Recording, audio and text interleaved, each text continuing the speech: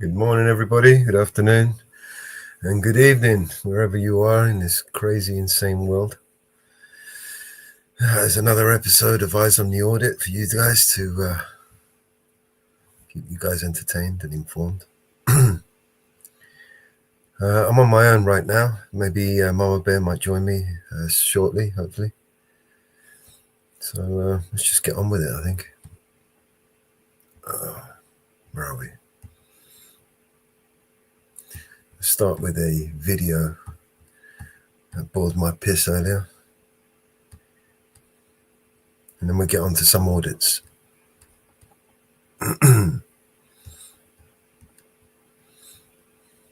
we go. Some more propaganda from the propaganda masters.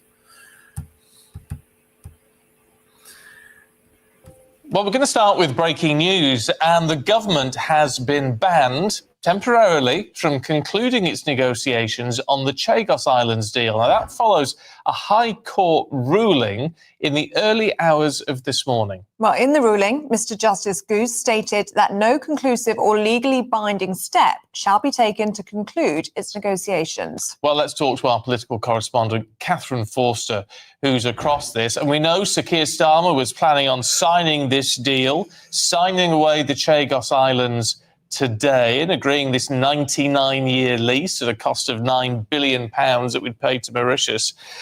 It's all been stopped in its tracks.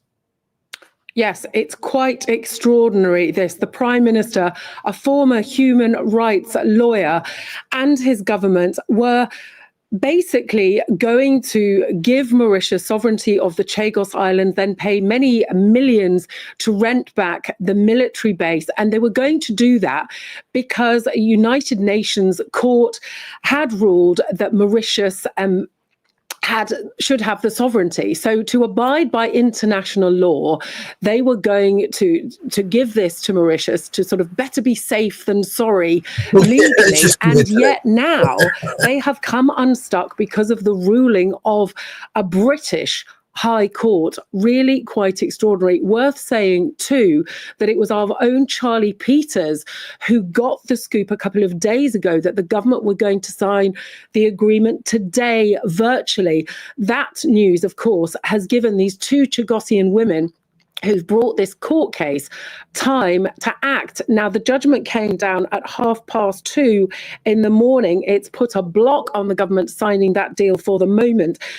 These Chagosian ladies, their legal claim stated, the government is acting with the same callous disregard to the interest of the Chagosian people as when it expelled them from their homes 60 years ago.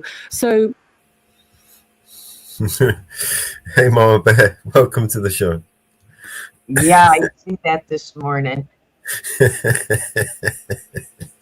This is not proof that they're traitors. What is?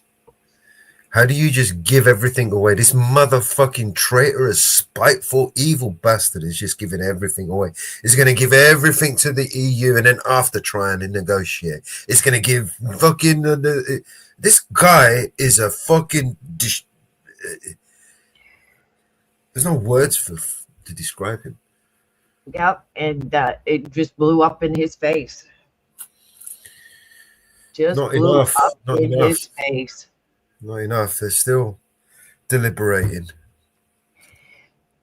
Well, remember we covered this a while ago, that two sisters that were born on the island did an injection on it.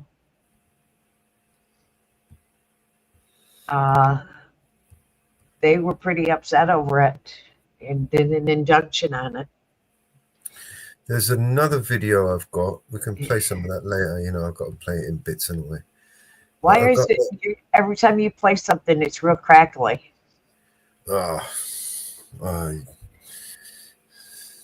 Maybe they just don't want. I don't know. I really don't know. I've got them hardwired in. It shouldn't be.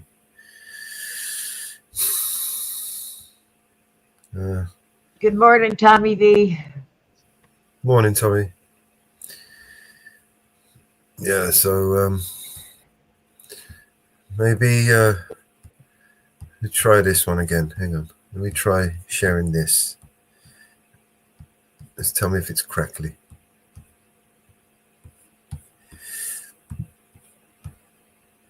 Has the new British government just undermined the United Kingdom's geostrategic interests? In October 2024, the Foreign Office announced an agreement to hand over sovereignty of the Chagos Islands to Mauritius. While the decision was warmly welcomed by much of the international community, it caused howls of outrage in Britain, where many believe it'll fundamentally undermine the UK's security and global influence. So, what exactly lies behind the decision, and just why is it so significant? Hello and welcome. If you're new to the channel, my name is James Kerr-Lindsay, and here I take an informed look at international relations, conflict, security, and statehood. We tend to think that the era of decolonisation is over. However, while most of the European colonial powers gave up their holdings in the 1950s, 60s, and 70s, the process isn't quite complete. In addition to the few remaining non-self-governing territories, there are a few cases where decolonisation led to a highly controversial decision that's still contested to this day. One of the most interesting examples in modern international relations is the case of the Chagos Islands, home to one of the most important military air bases in the world. For many decades, the British government has been locked in a fierce dispute with Mauritius over sovereignty over the islands. However, while this was long an obscure and little known issue, over the past decade, it's become prominent in international affairs, with increasingly adverse effects on Britain's political, legal, and diplomatic standing. The Chagos Islands lie in the Indian Ocean, more formally known as the British Indian Ocean Territory, over 60 tropical islands, totaling around 56 square kilometres or 22 square miles. The largest island, Diego Garcia, is around 27 kilometres miles, strategically located at the heart of the Indian Ocean. They're near. It's still choppy. Okay, I'll drop the link for you in the back. Maybe you can share it. You don't have to share all of it. You can just share some of it. We don't have to play the whole thing. Just give people an idea of what Diego Garcia is and how important it is strategically. It's probably one of the most important military bases in ever.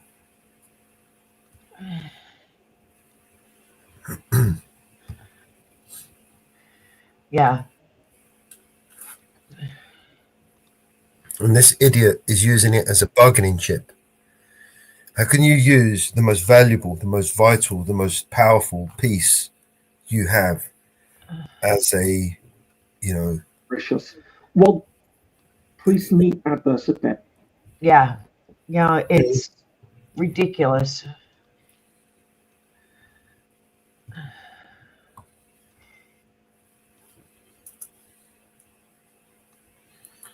As a standpoint, like a strength, coming from strength, you don't give away your power, your strength. This is clearly them disarming the United Kingdom and giving away all our power, making us voiceless in the global community, powerless. They're stripping away our power and taking it for themselves. I mean, the Mauritius Islands, they have strong ties to China, so ultimately China will end up taking control over that base. The early 16th century, our story really begins in 1814, at the end of the Napoleonic Wars. While Britain agreed to return several territories it had seized from France since 1792, under the terms of the Treaty of Paris, it would retain sovereignty over a few key locations. In addition to Malta in Europe and St. Lucia in the Caribbean, it also kept control of several territories in the Indian Ocean, Mauritius, the Seychelles, and the Chagos Archipelago. Although the three territories were collectively administered from Mauritius for the rest of the 19th century, in 1903, the Seychelles became a separate crown colony, leaving Mauritius and the Chagos Islands as a single unit. This arrangement held until after the Second World War. As the process of decolonisation began, Mauritius started to call for independence. However, while Britain was initially reluctant to give up control, especially as the United States was keen to use the Chagos Islands as an airbase, by the 1960s it was clear it could no longer retain sovereignty.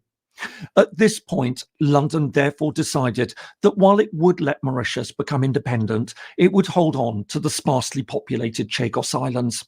In September 1965, following talks in London, it was announced that the islands would be removed from Mauritius in return for £3 million in compensation and a promise that they would be given to Mauritius if no longer needed for defence purposes. Just weeks later, the island became part of the new British Indian Ocean Territory. From the very start, there was widespread international opposition to the move. Although the British government argued that the deal was fair, many observers pointed out that it breached international law.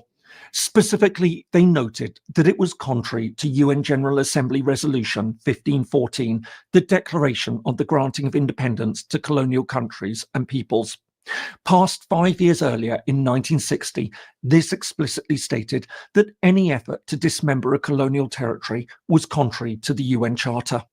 As a result, in December 1965, the UN General Assembly passed a new resolution that reiterated the Mauritian right to independence and called on the UK not to take any action that would violate its territorial integrity. However, while this was followed by further resolutions noting that the establishment of military bases in the island would also be incompatible with the UN Charter and Resolution 1514, Britain refused to reconsider the arrangement. As a result, on the 12th of March 1968, Mauritius finally became independent, but without the Chagos archipelago. Indeed, by now, Britain and the United States had already begun building a military base on Diego Garcia, a process that saw the island's 2,000 inhabitants forcibly deported to Mauritius, the Seychelles, and Britain. I hope you're finding this useful. If so, please do consider giving it a like and perhaps subscribing if you haven't already. It all really helps. Thanks so much. And now back to the video. At first, the matter appeared to have been settled, and over the following decades, Diego Garcia would become one of the most significant US air bases in the world. Used as a forward operating base for US bombers, it would play a critical role in operations from Afghanistan to the Middle East. However, by the turn of the millennium, problems were mounting. On the one hand, the Chagos Islanders began to bring legal cases against the British government over their forced expulsion from the islands. This ultimately led to a British High Court ruling in 2000 that the islanders should be allowed to return to the islands, apart from Diego Garcia. Although the ruling was later overturned on appeal, the tide appeared to be turning. In the face of growing pressure, including increasingly negative press, Britain accepted that the way that the islanders had been removed had been wrong. But while it offered them compensation and permitted occasional short visits, it refused to allow them to return permanently, arguing that it would be against Britain's defence and security interests. Meanwhile, another front opened as Mauritius became increasingly resentful about how the islands had been removed.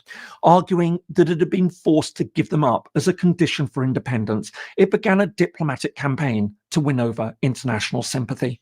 Having gained African support, it took the issue to the UN General Assembly. Despite strong opposition from Britain and the United States, on the 22nd of June 2017, the Assembly referred the question to the International Court of Justice. Specifically, the court was asked two interrelated questions. The first focused on whether the separation of the Chagos Islands meant that the process of decolonisation in Mauritius had been lawfully completed. The second asked about the consequences of continued British administration for Mauritius's policy of resettling the islands. In September 2018, the court heard arguments from the sides. While Britain argued that the Mauritian leaders had freely accepted the arrangement, Mauritius insisted that they'd been forced to give up the islands in return for independence. On the 25th of February 2019, the court delivered its opinion. Regarding decolonisation, it decided that the process hadn't been lawfully completed. As Mauritius had been a colony at the time of the agreement, its leaders couldn't have freely reached a deal. It also noted that Britain had been obliged to respect the country's territorial integrity. Secondly, it decided that Britain's continued administration was wrongful and ruled that the United Kingdom was obliged to end its control and allow Mauritius to complete the process of decolonisation consistent with the right of peoples to self-determination. Following this, in May 2019, the UN General Assembly overwhelmingly passed another resolution demanding that Britain withdraw its colonial administration from the Chagos Islands within 6 months and cooperate with Mauritius to allow Mauritian nationals of Chagosian origin to resettle the islands. It also called on the UN and all other international organisations to recognise that the islands were in fact part of Mauritius. The opinion and the resolution amounted to a massive defeat for Britain. However, despite this, the UK initially remained defiant.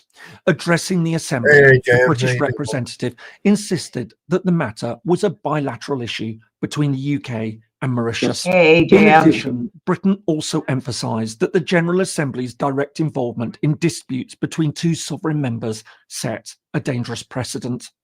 But while the UK publicly insisted that the island status would remain unchanged and a 6-month deadline passed without any decision, behind the scenes it was clear that something would need to be done. As a result, in 2022, the sides finally began negotiations on the island status.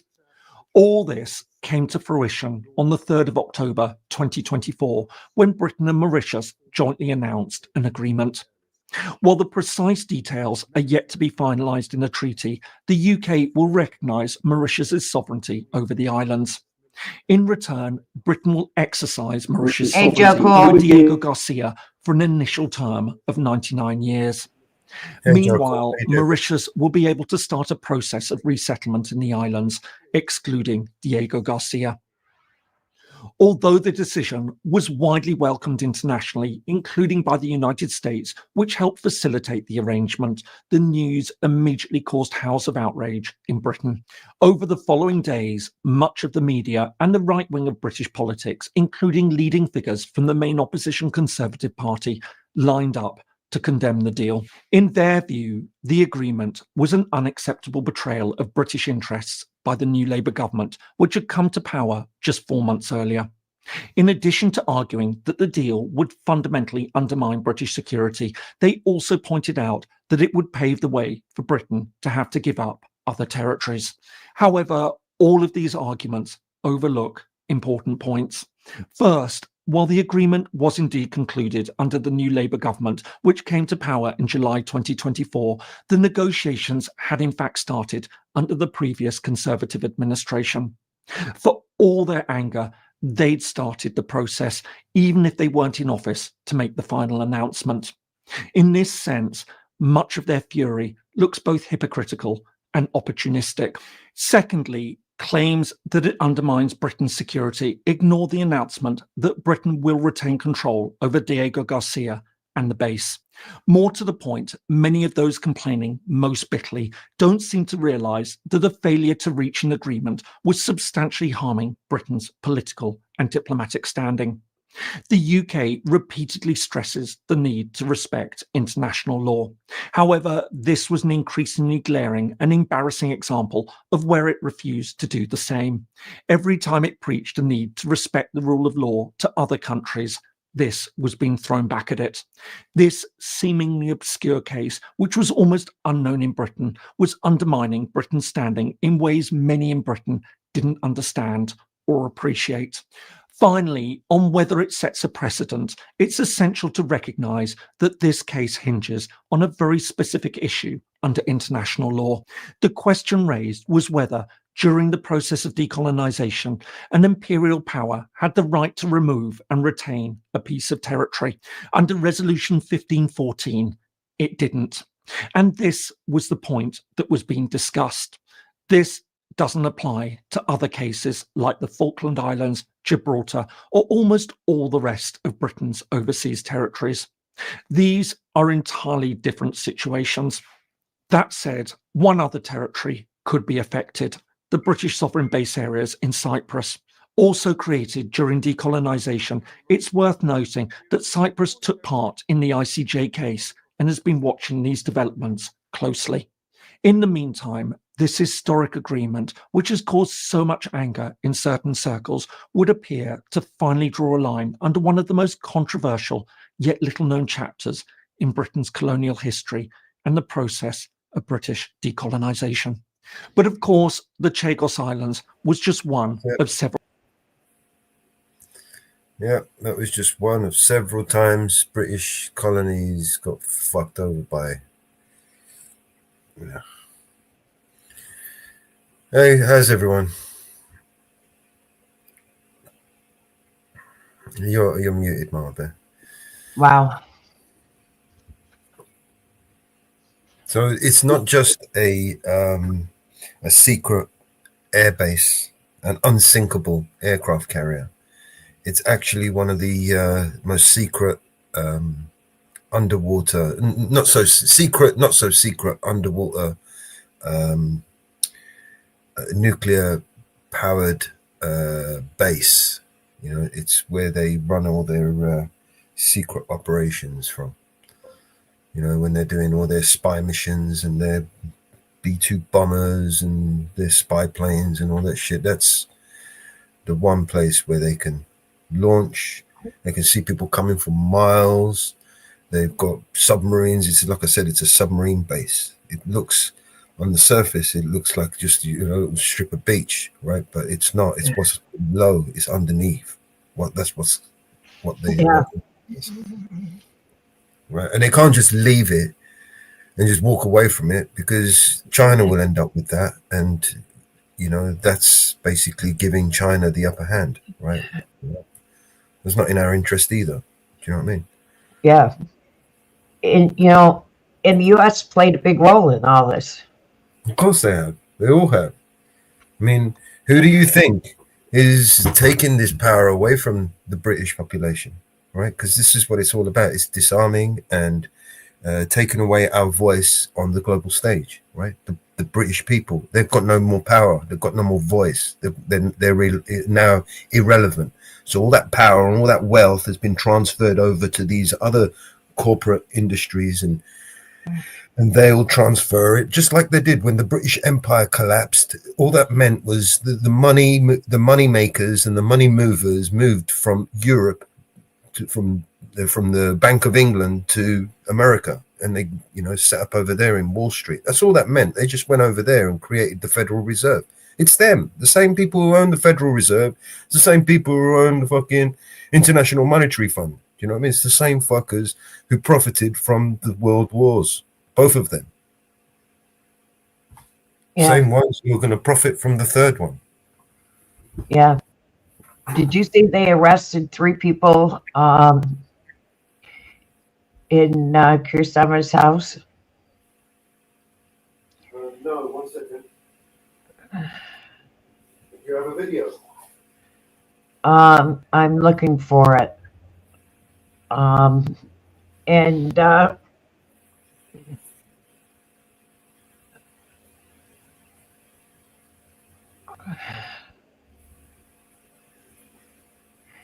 But nobody is talking about it. I just came across it. It's not out in the mainstream media. Very few people are talking about it. He's a traitor, Martha. The guy is a traitor to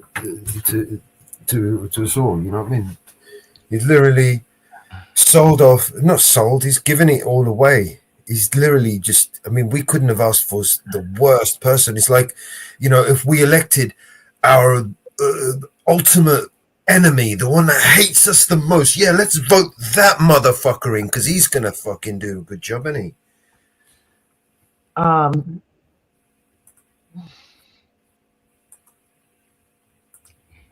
It's not being widely talked about in mainstream press. I bet.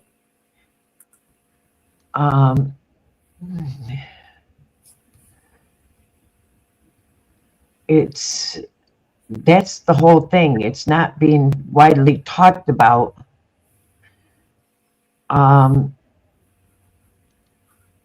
Where nationalisation is I came across it.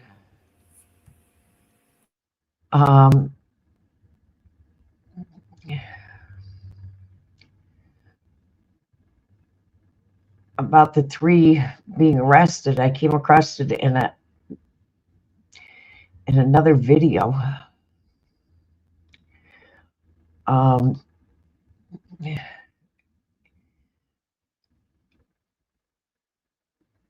Let me see if I can find it.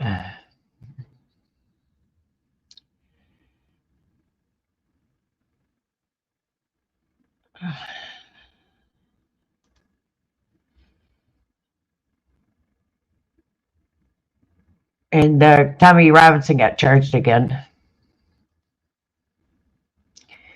which we knew that was going to happen.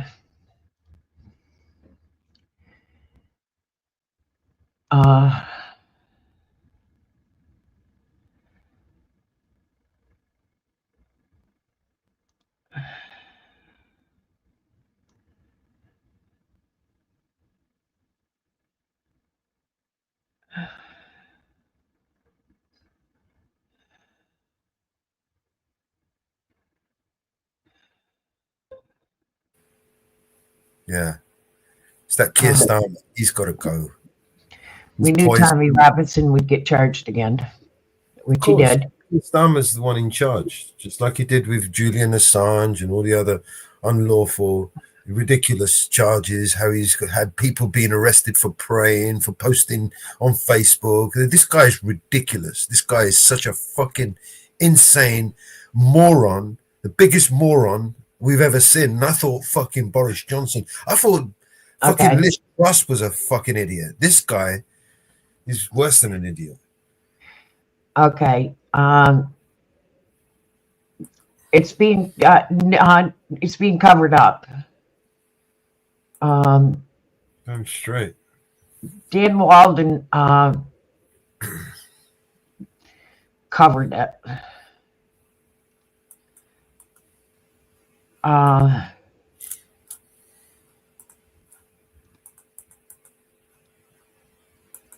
Why is the mainstream media so determined to cover up for slippery Starmer, our corrupt and captured Prime Minister? Now, as you know, I'm one of the only people alongside Paul Staines of Guido Fawkes that has had the balls to talk about Keir Starmer's own cover-up of his secret family, his own cover-up of his marriage difficulties, and the fact that Lady Victoria Starmer is incredibly unhappy, something which I think is hugely relevant given he is the Prime Minister, very often trying to invoke his family life for political causes. But now we have the UK's contempt of court laws being used again to cover up the most extraordinary case involving the firebombing of a number of Starmer addresses. Here are the men who have now been arrested and charged with these crimes. There's Roman Lorenvich, 21-year-old Ukrainian, charged with 3 counts of arson with intent to endanger life. He is accused of setting fires at Starmer's former family home in Kentish Town on the 12th of May, a previous residence in Islington on the 11th of May, and a Toyota RAV4 vehicle linked to Starmer on the 8th of May. He was arrested.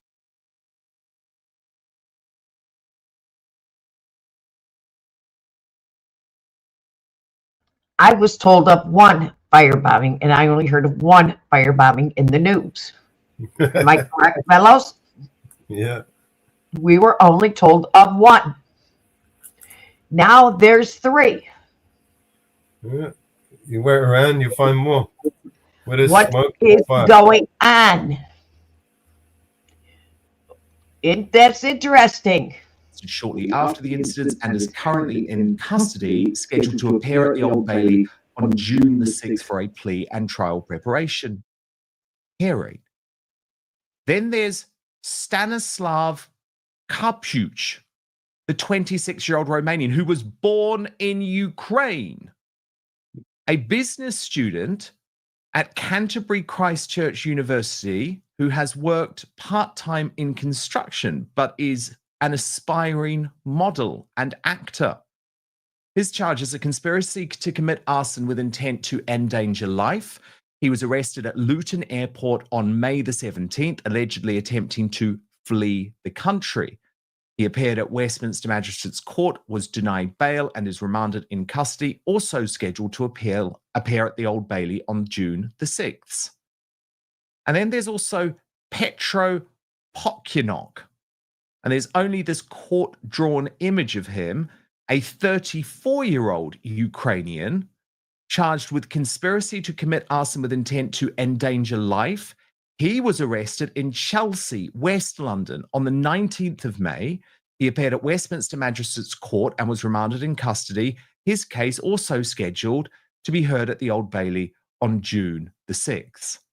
Now, David Atherton has some questions for Keir Starmer on this one. He said,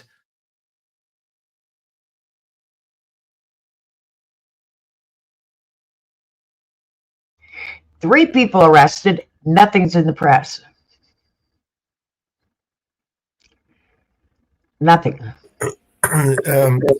Did you forget about the Southport killer? Oh, he's causing all kind of ruckus in jail. Yeah. Well, he's also linked to him. Yeah. Now, what are these guys linked to him for? Why is this covered up? Yep. There's a lot more. Where there's smoke, there's always fire, man. There's a lot more. This is just the tip of the iceberg. Writing directly to Keir Starmer, may I ask how they knew this information in terms of all of the residencies? Your home in NW5 may be easy to locate, but a property from the 1990s? How did they know that from a year ago, that it was formerly once your car? Do you know of these gentlemen? Do you know these gentlemen? Have you communicated with them? Have you met them? Have you had intimate relations with them? Also, I have been told what Nick Brown was dismissed for in the Labour Party. Am I allowed to speculate on his actions? George Galloway has also been on this story. Watch, and then we'll get reaction from Father Calvin Robinson. Of the victim of these crimes is, I don't know if Keir Starmer prefers men or women, and I don't care. I don't care whether he's a top or a bottom. Now, Father Calvin Robinson, can I be very abundantly clear on this? Please do. In my reporting of Keir Starmer's secret family,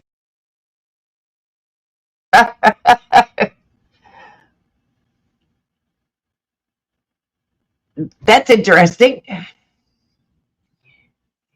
The reason I'm stopping this is I don't want to get copyright.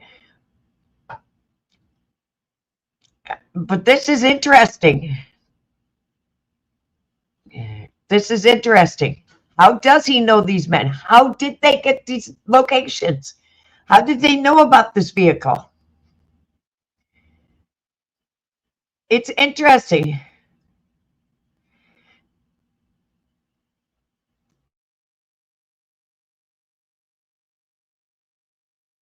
and his marriage troubles, it has been women who have been involved. So I just want to be clear on that. I'm not going down the path of George Galloway in this case.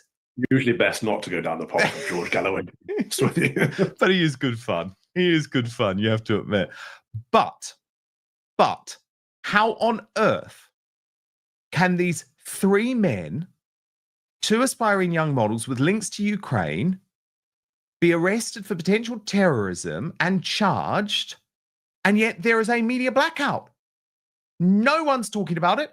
No one's asked the Prime Minister about it. It's astonishing. What are they trying to hide? But first, if if you're anything like me, you've spent so much time trying to find the perfect skincare treatment. Prime Minister Keir Starmer, that the media don't want to get out because it will compromise his position as Prime Minister. Yeah, I mean, I just feel like, Calvin, we have to have a serious discussion in this country about the way that the mainstream media and the deep state establishment are using contempt of court regulations to try and silence conversation, which is so clearly in the national interest, Father Calvin.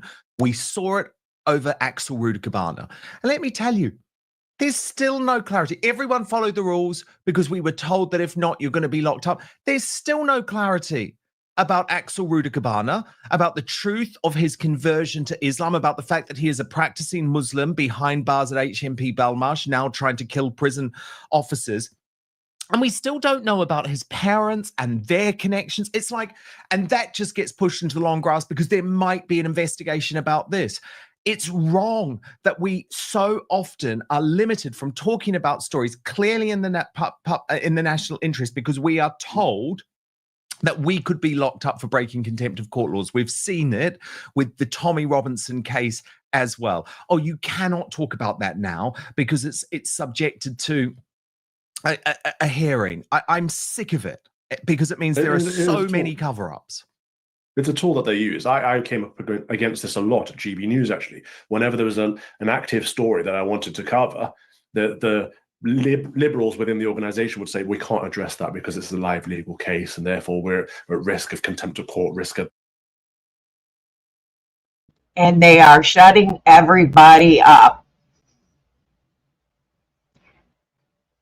They are shutting everybody up. And the next part is really interesting. That and the other. It's something that they use to shut us down, to stop us from talking about things that we see as important. And actually, it's not always contempt of court. It's not always at risk at all. It's just a weapon that legal teams and liberals will use. But I think the whole legal system, in terms of the contempt of court regulations, need adjusting.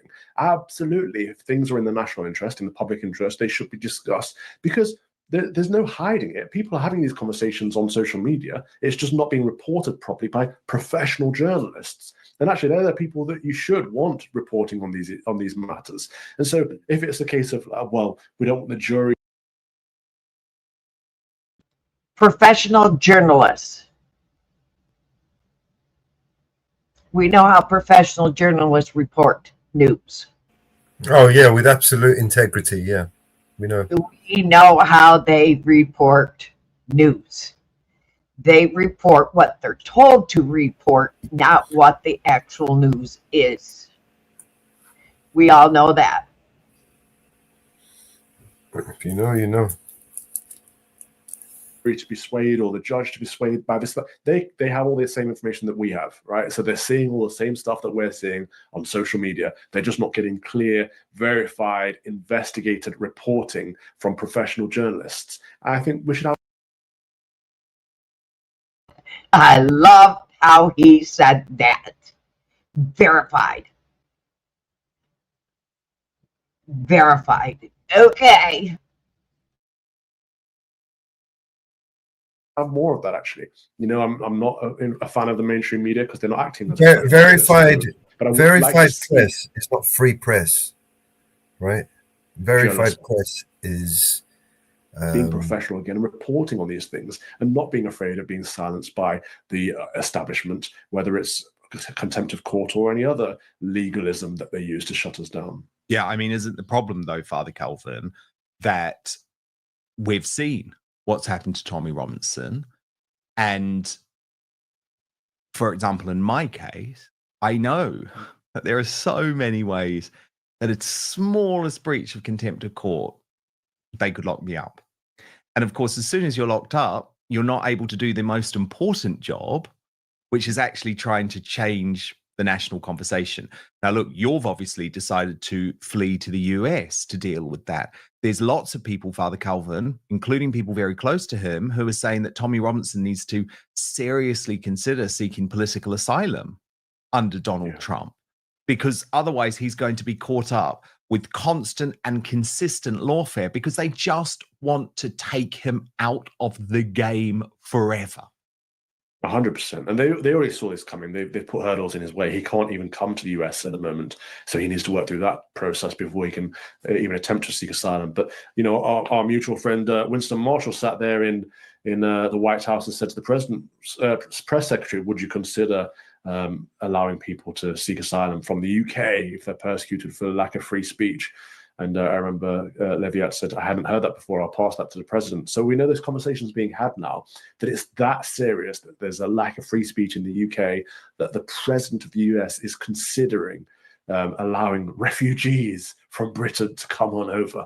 It's sad and it's funny at the same time. Yeah, I mean, it's absolutely astonishing, isn't it? I think I found my way over there, Mama Bear.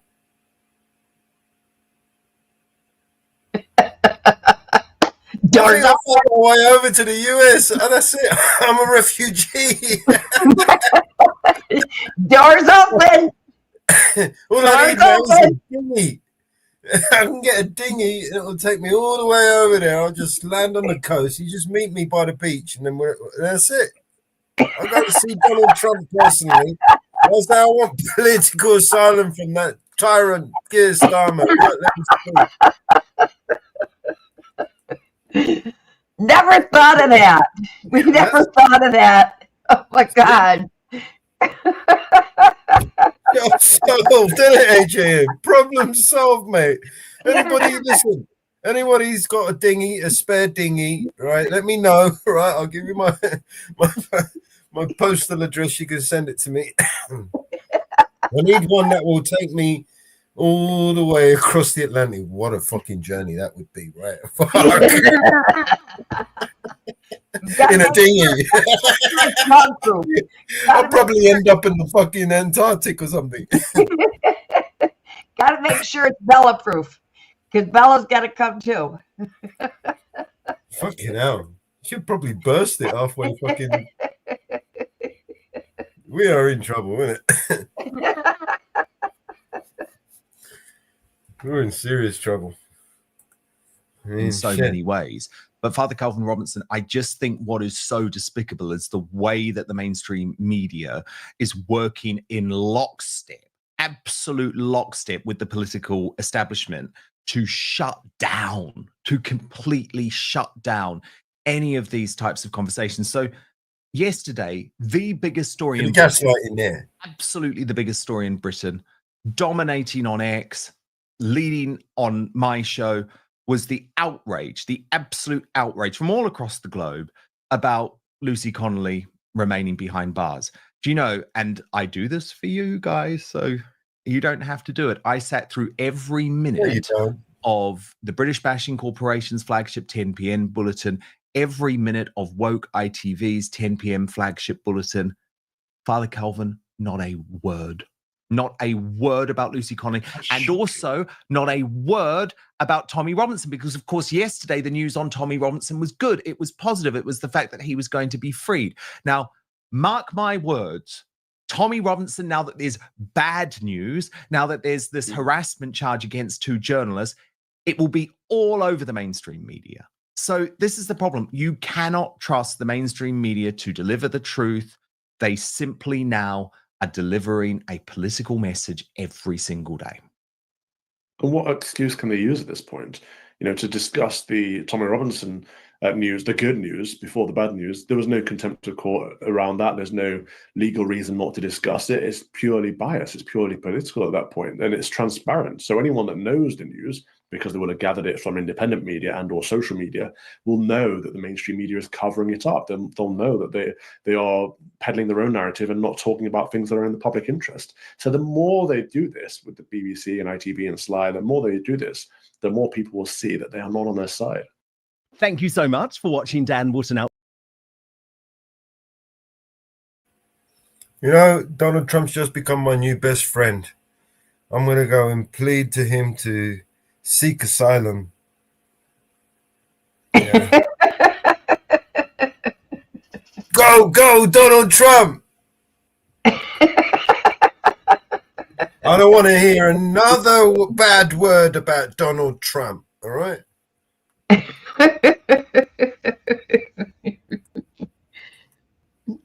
That's your free ride over here. Well, I don't know about a free ride over there, but when I get there, we might be able to stay there for a little bit. Until ICE snatch me up and send me off to fucking Mexico. You know what I mean? Say, you fucking Mexican bastard. I'm not Mexican. You look like him.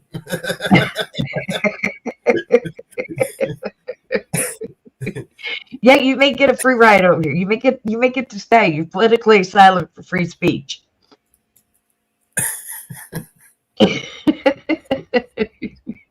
Fucking. What's all this traffic out here? What's going on? What a life. Oh, they decided to cut all those trees that are down on my yard. Hey, Ariel. Hey, Ariel. We found how to get Mellows over here, Ariel. We figured it out. I'm a refugee. I'm seeking political asylum because, you know, I keep getting raped by my government and it doesn't even say thank you. Ariel, by the way, Jitsy's back up and running anytime you want to jump back in there. Yep. Same link as before. Yep. We figured out how to get Mellows here. We're going to give him political asylum for. I'm not really keen. I'm really not keen on the dinghy crossing the Atlantic. No. These fuckers are risking their lives crossing a little channel fucking sea. You know what I mean? And not well, yeah, we found an interesting article yesterday. They're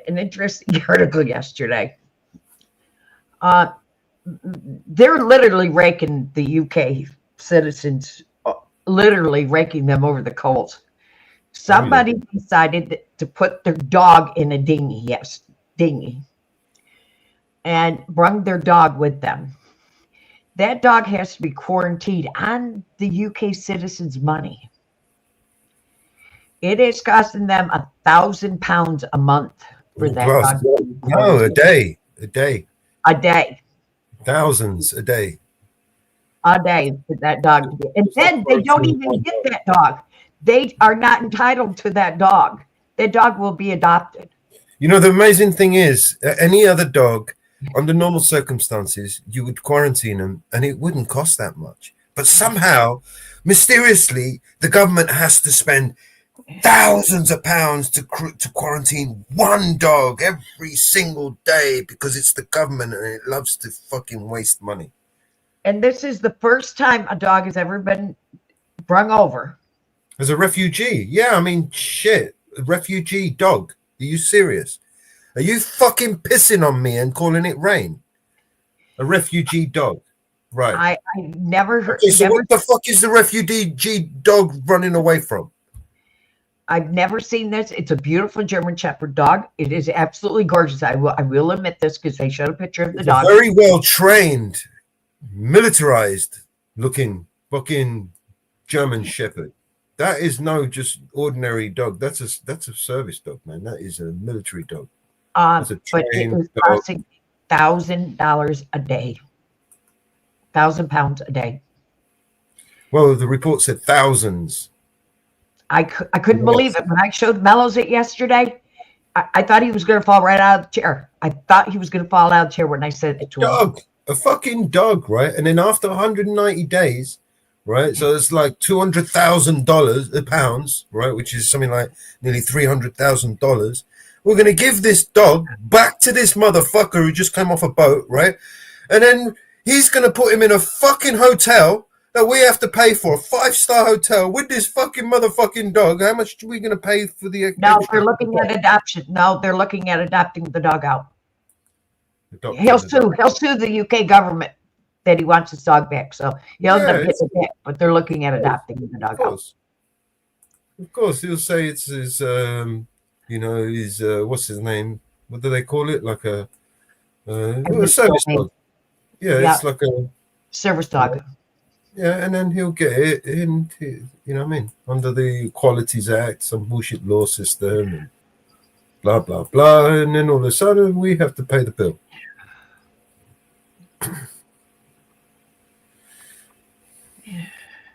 Guaranteed. Yeah. There's a guarantee that we will be on the hook for the cost. That's the only guarantee. The fucking refugee dog. Yep. You know?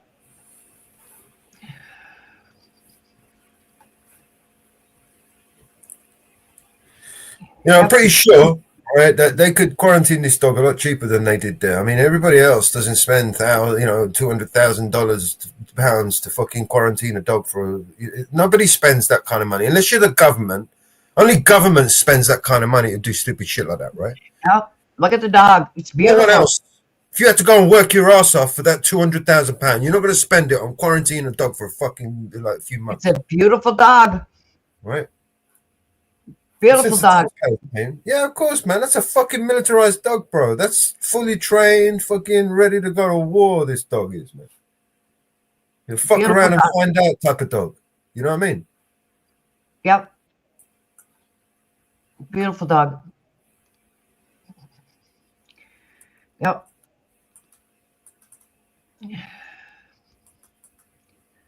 Yep. Yep. Beautiful dog. You know?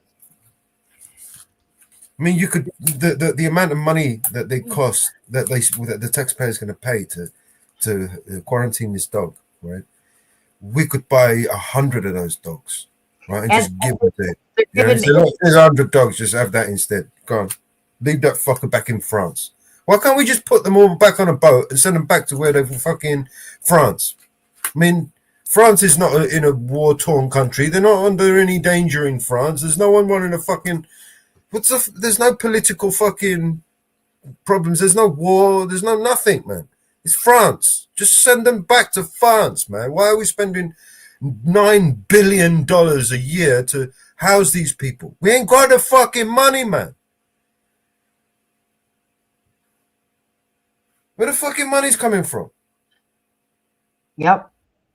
Yeah, let's just give Diego Garcia back to Mauritius and let's just give him fucking $90 billion. Like, he's going to pull it out of his ass. You know what I mean? Like, fuck me, mate. You ain't making those decisions lightly, are you? You know, let's think about these decisions for a minute. Where's this money coming from, mate? Because those motherfuckers who stole and raped and pillaged back then, they're keeping their money. They ain't going to pay back what they took. No, we have to pay back what they took. Yep. I ain't take shit. I ain't got shit, mate. They've been taking and ripping me a new arsehole every fucking year since my entire fucking life. I ain't got nothing, mate. They've taken everything.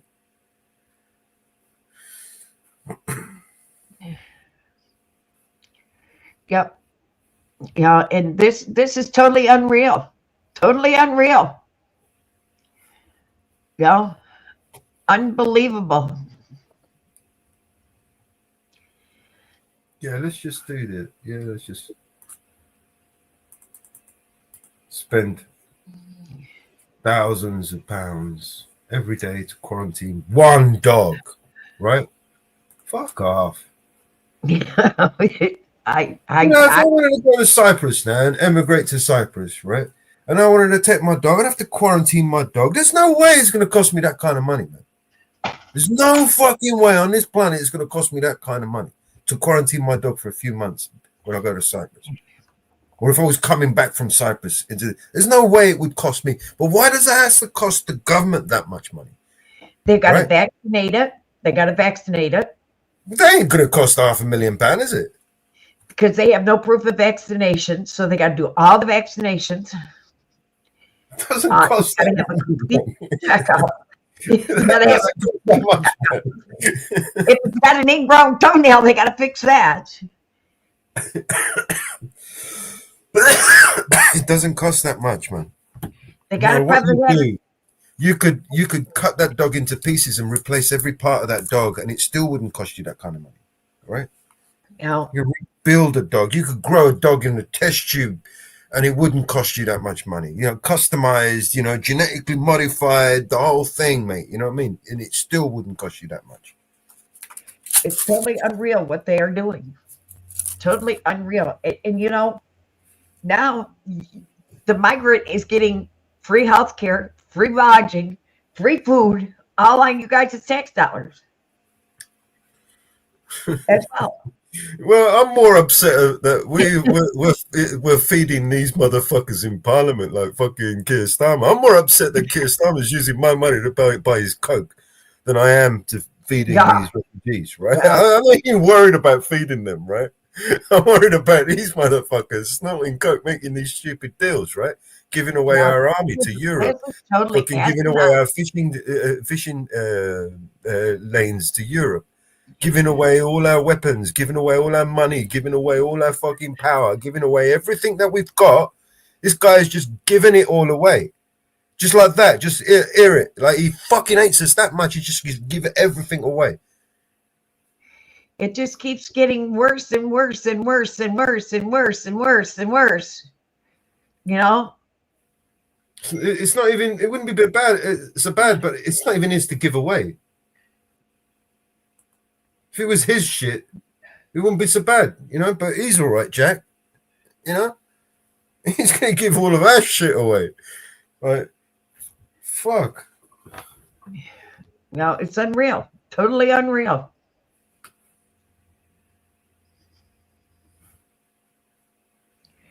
You know, Mrs. Reaper, how you doing?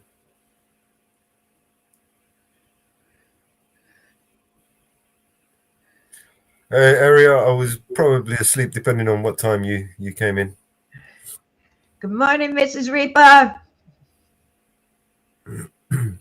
How are you, lovey?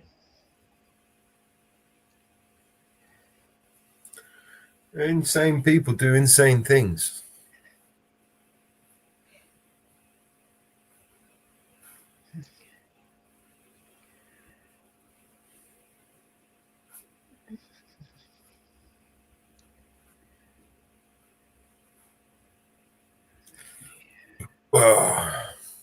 Where else we got? Oh, have we got anything else we can Oh, let's see. whinge about? I haven't got much saved today. Let's see. What do I got in watch later? Oh,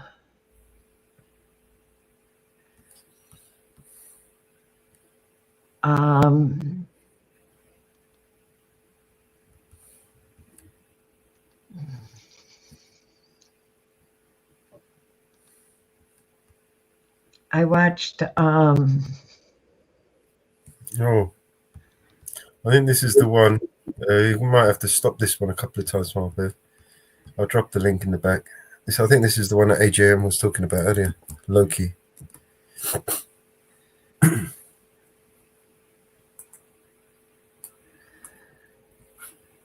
okay.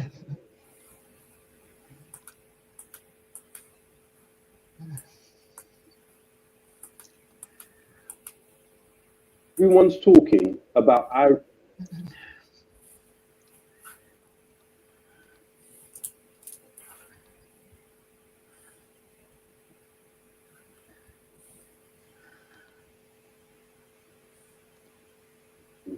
Irish hip hop group.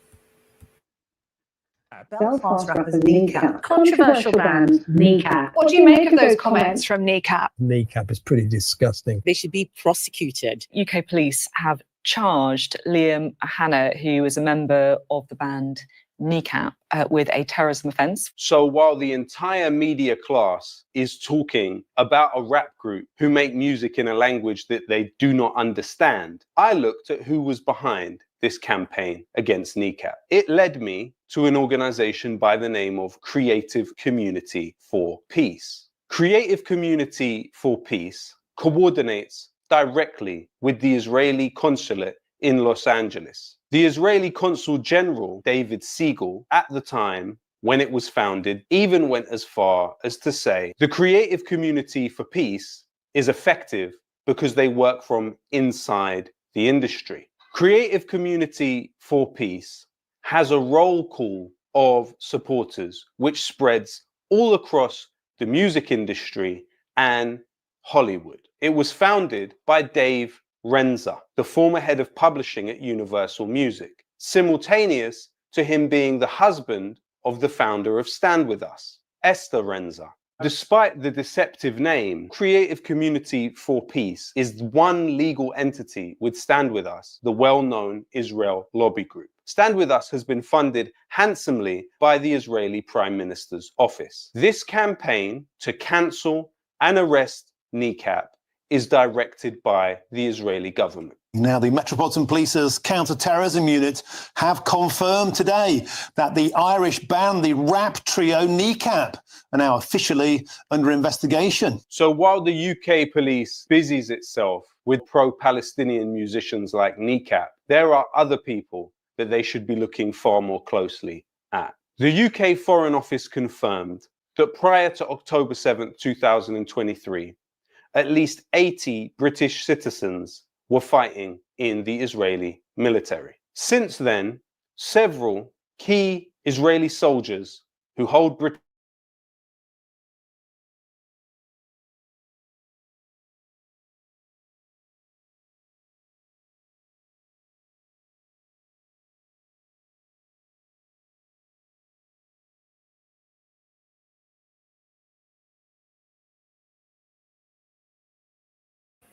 It's paused.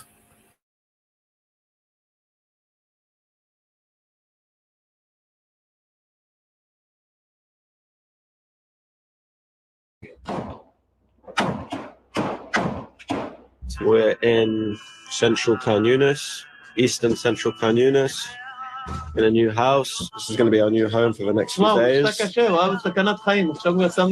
But feeling good, you know, liking the new area.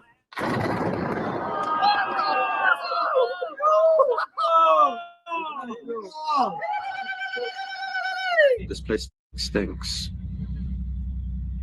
Smell of dead bodies everywhere. This UK citizen even met former British Prime Minister Boris Johnson in occupied Jerusalem. Another UK citizen who should be arrested by the British police is Oren Anish. On tape in Gaza, he boasted and vowed to kill these sons of whores. שלום, קוראים לי אניש, אני מאנגליה. המסר שלי זה לא לוותר על החלומות שלכם. עם ישראל חי. אני 74 יום בלי בית, אבל אל תדאגו. בסוף נגיע ונהרוג את הבני זונות האלו. Another UK citizen the police should be looking into is Levi Simon. On his Instagram, he posted videos of himself rummaging through the underwear drawer of Palestinian women in Gaza. So I'm going through these terrorist houses looking for guns and explosives like we found money. And every single house inside of Gaza, this is what I say, every single, unbelievable.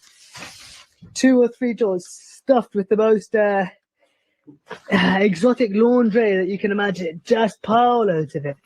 Every single house. Stuffed to the brim, look at that. Unbelievable. No, I don't even want to imagine what this stuff is, man. Oh, let me smell.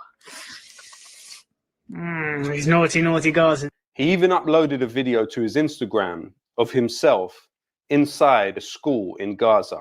In Gaza, waving an Israeli flag in one of those schools where they teach terrorism, so it's had to teach something about Israel. We're here to stay. We're not going anywhere. We're not going to take your terror. And we're going to start teaching Hebrew in this school soon. Another UK citizen that the police should look into is Daniel Menza. A video was uploaded on TikTok of Menza in which he boasted of his time in the Golani Brigade. Referencing himself and others in the Golani Brigade, he said, "We are the strongest. We are Golanics. We are the craziest." The same Golani Brigade, which later in March 2025 carried out the massacre of 15 paramedics in Rafah. Was Daniel there? Why isn't the UK government seeking the arrest of Daniel Menza? Another individual that should be arrested by the British government is Rabbi Zachariah Deutsch. He was a chaplain at Leeds University. Video emerged of him dancing in Israeli military uniform with other Israeli soldiers. A key organization which funnels British citizens into the Israeli military is Garan Tazaber. This organization has its offices in Finchley. So while an organization like Garan Tazaber is able to operate freely on UK soil, directing young people towards the genocidal Israeli army, there are also several charities who are materially supporting Israeli soldiers and operate out of this country. Why aren't the UK police looking into the UK Friends of the Association for the Well-Being of Israeli Soldiers? Among the trustees of this organization, which materially supports the Israeli occupation forces, is Richard Kemp, formerly head of UK forces in Iraq and Afghanistan. Another trustee of this organization is Ziv Remez, who was previously exposed as having involvement in offshore tax havens by the Panama Papers. The UK Friends of the Association for the Well-Being of Israel's Soldiers actually built a swimming pool for Israeli soldiers in the occupied Naqab Desert. That is less than an hour away from the Sidei Tayman Israeli prison camp, where Palestinians have been found to have been raped and tortured to death by Israeli occupation forces. Another material supporter of the Israeli occupation forces, which operates from this country, is Technion UK. In fact, when Douglas Murray wanted to raise money for the Israeli army in a failed attempt at an event in London, it was as a fundraiser for the Technion UK organization. This group helps to mobilize British citizens towards the war against Palestine and the wider region and train them in a myriad of ways, including intelligence gathering. Another organization operating from British soil to support the Israeli occupation forces is ORT. This group trains Israelis in arms companies in this country and has its headquarters in London. Only until recently, those headquarters were in the same building and address as the Community Security Trust, the organization which was taken as an authority on anti-Semitism, when in actuality, it has been revealed by Anthony Learman and others that this organization has its employees trained by Israel's external intelligence service, Mossad. Another key group that supports Israeli soldiers in this country is the British Friends of Israel War Disabled. This charity focuses on bringing Israeli soldiers into Britain and claims that it has brought over 5,000 into this country. Another key UK charity supporting the Israeli military is Beit Halochem, which translates to the House of the Warrior. In one night alone, this organization raised £2 million in London to support Israeli soldiers. Another supposed charity operating in this country is UK Toromet. It works to facilitate the funding of military gear for Israeli occupation forces. Through UK Toromet, an organization by the name of One People, which was set up on October 7th, 2023, is able to equip the Israeli military with tactical glasses, tactical gloves, knee pads, bulletproof vests, and helmets. So we're here on behalf of One People. We're with Rabbi Elitov's son, Rabbi Elitov from Manchester. Here he is, Yosef Elitov. Thank you very much, guys. Thank you very much. So One People managed to get 33 vests for all of these brave guys. All these brave guys who are on the front down here near the Gaza border. One People's website clearly states that UK Toromet is a partner through which people can donate to it. Why is it that charities who are materially aiding the genocide of people in Gaza are not being investigated thoroughly and arrests are not taking place. Israel has, for its prime minister, arrest warrants issued by the International Criminal Court for the crime of genocide in Gaza. Why is the UK government harassing musicians, activists, tweeters, and Holocaust survivors rather than going after the real criminals? The same individuals that fund these organizations I have just listed are funding government ministers. Rachel Reeves is currently Chancellor of the Exchequer in this country, one of the most important positions in government. Before arriving at her role, she was given £175,000 by Israel lobbyist Victor Blank. Victor Blank financed 3 organizations that directly fund the Israeli army from British soil. Those organizations are Beit Halochin, ORT, and Technion UK. What other relationships exist between those that fund these organizations directly invested in genocide in Palestine and British government ministers? All of these organizations operate as charities in the UK. Since when did supporting a genocide and those involved in it become a charitable activity? And why is no one in the mainstream media examining these connections? As you can imagine, it is very difficult to publish information like this.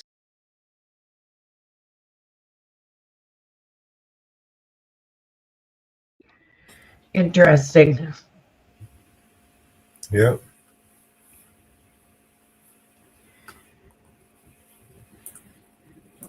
Very interesting.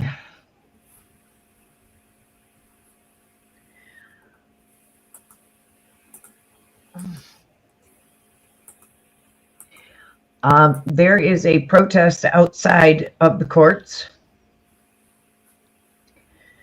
right now. Okay.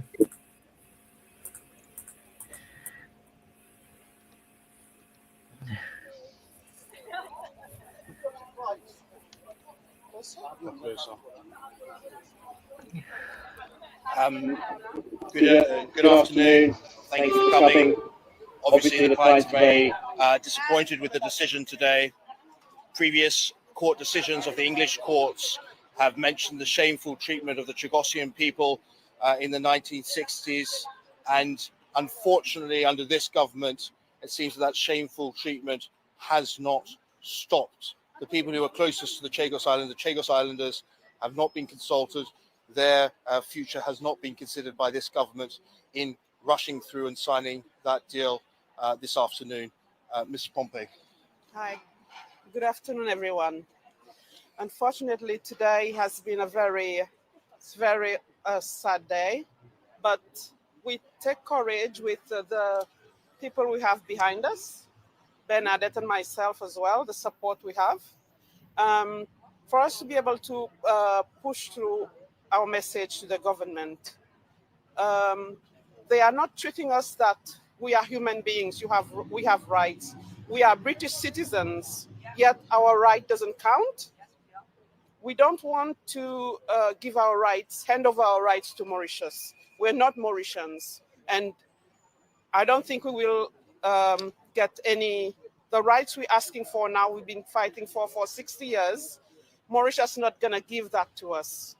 So we need to keep fighting with the British government to listen to us. Thank you. Any questions? Well, I think British justice, they take care of who they want, when they want. They haven't been able to rectify the wrongs they have done to us, the Chagosian, for 60 years. They still want to give a deaf ears to our cries, and we're not giving up.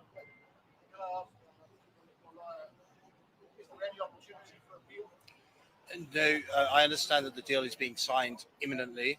The case will continue in relation to a declaration that the government is acting unlawfully in relation to the Chagossian people by not consulting them, failing to take into account a number of matters, including discrimination they face.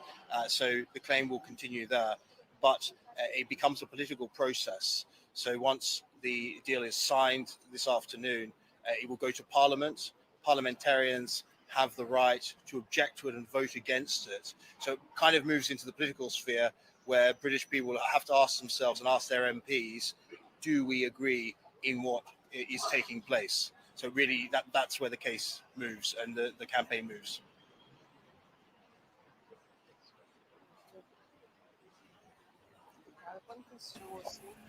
Hey, how are you doing, man? No retreat! No surrender! No retreat! No surrender! No retreat! No surrender! No retreat! No surrender! No retreat! No surrender! Chagosian! Read Chagosian! Read Chagosian! Read Chagosian! Read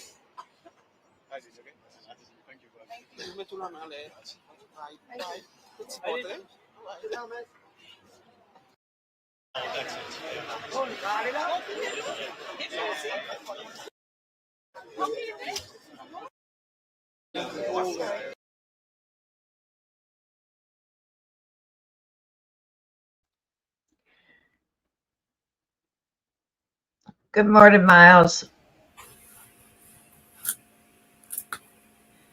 Well,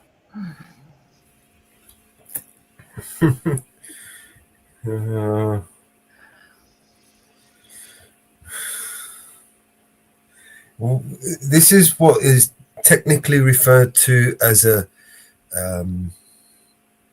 psychological mind fuck.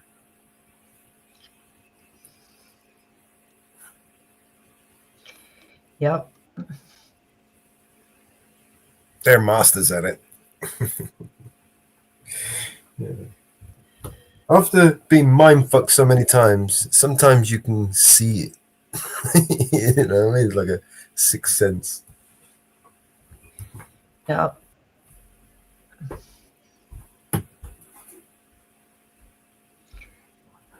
Yep.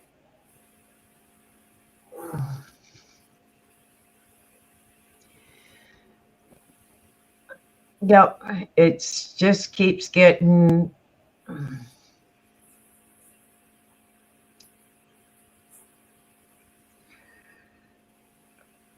well,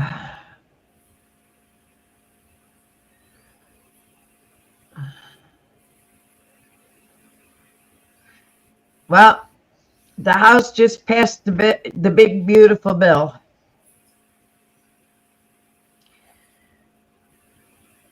So whatever is in the bill, it has been passed.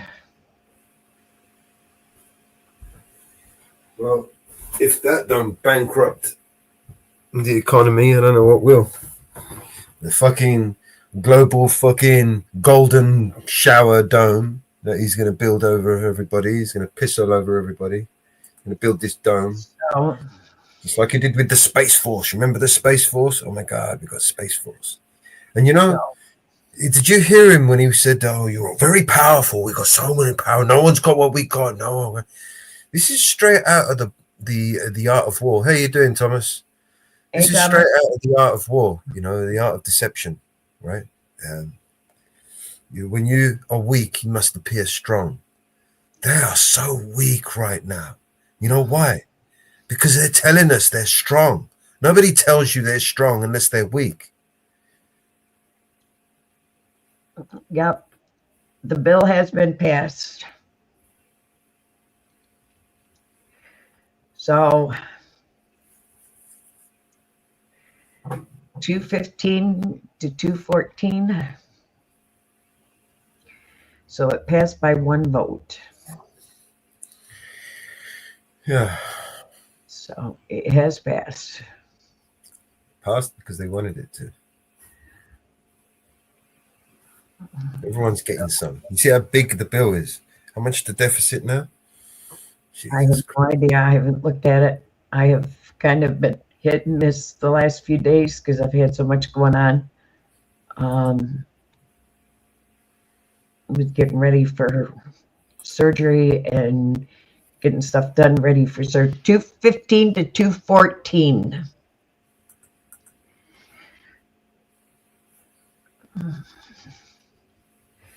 So it is passed.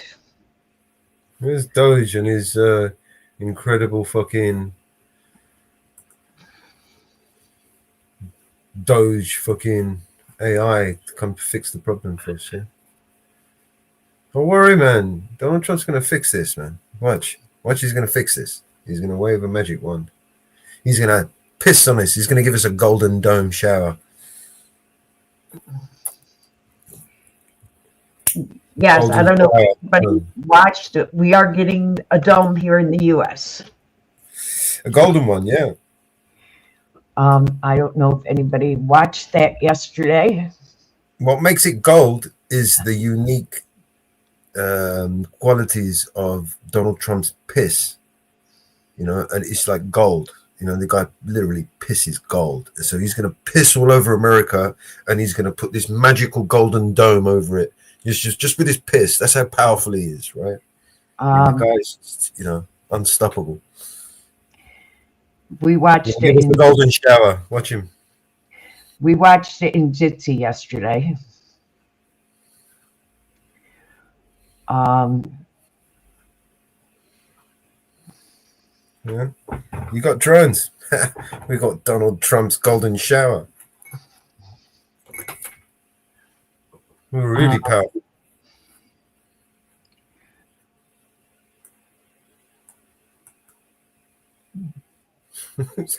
It's going to give us a golden shower to come.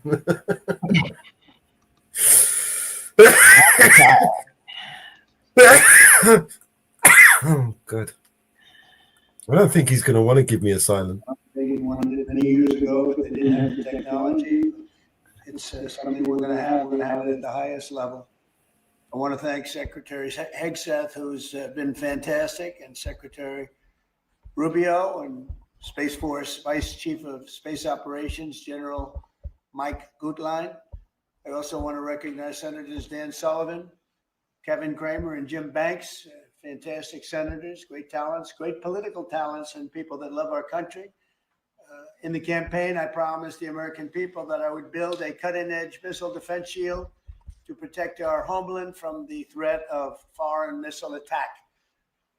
And that's what we're doing. Today, I'm pleased to announce that we have officially selected an architecture for this state-of-the-art system that will deploy next-generation technologies across the land, sea, and space, including space-based sensors and interceptors. And Canada has called us and they want to be a part of it. So we'll be talking to them. They want to have protection also. So as usual, we help Canada do the best we can. It is not me cutting the video. It was them cutting the video. With our existing defense capabilities and should be fully operational before the end of my term. So we'll have it done in about 3 years. Once fully constructed, the Golden Dome will be capable of intercepting missiles, even if they are launched from other sides of the world, and even if they are launched from space.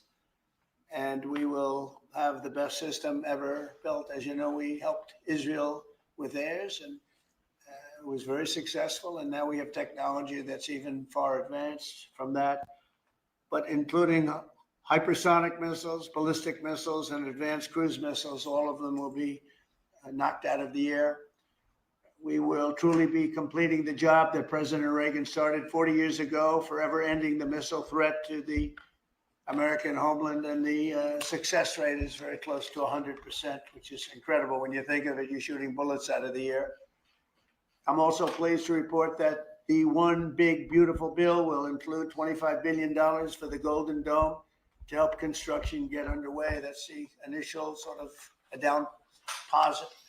And we have probably, you're talking about, General, we're talking about $175 billion total cost of this when it's completed.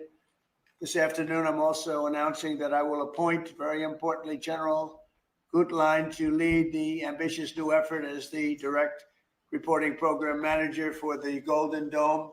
Very talented man, and I'm very honored to have been the one that helped or really created Space Force. Space Force has turned out to be a tremendous success. We were third in space, and now we're number one in space by a lot.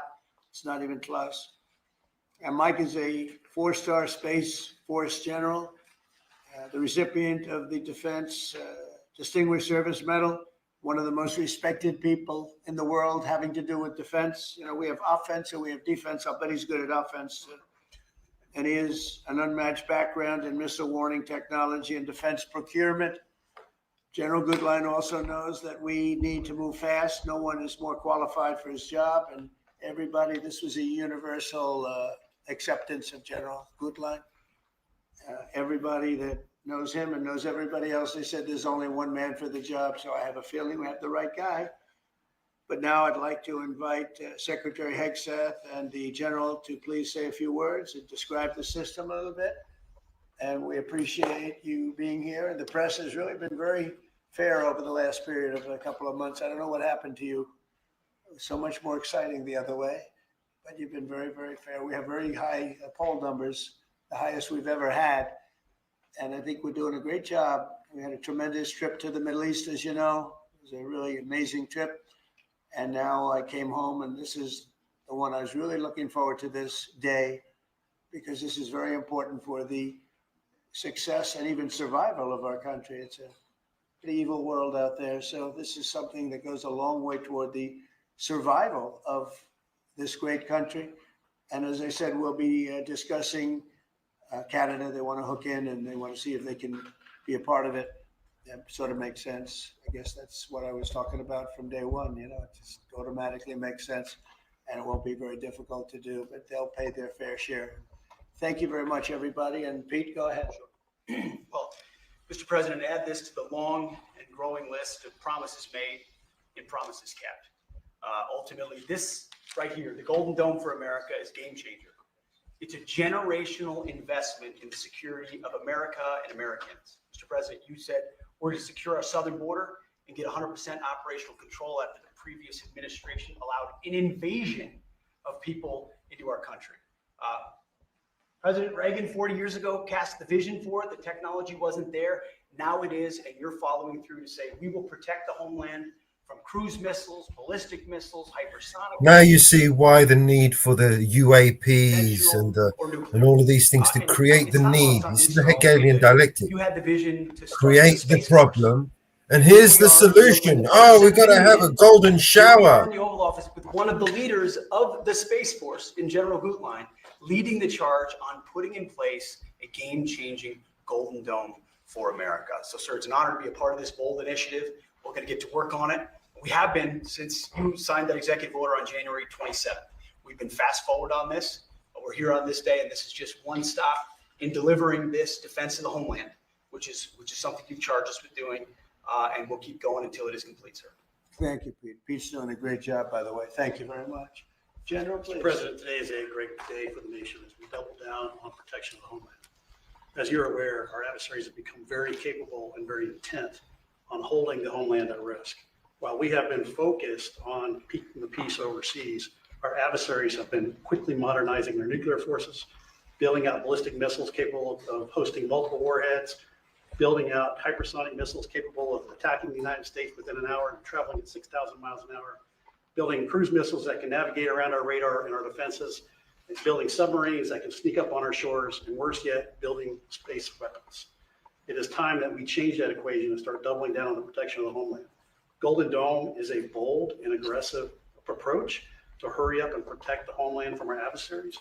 We owe it to our children and our children's children to protect them and afford them a quality of life that we have all grown up enjoying. Golden Dome will afford that. I greatly appreciate your trust in me and your nomination in me and your trust in the team to deliver this. It is a great day for America.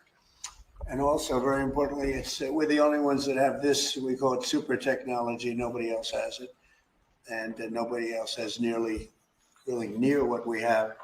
So this is a very exciting project. This is something that will, I mean, the general said close to 100% protection. So that's something we need. I think it's a very, and everything's going to be made in the USA, by the way, very importantly. So it's something that I've been looking forward to for a long time. And I just noticed you too, Jim, you're standing there, and behind you is a very important document, Declaration of Independence.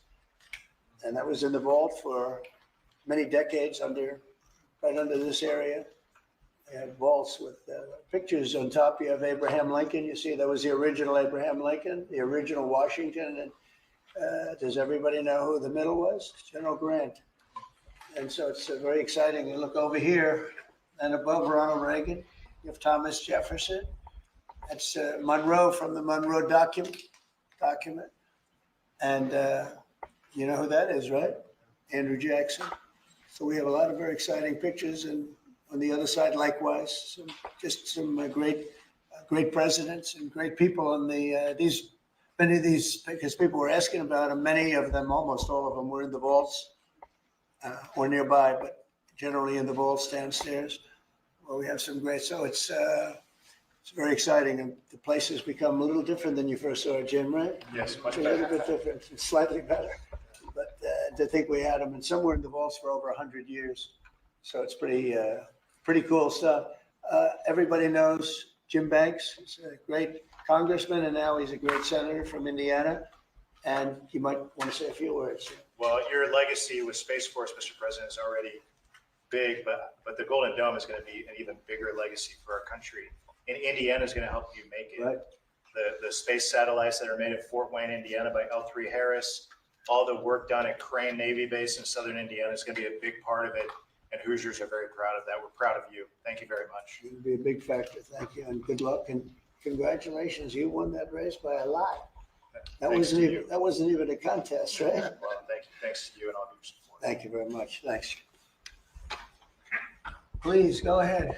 You missed that. This is Senator Kramer, and he's one of our best. Can't get any better. Go ahead. Well, you're very nice, Mr. President, and thanks for this. And I remember the day in your first term when you called, and I was a brand new baby freshman senator on the Armed Services Committee, and you said, I want to have a Space Force. Would you lead the effort on the Senate Armed Services Committee? And I felt so proud thinking that you chose me, only to find out later no one else would do it. But nonetheless, it worked out really, really, really well because North Dakota has some great space assets that contribute to that and to Golden Dome. No surprise that you would be the president that would come along and put the homeland first. And this is just one more example of that. So thanks for this and for allowing me this opportunity. By the way, let me just add my strong endorsement of General Goodline's role in leading this. I don't know anybody better, for sure, better equipped to do it than he is. Everybody said that. Yeah, that's for sure. Dan Sullivan, Alaska, Senator. Thank you, Mr. President, and thank you for your continued leadership on missile defense. We were talking earlier how in 2019 at the Pentagon, you laid out a speech about the Missile Defense Review that had all these principles on missile defense you articulated then during your first term. And now the Golden Dome is all of that. So you're continuing to lead. We really appreciate it. The Congress is stepping up, as you mentioned right now in the budget reconciliation bill, $25 billion for the Golden Dome. And what Senator Kramer and Senator Banks and I and many others, we're working on and I briefed you on this before, sir, on our Golden Dome Act, which we think will have, in terms of legislation that can help cement what you're doing right here, getting the Congress behind it, not just with the funding, but with authorization. So we're working closely with Secretary Hegseth, General Gutlein, and the whole team. So we're very honored to be here, sir. And, Alaska is the cornerstone of missile defense right now in terms of ground-based missile interceptors, in terms of radar systems and track incoming missiles. So my state is honored to continue to play a critical role in all of this and build on it. And we're really excited to be here. Thank you. Thank you very much, Dan. Great. Any questions? Mr. President, you had mentioned at the beginning of your remarks that this was a campaign promise of yours. Have military commanders asked for this system specifically? Because NORAD had said previously that the current system was adequate. So what does this get the United States Somebody that said the isn't current already system is in adequate. before? There really is no current system. We have certain areas of missiles and certain missile defense, but there's no system.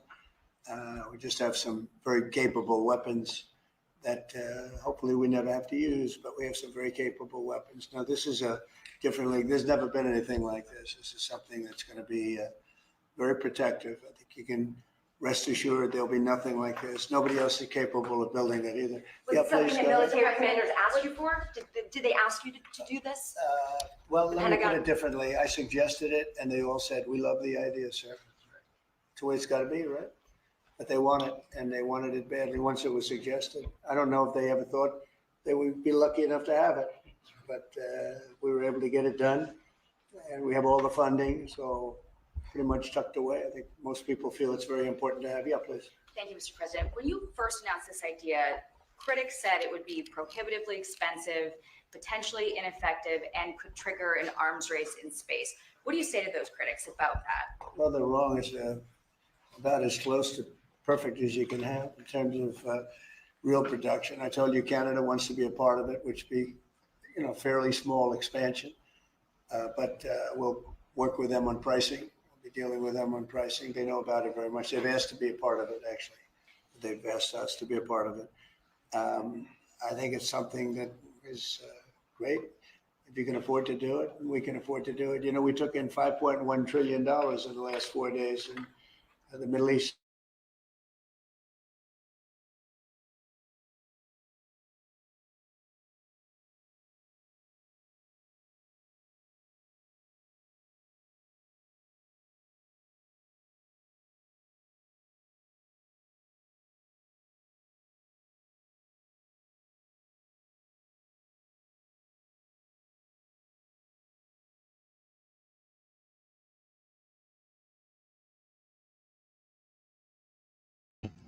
You paused.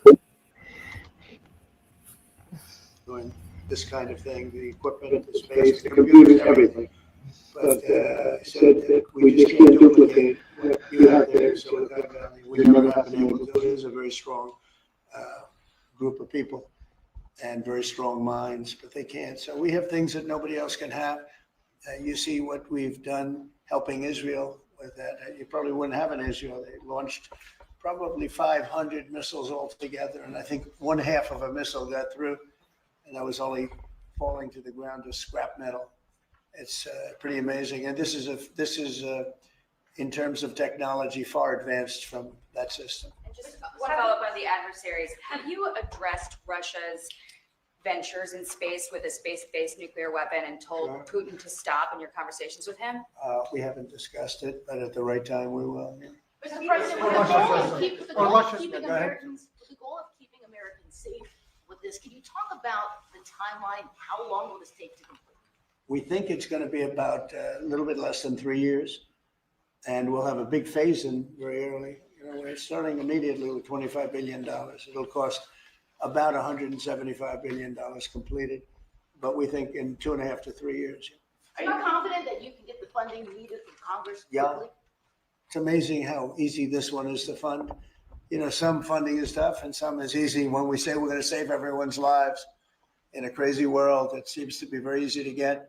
Yeah, we've already spoken to everybody who we have to speak to. Everybody's in, I would say, Dan, everybody's in line here, right? Yes, sir. $25 billion is a down payment in the budget reconciliation bill right now. Yeah, so I think Mr. President, on Russia, people actually love it.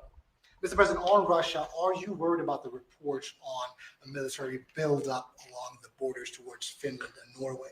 No, I don't worry about that at all. They're going to be very safe. Those are two countries that are going to be very safe. And the secondly, sir, if I may, Volodymyr Zelensky is saying today that he's hoping for you to impose new sanctions on Russia. Are you considering that? Well, that's going to be my determination. That's going to be nobody else's determination. We'll see how Russia behaves. We see what's going to happen. We have a pretty critical time right now. I had a talk yesterday for 2.5 hours with President Putin, as you know. I also spoke to all of the European, or to many of them, leaders, but they were representing the whole. And I think we had very good conversations yesterday. Please. Thanks, Mr. President. What companies have asked to be involved in building this system, and have you decided on who will be building it? Yeah, I think I'll let you answer that. You can mention some of yours from Alaska's involved, and Alaska is a big part of it because locationally they're sort of perfect. I think it's your first line of defense in certain instances, and Kevin will tell you that his state's involved. But honestly, Georgia's going to be very big. Florida is going to be very big. They're all going to be very big. Jim, do you want to talk about Indiana? Yeah, in Fort Wayne, Indiana, where I live, we make all the space satellites at L3 Harris. Across the board, we're the top manufacturing state in the country. By the way, the tariffs have been very good for auto manufacturing. They've been in so Indiana. good. But this is going to be really good for the defense industry in my state. And there's so much money involved here. There are going to be a lot of American companies involved in making the Golden Dome. You might also say, you're talking about the tariffs, here's some of the biggest auto plants in the world moving into Indiana, only for one reason, maybe two reasons, November 5th and the tariffs, okay? Yes, sir. But the tariffs have driven tremendous business into this country, but you have one of the biggest in the world being The Honda Civics, Right. the new Honda Civic made in Indiana. GM has added jobs. Eli Lilly moving pharmaceutical manufacturing from China to the United States, $27 billion.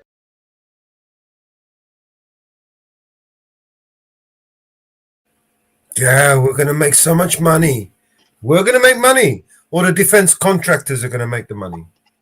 Yeah. Because the last time I noticed, the defense contractors were not we, right? I had nothing to do with them. Right? Yep. I don't benefit from them at all. When they make billions and trillions from us, none of that benefits me in any way. We have another plane crash. Yeah, no shit. Yep. Boeing. This time it's another small plane crash. 15 homes were burnt, plus cars. In San Diego. A mile and a half short of the runway.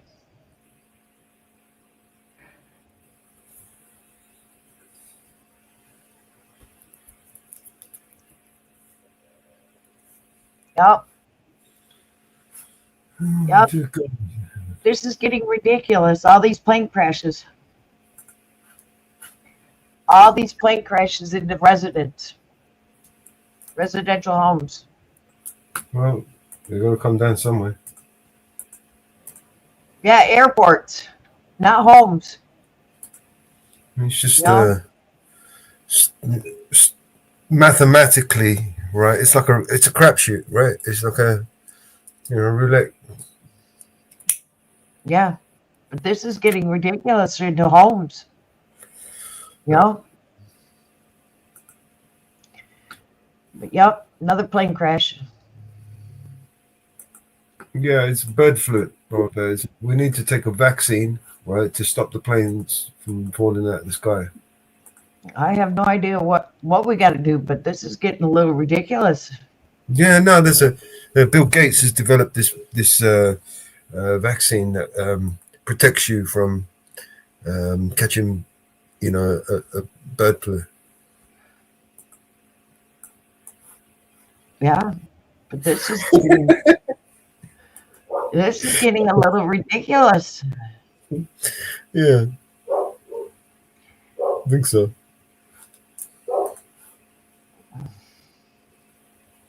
World is insane because it's been run by insane people. When you have insane psychopathic narcissists running shit, then expect to have insane crazy shit happen every day, right? I mean, it's just common, that's what happens, right? When insane people run shit, insane shit happens. Insane people do insane things, and just that's the way it goes, mate. If you want fucking normality, stop voting for these insane people. This is getting totally. Stop giving them your voice, your power. And by implied consent, mine.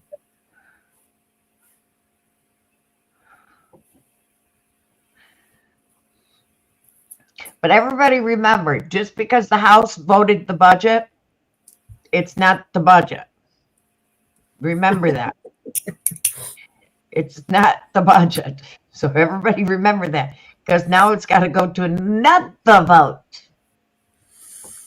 It's got to go to another vote. So remember that. Remember that. It is not the budget. because it's got to go to another vote. So we're just going to keep raising the debt ceiling, right? And that will fix everything, right? I mean, shit, if you want to, pay a debt, right? The solution is to just borrow more money, right? Yeah. We're already in debt, Yeah, but, if we're going to get out of debt, the solution is to get into even more debt, right? If my grandchildren ever decide to have children, because right now they say they aren't, my great-grandchildren and my great-great-grandchildren will be paying the debt of today. They will never finish paying that debt. We're so far in debt that it's not funny. And remember, everybody's got to remember that we have notes. And our notes are actually owned by China. They own a lot of China debt. can sell those notes anytime. So God knows who will own them. Well, the song and dance and game of musical chairs now. It's, does the economy collapse, right, while China is holding the debt, or does it collapse because they sold it at such a low price? So literally China, right, could collapse our economy, but it's a double suicide, because if it collapses our economy, it also will collapse its own, right? So it doesn't want to do that. Right, so we're all sitting here waiting, playing this game of musical chairs, and then here's Trump comes along and says, "Yeah, let's spend some trillions. And don't worry, I just got nicked 1.8 trillion from the Arabs, man. We're cool. We've got money." Right? Yeah, yeah. Let's just keep sending money and sending money and sending money. Yeah. The only people that benefited from that speech right there is Boeing, Raytheon, and all the other motherfuckers, including Larry Fink and all the fuckers that are benefiting. In Clay, New York, we're supposed to build this big Micron factory, okay? And this is a story that's been going here for quite a while. There's one property stopping the Micron factory from being built. There's one house stopping that factory from being built. This is a true story. You can look it up. Look at Micron factory in Clay, New York. There is one house, one woman stopping this house from being built, this factory from being built.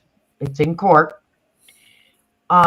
They signed a paper that she has lifetime use of this house. Lifetime use. Nothing can happen to the house until she dies. Her and her husband. Her husband has died. He's died. But she has lifetime use of this house. And until she dies, they can't do nothing. Now they are trying to force her out because she hasn't died. It won't be long They before are they trying to force her out because they figured she would have died by now. Well, they might just revive the ancient art of Epsteinism. Because she's lived over 80 years old. They are now trying to force her out of her house. Let's give her $5,000 and say, bye-bye, you're gone. The price of rent in that area is over $2,000 a month. She can't even afford to rent a property, apartment in the area. She has lifetime use of this property. But they want to force her out of her home that they signed a contract she has lifetime use of. But they don't want to give it to her. This is our government. This is our lovely government. Well, did you watch Erie County? Which one? Well, Erie County had a video where he was the people were getting. We'll play it. Hang on, we've got permission to play this stuff. Let me I just dropped the video. Erie County just dropped it not long ago.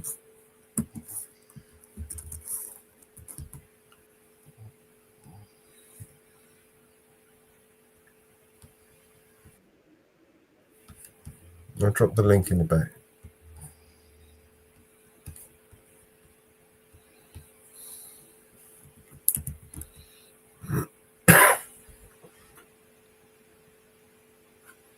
The town continues to move forward.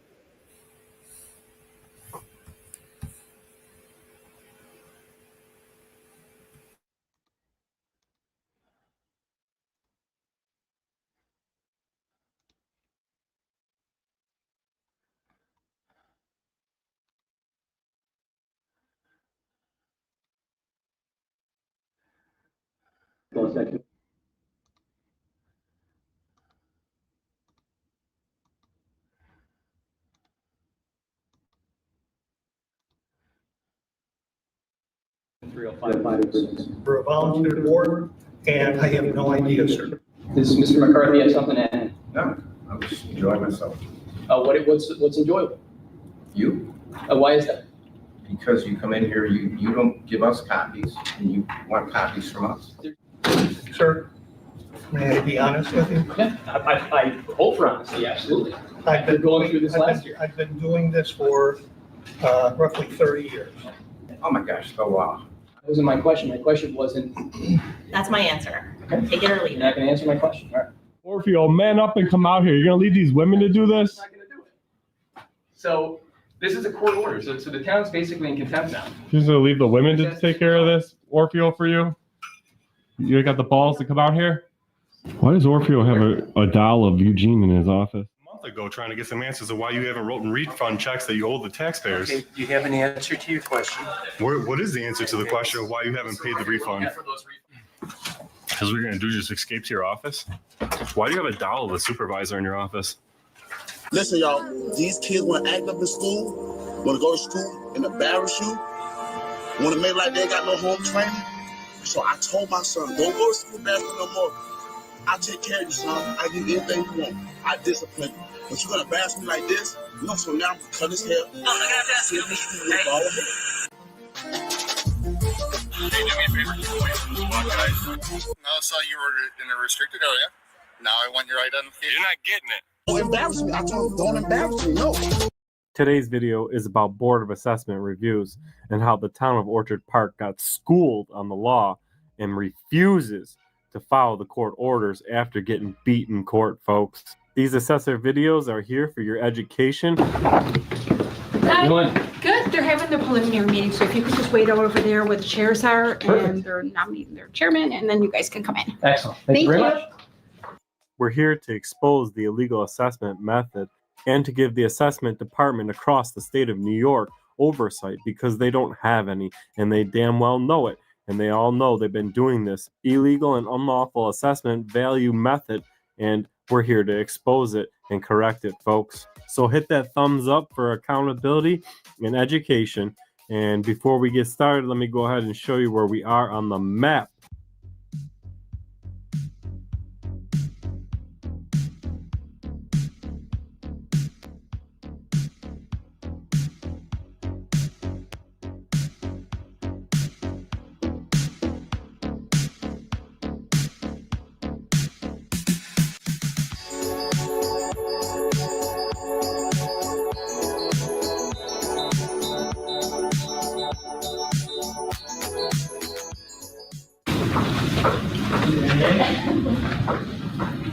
It's on, we're recording. All right. Good afternoon. The Town of Orchard Park Board of Assessment Review is hereby in session. The first thing I want to expose about the assessment values of homes in New York State is how they assess them and how they send you an assessed value of, say, $200,000 when you know your house is worth $500,000, and they're giving you a percentage, and it's very confusing, and they do this on purpose to trick people. So let me give you an example of this gentleman who is challenging his assessment, understands it, and he brings it up. You think your assessment should be 179? Yeah, right around 179. That would be putting the house at 575, 600,000. Okay, as long as we got that straight. Okay, good. So as you can see, the assessed value is a percentage a lot lower than what your house is actually worth.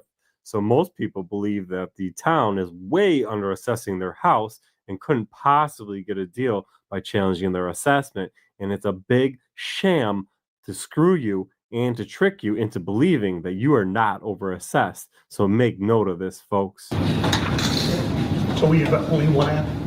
There's only one copy, so. I think so. Yeah. So I'm sure the power of attorney is fine. What is going on here is another hoop that Orchard Park makes its constituents jump through by making 4 copies, one for each member of the board, as opposed to them making the copies like every other town in New York State does for you. Legally, they cannot make you make 4 copies, and it's going to be an issue here today. You'll see. All right. And next we have for property at Homewood Road, I believe Mr. Filano. Yes. Good afternoon. Afternoon. As we do the first applicant, do you solemnly swear and affirm that the information you're about to give us will be given accurately and truthfully to the best of your ability? I do. Thank you. A question, will the assessor and or the assessor's assistant be providing testimony today and or have they provided any submissions to the board that I need to review? I am just going through the file, sir. Oh, this is irrespective of the file. Would they be offering testimony or have they submitted any paperwork to you in the context of this hearing? Just this one page fact sheet. Can I see that, please? Do you have an American? Anything submitted to the board has to be submitted to the other side. Thank you very much. Okay. All right, you at Homewood, Mr. Filano is representing the owner, Jared. Yes. And property owner's estimate of market value of $395,000 was appraised for a value of $395,000 and value of property $395,000. Complainant believes that the assessment should be reduced to a full value of $395,000, which would be an assessed value of $152,800. Nope. 126.4. 126.4. Yes. Thank you. Yeah, 152.8 would be the assessed value applied by the assessor. Thank you. Yeah. Okay. So you may proceed with your presentation. Yeah, I'll make a sort of a blanket observation that's going to apply to all of the properties that I have under review tonight. And it happens every year. The town continues to move forward with an invalid and illegal assessment method. Every year what the town does, because there has not been a revaluation since 1990, is they continue to reuse old assessed values. They divide it by the equalization rate, and they claim that that creates full market values.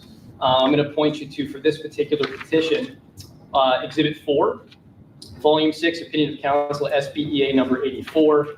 It's an opinion of council by New York State attorneys, dates all the way back to the 1980s, that specifically says that, quote, dividing the assessed value of each parcel of real property on an assessment roll by the assessing unit state equalization rate is not a proper means of arriving at full value within the meaning of Section 306 of the Real Property Tax Law. I had several cases that came through this board last year where this was brought up. All the petitions were denied. We ended up having to go to small claims assessment review. Every single finding was reversed at SCAR, primarily on this basis. And if I had an appraisal to back it up like I do here, that factored in as well. But I just want to point out that every year we do this song and dance where the invalid method is ignored, and every year we go to SCAR and this all gets reversed. So I'd like to stop that trend this year and just get the board's response to this.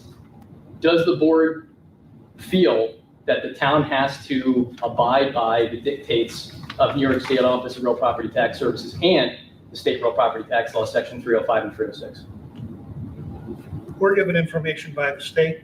We're a volunteer board, and the information that we're given is what we're using in our deliberation. What does that information say respective to this element of the petition? I have no idea, sir. You don't know? I have not taken the time to look it up.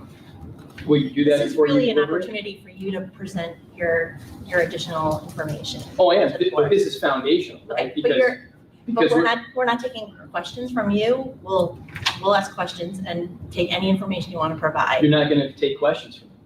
Yeah, we're not in a position to answer that question right now. Why not? So You're making the decision on the value of this property. Why wouldn't if you you answer have that some question? information you'd like to provide to the board in support of the paperwork, Oh, I mean, I yeah. haven't looked at it, so Yeah, I can't even, it's I Exhibit can't even 4. respond to it because I haven't seen it yet. Would you like to take some time to review? That's why we asked for a copy for everyone, so we can be looking at it while you're talking. I'd like to address that as well, that requirement, So, if I could. Yeah. If well, I let me could, just, if I could. no, well, you don't have to could, because I can see which way you're going. Well, You don't like anything that we. no, I'm not saying that at all. I just want to make sure that the board is operating within the constraints of the law. Yeah, And that I- is certainly our intention. Yes. I know, but, Do you but, have but anything you want to add in support of the paperwork you provided? not beyond what's been submitted, but I do want to point out that this resolution that apparently is in place that requires 5 copies and references the supporting law for that being real property tax law, section 524 and 525. I have copies of those sections right here. It provides no such authority for the board to make those requirements. No such authority whatsoever. So that's another question I would ask the board, or at least ask you to consider, is repealing that. Because I'm telling you right now, that's going to result in litigation at some point. You have no legal basis for making that requirement. Thank you. We will look into that. Okay, so beyond those 2 issues, we have the qualified appraisal. I want to point the board's attention to recent case law, a matter of traditional links, LLC versus Board of Assessors of Riverhead. It's a 2024 appellate division decision, very recent. And it says right there that the assessor's presumption of correctness under the law, which I imagine this board would rely on to sustain the full market and assessed value for this property, which I've already demonstrated is erroneous under the law, that is emasculated by presentation of a qualified appraisal, which we have right here. The town has no appraisal whatsoever. The town has a division problem that's been determined to be illegal by New York State since the 1980s. So at some point in time, we're going to have to do a reevaluation in this town to get correct full market values. If that results in people being voted out at the board level, So what that's does that their own have fault. to do with the value of the property in your assessment?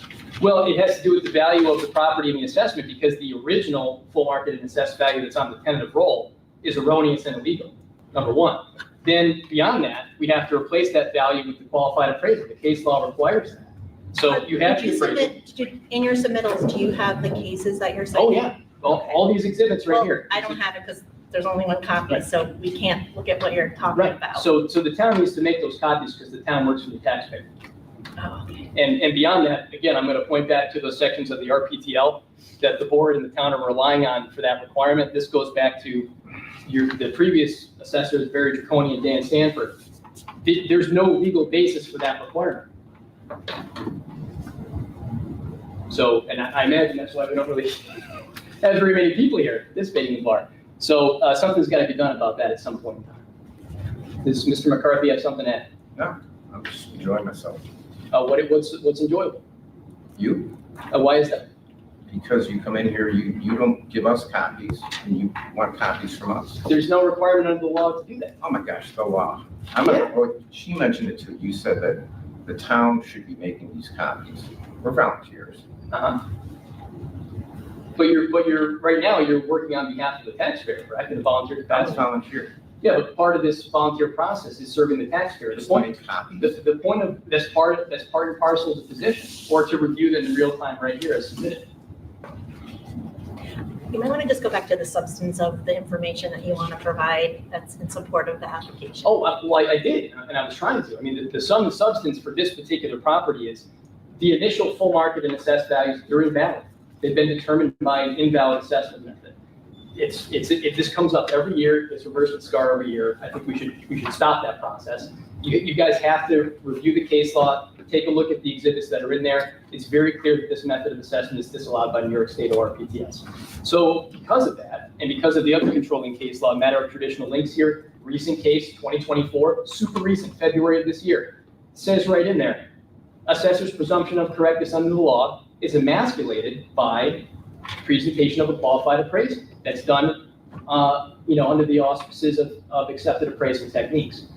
I mean, unless the assessor has a counter appraisal to submit right now, or something beyond the illegal invalid division problem used to determine these values, there's really nothing more to talk about. I mean, you're laughing over there. If you I'm not disagree, laughing, I'm paying attention. I'm then paying attention to you. I'm sure in the case, the word qualified appraisal is defined, right? well, I mean, it's in the submission. It's in the submission. I've got. Yes, but in the case you're citing, they're you have saying that the assessor's You got judgment is you got a copy of emasculated. it. Yeah.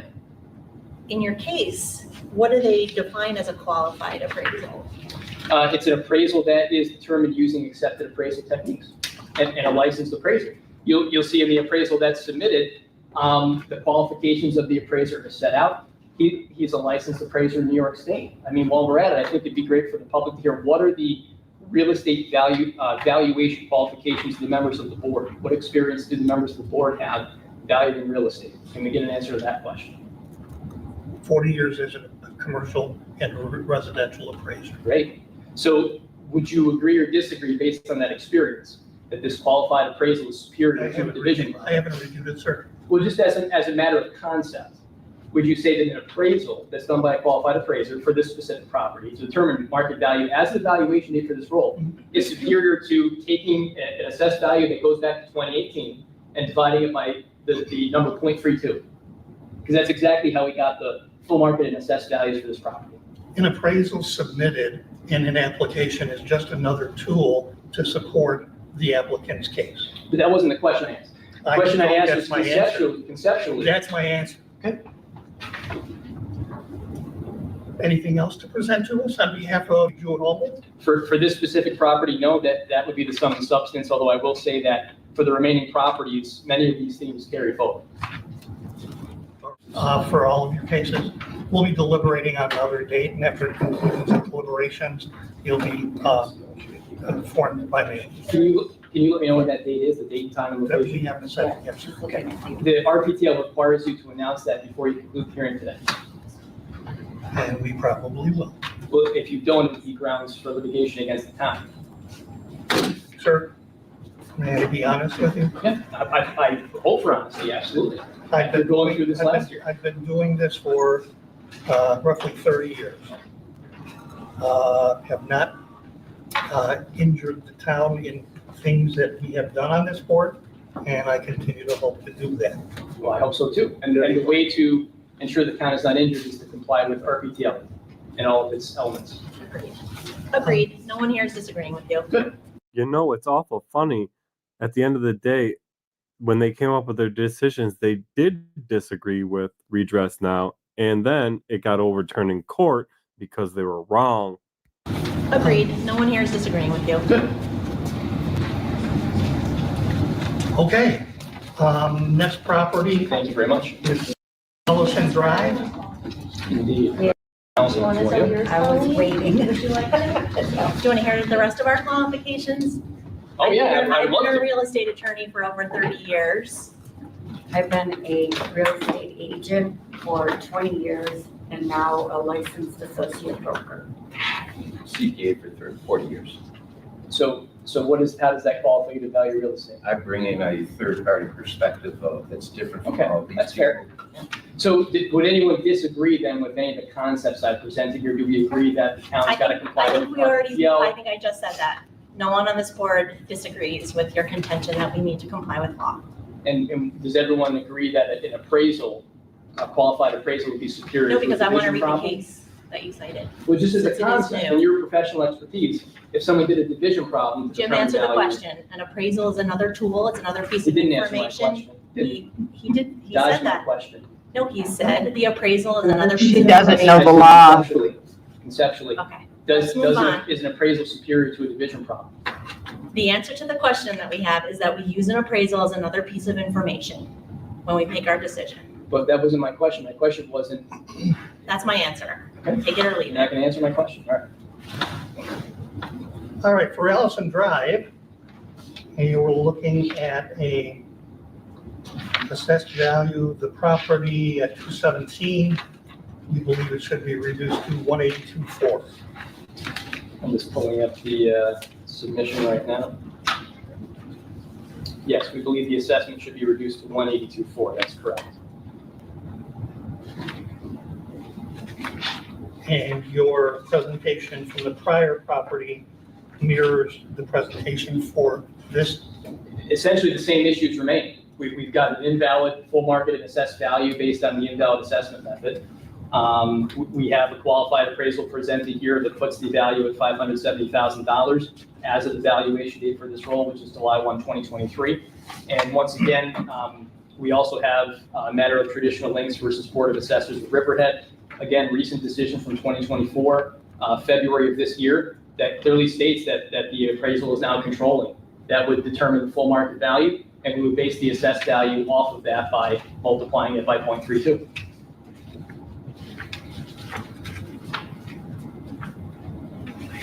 Who hired these appraisers?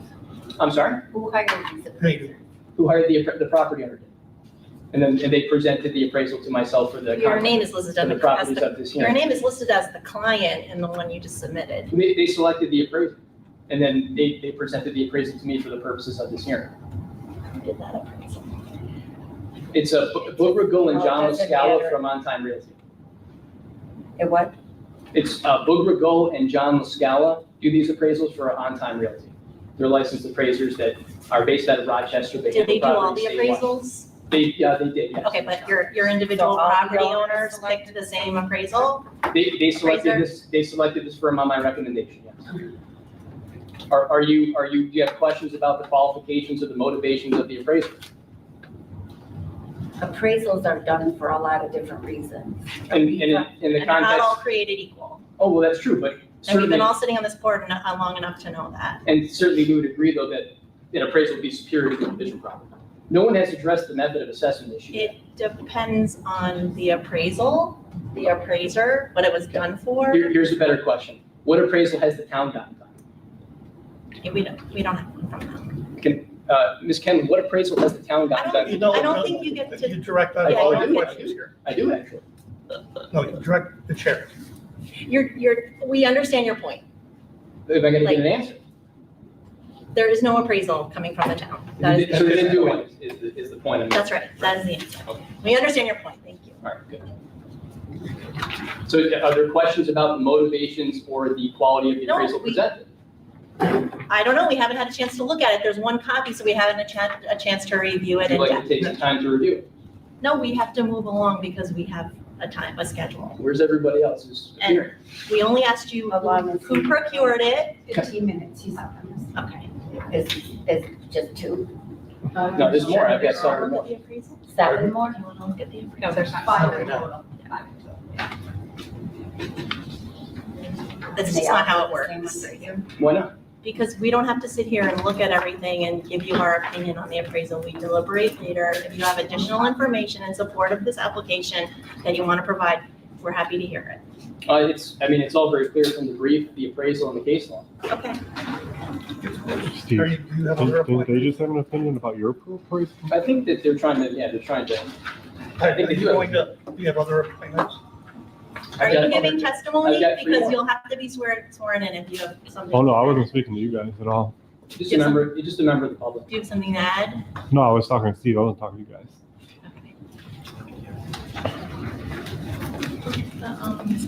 Thank you. So let me just make sure we correct something.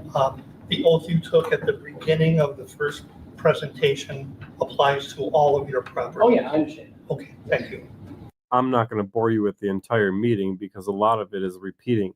But if you think these board members on this bar are rude and out of line, make sure you leave a comment in the comment section of what you think about this. But just remember, everything they do gets overturned in court. Before we move on to the next part, let me give you a little more education on what exactly is a equalization rate. First question is, the equalization rates that you talk about, dividing by the equalization rate to get the full market value. You say this is an improper way of doing it. Can you explain the equalization rate for us just a little better? Yeah, the equalization rate is a percentage that's applied to what the town is saying your home is worth as of a certain date. So when we're talking about assessments, the town's supposed to be determining what they think your home could have sold for as of July 1 of last year. So for 2025, they're supposed to be figuring out what your home could have sold for as of July 1, 2024. And in a town like Orchard Park, they get an equalization rate to determine with the state. So they're assessing at 30% of that full market figure. So the correct way to do this is figure out those full market values based on sales in the neighborhood or across the town, apply that 30% figure, and you get your assessment. So every year, you would assumedly see your full market value and your assessment change in tune with how things are selling across the town or across your neighborhood. In most towns, Orchard Park being one, you don't see that. You'll see homes that have had the same exact assessment since 1989, assuming they haven't made any changes to the home by the owner. What the town does every year is, instead of properly determining those full market values by going out, looking at all the sales, doing a comparative analysis between a homeowner's home versus others, instead of doing that, they just reuse the same assessment from 4 decades ago and divide it by the equalization rate, which if it's 30%, let's say you had a assessment of $200,000 when the home is worth $600,000, they're going to take that $200,000 assessment, divide it by 0.30 to manufacture, to make up a full market value. They're backing into the number. They're doing it backwards. And this keeps them from doing work. It saves them the trouble of going out and doing a real revaluation project where they revalue all the properties in the town, because politically it becomes a problem for the town. Homeowners get mad about it sometimes. And that's why you see all these issues where the full market values are wrong. Like in my neighborhood, mine was wrong when I moved here in 2021 in Orchard Park. And I've gone up and down the street now working with neighbors, getting all their assessments corrected because they've been so far off. They're off by over $100,000 or more using this ridiculous method. So the way that we could the best way to catch towns doing illegal assessments and doing the improper way would be to, if anybody in the state of New York had bought a home the closest to July 1st, July 1, if you bought a home in the last 1 or 2 years closer to July 1, and you want to know if your town is doing the illegal assessment method, his contact Redress Now. He runs a company called The Tax Opposer, and his information and the company's information will be in the description. And the closest that you buy your house to July 1st, July 1, is going to tell us whether or not your town is properly assessing you, because we'll catch them dead to rights, because full market value of your house was the market you bought it at. That is the full market value. That is what it can be purchased for. So in essence, if they're using this illegal math equation, it's a way for us to bust them and bust down on their assessments and get you all a fair share at it. Orchard Park. We went to the bar. They were pretty snarky. They didn't take us serious for sure. We all just seen that on the video. And now we're going back down to the department now, because we went to bar. They didn't appreciate what we said. Fought Redress Now, tooth and nail, spent over $10,000 or approximately $10,000 on attorney fees, you said? Yeah, I'm extrapolating that because I was able to foil Freedom of Information Law request, what they spent on the firm that Orchard Park used to argue against me at Small Claims Assessment Review, also called SCAR. They're paying them about $50,000 a year. So I'm just kind of extrapolating that out based on the hours that I saw the attorney put into this. Yes, probably anywhere from $7,000 to $10,000 to settle or outright lose all these cases. And they do it to avoid doing this job properly in the beginning.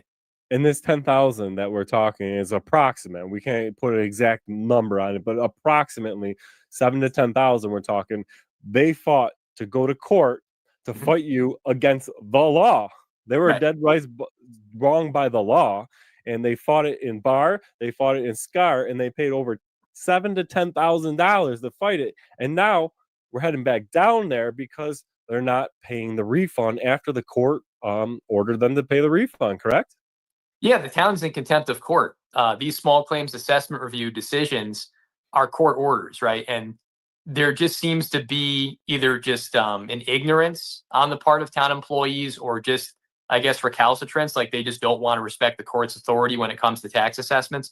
They understand that if this keeps going, where like I started with a handful of cases, it grows every year, where I'm doing 2 times more cases in the town of Orchard Park. I mean, eventually they're going to be required to do a revaluation, and they want to avoid that as much as they can. Shut the police out here. This part of the video is when we're going back to the town hall to ask them why they are not writing the refund check that they overcharged taxpayers that the court has mandated that they pay back, and they are refusing to comply with the law. The date of this clip is April 25th, 2025.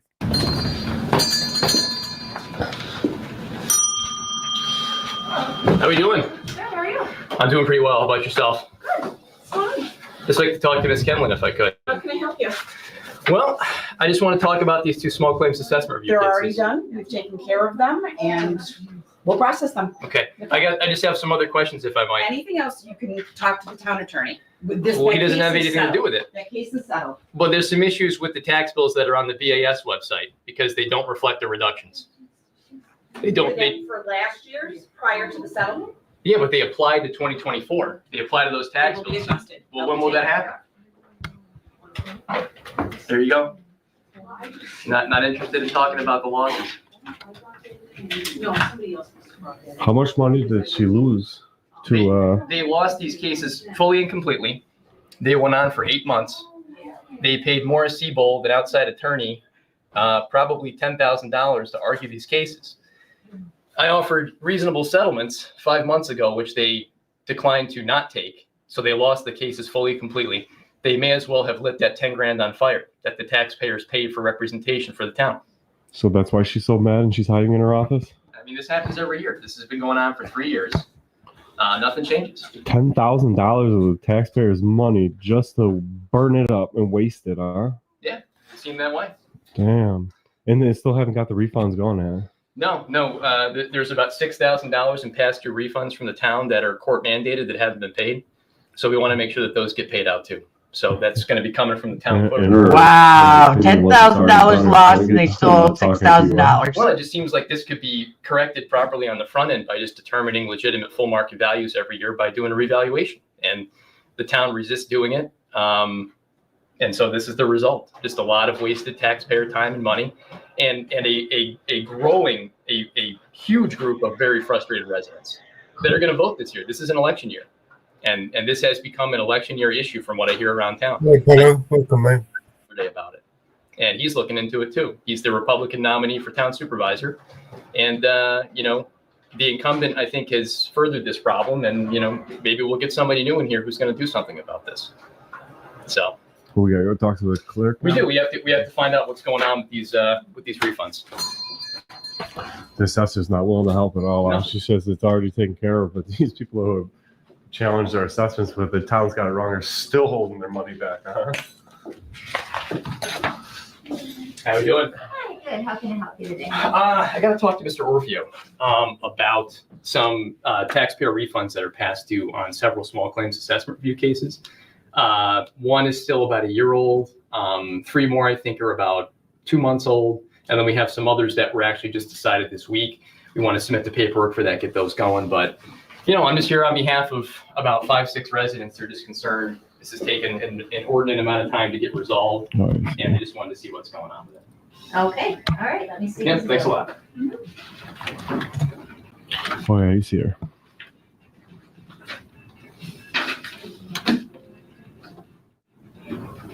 I think he's got a doll made out to be the supervisor in his office. Come look at this.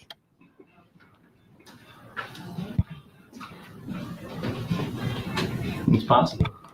Mr. Rufio can't come to the counter right now. He's too but busy to do his job. He is busy doing his job. Too busy to do his job. This is his job. I'm coming out here to answer for this. Well, Can I have you give me your information? No, I'm not going to do that again. I did that last time, and it took a year to get a response. He said 20 feet away from us. He can't come talk to us for a second. Here's the issue, and I guess we'll let the public decide. Maybe he should resign if he can't do his job. I guess we'll let the public decide if what he's doing is more important. He owes one taxpayer $662.04. That's outstanding since May 14th, 2024. He owes another one $1,897.69. That's outstanding since March 18th, 2025.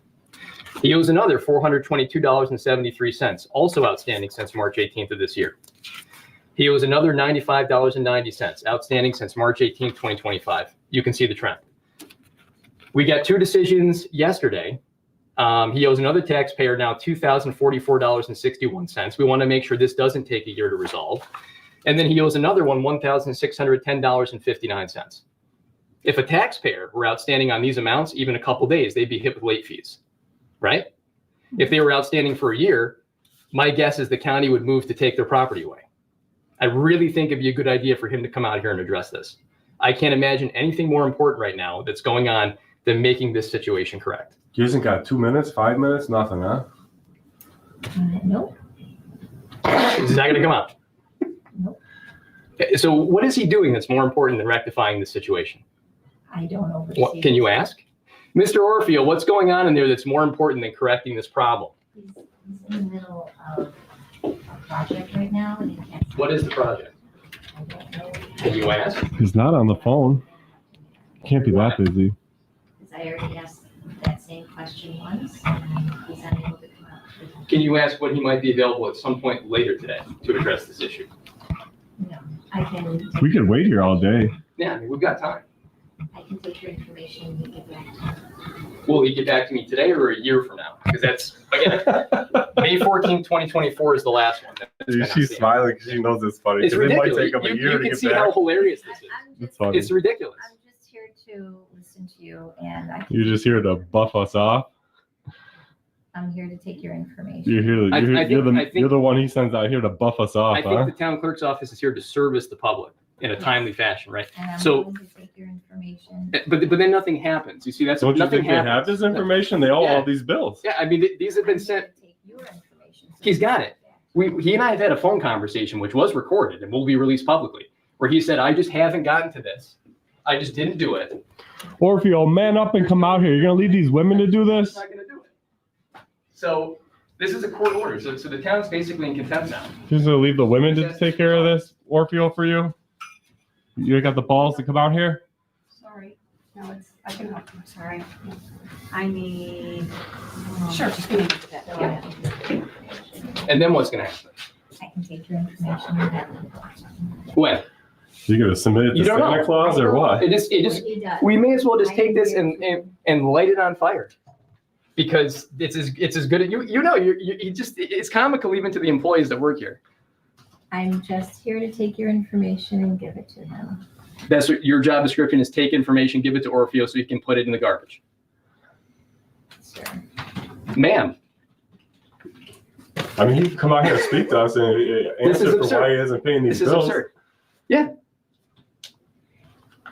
I was instructed to take your information. He's involved in a project right now. So there was just one. There, this One is form, the did end you of do my. any others? That's all I gave. Okay, okay. good. Respectfully, Conversation. I'm requesting that you That's okay. go in there and ask him when he When's the last- will be available to address this very pressing issue not for plumbing, at some point today. Because the town attorney's not going to do it. I can tell you that much. The assessor's not going to do it, and they're not required to do it. He, as the tax receiver, is required to address this issue. That is his job. He says tax receiver right on that door. On these tax bills, it says tax receiver. That is his job to address this. When is he going to do it? I can't answer that question. He can answer that question, and I can take your information and he can give it to me. All right, we'll just come back. It might be. Mr. Orfeo, we'll be back later. Okay. So I'm assuming that that's what it's for. It's not, it's my coworker's school. No, that's okay. I just wanted to go in the right spot. Yeah. I mean, I could probably grab the application, go back and grab it. No, it's okay. Oh, yeah. This works. Okay.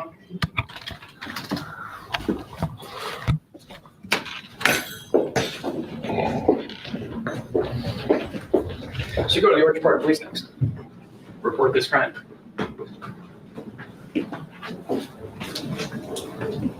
That's weird. There's light down there. Seems like a fire hazard.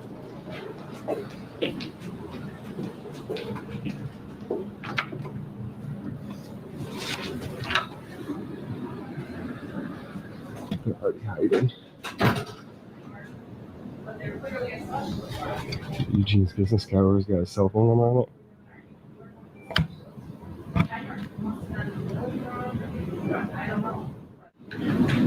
Okay, so Gene's not, I think he's in a meeting in the building, but He is in the building. I don't know. I've been in this meeting for about an hour now. Do you know when you might be free to speak about? I don't have a schedule. Okay, so here's the issue.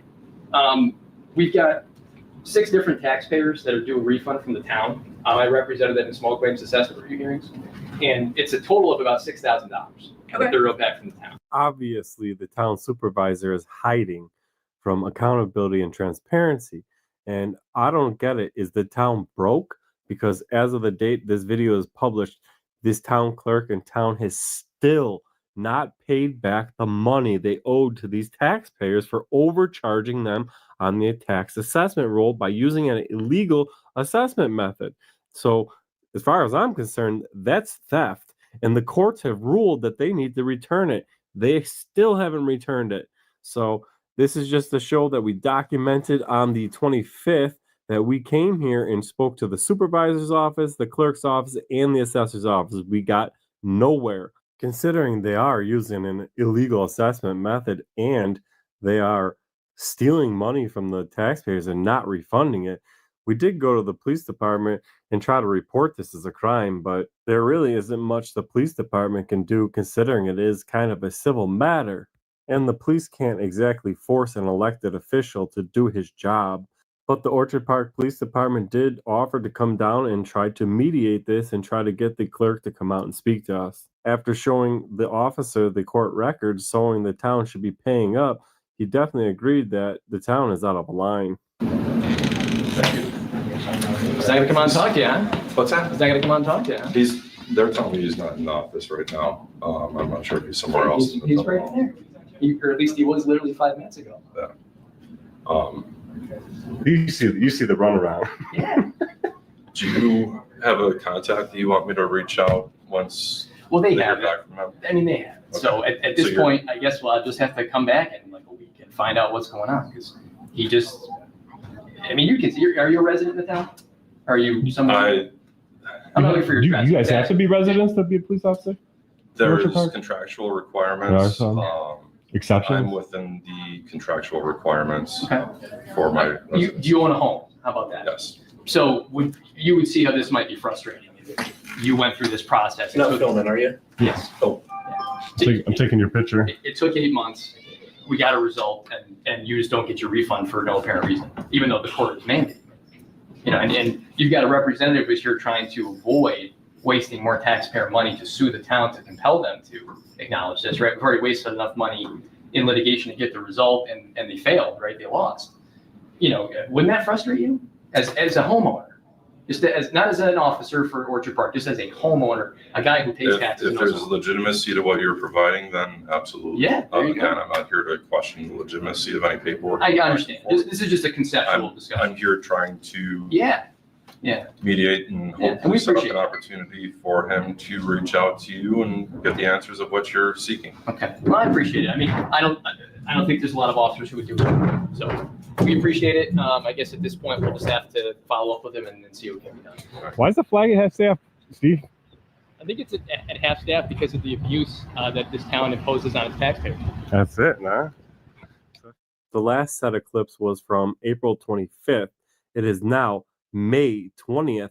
We still have not received any refund checks from the stolen money from the illegal assessment process that they stole from the taxpayers. We're going back in, fam.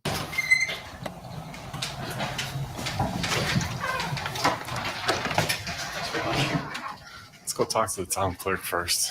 I think he's the main target here today. Catch his ass walking around would be sweet.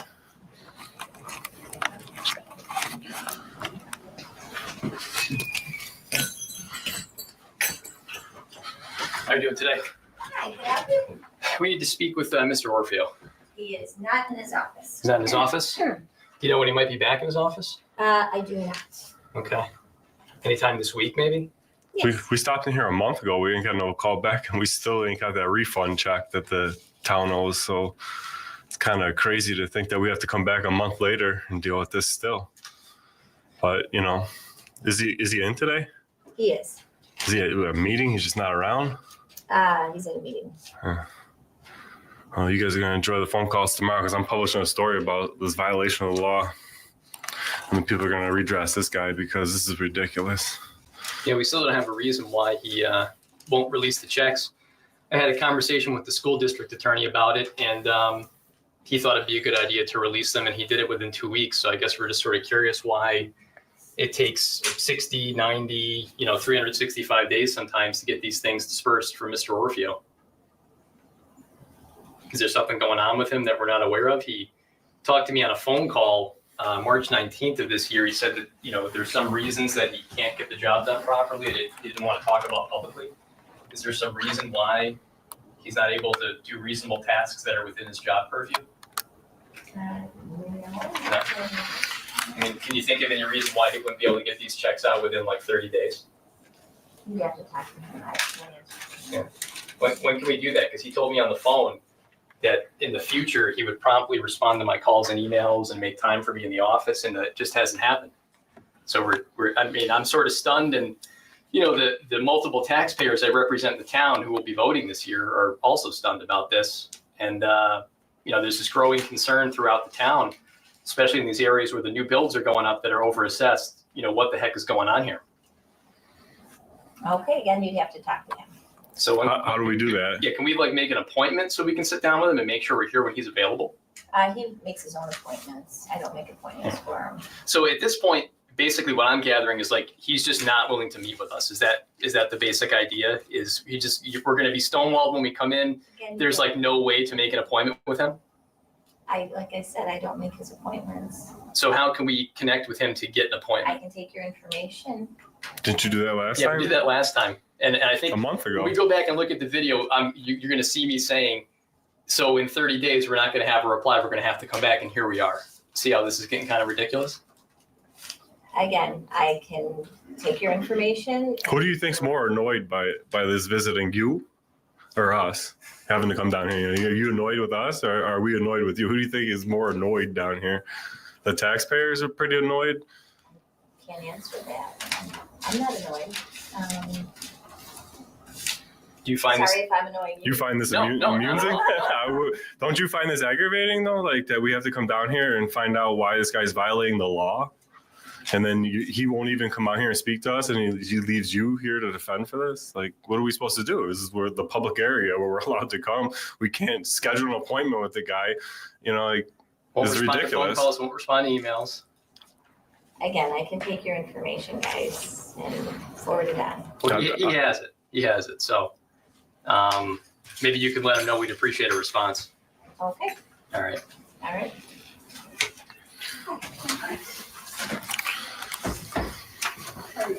Town clerk.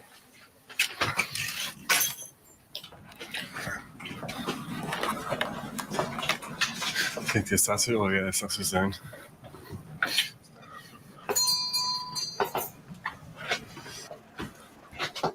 How we doing?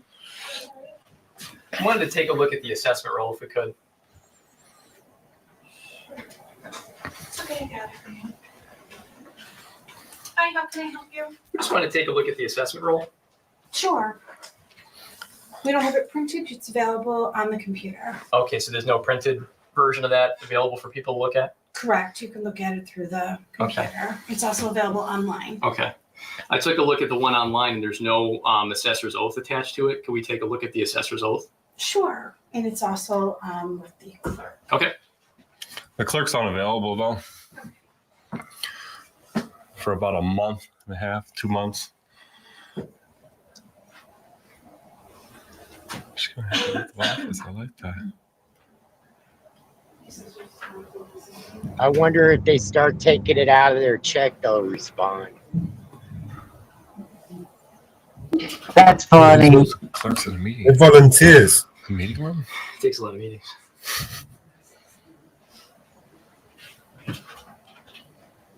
Just going to create one on Word doc right now.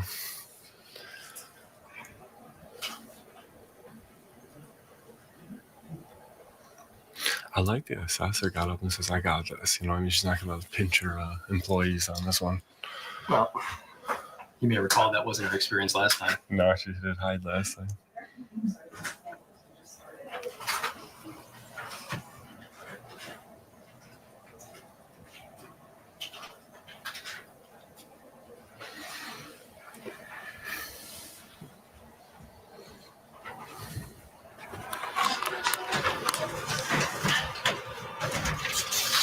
Awesome. Yeah. Okay. Is it okay is this my copy? No. Can I get a copy of it? I don't see why not. Cool. Is it possible to put this online with the roll? Not standard practice that we do. Not something that's required by law. Isn't it supposed to be attached to the roll? Yeah, it's By law? RPTL requires it to be filed with the roll. So It's filed with the roll, but that's not what's required to be online. well, I mean, I think it would give the public confidence that the roll is done in accordance with the RPTL. You know, they'd see that the assessors reviewed it. Just seems like from a customer service standpoint, it'd be a good idea. Does that make sense? How often do you talk to the town clerk? Are you in communication with the town clerk on a normal basis? Social media, I really don't want to answer any questions. Well, unfortunately, your job requires you to talk to the press and the people because of the same. But I'm asking, if you speak to him on a regular, we've been here a month ago asking why he's late on violating the law and returning a check. We still haven't got a hold of him. Do you know anything about that? When you speak to him, maybe you can remind him that he's violating the law, maybe. I have no comment regarding that matter. Oh, thank you. How else can I help you? Can you tell us how you guys determine the full market values for the assessment roll for 2025? We don't determine full market value. Then how do you assess the properties? How is the By the assessment assessed determined? value, it's 30%. And how do you determine the assessments? We compare it to other assessments. You compare it to other assessments? Mhm. So for each property, is there a comparable sales report that determines the assessment by comparing them to other properties? Correct. So if we were to FOIL all the comparable sales reports for all residential properties for the 2025 roll year, would we get those and it would show that these are all compared? If there's been changes on it, So if there's no changes made to a property, then how's the assessment determined? if there is no change to the property, I cannot change the assessed value. Then how are you coming up with the full market values? I don't come up with a full market value. The But- full market value is something that's determined by the market. But the assessment's derived from the full market value, right? The assessment is compared to other properties that are assessed. So you're saying that the assessment is not derived from the full market value, meaning what's the equalization rate for this year once again? 30%. 30%. So according to the RPTL, you should be determining legitimate full market values each year. And then 30% of that number would be the assessment, right? Correct. So how are you coming up with those full market values? We do both. We do an assessment we do an analysis on the full market value, and then we also do an assessment on the assessed value.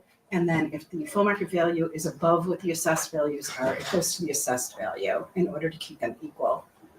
So how are you doing that though on an annual basis? Are you looking at sales? I mean, I'm sort of confused because no documentation has gone out to the town residents that a revaluation has taken place. There So is no revaluation. yeah, so how are the full market values being determined if you're not revaluing the property in the town? Say that one more time. So how are you determining full market values? I mean, if you guys aren't doing a revaluation townwide, because one hasn't been done in about 40 years in Orchard Park. Right. So how are you coming up with the full market values on an annual basis? Well, full market value is being calculated by the equalization rate. I mean, the state determines the equalization rate. We look at level of assessment. Mhm. And so when we're looking at properties that have not had any changes, we cannot change their assessed value. Yeah, that's true. So would it be fair to say that every year you're reusing the assessments from the prior year if no changes have been made to the property, you're dividing it by the equalization rate, and that's how we get the full market values? That's how the full market value is calculated on the bills, correct? Is that how it's calculated on the assessment roll? The assessment roll is the assessed value, not the full market value. But there's full market values listed on that roll. How are those determined? That's determined by the equalization rate. So by dividing the equalization rate into the assessments, right? That's correct. Yeah. That's what's on the bills. Yeah, it's on the assessment roll too. It's, Yeah. what do you mean? So on the assessment roll, there's a full market value listed for every property, and then there's an assessed value listed. Correct. So, I mean, there's no way for the town to get away from properly determining full market value. Section 305 of the RPTL requires that. You know that. I mean, we've been through this many times in hearings, and, two of these went to a decision, and the hearing officer agreed that I That's not what was she correct agreed. on that. That is not what she agreed. And what did she I agree read to? her, it was because you had an appraisal, which would mean that the town would need to conduct an appraisal on every property being challenged. Yeah. If that is the bar, which is actually Article 7's bar level, it is not determined that a small claims hearing that the town would need to spend funds on an appraisal for each one. However, that's what your last judge determined, which means that the residents for the town of Orchard Park would need to have spent over $8,000 on appraisals in order to determine what that judge came to, which is the threshold of an Article 7, not a SCAR hearing. No, the decision dealt with the SCAR hearing specifically. Didn't deal with an Article 7 and dealt with the That's SCAR. correct. Yeah. And it was a SCAR hearing, which is not required to have an appraisal. Then why did she fine for us, given that we provided a qualified appraisal? I She said it don't was more wanna convincing. I don't even want to go into what would have affected her decision-making. Why not? I can't. So you speak think for it's her. kind of I important to don't- understand why I don't think the it's town the keeps reason why you losing? think. Then why do you think? If we're done with this conversation, do you have anything about any houses or anything else? When's the next revale coming? You'd have to ask us. Aren't you the assessor? Aren't you It's the up one to who you. can push It's it? up to you on that. I can ask for it every year. We're up to $1 million. It will cost taxpayers for a reassessment. That'd be in to the town con- of Orchard Park. That'd be to contract it out $1 million, $1 really? million. How many parcels are in the town? It's like 15,000, right? We're a little over 13,000. So not even 15. How would it be $1 million to Ask the revalue companies who do that. 13,000 properties? It's a 3-year process. It's a 3-year process? It's a 3-year process. I talked to them.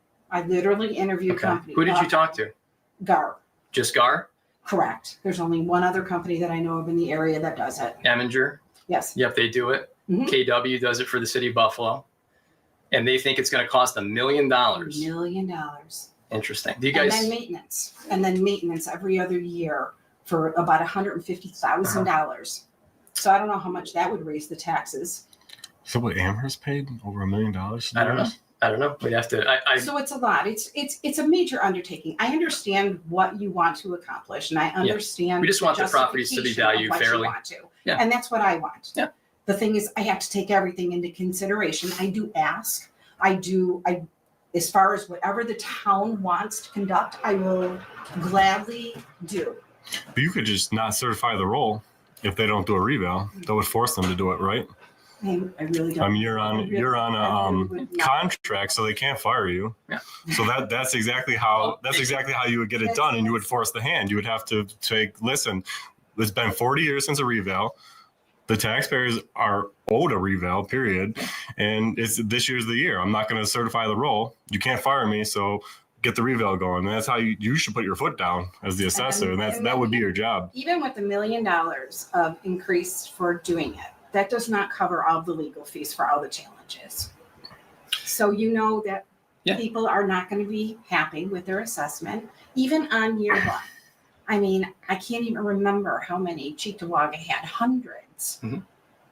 So right there's more legal fees. So there's a balancing act here. I know you want to make it simple and easy and cut and dry. Even when you're done with the reval, there's still going to be legal challenge. 40 years, though, man. That's a long time to wait. I mean, I hear that. And that's what's biting this town in the ass is the 40-year wait. I hear that response all the time, though, from towns. You know, Michael Risman, who's the school district attorney to Hodgson Russ, told me this over the phone. Well, but then people are going to challenge the assessment, and that's going to cost legal fees. But well, it's something that has to be taken into consideration. You're talking about like discarding it. I can't discard that fact, and neither can Mr. Reisman. So in other words, like it doesn't mean that everybody's going to be happy after a reassessment. But we don't do it to make them happy. We do it to comply with the law. When I mean not happy, I mean And to make everybody pay their fair share, of course. that part I totally understand. And that's the reason why we have the process that you are utilizing. Mhm. If you are not happy and you believe that yours is not fair and we are not at 100% assessment, Mhm. you have the ability to come in and grieve your assessment in order to determine whether or not you are being properly assessed. So let's and talk about that process, because there's a lot of hoops to jump through relative to that, right? Like, so for instance, can someone email in a Board of Assessment Review petition? Can they email that to you? No, but they can mail it. They can walk it in. Well, why is that? Why can't they just email We it to need an you? original signature But why? because we want an original signature. For what purpose? Right? Like, so if Because I want an original document. what? So when Why would a legal document not be something that I would want to obtain? A legal document would be an original, not a copy. Why would I not want a legal original document? I think the reason that you want a wet signature is to disincentivize people from challenging, to make it difficult. That doesn't disincentivize people if they can mail out their bill to pay their water bill. That's not and what they I'm can hearing sit from there residents. And that's ridiculous. We haven't had anybody object to sending us. We haven't even asked anybody nobody has asked us to email a copy in. So I'm not quite sure who you're talking to, but we haven't even had that request for our email address or one coming in That's that because way. the legal notices from the town and the information on the website say we won't accept electronic copies. Okay. So they read it and they go, So that, so well, they know then I'm not ahead of gonna, time. why would I So they know request ahead of it? time not to email something in, Uh-huh. and they know that they're gonna be required to either send one in the mail or to Yeah. drop one off. If someone wants to email you information about a change in the status of their property, for instance, they've made an addition to it, would you accept that information by email? When you said they made an addition, what type of an addition? Like any physical change to the property, like That they're they gonna, need to talk to the building department. but if they wanted to email you information about that or email you information about, for instance, a senior exemption, can they email that information to you? We do not accept, no, we need an original for that as well for our files. Is there any information about property values or someone's property they can email into you that you can then use to update the inventory? Because I think it says on the town website, you can email in information about your property that would change your assessment. So it seems like when it benefits the town to make updates to the I don't inventory, know. you can When email say things. that, I'm not quite sure what, I don't know what you're referencing. Like for instance, like I said, if I made an update to my home, let's say I renovate my kitchen, I pull a permit for that. You pull a permit. Yep, and I also And you make. come in for that permit. You don't Yeah. mail it in. But You but come I in. but you would accept an email from a homeowner making you aware, right, that hey, in addition to filing the permit, I have made an update to my home, and that should be reflected in my Nobody's assessed ever value. done that. Nobody has ever sat there and made an improvement and told the assessor about it. But would you and accept not that gotten email? a permit for it. Would you accept that email though, or would you make them come It's in? a And, hypothetical situation that's never existed. okay. Well, additional question. So we're coming in, we're filing these bar petitions in person. Isn't it true that the bar requires 5 copies to That's be provided? correct, for one for each board member in Yeah. order to expedite the meeting. And the Yeah. reason for that is because when it was one copy, they literally could only discuss one case Mhm. and pass the paper to each of the 5 members and wait for each one of them to read off on it before they could even sit there and discuss any issues they had or questions that they had. Mhm. So in order to make the meeting just move within your 15-minute time frame, Mhm. each member has one in front of them and they want to read it simultaneously in order to expedite the meeting. Otherwise, there's just not enough time.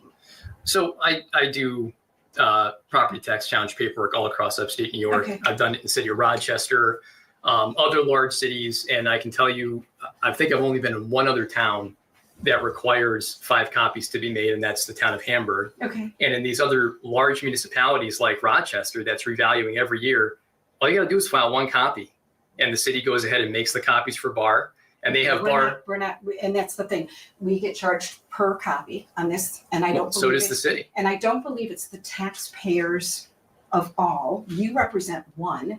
I represent the I rest. represent a lot of taxpayers. You represent one taxpayer when you come into the meeting. I And usually come in with a number of you can challenges, come in as with you're as aware. many as you want. When you're talking for your 15 minutes, you're representing one taxpayer. Right. And the town of Orchard Park is defending the rule. And so we're defending it for the rest of the taxpayers. And I don't think it's upon them to pay for the copies for yours. It would be I the don't believe- taxpayers. When you say you have to pay per copy, what do you mean by that? I Like mean that towns are charged, we don't own copy machines. the copy machine is like rented, Correct. It's a and lease. every time you make a copy, the town's paying for that. That's correct. Interesting. And we don't pay maintenance on, they take care of if it becomes obsolete, if it breaks, things like that, that's on them. But that's how we, I think a lot of taxpayers don't realize that they could pay for the machines. The machines are much more expensive. because a lot of taxpayers look at it like, what are you talking about? We pay for the ink, we pay for the machine, and you want to charge us for extra on a foil. So I think a lot of Even if taxpayers we- don't realize that. Even if we weren't paying per copy and let's say we had the machine itself, you would pay for the machine initially and then you would pay for Well, yeah, the ink, the electric, you all would pay that. for all the things. So it's, as far as this goes, you would be winding Mm-hmm. up where the taxpayers are paying to make copies for your challenge. And we just don't feel that that's something that they should be obligated to do. What if we engaged in some outside the box thinking? Because I know in the room where you hold bar, there's a huge projector screen down there. What if we just took the petition and put it up on the projector screen so that all the bar members could view it? Is that something we might be interested in doing? And then that way, you wouldn't have people having to come in here and make 5 copies and then everybody could see what's being reviewed? I feel as though it would be one of those things that it wouldn't be clear to read and easy to read. How so? Well, because I mean, you sit there and you're talking about a lot of tiny information on a thing. You've got pictures of houses on there that you're bringing in. I just don't think it's something that would be easily read off of a monitor. Well, you can- Do you you can- have an objection It sounds like you have an objection to supplying copies for the board members. If you want to bring one in and have one board member look at it, I mean, So it's not as if, it won't be as efficient. They're not going to pass it around because you're not going to land in your 15-minute time. I think that it's, I think that it's a, just another argument for something as simple as bringing copies for each representative so that they can view it. I mean, we can sit there and we can fight about every minute little thing. I'm not trying to have a fight.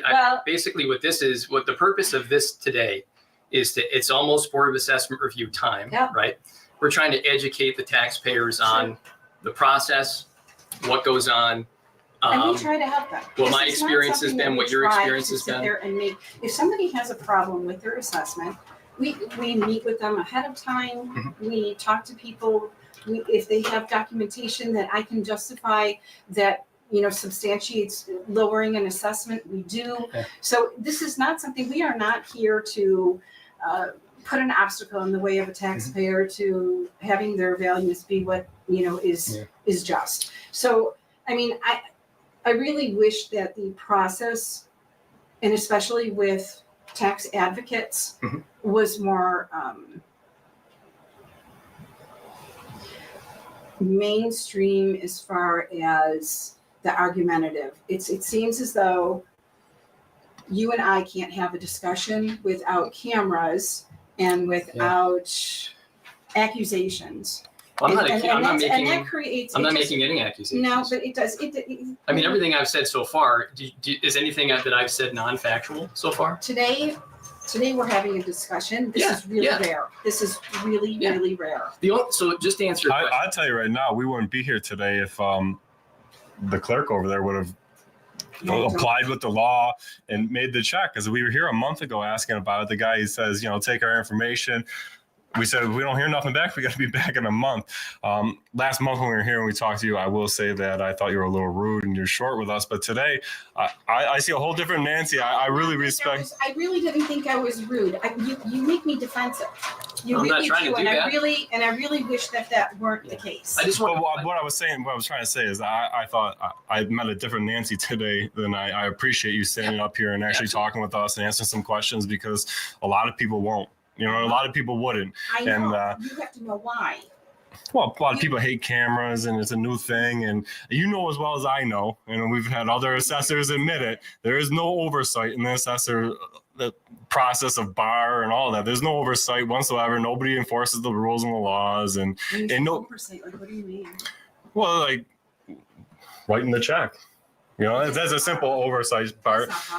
Yeah, but I'm saying like following the rules at bar. Like how many times have we seen that? You know, like at other bars that they don't want to hear the law. They want to do it their way. They want to do it the way they've been doing it, type of stuff. And there's really no oversight. So we're trying to give it a little bit and try to also educate the people of the process. So like you answering questions, not only, you know, I appreciate it, but the public will appreciate it too, because there's a lot of stuff that it's not an easy process to understand. You understand that. I do. And your average person doesn't even get it. And we try to help people through the process. And I'm not trying to be combative. I mean, basically the reason why we start recording these interactions is the first year that I came into Orchard Park and started handling challenges for people, I came in with bar petition copies, and, you know, I'm accustomed to just making one copy because every other town does it that way. And there was a person in this desk right back here, all the way to the left, when I asked, would it be possible to make copies now? She said, we are not Kinko's. We're not going to make your copies. So that's kind of a different way of saying that the taxpayers are paying for it and we don't feel they should foot the bill. That's poor customer service, and that wasn't necessary to say things that way. I almost said it today, but not as to be snarky. It's just. But you understand. To give like perspective of like. That's how it comes. That's how it comes across to a taxpayer, though. When you say we're not Kinko's, there'd be a better way to. If she had come up here and addressed me and said, "Sir, our view is that if we were to do that, the taxpayers would be footing the bill, and we don't think that would be appropriate," then, you know, this would have had a completely different outcome. I may have had a conversation about that, but I wouldn't have said, okay, so basically this town is going to be a problem. That's my takeaway when I go in to file petitions and I get that type of response. Then it goes on the list. Okay, so we have to focus on this town and figure out what's going on and make sure that these people are providing better customer service in the future, complying with the real property tax law, and treating customers with respect, treating taxpayers with respect. That's really what this is all about. Some towns do a great job of that. I had a conversation with the assessor in the town of Union this year.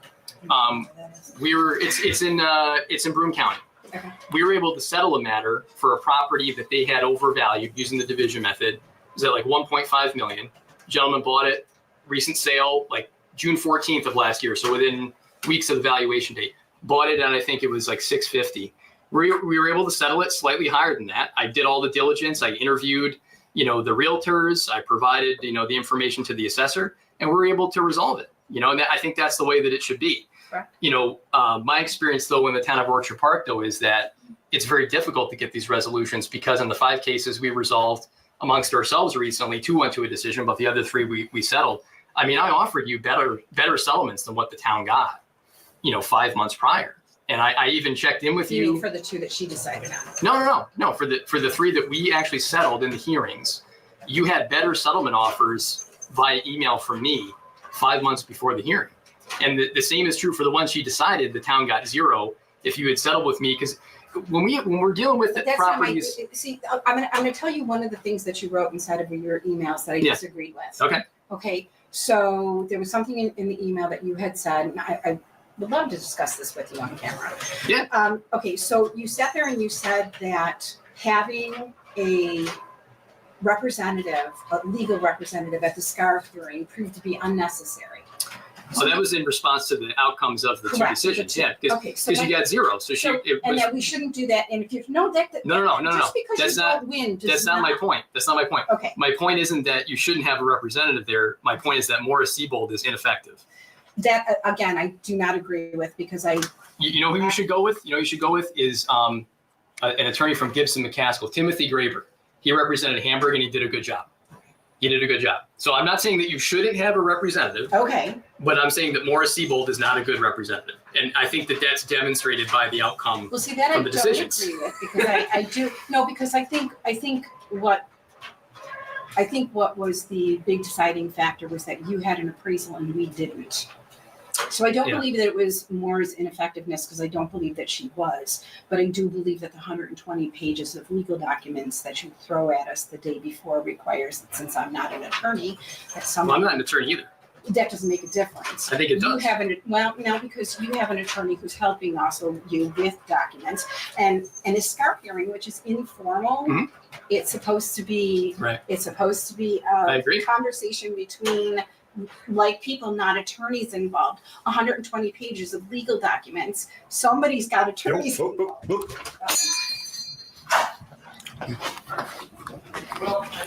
Just the man we're looking to see. See, Yeah. it's always a pleasure to see you. Why does it take pulling teeth to get a hold of you? But if you have any questions today, you can email them to me. If not, Then what do we do? Wait a month and not get answers? if you have any questions. We were here a month ago trying to get some answers of why you haven't written refund checks that you owe the taxpayers. Okay, you have an answer to your question? What is the answer to the question of why you haven't paid the refund? For those refund checks that show my clients, we're wondering when we can get those. It's been 60 days. You know, that's what I like is you never let anyone get word in edgewise. Go ahead, talk. Okay? So if you have a question, send me an email. I already did. Sent it this morning. Oh, well, There's been a lot of them sent to you over the past 60 days. oh, thank you then. Okay, so when do you think we can get those refund checks? I'm not sure. Why are you not sure? Aren't you the one in charge of writing the You're the one in checks? charge of writing the checks. It's not Nancy Kenlin's job to do it. Because we're gonna do just escape to your office? Why do you have a doll of a supervisor in your office? That's what they do. This is a rhino right here. This is a typical politic. He's gonna go hide in his office like a little girl. I thought Republicans are supposed to Wow. watch out for the taxpayers, not screw them over. Wow. This is the only town that has not dispersed the appropriate refund check for the 25 some odd clients I've had in Erie There County. you have it, folks. That's your town clerk. Write him an email. That's what he wants. He wants some emails, I guess. No further comment on that, Mr. Rubio? As of the very date that this video was published, this town clerk refuses to write that refund check and comply with the law. He hides in his office and hides behind the women and has an utter disregard for the law and the taxpayers. This is a trash bag pile of crap. Leave your comments in the comment section what you think about this tax collector who will collect taxes using illegal assessment methods, but when the courts tell him to release the funds, he refuses to release the funds. Which leads us to, what are we going to do when the law is lawless, folks? I just want to point out that every year we do this song and dance where the invalid method is ignored, and every year we go to SCAR and this all gets reversed. We live in a society now where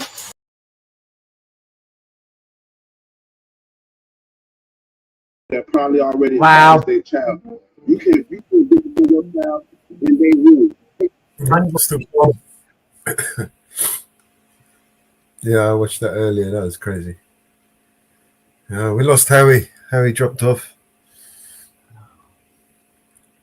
How you doing, Apollo? Everything good?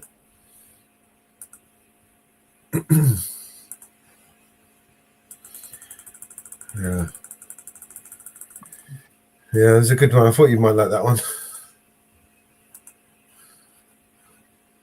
They don't care. No, of course they don't care. They're not. They're immune from prosecution, and it's a civil matter anyway. So there's no accountability. There's no, and as you see, most of them are volunteers, right? So what are you going to take? I mean, there's another thing about these volunteers. They make so much money being volunteers, right? It's crazy, right? How do they go in there as volunteers and then they all of a sudden get their hands so greasy and so fucking in the cookie jar, right? While they're in there. See that 10 grand that went missing? Where'd that go? Yeah, sorry, I was listening. I was AFK. One question: how can they make money if they are volunteers? Good question. Maybe I don't understand the word volunteers right, but if we say here volunteers, they're working for free. It's called perks, privileges. Oh. Huh. And you get perks and privileges. Okay, I got it. Yeah, you can work for free. I mean, shit. No, but listen, I do a lot of work for our company, volunteering, I help them out wherever I can, volunteering without getting paid. But there's a benefit somewhere along the line, right? Not for me. Sometimes it could lead on to better relations. I know. For the woman, I understand. Further, more contracts. Reputation. Recommendation. There's always a benefit, right? The key pro bono. You know what I mean? There's always someone benefiting from it, right? I like that Daniel he's really ruthless. He don't care. He keep bothering and bugging them. He don't back down. Yeah, Daniel is ruthless. The guy who was he was with, he seemed really knowledgeable. Who is he? It looks like it's what he does. He goes from town to town and helps people reassess their property taxes and gets he's an advocate. He's an advocate. Yeah. Okay. It's basically somebody that got screwed over. He figured he learned the hard way, and now he's using his skills that he's developed to help others. You know what I mean? Right. Yeah. Huh.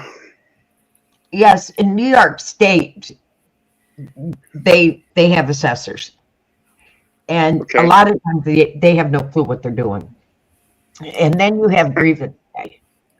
Now, bearing in mind, right, to not pay out the 6,000, 8,000, whatever it was, right, they spent upwards of 10,000 in legal fees. So they would rather spend more, right, to not pay. Do you know what I mean? It's crazy. It's insane. They spend. You know, they spent upwards of 10,000, right? At least, maybe even up to 50,000 on a lawyer who lost the case, right? Yep. The taxpayer paid for that fee, right? Ego. It's pure the ego. For the lawyer. Yeah. When they should have just paid what they owed and be done with, right? Rather than, in fact, at one point, the settlement that he was asking for that they denied, right, ended up less than what the judge ordered, right? Right. So they should have just paid what the guy asked for in the first place. Do you know what I mean? Yep. And now they owe this, and they can go back to court because they're in. No, they're in further litigation. Yeah. Right. They've created So now further litigation by doing that. Now they can go back to court because they have failed to pay, and now they can get more money. Well, why? Come on, let's be fair. Why should they care? Why should they care? They don't pay it anyway from their own pocket. Wait a minute. They're in contempt of court. They are in contempt of court. Yes, it could amount to criminal charges. So something's going to give at some point. Do you know what I mean? You know? They're in contempt of court. Right now, they think they're protected, but you know, it's. Yes. When you can prove willful negligence on behalf of the government, right? That's when you got them by the balls, right? When they willfully, knowingly break the law, right? That's when you have them over the rocks. And some of these people, they're so brazen, they're so brave, they don't give a shit. You see how they are with the police, right? They're recording themselves breaking the law every day. They don't give a shit because they know they're protected. For the most part, they're protected, right? Because now they're in contempt of court. Yeah.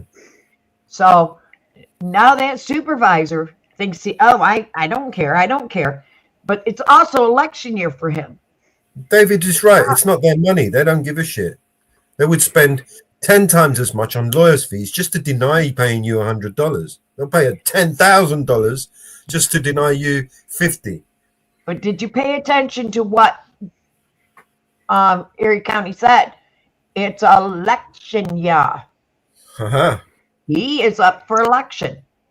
Okay, but Mama Bear, let's be real here, okay, Mama Bear. You think the voters know about it? How many people are gonna watch Erie County's video? 100 from this? He has a big channel. He is a big channel. Erie County's a big channel. Erie County is not a small channel. I know, but what I mean is from this city, you know, from this city, how many people are interested on these videos? 100, 200? I don't think they're this old. Okay. 1,000. And you gotta, Erie County's in a lot of trouble right now. Okay. Erie County is in big trouble right now. You mean the audit or the county? The whole county. Ah, okay. The whole county's in big trouble now. They had the head of the drug task force smashed up 7 cars. It's been covered up. Okay. Cool. Right down from the sheriff's department to the police department, to the mayor's office, to the county legislators. It's in big trouble. Holy shit. It's in big trouble. So you don't think everybody's paying attention to the whole politics in Erie County? Oh, yeah. It's been big time. From the Buffalo Stadium to the sheriff's department, to the police department, to the legislators, the whole jit and caboodle in Erie County is all being watched. Oh, yeah. But you see, the old supervisor from at the end, he didn't give a shit when Daniel asked him when you're gonna pay the.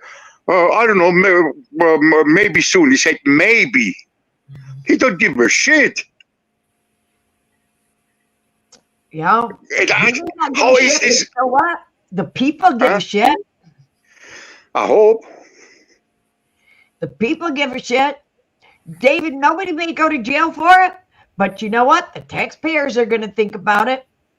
It's election time in Erie County. It's election time in Orchard Park. It's election time up there. And you know what? There's people's property, because you got to remember, 40 years, no reevaluation of property taxes. Nothing has been reevaluated in 40 years. That guy that sat there on that board, he's been there 30 years. And I wonder what his taxes are. Right. I wonder what his property taxes are. I bet you his property taxes aren't very high. Oh my God.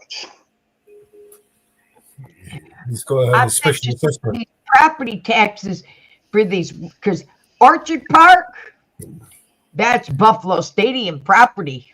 Well, they get independently assessed, right? So, you know, they don't pay the same fees as you. Because Orchard Park, that's Buffalo Stadium property.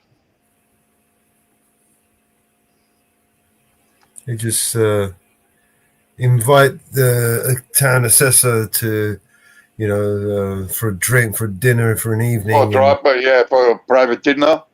You know, drop a little couple of quid underneath the table there in a little envelope, and everyone's happy. You know what I mean? You guys Trust me, Milos, I went to dinner like this with politicians and CEOs. I was with people like this. I know too. They invite each other to private dinners, expensive trips and shit. You know how many times I got emails invited to make trips paid by CEOs from big companies. Fuck all of them. They're gonna ask something in return one day. Nah.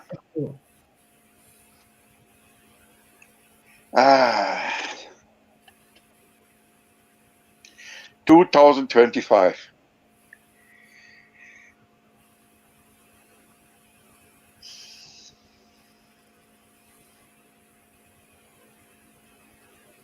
Oh, he did another video on that one day ago.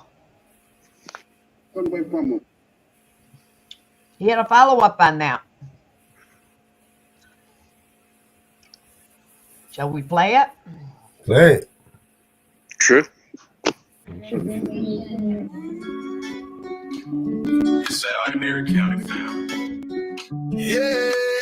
I love his intro. Rolls into town. Our public servants better not clown. Our rights respected, no backing down. I audit them all, Constitution. Restore bites, don't bark. Light up the dark. Erie County fam making a mark. Power to the people, don't lose your spark. This dog will bite, not just bark. Right?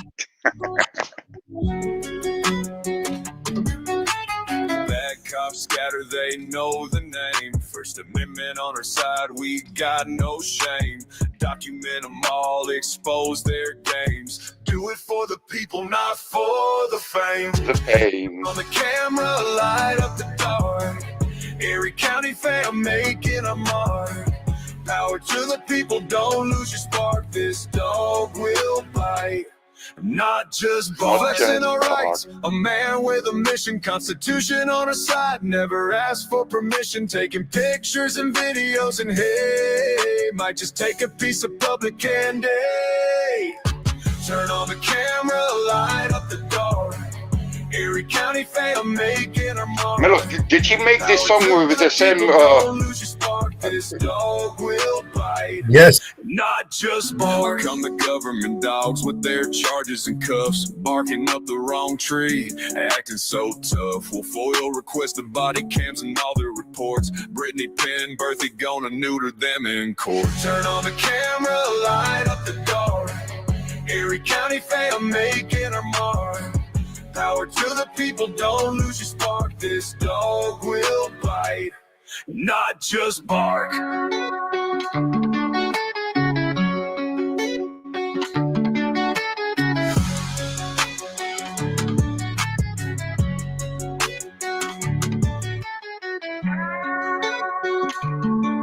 forget to like, share, and subscribe, fam.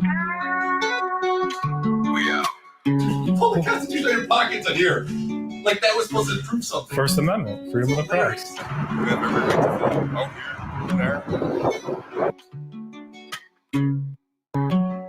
Your name is not Dan Erie County. This isn't Erie County. Yeah, sure it is. I'm here. It's Dan Erie County. Legitimate? Maybe. Official? No.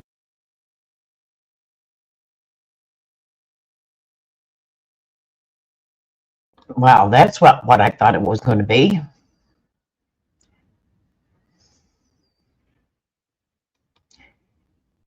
Guess it didn't load.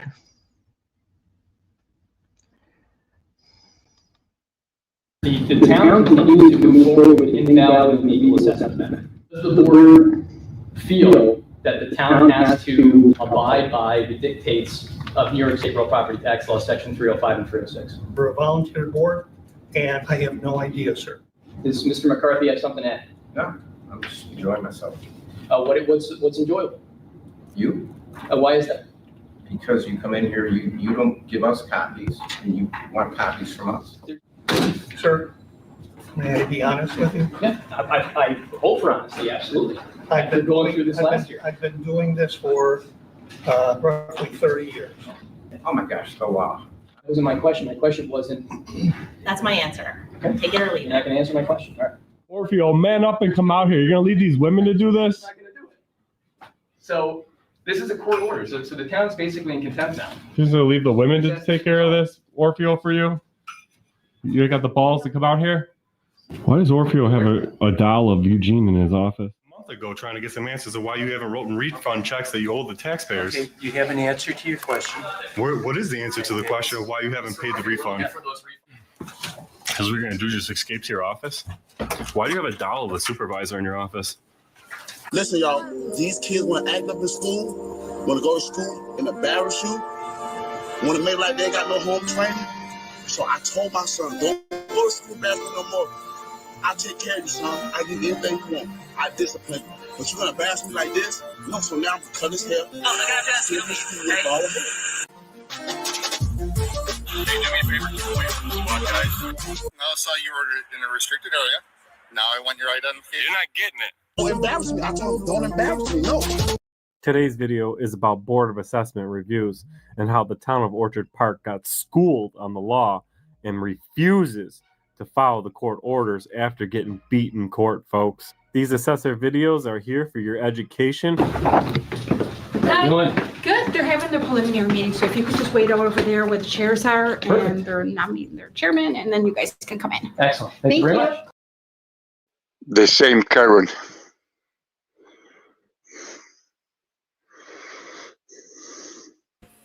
I was short.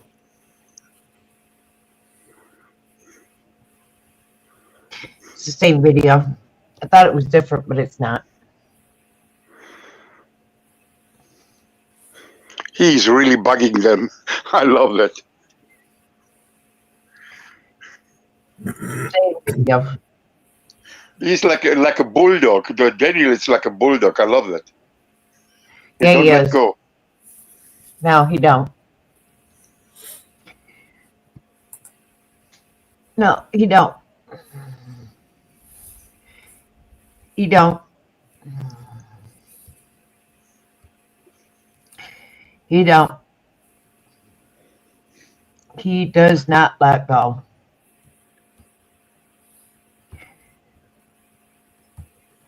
He doesn't let go. After what happened to him in January 6th, he really hates the government. I think he went to jail for it. Am I right? Who? Dan. Erie County? Yes, he went to jail because he was on January 6th. He's been acquitted from all that. He's been what? He's been pardoned for all that. Ah, oh, by who? Trump.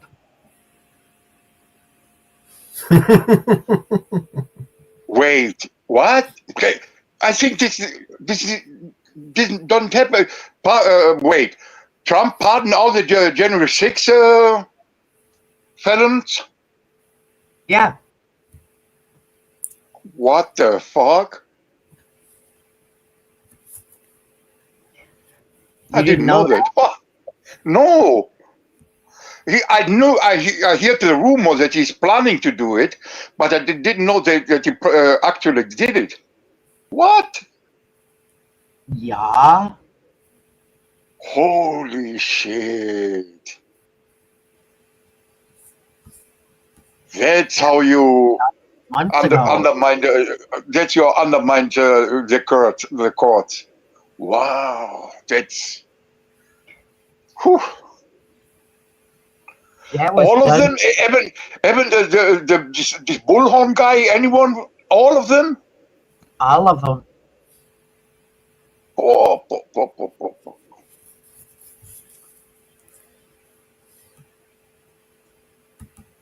Wow. That was what, January?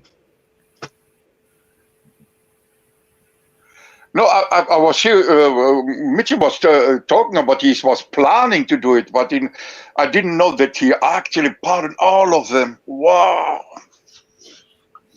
So what's the point then? They released all of them out of jail. Wow. Most of them were already out of jail anyway. They'd already Some of served. them were in prison. Some of them were in prison. They released them out of prison and out of jail. Holy shit. Democracy. Well, I'm saying most of them that got pardoned weren't even in jail. It was over with. Do you know what I mean? They already served their Some of time. them are back in jail. Some of them are back in jail. No, I'm just saying that the pardon was just too late for them in a way. Do you know what I mean? Okay. Some of them got released. Some of them got released, put on planes, and taken to other jails because they had charges in other states. For new, but with new charges, they did new crimes. Well, charges. They were federal charges, but some of them had state charges in other states, and they were sent to the states they had state charges on. I see.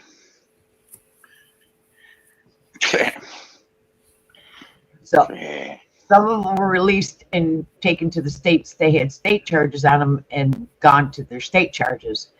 And some of them had other federal charges, and then the federal charges then got prosecuted. So now they got the federal charges to contend to. They were released on the January 6 charges, but now they're facing other federal charges. Yeah. So what? Then Trump is gonna pardon them too again? I have no idea. This is a clown show. But the state charges are up to the state. You know. So now it's the state to deal with. Because I know some of them had state charges. When reality is stranger than fiction, that's when we know we've got a problem, right? Yeah. Oh, this is from a movie, a quote from a movie. Well, because listen, if I made this story up, no one would believe it. Right. Now there's state to deal with on a lot of them. So now it's all state.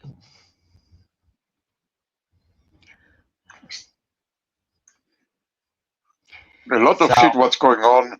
You can't believe it. You can't write it. Yeah. So, well, judge overturned the Kango Island. The decision, remember it put on hold? The judge just overturned that.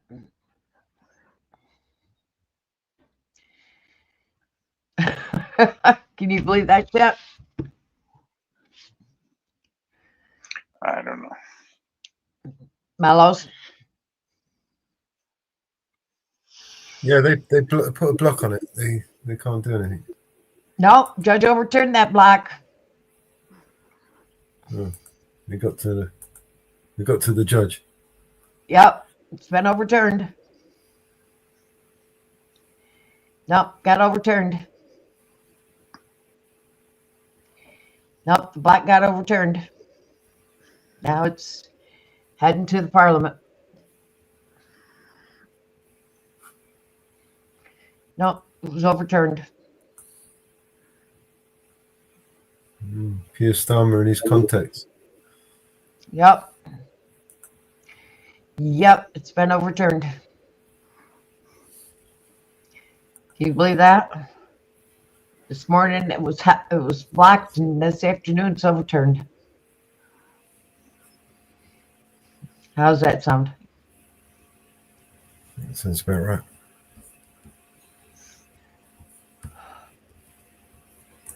Yeah.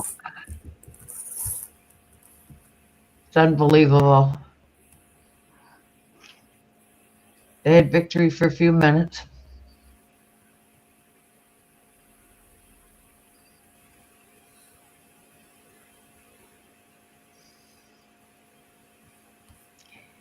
They thought they had it for a few minutes. And they lost it.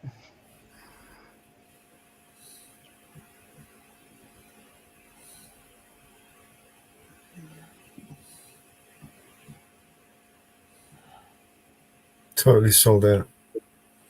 So how much is that going to cost? I mean, imagine the cost of that. We've got to give them the islands back. We've got to pay them millions of pounds, billions of pounds to keep hold of Diego Garcia, and then billions of we got to pay them millions of pounds in reparations.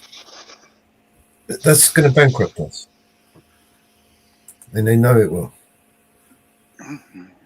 Yeah. Let's prepare yourselves for a financial collapse that will make 2008. Oh my God, stop it, Meadows. You already depressed me today. The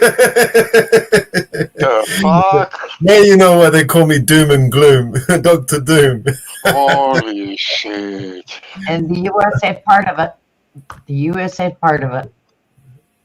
The worst part about it, I'm fucking pretty accurate most of the time. I had to take an antidepressant pill because of you. Yeah, Holy. I've got shares in antidepressants. It'll be a good business to invest in, actually.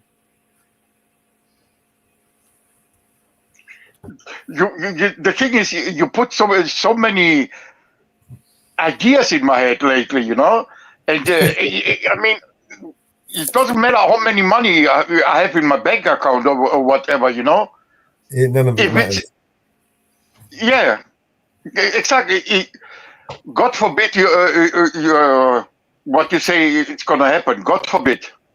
Yeah. But if it happen, the money is worthless in the bank. Right. Money's worthless when the bank collapses. Do you remember Jesus Christ. Remember what they did in Greece and in Cyprus? They gave everybody a haircut. Give them a haircut. Gurab Simon. You know what I mean? Gurab Simon Leon. Look, you can cook money. They gave him a haircut. That's a fancy way of saying they stole everybody's money, right? Yeah. They just reached into everyone's bank account and they just took whatever they could. They called it a haircut. What an insult. What a fucking insult. The haircut. Yeah, we just I need to reevaluate my assets, man. Boy. We're just gonna give you a little short back and sides, you know, don't worry. Just a little trim off the tip. Money in the bank if you can't get money out of the bank if there's no power, Apollo. the ATMs machine didn't work.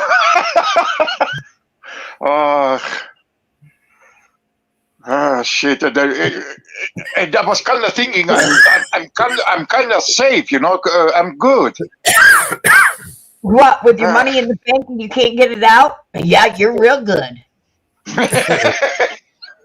Oh yeah, real good, Paolo. The bank is the last place you want to put your money. That's for sure.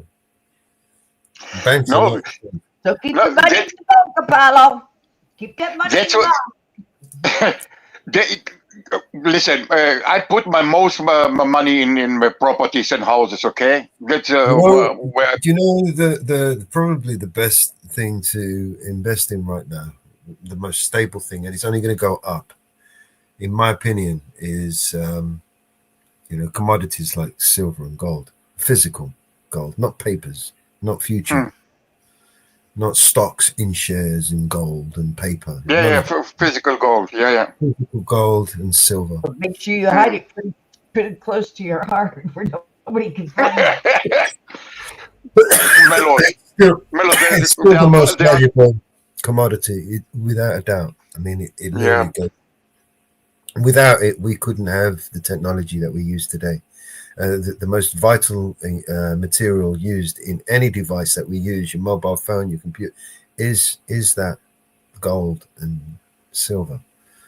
So, yeah, but it is gonna make me paranoid, Melo. So, can you imagine? I buy all this gold, and then I can't tell no one. Well, this is the problem, right?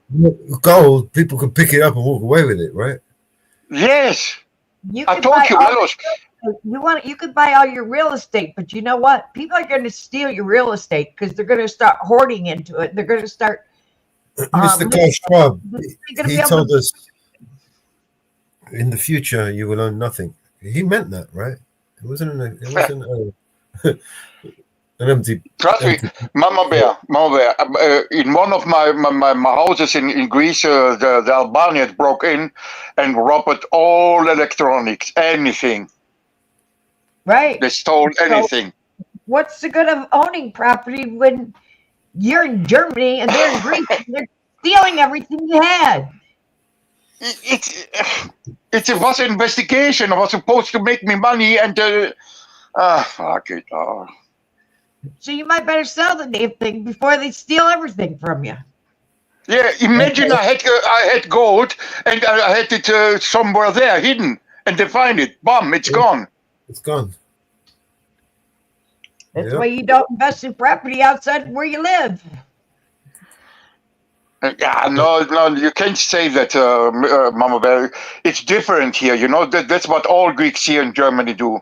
They earn money in Germany and they buy things in the homeland. I don't know. That's how we do it. No, I own my property. It's paid off. And I invest in my property. So when I get ready to sell, it's all paid up and everything I have it's free and clear. Because here you can sell and take one-time tax deduction. And I sell it and all the money I make off it, it's all mine. And I don't have to pay the government nothing. Yeah, but you don't have to deal with these fucking Albanians. They steal anything, these fuckers. Melos know what I'm talking about. These Albanians, wow.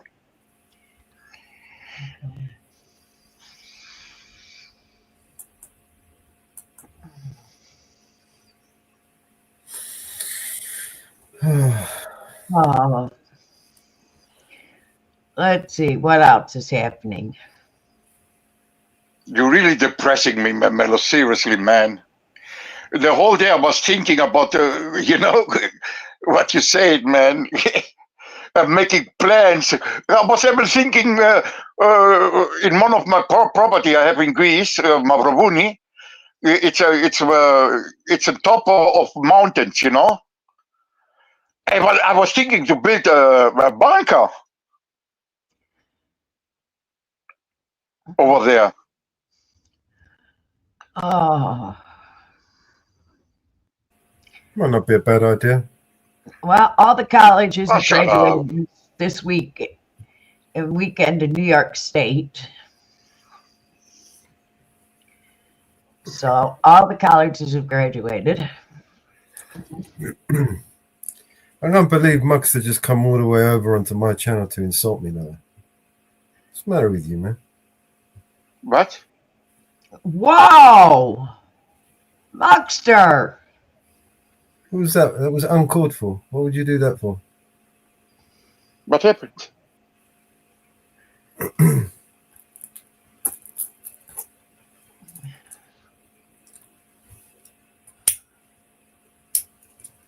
Oh, shit. That's what I mean. See, Melos, that's what I mean. Small people. Remember what I said about small people? Even this hello idiot. Oh, my God. Anyone. I better step down.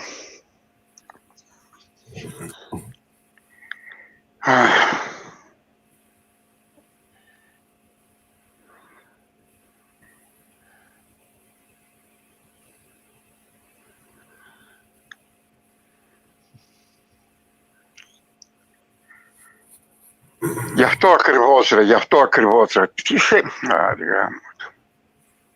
Right. Muxter's always been a bit of a weird one.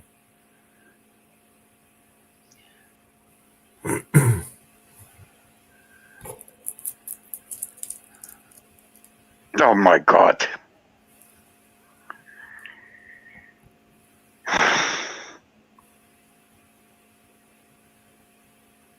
Yeah, the straw man argument doesn't work with me, Muxter. That's pathetic, you know. But, When did I say all Albanians? It's what we call it's double speak. It's what we call a straw man argument. If you can create, when you want to, discredit or you want to destroy somebody, or you want to hurt somebody, create a straw man argument. You know what I mean? So when you say, well, you never said that, but he's created this straw man argument. When you say all Albanians, so you could set it up so to justify his behavior, basically. It's pretty sad, Muxter. I mean, I thought you were actually better than that. You know?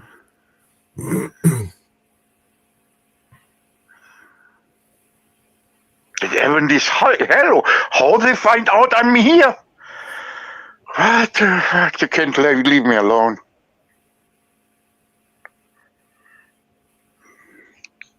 Yeah. Basically, it's the technical name for it is ad hominem, right? When you have to resort to ad hominem attacks, you've already lost the argument. You know, if you have to resort to low blows, then you didn't have an argument to begin with. Yeah. Articulate. No, forget it. Let's forget it. I don't care. Ignore this idiot. Fuck it.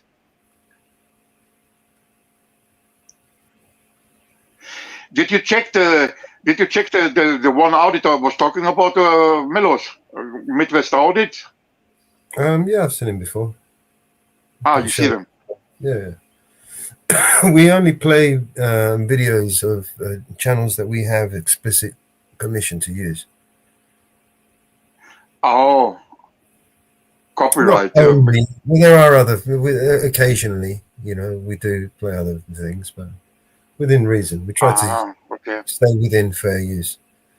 Oh, so you don't get copyright strikes? Okay. I didn't know. Okay.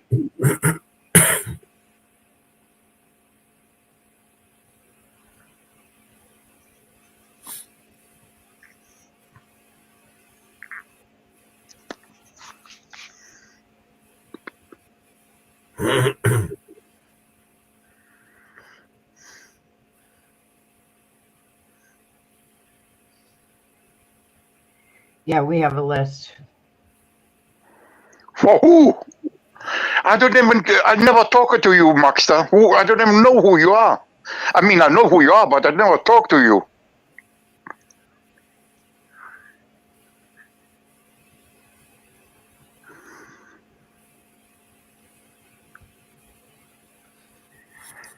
Jesus Christ. Συγγνώμη ρε μέλλον, δεν...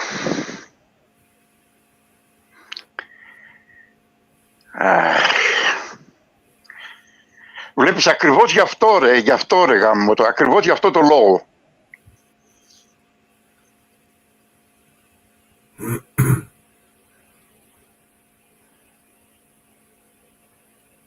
Negativity everywhere they go.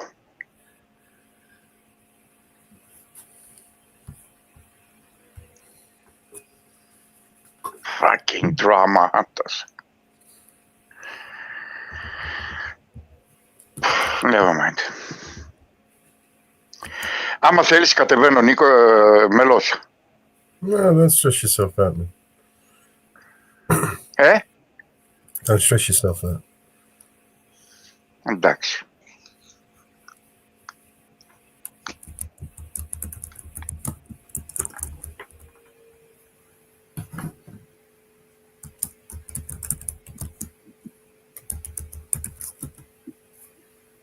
Μαλάκες.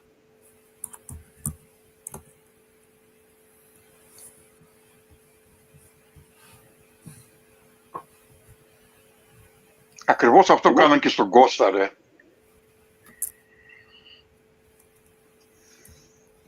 Δεν μπορείς να πεις τίποτα, όλα τα γυρνάνε ανάποδα.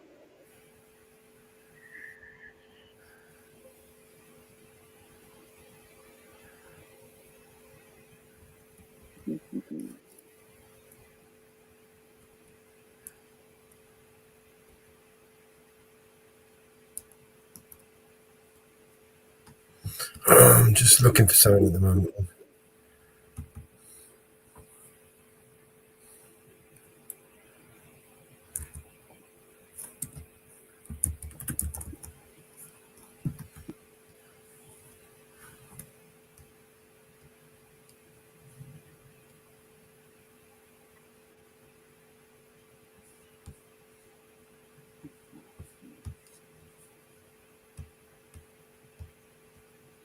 All right.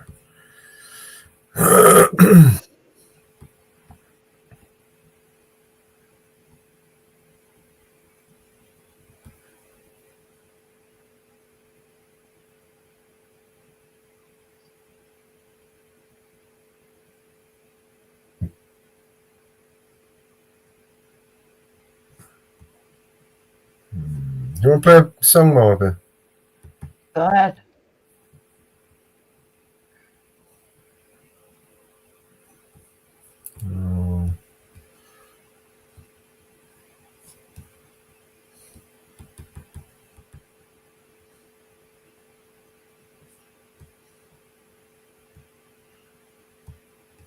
Where is it?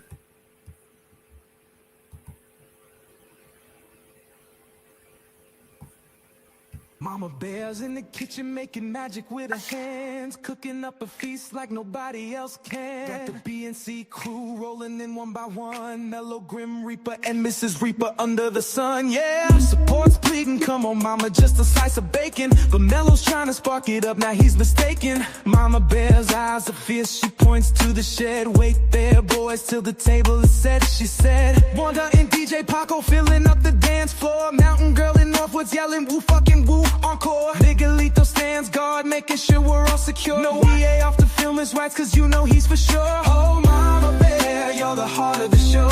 With your love and care, you make the evening glow. From the kitchen to the floor, you hold us together. The moments you create, we'll cherish forever. Swag is on a mission, Kiwi's calling his name, while DJ Paco spins the record, keeping up the game. Maria and Cad share a toast with Shamrock. Tommy V and Vince engage in deep talk around the clock. The vibe is electric, the air is filled with joy. Support still dreaming of that piece of bacon, boy. Wanda's heels click as she grooves with the beat. Mama Bear watches smiling as she takes a seat. The music echoes through the night, the stars above agree.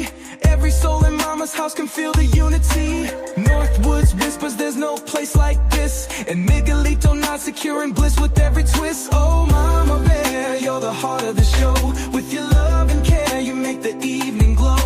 From the kitchen to the floor, you hold us together. The moments you create, we'll cherish forever. In the chaos and the fun, shines through. We owe this night to you, oh mama, that's true. Underneath the Hey, stars, Ariel. the dance never ends. Thank you, Welcome to mama Canada. bear, for bringing us together, friends. You got something you want to show us? You're the queen of the night. Under your care, everything feels just right. You got something you want to show us? Yeah, I got a new song for you that BNC made. I already talked to him and said it's good to show. Oh, brilliant. Yeah, well, there you go. Yeah. Oh, BNC on everything. Yeah. Oh, if you know, you know. When I was young, I fell in love. We used to hold hands, yeah. We had enough, yeah. Then we grew up, started to touch, kisses beneath the moonlight in the back of the bus, yeah. Your daddy never thought much of me, and he doubted when I told you you were my destiny. But every night she found a way out of her reality. She used to meet me on the BNC side, in the city where the sun would never hide. And every day, you know, we glide through the back streets in a BNC Corvette ride. Baby, I just wanna leave tonight. We can go where our dreams ignite. Drive past the BNC coast, soak in the sea. Take my hand, baby, come with me. Yeah. We can do anything if we set our minds free. Rewrite the BNC story, leave the past in history. My love is yours if you take a chance. Give me your heart, let's live the romance. So come away, starting today. Create our own BNC world in a different place. Love's a spark that set our ideas free. So baby, run away with me. 17, dreaming of what life could be. A family, a home, all realities extremes. And suddenly, we hit 23. Now life's pressure got us feeling the squeeze. Bills to pay, jobs going nowhere. Old friends fading like whispers in the air. But now I look back at who we used to be, to the moments of love etched in our memory. He used to meet me on the BNC side, in the city where dreams never hide.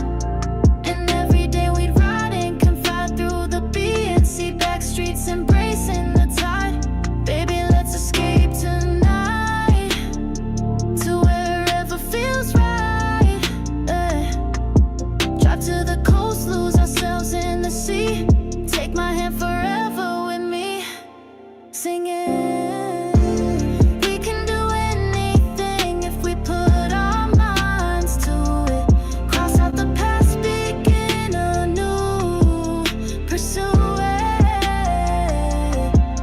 My love is yours if you're willing to take it. Give me your heart, no fear, let's embrace it. So come away, starting today, launching life anew in a different place. Love's the thread binding you and me. So baby, run away with me. Run away now, run away now, run away now, run away now, run away now, run away now. We used to meet on the BNC side, and I'd be waiting hard, so open wide. We used to meet on the BNC side, where love was our guide, we never hide. We used to meet on the BNC side, the city where dreams collide. We used to meet on the BNC side, under infinite skies, by each other's side. In the BNC city where the sun don't set, love couldn't die. In the BNC city where the sun don't set. It's you and I. If you know, you know. Thank you, man. That was a pretty awesome song. Welcome back, Grim. We tried. It's as if I never left. Where are you off to? Somewhere nice? You're going the scenic route? Hey, what? Oh, no. I was just testing out a new camera. All right. Oh, cool. See how it looks. Just to annoy some Americans who say that the Brits can't drive properly because they drive on the wrong side of the road. They want to try driving on some of these roads, you know. Looks like you could hit the mat on. Yeah. Looks like you got some, what are they? iPhone head glasses or something. Spyglass. Is it spyglass? Spyglass. Spyglass, yeah. Sunglasses. Yeah, it's paired with your phone and you're live streaming from it. No. It records. You have to then transfer. Oh. Okay. So this ain't live. Oh, God, no. I'm going to lie to you, but I don't. See that dickhead there trying to pull out on me? Yeah, you almost did you. That was an American driving over there. Yeah. What, on the wrong side of the road? No, that guy was applauding you. Or just pulling out? Yeah, pulling out, that's all. It's annoying because it's they automatically record audio. In some ways it's good, but in other ways it's a pain in the ass because I have to take all the audio out just in case I uploaded it anywhere and it caused copyright. Right. Yeah. Fractions. How many storage does this spyglasses have? This particular one's 128 gig. But I refuse to pay an extra £200 for the 250 one.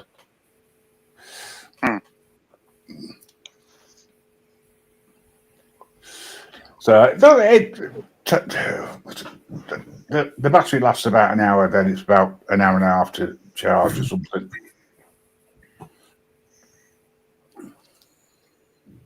By the way, Ariel, the last song was quite good. It has, I like, you're getting better and better. It has this personal touch. Not. The video was mine. The song is B&C's song. I have a question for our American friends. Yeah. Anyone seen a dashboard like that? Yeah. On the other side, though. What, exactly the same layout? That's a Peugeot, right? Exactly. Yeah. It's a 308. I don't know whether that's the reason why I'm asking is I'm not sure whether or not they're imported over there. That one is electric. I have no idea. Could be. Yeah, they don't. Peugeot are only going to be making electric moving forward. Okay. And so's Volkswagens. What else? There's a couple of others that they own. They're turning their factories to electric only, in line with the climate change. Right. Oh, fuck that. Bollocks, you know. It's stupid, right? Where I live, you cannot charge the car off road. There's no off-road parking. It's all terraced, narrow roads, right? Not cat and hell's chance. Yet they turn around and say you should be able to charge your car. This is what the government's saying. There's not enough charging ports, public charging ports. I mean, this road's quite wide for the narrower streets.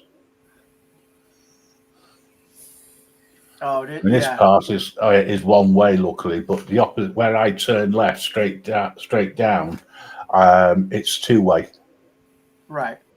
How the hell you supposed? I mean, how are you supposed to get our lorry down there?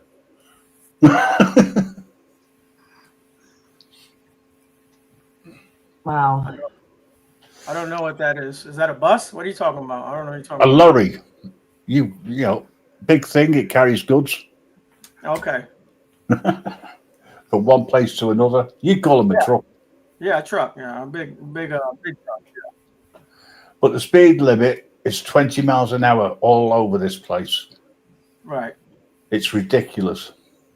And I found out that the speedos, right, below 50 is 2 miles per hour out in favor of for you. So I'm doing 21. I'm actually doing 19, 18. I'm doing 18 now because the GPS picks up your real speed.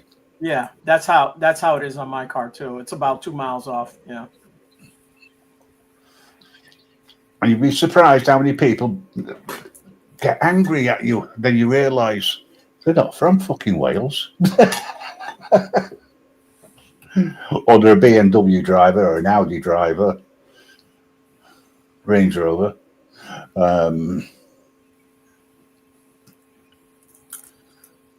But the side roads are not as smooth as these roads. This is classed as a normal A road. Nope. That's the phone. I'll answer that. I just saw a red pillar box. Never noticed that before.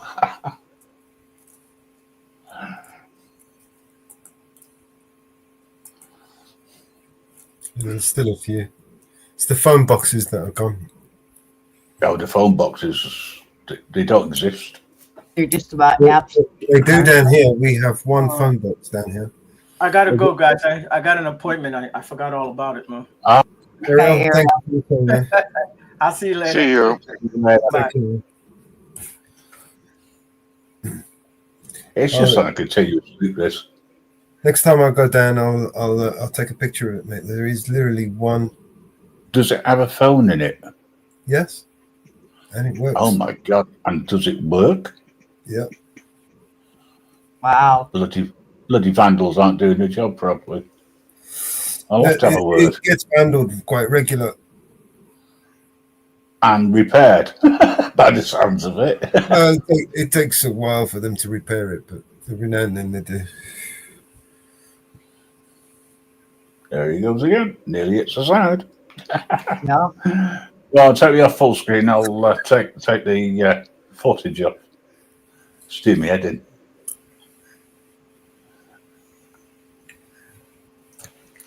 Wow, I didn't think they had phone booths still over there.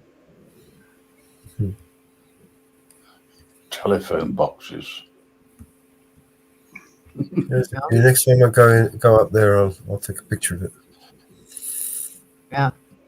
Has it got the originals red lettering on the top? Phone box. No, it's not a red box. Or telephone. It's not a red box. Oh right. It's one of those updated ones. The square glass. Well, it's The newer ones. Yeah. Before they took them out of circulation. Yeah. And that's only because of mobile phones. Mm-hmm. Once they became popular, that was it.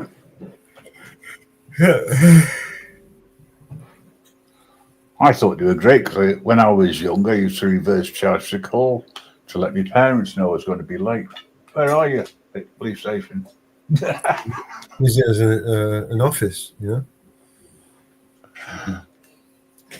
My office number. Yeah, you can reach me on this number. Yes, well, I know your sort of office.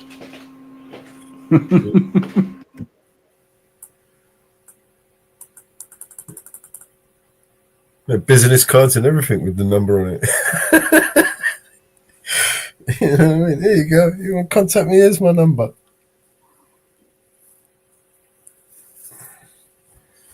Oh, Jesus.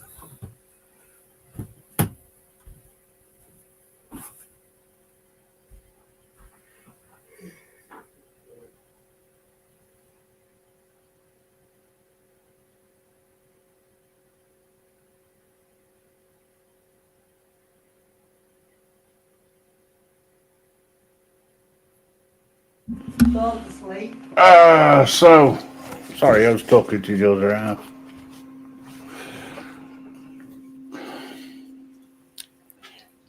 It's quite fortunate the X-ray machine, CT scan machine breaking down. Yeah. Means I don't have to travel overnight.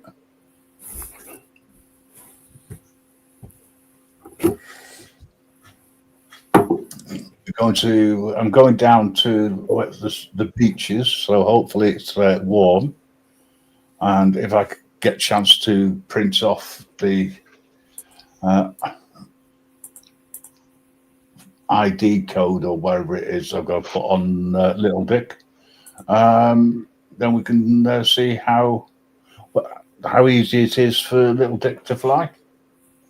Get a little dick up. Yeah. See if you can get Little Dick up. See what we can see. I am not an auditor. I'm not going to say crap like that. Thank you very much.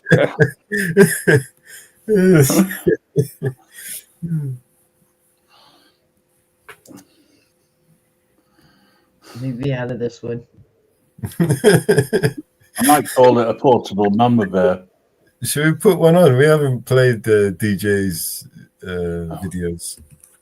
He will get upset with us if we play one of his videos. Yeah, I don't. No comment. I can't say he would or he wouldn't. I don't know. I've never met the guy.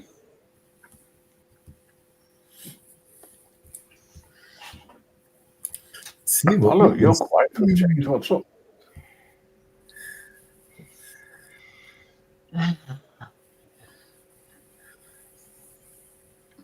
Something I said. DJ Audit. Was it because I was talking about little dicks?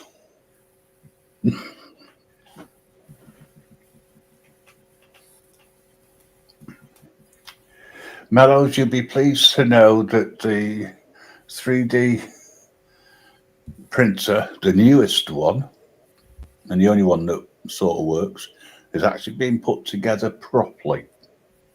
Mm-hmm. So any mistakes, it's all down to software.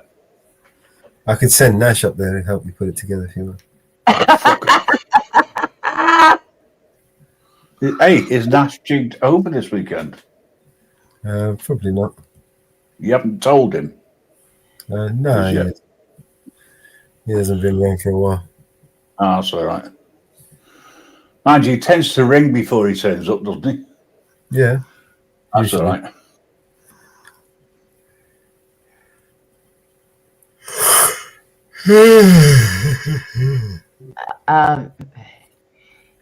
You're heading up there this weekend. Oh, he left.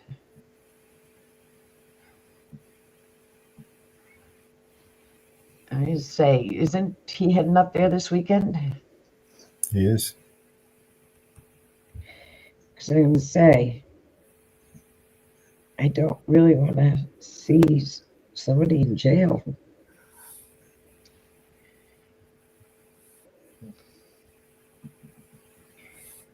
If you're heading up this weekend, I don't think Nash is going to be around.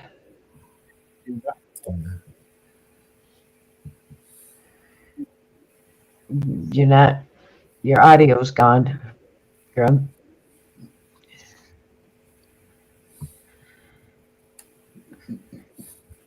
No audio, Grim.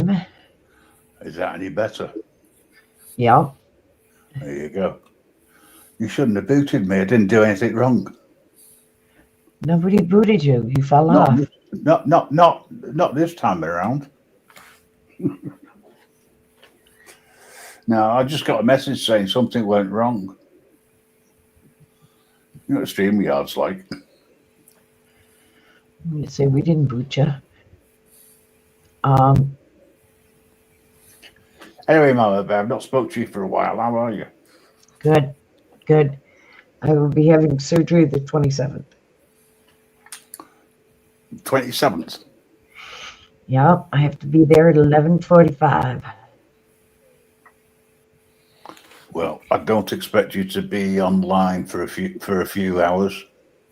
Oh, I'll be there in the hospital for up to 6 hours. In the middle of the operation, I have to go online. Wait. So I will be out of capacity for a couple days. I put one in the back, my bear. We don't have to watch the whole thing. We can just watch a bit of it. So I will be out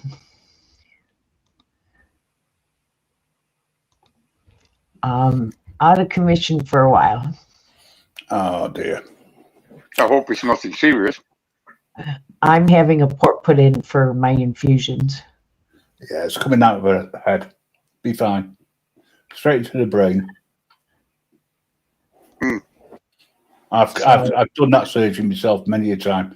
Thing is, though, you've got to use a sharp knife, otherwise the head rolls off.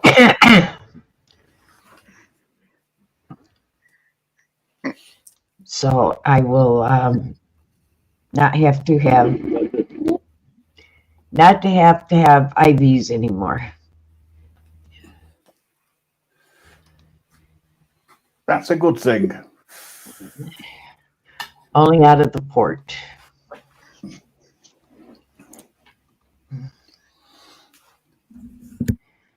Too close. Come too close to me.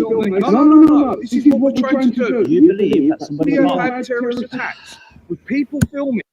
We So are you come to allowed our to compound, film. You're not allowed We to are film allowed here. to film. You're not allowed to film here. It's against the law. No, you need to You're not. remove your drone because you will be prosecuted under the aviation guidelines. So they've advised that it's private property and they wouldn't like you to fly that across there because it presents a health and safety risk.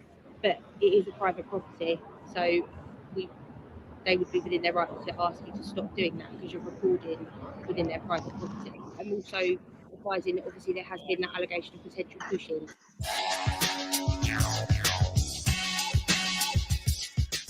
So welcome back to the channel, guys. Today we are here in Croydon and we've come to take a look at Transport for London tram depot or tram operations. It says that TfL tram depot in Croydon is known as the Ferapia Lane depot, and it serves as the primary maintenance and operations hub for the London Trams network. It's strategically located on Beddington Industrial Estate, and the depot is situated between the Ferapia Lane and Beddington Lane tram stops on the Wimbledon branch. Constructed in 1998 on a former railway site. It encompasses comprehensive facilities for tram maintenance and storage, and it houses the network's control center. Wow. Hello. And includes an office for the British Transport Police. Oh, wow. Okay. So it's the network's control center.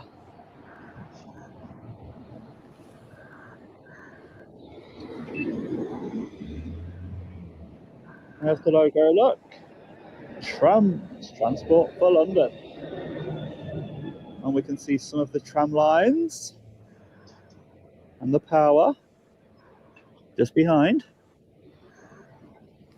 And to the right, we have the office over there.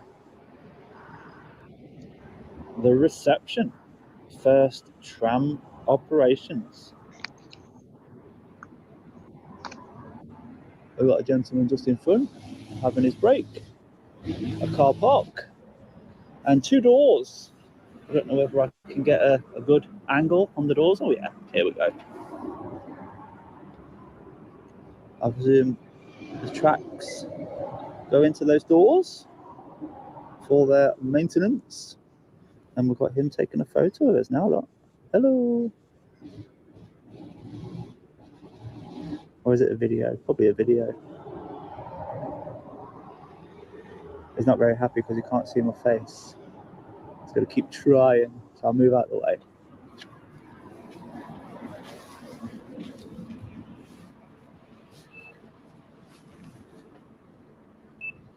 They do have a sign telling people that they will be filmed. Of course, he took my image for the purpose of crime prevention and public safety, didn't he? And if I want a copy of it, I just contact there. Of course. Lots of signs. SI, that must mean something to the tram operator. 14 and 15 as well. Oh, look at all these. Single file. They're sticking to the marked walkways, look. What's that say? Safeguard. Oh. Sorry? No, not really. I'm just making a little video. Okay, this one is security measures for you to for exploiting a video or whatever. This is the main place for the control center, isn't it? Sorry? This is the main network control center.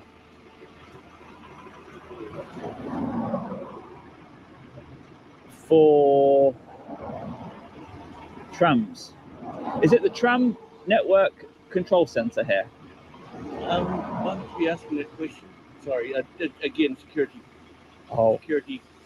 queries. That's why we always stop people and ask them when they're videoing our premises and asking questions like this. It's just security that we're concerned about. I thought the question was, can you help? That's all. Right. Did you ask me if I needed any help?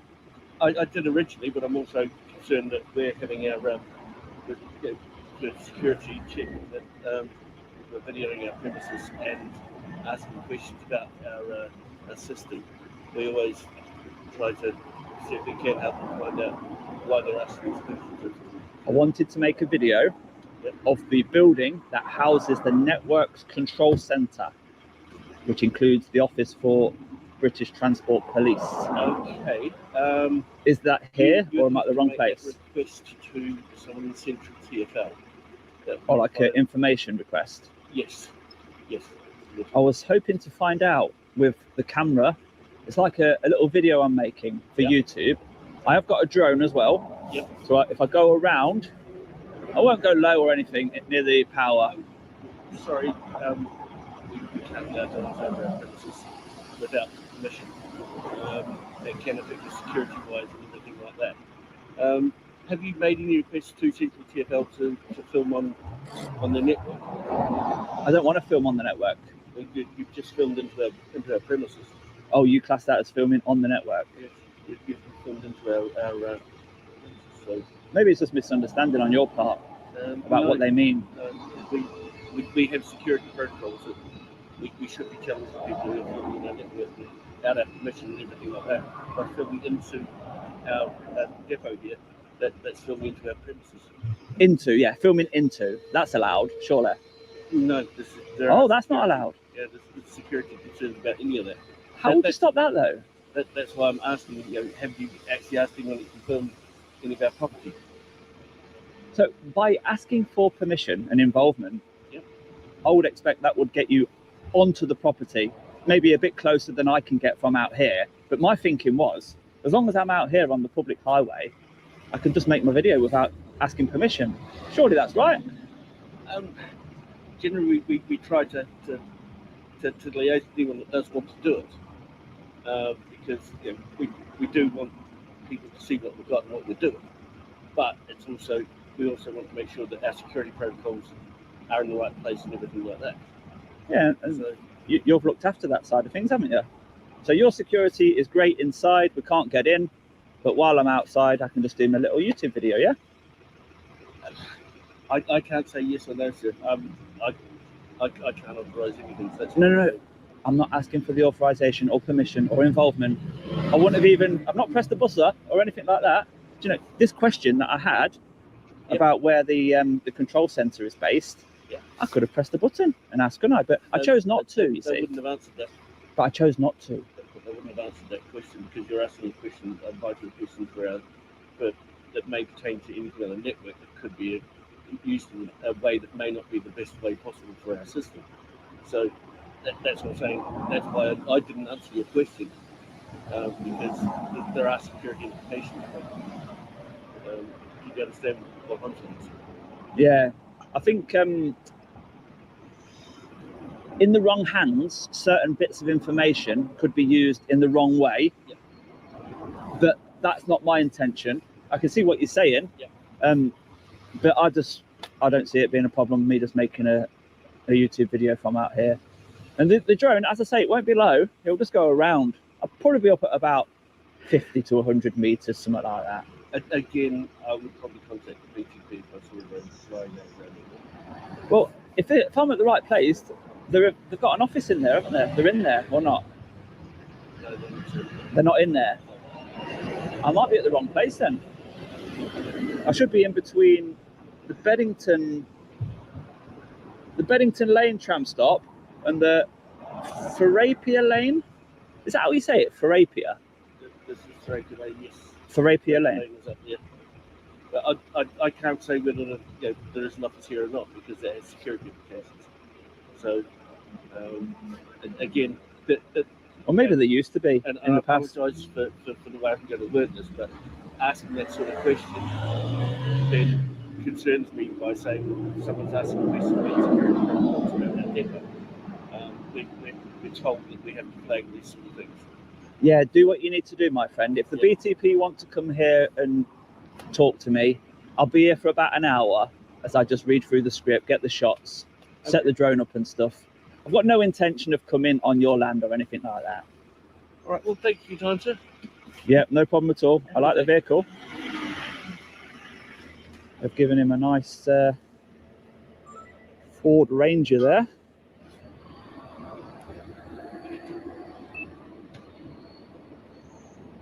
The vehicle is monitored by, the speed is monitored by GPS, and it's fitted with a tracking device. And it's even got the colours, look, the tram colours along the bottom. The same colours as they use on their logo. And that's the gentleman that was taking a photo or a video of us, who now wants to dress us up to the boss.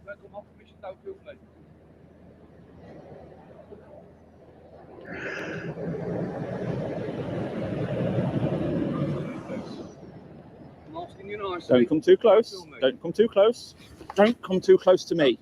Don't come too close to me. You have not got my permission. Please, you're at work. You have no permission to film me. You can stay that far away from me. That's no problem at all. But just don't come too close. That's all I say. It was only 5 minutes ago that you was filming me, mate. You're allowed to film me, but I'm not allowed to film you. Is that right? I'm not allowed to film our complex. Why was you filming me? Because you're not allowed to film our complex. You're a security hazard. What if you're wrong? Prove it. Show me your ID then.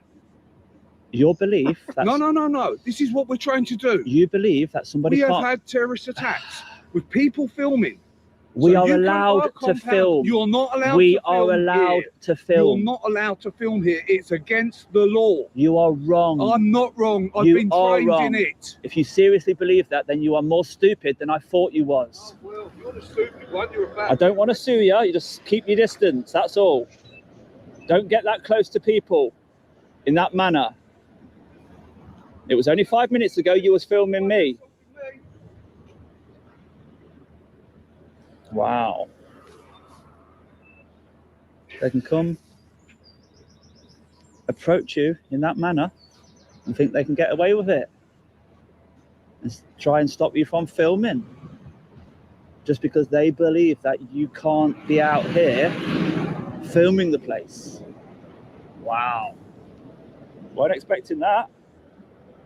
There's one of the trams just going by. So a bit more information about the London Trams network, previously known as Croydon Tramlink. It commenced operations in May 2000 and features 39 stops along a 28-kilometre route. serving areas including Croydon, Wimbledon, Beckingham Junction, Elmer's End, and New Addington. The network integrates both street-level tracks, shared with traffic, and dedicated off-street tracks, utilising former railway lines and newly constructed rights of way. And those guys that left the depot are now on the other side. Over there, look. All wearing their railway orange high vis. So the big boss man at the back lot, making sure everybody is following the designated walkways. So we've had a chat, we've had somebody asking if they can help but did not want to help, and we've had somebody who thinks he can film us, but we can't film him. We've had quite a lot so far, and I'm sure he will have escalated that to the British Transport Police, the BTP. So whilst they make their way here, or make their way out of the building, because my information said they were based inside, we will get David up and we'll see what this place looks like from above. So as always, we've checked on drone assist and there are no flight restrictions in this area. So for Rapier Lane Depot, let's have a look at you then, shall we?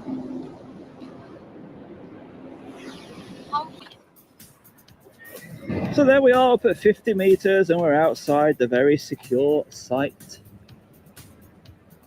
They have to get out, tap their security thing, fob, whatever it was, and the gate will open. That's not good if it rains, is it?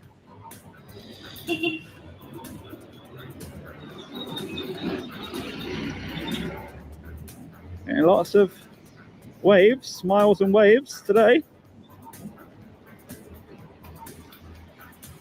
And that's the lady that's just gone in. Oh, she's in a rush, look, she's in a rush. There's a man outside with a drone!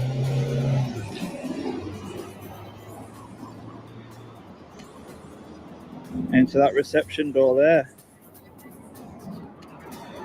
Lots of solar panels. Look at that big strip down the centre. What's that? It's like a big radiator. Well, we'll keep an eye on that door if we can, as we have a look around. That's obviously where the maintenance happens, in there.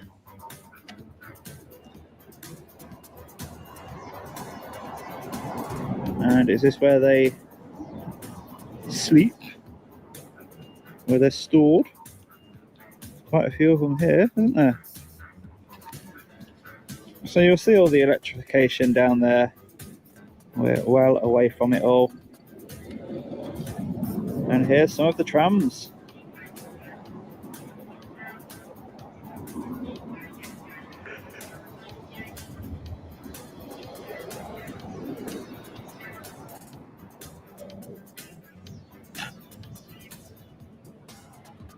You got road traffic crossing the tracks down there, and you've got aerial traffic crossing the tracks up here.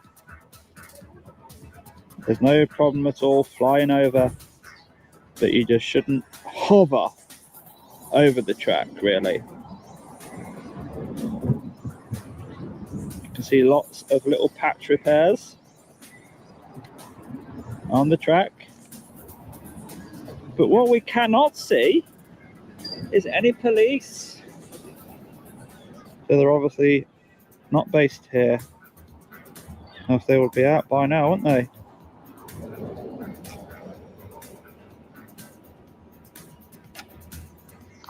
This is the high-vis guys that are back from their walk around. They've got a large car park down here, look. Full of solar panels. I'll just move position so I can still see the drone. All We've got a public tram funded. outside down at the back.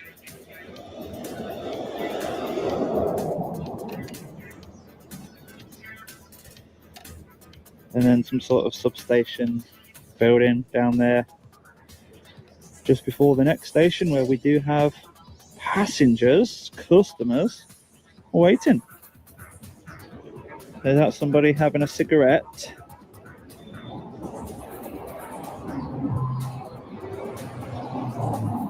Yes, it is. Do they allow smoking in the car park? I don't know. But what is this white strip on the roof? I just want to have a look. Well, I'm not too sure. And the birds are not liking me, really.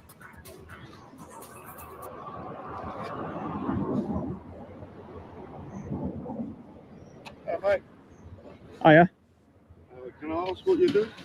I'm trying to work out what that is. I know these are solar panels, but what's that? Who are you from? You've not answered my question yet. Well, you know what need it is? to have a license to be flying a drone. Do you know what it is? Yeah, I do. Go on. You need to have a license to be flying a drone. Is it like? It's private property. Is it filled with water? And maybe the sun will warm So the water you haven't up? got a license. Well, I'm going to ask you to remove your drone from private property, and the police are on their way. What is it? What does it do? You're not answering me. So No, you need to you're not. remove your drone because you will be prosecuted under the aviation guidelines. I'm a drone flyer, so I know I've got a license. And you're I don't believe currently you. recording. I don't private believe you. property. Okay. Nice to meet you, mate.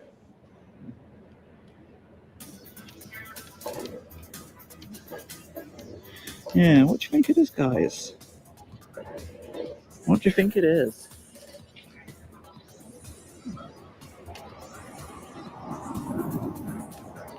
It also turns a corner there, look. Let's go and have a look at that.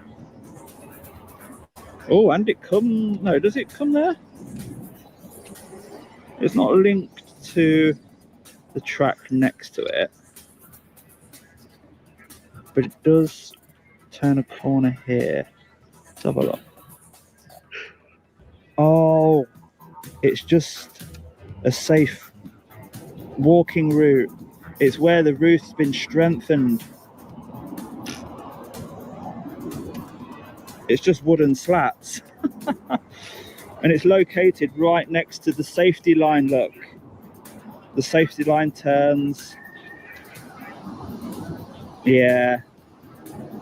It's just safe walking route for when you do need to go up on the roof and clean the solar panels.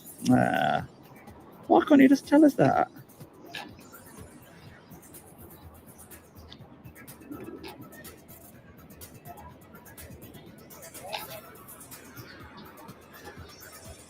There he is now. He does seem like one of the bosses with what he's wearing and how he's just smoking wherever he wants. I mean, is there any site rules about no smoking? No, I can't really see any from here.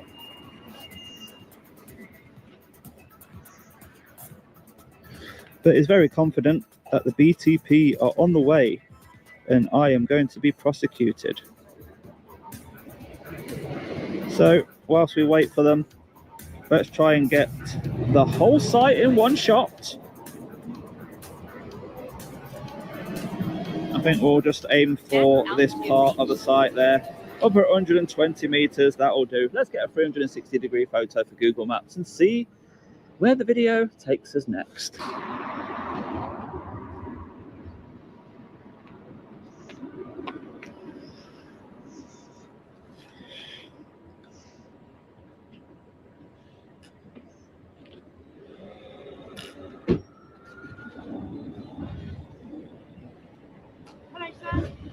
Oh yeah. What is it that you're doing? Sorry. Sorry? What is it that you're doing? Flying my drone. Okay, so we've been. Yeah, I'll just wait here though a minute. We've been advised that obviously you can't do that over there. Property. Well, yeah, do you want to just stop that a minute so we can have a chat? I'm landing it so I Lovely. can listen to you. Okay. So what's the reason that you're flying it over there I'd like to refer back to what you've just said first. Yeah, so they've So- advised that it's private property and they wouldn't like you to fly that across there because it presents a health and safety risk. So what if they're wrong? What if I'm not causing a health and safety risk? But it is a private property, so they would be within their rights to ask you to stop doing that because you're recording within their private property. Within their private property or Yeah. over it? You're doing it over it, but you're recording within the property. Even if I was in there recording, Yeah. it's still a civil matter. I'm not sure what you're referring to that for. Okay, but why are you recording them? It doesn't matter. What I'm trying to get at is whatever I'm doing here at the moment, Yeah. I don't see how it's a police matter. So you see the lines and things like that they're obviously electrical. Yeah. So that could present a health and safety risk to the lines, couldn't it? Yeah. So as long as you stay high enough, I've not come nowhere near the lines with my drone. I've told them that. Can you understand why they would be concerned about that? Because it's a fire, that's a fire and safety and health risk. So you believe that once we've discussed If the there was risk, some- if I've discussed the risk, yeah. I've discussed that exact risk with Yeah. the boss here already, and I've told him I'm going to stay well above the lines. Drone's not going to go anywhere near them. Okay. So they've called you. Now how can I help? So that's what we need to establish, isn't it? Yeah, the We need to drone. speak to them. The drone can fly over the lines as long as it's a decent height away from them. That's not going to cause any collision with any electrification. Okay. It's not a police matter. It will be potentially. Well, yeah. Let me show you. I don't want you to fly it just now. I want you to I do. I do. Because you're saying it's a police matter. Well, this is how high I've been. So look, this is the sort of view I want of the place.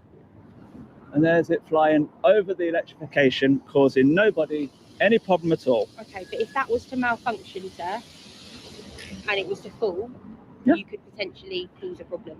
Any aircraft has that risk. Helicopters, gliders, planes, any aircraft used in the airspace, complying with the Civil Aviation Authority rules and legislation, they all have risks of falling out of the sky, don't they? But you try your best to mitigate those risks so it doesn't happen. And what's the reason that you feel you've chosen this specific site? Is there a reason for it? If you ask me a question that I've not already discussed with the complainant, the caller, I think that's okay. But all these things that you're asking me, I've already told them. Okay, so we've not actually made contact with them yet. We've come Yeah, because but based on what we've discussed already, me and the tram guys, let's call them the tram guys, they're not satisfied. So they want you now to stop it, I think. So if I've told them, let's just say I've told them it's going to be a nice video on YouTube about what this place does. This is the main control center for the whole network for trams, stuff like that, telling people something fantastic. Hello, sir. How much does your drone weigh? Feel free to have a look rather than believe me. It's just on the bottom, it's printed. 249. So if I've chosen to come here and make a fantastic YouTube video, you'd like to answer that question. I just showed you, didn't I? So I don't know heights, but he's been flying it above the line.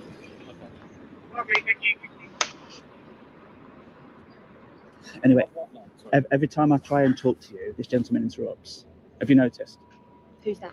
Him. What's your colour number? 1838.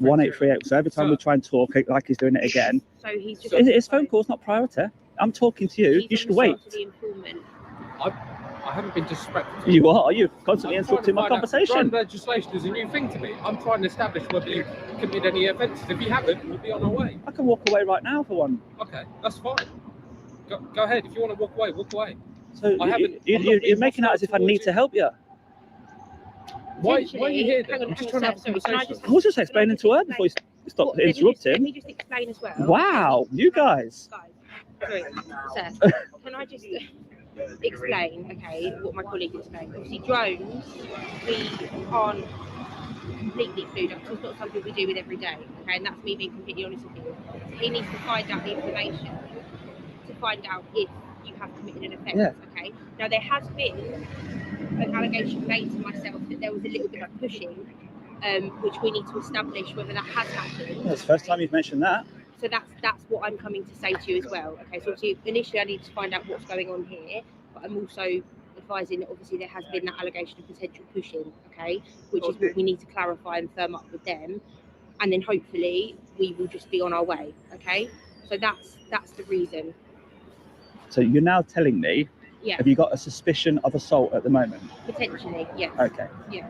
All right, okay. So you're now investigating a suspicion of assault. Yeah. So have we got any cameras that are around that could have I'm saw not it? sure. Oh, there's one.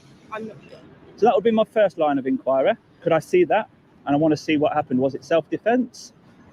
Did the gentleman come towards me with any aggression, any obstruction, trying to stop my camera? And that's exactly what we're trying to do here, sir. So that's what my colleague's doing. He's on the phone to them, and I'm talking No, to he's on the phone to your sergeant trying to work out No, the he's not drone on the phone to the legislation. sergeant. He's on the phone to them. No, it wasn't.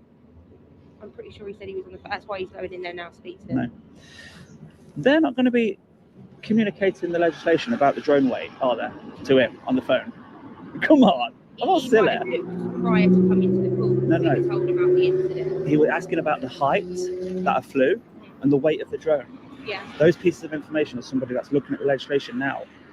Okay. Well, I'm just obviously advising that in there he's just going to speak to them. Okay. No. And then we'll obviously work out from there. Do you do this like full time? Is it like a thing you regularly film for YouTube content? Is that what? I'm making a YouTube video about an interesting place that interests me, that has got something, a story to tell. Yeah. So this is between two different stations. It's where they maintain the trains. It's where the main control centre is for the whole tram network.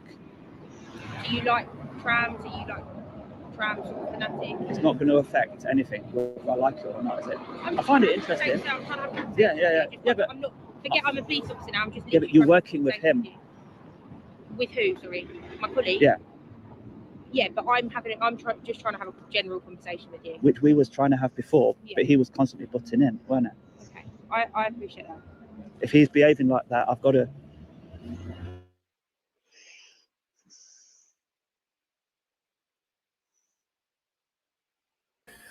It's paused again.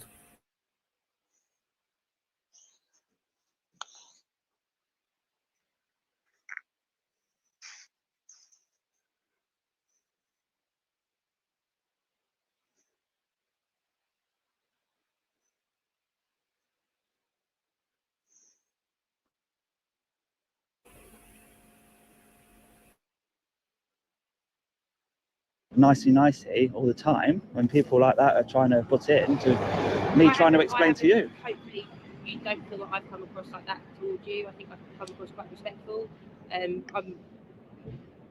My colleague was only trying to do the same as well. I can only hope. It was on the phone to somebody important. If it felt like he was wasting the person's time, or possibly wanting not to waste the person's time, whoever it was, sergeant or inspector. Yeah. So he just wanted to butt in our conversation Yeah. to satisfy his urgent phone call. Because he doesn't know the legislation. I can help you out with it. You've not asked. I can help you out with what happened with the gentleman that came out. I've got the body cam, luckily, so I can prove it was self-defense. Can you replay that? Yeah, now? of course, Can I yeah. see it? Is But that I've okay? offered that. Why are you not asking? Why are you not asking the questions, that you should be asking? Okay. Am I able to see that? I didn't know that I thought that was something to do with the drone. No, I won't be doing this, putting myself in this situation and relying on their cameras and their word. You probably believe them more than you believe me. We're impartial, okay? Until we've spoken to both sides. That's our job, and that's why I'm speaking to you now, sir. Do you know the fact that you are now investigating a suspicion of an offence? I would like to disprove it on the spot. Yeah. So yeah, I'm happy to show you. I'll just turn this off. Thank you, sir. And we could spin it round. I could make a allegation of common assault. So approaching. Yeah, I would class that as common assault, what he did. So Is that the staff member from inside there? has there been an allegation of assault? That's what I want to know. That's what I was told over the phone. But again, I haven't spoken to this. But initially, we couldn't locate where it was. I think there was an issue with the address. So I had to call to clarify. Yeah, this place is not very well known. Yeah. So I'm trying to make it well known. Okay. Not many people know about it. It does fantastic things. And Yeah. anyway, right. Let's show you this What happened?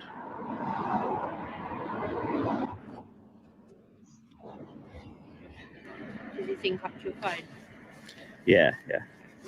I just need to start another camera there just so I can get the audio of what we say. And when you see it, and whether you're willing to now deal with him for what he did, it's not always the caller that is right, is it? So that'll be recording the audio from what we say from now on. Okay, right. So I'm outside here, it's that same spot. Yeah. Just been talking to the boss. Who's the famous YouTuber? Hello, mate. I see you on TV. You filming that depot, are you? I'm trying to, yeah. Nice to meet you. Who stopped you? Have they come to You don't have to get... No. Don't get yourself into trouble, so just be careful. Watch what he just did to me.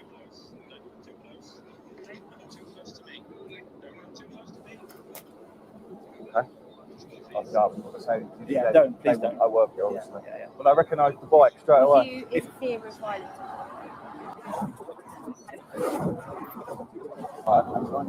No, I get it. I say I've got that problem. You obviously played off and said hello. He's a fan. I am a fan. Right. So I didn't mean to interrupt you, sorry. No, it's okay. This is quite important because he's alleged assault. On you? Yeah. You see now when he said he assaulted him, he saw him towards me trying to stop the camera. And if my hand can reach it like that, it's too close. And I've warned him as well. Oh, then we're okay.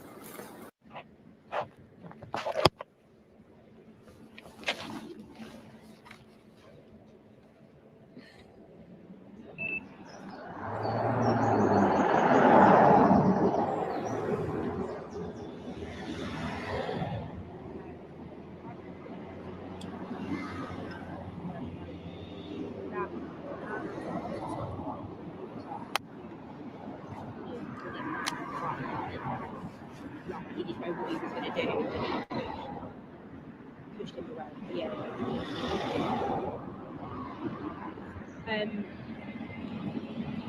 I think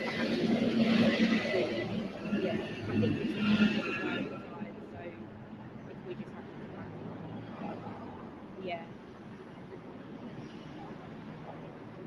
Yeah. And in terms of the legislation stuff.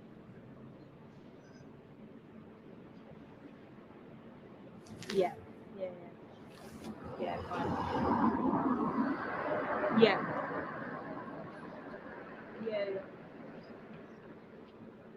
No. Yeah. The sun's shining, we're okay. All right, fine. Right, thank you. Bye-bye. Yeah, so I've relayed that to him in there, okay. Obviously I think there was a little bit of miscommunication in terms of everything that's gone on, okay, so I can only apologise that you felt like we have sort of criminalised you, okay, but we have to, obviously I've been told initially that somebody was pushed, and that's what we need to kind of bottom out. Show me footage otherwise, he sort of approached you and you have preemptively pushed him because you didn't know what his intentions were, okay. So if you're happy, we're going to leave it at that. Are you willing to provide your details to me, your name? Something you just have to ask. Like I said, what about the allegation now of a common assault towards me? So, if I'm being honest, sir, I don't think that is going to necessarily go anywhere, because he hasn't necessarily touched you, okay?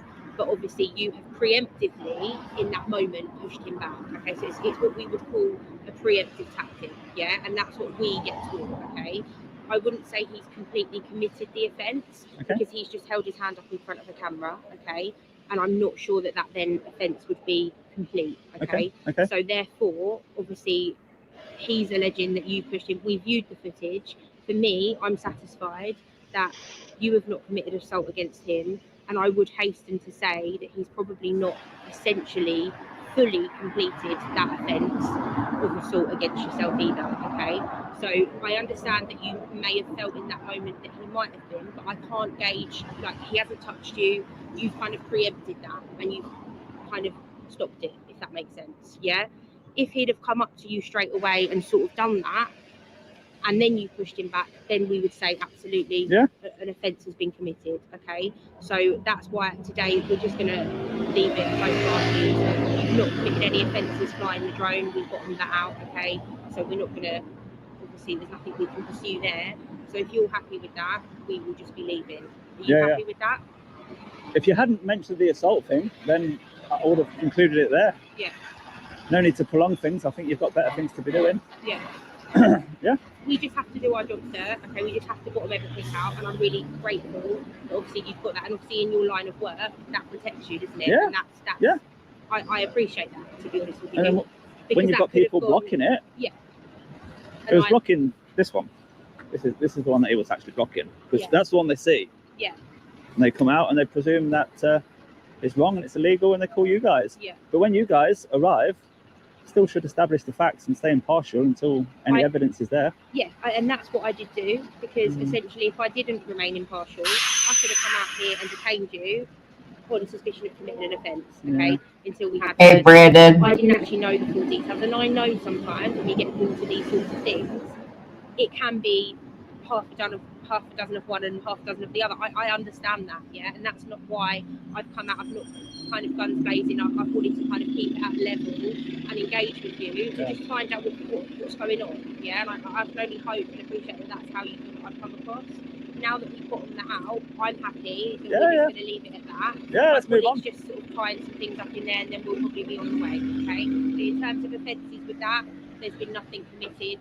And you know, we can't, like you say, stop you from doing that. Obviously, you know those rules inside out. And It's you why they have make to, them. because you're kind of in charge of that aircraft. These tiny little things that weigh nothing, they only weigh 249 grams. A bird is heavier. So they're expensive, but they allow you to fly close to places like this. If they're the heavier drones, you have to stay well away, 150 meters away. In fact, 1 gram more, and you have to stay 150 meters away from things like this. Yeah. Because of the risk that you mentioned. And the thing is, I think that's a really sensible sort of, you know, I would say you're a sensible drone flyer. Yeah. You know those legislations, you're Yeah. abiding to them. That's the reason I brought it, because it allows me to get this close. Yeah.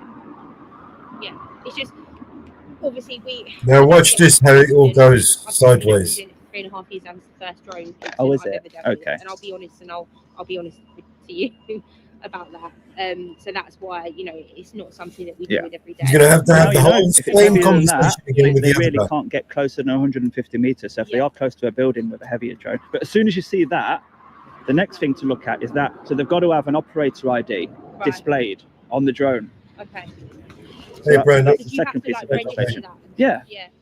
That's a registration with the Civil Aviation Authority. Yeah. So that's your what they call license, but it's not a license. It's just an operator ID. There is no license. You haven't got to be a competent flyer. Yeah. Anybody can fly this. Yeah. So there is no license, but it's an operator ID. It's the person who's responsible for the drone. If the drone causes damage, that's the person who's liable for the. And then it gets. Yeah, it gets traced back. Yeah. So that's it, and then you have to keep line of sight. Do you have to have insurance and stuff? If you're doing commercial stuff like making money from it, then insurance is a requirement, yeah. But at this stage, you would never know whether they're going to make money, because not all YouTube videos are monetized, of course. No. If I say I'm doing it for a customer, you know, they're being paid to do it, then of course that's commercial. Or you're live streaming or something. Do you get quite a lot of views then on your YouTube? I don't like to brag about that. No, I just keep it a small channel. Yeah. But as you saw, people watch it. If a member of the staff of the place that I'm filming is watching it, you know. He can go in there and give them a reference. It's not here to do any harm to the network, which is what I explained to that guy. But when like I said to you earlier, as I have a nice conversation with the guy, the big boss inside, who pulled up at the right time, and I'm asking me questions and I'm telling them what I'm here to do, to then answer them same questions to the police, it was just a little bit more. No, I know.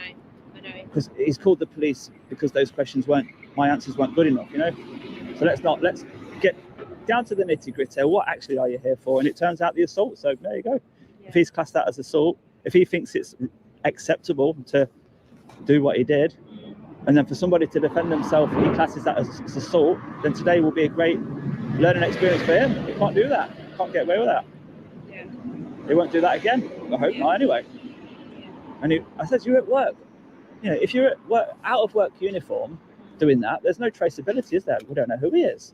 But doing it at work, I tried to warn him. The other guy's going to come in now, right? And What else? he's going to have to do all of that explaining again. Oh yeah, and you can't go higher than 120 meters. That's what. See, the person who he was on the phone to knew what questions to ask. Yeah. I could tell. What height? He just confirmed me that was my. So I didn't know that. Yeah. I thought that because I didn't know. I thought he couldn't get in there, so he was calling them to let him in. But yeah, he just said that it was our sergeant. It was, and he's basically, he knows his stuff about the drones. He's probably watched. Yeah. And yeah, he's confirmed all of that too. Yeah. So. And the reason I'm vocalizing these things about operator ID, weight, height, because I try and promote the correct way. At last, they are not passive aggressive like the USA cops. Over football stadiums, festivals, They don't push them around. And then there's an app to check whether there's a flight restriction. Yeah. Near an airport and a prison is a no-no. But you always check the app anyway. It's called Drone Assist, a free app. Yeah. Just check it, and I'll screenshot it as well for the video, just to prove. And all these things will then lead to responsible drone flights. Yeah. And the word spreading. That member of staff there's watched the videos. He knows that what I do and how I do it. You can facilitate a lawful flight of a drone and film a place like this that's normally not visible. Look at all the equipment of this woman. Which they're not going to show us, so Damn. we get the views by showing. She's literally not what they listening don't to a wanna show word us. that he's saying. She doesn't really care what So he's we saying. understand it now. That's It's all come in a minute, above board, and he's and going to have it's to do all of promoting that the explaining correct again. way and the rights that you have and the legislation Yeah. on a new piece of technology. No, come on. In all fairness, at last she's have a decent conversation with him. Like, yeah, not really have. She's not You saw how aggressive. stable it was when it went up. It's an empty shell. There is nothing The there. drone flyer Watch what happens shouldn't when the other feel guy comes back. intimidated just because people are not aware of like how safe they are and what you're allowed to do. Yeah. And their knowledge, you're not allowed to do it. We're not having you. We're not allowing you to do it. You are not doing that today. They tell me. Because, well, the law allows me to do it. I'm here to make my video. It's a bit like we get it quite a lot out in front of the police station. Oh, right. We get like what you call auditors and stuff like that who will try and record, and you know, we sometimes yeah, like they can get quite, because they know their laws and you know what they can and can't do and things like that, and yeah, it's all about knowledge, isn't it? And you might get somebody, you might have had a police officer say that knew absolutely everything about drones. I mean, but I don't, and I'm not afraid to admit that. You know, Taser, weapon, 2 magazines. so yeah, it's Jesus about, I Christ. suppose, making people aware of what people can and can't do. Because I think whenever it comes to filming, I think people get a little bit, oh god, you know, get a bit uptight, and they sort of get a bit concerned about what it's for, why you're doing it. Yeah. And yeah, It's that hostile reconnaissance thing.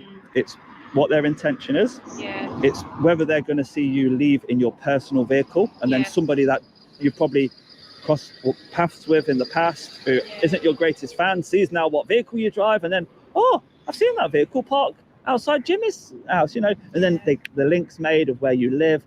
I can see the police station concern. I really can. Yeah. But if they're selective in what they publish, if they sort of cut out any personal vehicles and they don't zoom into the windows where you've got the latest case, you know, operation files showing. I don't look through windows or anything like that. But they could be used in that way. Yeah. All good. All completed? I didn't mean to be disrespectful or anything like that. Okay. It's just, this is new to me. Yeah. I had to call up. That's why I was asking you questions like that. I know you haven't broken any rules with it, and you know the laws around it. We're going to leave you to it. Do you want to provide us with your details or anything like that? No. I knew what you were doing. You was on the phone to the sergeant, and you didn't want to waste too much of his time. Yeah. So whilst he was asking the questions, you just wanted the answer from me straight away. Yeah. So I get it, but we were also having a conversation at that Yeah. same time. So that's all. Okay, no problem. We'll leave you to it, sir, all right? Yeah. Thank you very much. Thank you.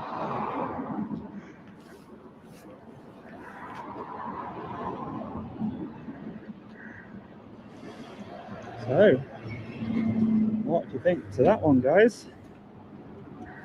He was straight on the phone to check the legislation. At least he was checking rather than just guess.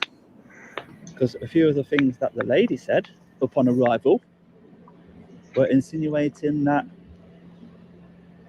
it's wrong in some way. But she turned out to be okay in the end. And he came out basically saying sorry, didn't he? So that's it, guys. No need to take the drone up. It's been stopped twice. We've got everything we need now. And there's lots of people inside here that are now educated. What we're allowed to do from the outside.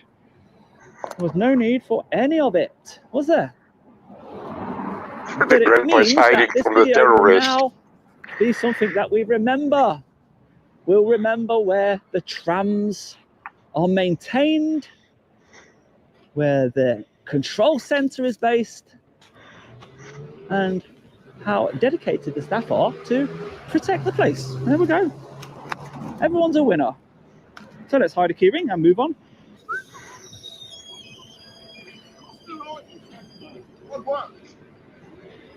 You've been watching it live, haven't you? Yeah, I've been watching you guys. Basically, I'm making a video about the depot, the tram depot. Okay. And I fly the drone around. I use my camera, but I stay outside. And sometimes they don't like it on these different sites. That Every time they don't like it. Yeah, sometimes. Every time. No. Sometimes they like it, and they even give me a tour. But that's rare. That's rare. That's what I say every time. Yeah. So there we had the classic example of calling the police, and the police not really knowing the legislation, so they're on the phone to their boss trying to work it all out. You know. There's a keyring, mate. I presume you've watched it before. That's where you can see my video in about a week's time. That's it. I'm off now. Just going to get on my bike, find somewhere else. But it's very interesting inside, you know. It's a big site. Big site, yeah. It's a big site, yeah. They hide it all. We can't see it. So I've got to use the drone, haven't I? Yeah. Big, massive site. Yeah. It's very important as well. Largest depot in Croydon. Yeah, for the trams, yeah. Yeah. It's where the main control center is in there. Yeah. You can imagine all the screens, all the buttons. Yeah, very important place. Yeah. So of course they want to protect it. You know, Definitely. They want to make sure I'm not the enemy. Yeah. Which is fair enough. There's nothing you can do. If you're not going in there, there's nothing they can do. Because this is public property. You're not in their control. You're outside their control. There you go. Yeah. So you know. Where have you learned that from? The videos? No. You know, I walk the street, so I know. Yeah. Except you now come into my work site.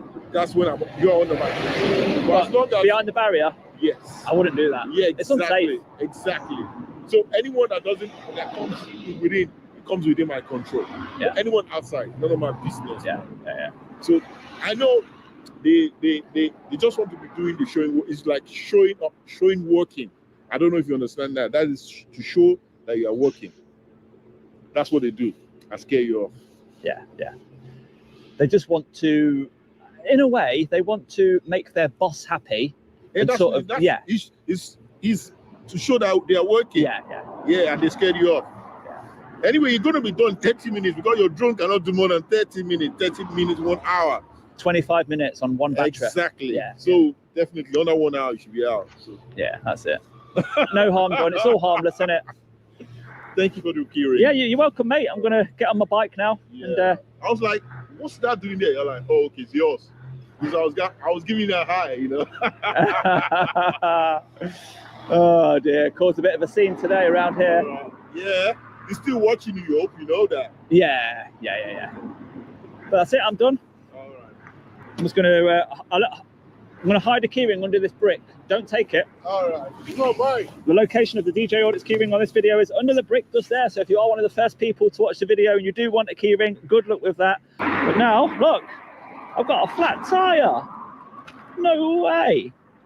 As one of those train guys punctured my tire through the fence. No. I know they haven't. I will go and pump it up and hopefully the slime that's inside does its job. So if you have enjoyed that video, do give it a thumbs up for me.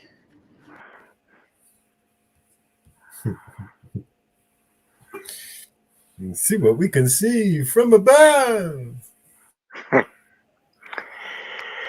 He's really good, DJ. He knows his stuff. Yeah. Hey, Four Corners. He's managed to achieve far more than most auditors have, I think, personally. He's educated a lot of people, including police. I've seen videos of people, police officers, saying that they've learned what they've learned from watching this guy's videos. And it's very rare to see, especially a police officer, admitting to something like that. So yeah, his work is undeniable. You know, a lot of people don't. I wonder because the UK is not that big like USA, right? If there's any police station or any industrial building who didn't got audited. Well, there's loads. I think. Huh? There's loads. There's still loads. I mean, there's a whole country, you know, millions of people in it. We've got like 75 million people in this country. Did you see one of the last videos from AB when he got this copper arrested him within 20 seconds? Yeah. Ridiculous. Within 20 seconds, man. Hey, how are you doing? Dum Dum. Dum Dum, yeah. Dum Dum or something like this. Yeah, Dum Dum. Ugly twat. Holy shit. Within 20 seconds, he didn't even investigate. Nothing. Yeah, you see, that's a danger to the public. That's what that's someone that should not be in that position. Wow, he doesn't have the right temperament for it. He doesn't have the right temperament for that job. He doesn't. He doesn't in that position. It was all about his ego. This guy is creepy, man. Oh my god! Not only that, he was so hyper. I would imagine he's right. He reminded me of somebody who was on coke. Do you know what I mean? He was that charged, that guy. Yeah, he was on something. Yeah. Yeah, he's definitely the wrong person for the job. He can't stop talking and blah blah blah, repeating the same shit over and over. And this fake smile all the time, but pisses me off. He's probably a cokehead. You'd be surprised how many police officers are cokeheads. I'm serious. I'm being serious. There's a lot. Wow. I mean, if you go to my channel, I'll bring it up. Mohammed, can you bring up that Inspector Talbot video from my channel? All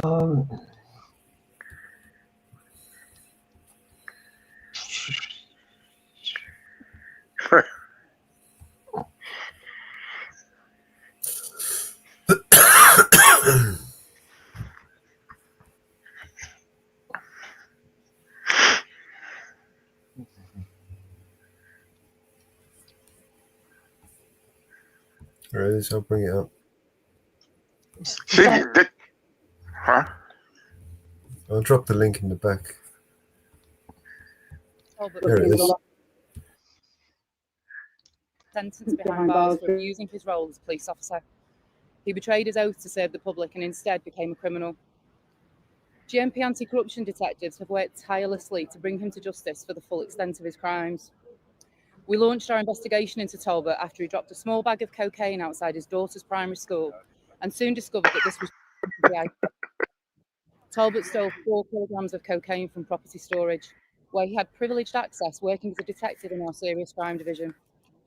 He proceeded to redistribute these drugs onto the streets of Greater Manchester. Talbot unlawfully used police systems and was conspiring with the local dealer to add further crime and fear into our communities.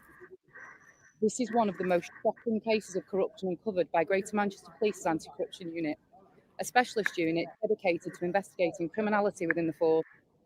Whilst cases like this are concerning, they are also extremely rare. There is no place in policing for Talbot or anyone else like him who cannot be trusted to uphold the law and keep our streets safe. We will continue to relentlessly root out those who are not fit to represent the thousands of hard-working officers who serve the people of Greater Manchester. I would like to thank the investigation team for their tenacity and dedication in pursuing this matter. I would also like to acknowledge the work of the Crown Prosecution Service in helping present a robust prosecution case to secure these convictions and expose Talbot for the criminal that he is. What do you think of today's sentence? I'm delighted with the outcome. I'm delighted with the sentence that's been passed down. It truly reflects the nature of the crimes that were committed by Andrew Talbot. How would you describe Talbot's behaviour, his actions? His behaviours are abhorrent. They undermine everything that the thousands of dedicated police officers that come to work for Greater Manchester Police every single day aim to achieve. How much does a case like this undermine public confidence in you and your colleagues in the police? It's unquantifiable, the damage that it can cause, and I will echo the words of Deputy Chief Constable Woods in the statement he provided to the court, saying untold damage has been caused, but the work of officers like those in the anti-corruption unit and the wider force, who do a fantastic job on a daily basis, will hopefully go some way to reassuring the public that we can root out these officers and rebuild that trust and confidence that they need to quite rightly have in their police service. Wow. He needs to watch a few more YouTube videos. Fantastic job that they do. Right.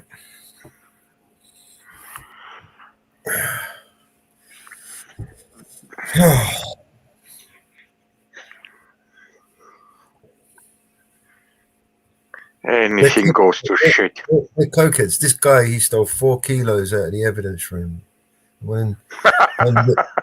went and done a deal with a local gangster and gave it to him and made it, and he was using the police database and so on to give this criminal information about other criminals. They were setting up other criminals. This is crazy, man. This is straight out of a fucking movie. You know what I mean?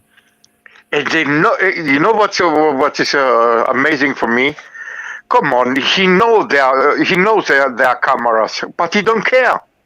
He dropped his kid off into primary school, right? And as he was walking out, a bag of coke fell out of his. I mean, a kid could have picked that up, bro. Right. It was apparently, I don't know, somebody picked it up. The teacher found it, and the teacher brought it to the attention of the police when she saw the video. They put 2 and 2 together, and they saw that it was a police officer. She knows he's a police officer, so she's gone and made a complaint, but she's made it public, so they can't deny it, they can't hide it, they can't, cover up, they can't do anything. It's public. I didn't understand because the accent. Did they convince him? Did he get any punishment? Yeah. He got how much? What did he get? I didn't understand it because the accent, his English accent is.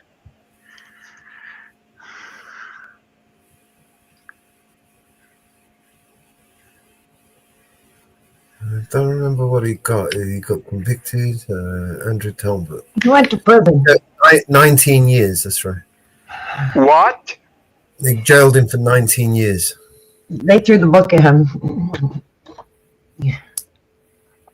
Okay, I didn't expect that. Yeah, they threw the book at him because he dropped it in the school zone. Oh my God. He embarrassed the shit out of him. He undermined the whole fucking policing principle, right? Yeah. He done more damage, right, in that one act. I mean, he could have done anything else. He could have murdered somebody. He could have done, that one thing. You know what I mean? They couldn't. He stole from. Well, because it wasn't under their control, right? They couldn't make it go away. It already been public. It was made public. He dropped it in the school zone, and it was evidence that he stole. Fucking CCTV video of him doing it. Yeah. He did everything wrong. The media are replaying it on repeat. You know what I mean? It was the school CCTV who catch him, right? Right. Totally out of their control. It was their videos. Yeah, it couldn't be denied. And surely they got him on video going into the evidence room and coming out, right? Yeah, they could hide that. But you can't hide the fact that he dropped it in the school zone, dropping his kid off to school. Right. Imagine the embarrassment A simple cop can. How many kilos of coke he stole? A single cop. No, this one. You know how many this year alone? No. Let's have a look. Yeah, my God. See, that's the difference between, I think, here in Germany. 2,275 misconduct hearings. There are 1,800 misconduct outcomes, and there are 668 criminal hearings just this year alone. And we're in what? Yeah, not even half. May. We're in May. Yeah. That's only remember this, guys, right? For your American viewers, right? We're in a little tiny country, right? The size of New York. Right? New York State, right? Just imagine just one of your states, right? That's how big we are. Not bigger, probably smaller than that, right? I think Florida's bigger than the whole UK. Right. Florida's bigger than the whole fucking UK with all the islands and shit. Little tiny island with 75 million people in it. All right. And I think size is UK is smaller than the state of Oregon. Is slightly larger than the state of Michigan.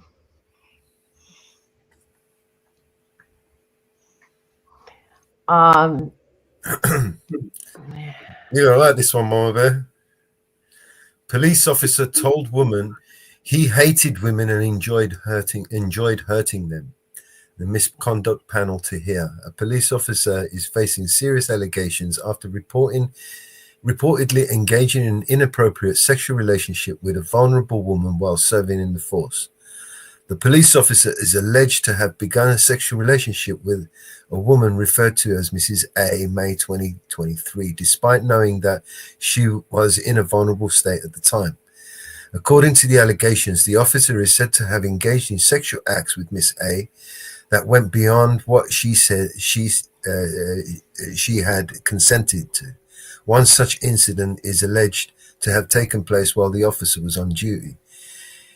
In a particularly disturbing claim, the officer is accused of telling Mrs. A during the course of their interactions that he hated women and enjoyed hurting them. The allegations, if proven, would represent serious breaches of standards of professional behavior, including Officer A has not been named at this stage. You know? Yeah. This is one of thousands of complaints. Well, I don't believe Paul Wall is in the house. I don't believe that's your name, but hello.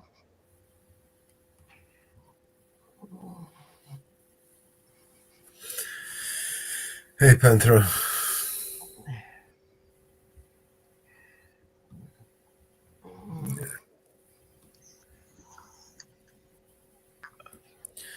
Yeah, so that's where we're at with this. Yeah, we haven't read a lot of those misconduct reports in a while. No, we should. We gotta start reading them again. Hey, Inferno. Hey, Inferno. How you doing, man? Inferno. Yeah, I can read another one. Hang on. Cops race hell at boozy house party at the hands of female detective. They might think you're a burglar. Mm-hmm. A black Met police officer was left shocked and humiliated after allegedly being targeted with a string of racist comments by a colleague, including being told he looked like a burglar and asked if he was carrying a shank. PC Cordy Salisman claims he endured months of offensive remarks from DC Samantha Landy, all while working together on a specialist crime-fighting unit in London. Now DC Landy has been booted out of the Met without notice after a misconduct panel ruled her behavior was racist and unacceptable. She was dismissed on April 16th following a misconduct hearing into the allegations. In one grim incident, DC Landy allegedly joked at a barbecue that someone might mistake PC Seligman for a burglar because he was the only black person there.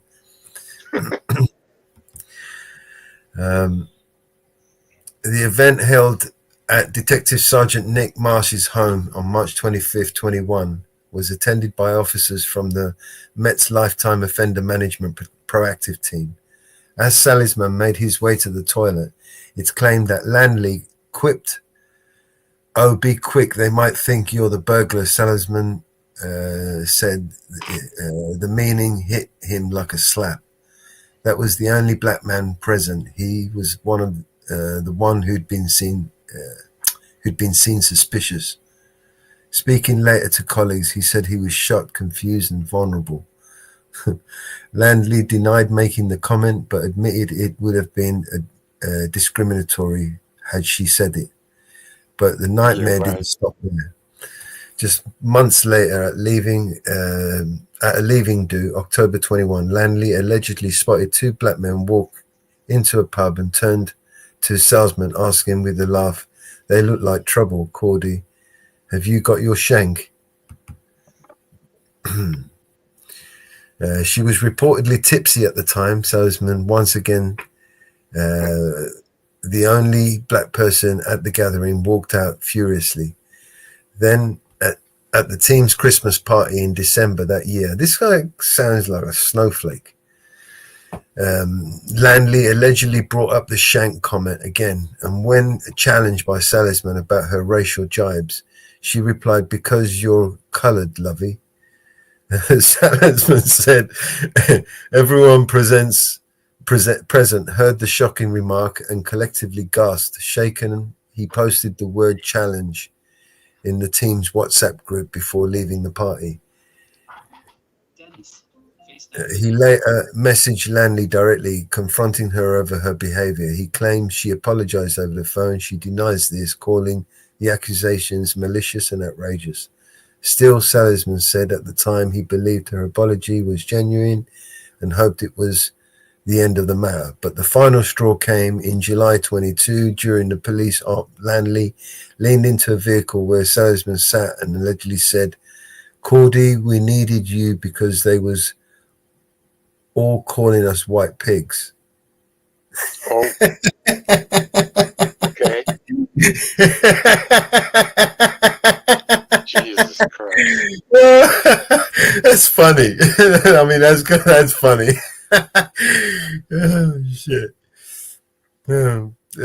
Seligman took this to mean that his presence as a black officer would stop accusing them of racism, a suggestion he called a slap in the face.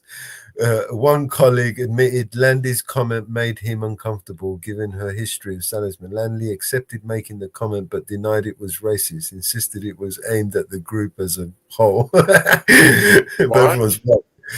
After the fourth incident, Seligman finally lodged a formal complaint alleging a pattern of racist abuse. This guy sounds like a right fucking snowflake. You know, and she definitely sounds like a fucking proper. I would slap the shit out of whoever. It sounds like they both just as bad as it. They both don't deserve to wear that. Yes. Right. I mean, why are we wasting money on these people? Who is more racist, the black guy or the white? You know, what a snowflake, man. You know, police officers are supposed to be made of sterner stuff than that. You know what I mean? Nah. They're not supposed to be the complaining party in fucking public order offenses, man. I mean, seriously, they should know this. I watched it. Listen, I watched it a few days ago. I watched the video when cops are arresting cops in the States, right? And there was a sheriff and a single highway cop arrested him because he was driving drunk. He was totally drunk.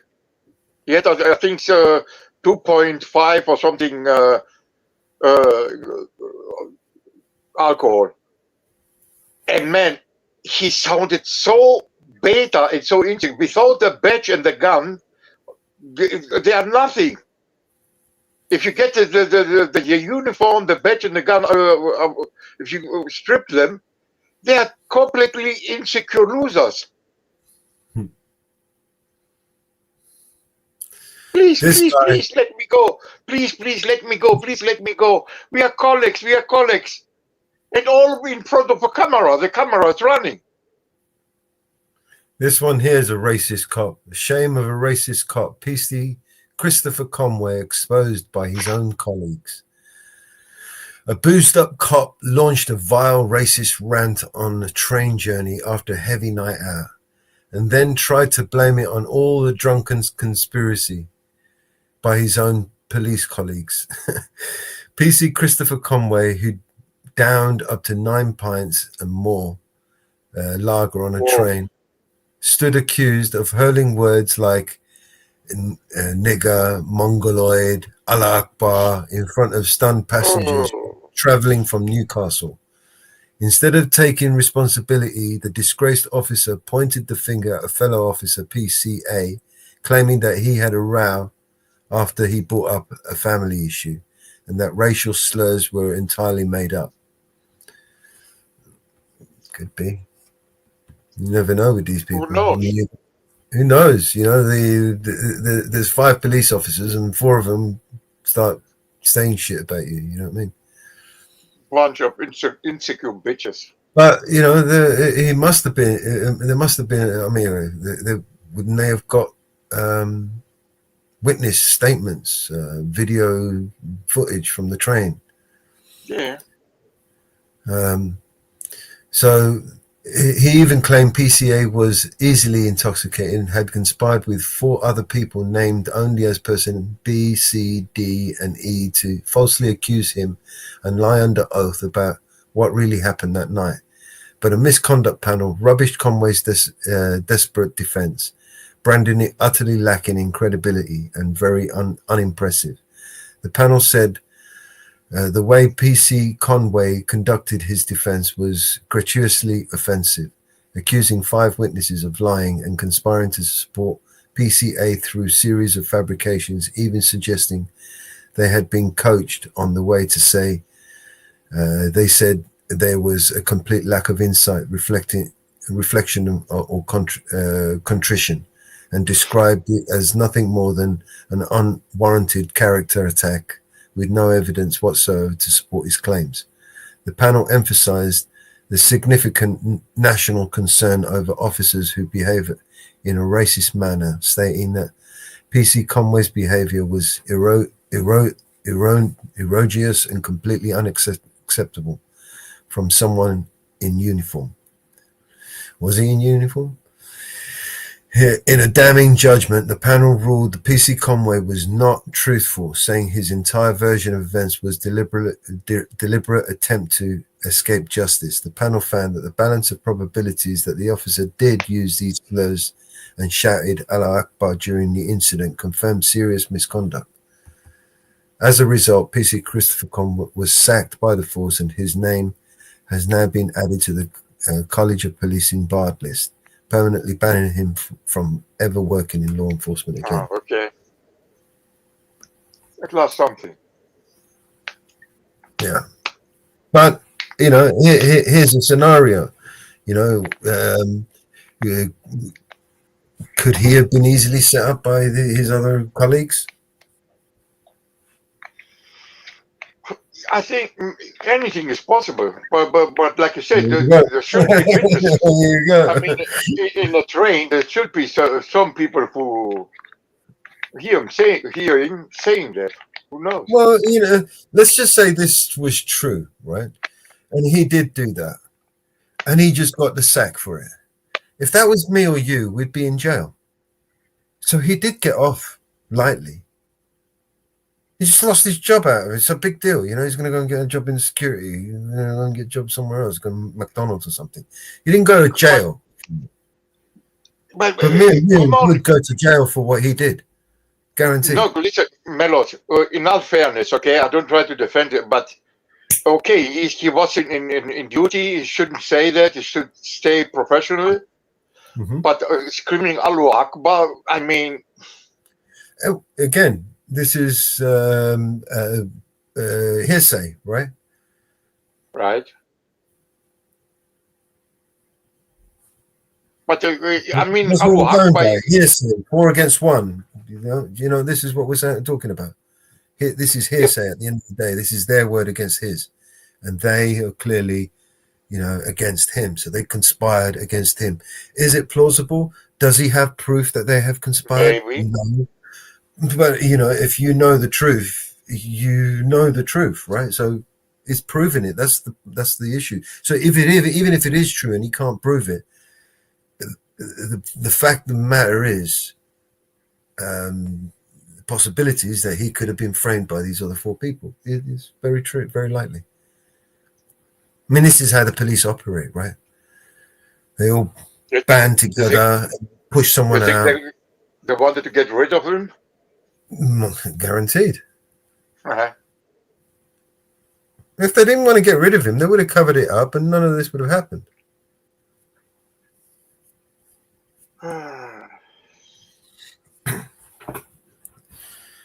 Just like they do all the time. They cover over, you know how many times they cover shit up, man.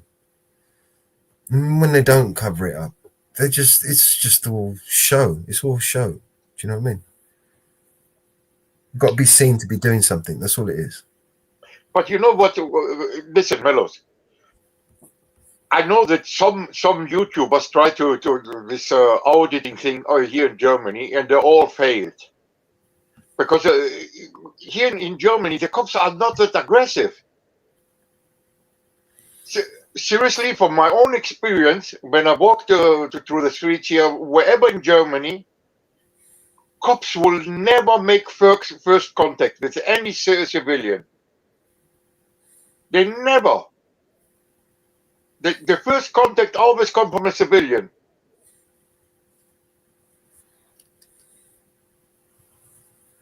It's mainly like I see in the States and UK. It's the same mindset. It's the same mindset of these people. They see anyone as an enemy. It's the training. Anyone is a terrorist. Did you listen to the old guy on the video from DJ? Oh, you might be a terrorist. Come on. He would never recognize a terrorist if he put a bomb on the top of his head. Anyone is a terrorist. Jesus Christ.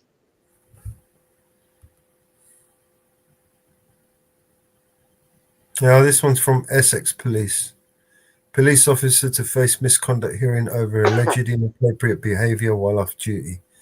A serving police constable is set to appear before a gross misconduct hearing over allegations that he behaved inappropriately toward a woman while off duty in Essex.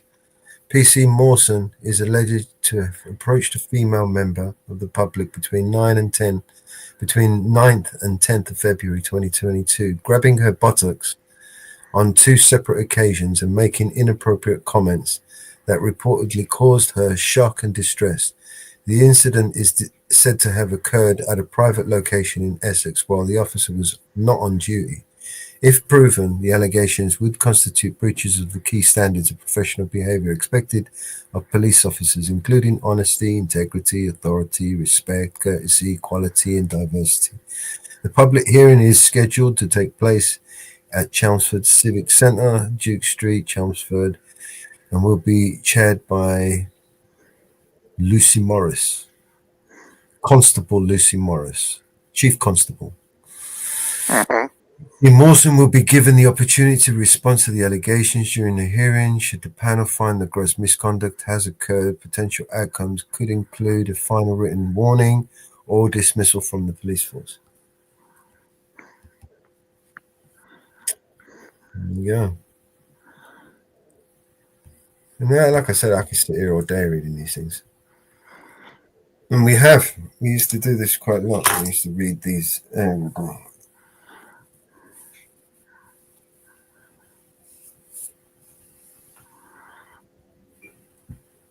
know, and it's to get, even though they're public, it's supposed to be public hearings, right? Getting a seat in these places, you have to jump through hoops, and you ain't gonna get them. It's difficult to get a seat in these places, even though they're public. A public hearing, and the public are not allowed to go into a public hearing, so they could hear these misconduct hearings. Yeah, I remember one video from Dan, Erie County, when he tried to join a meeting, and they said, "Yeah, it's a public meeting, but you're not allowed," and they throw him out. What the fuck? Yeah, they do that over here. They get away with it.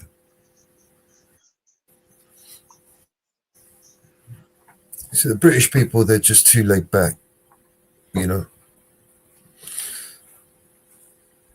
Yeah, I think, come on, you, like I said, you have to be fair. Come on, man. The British people, they still believe in a bloody monarchy, for crying out loud. They still worship this king. They're deluded. They're delusional. These people are insane. I just got company, so I'm going to jump off for a bit. All right, Mama Bear, thank you. See you later. See you in a bit, man. Yeah, they're sycophants, man. They're deluded, these people. Oh, we have to have a monarchy. We've got to have a king. Jesus Christ. I never understand it. I mean, it's your country, but I never, as an outsider, I never understand this hype, you know, Queen Elizabeth and blah, blah, blah, and Lady Diana. They are normal people. They are nothing special. Didn't you hear? They were anointed by God himself. He came down and says, "It's you. You're the one." By birthright, yeah, bloodline.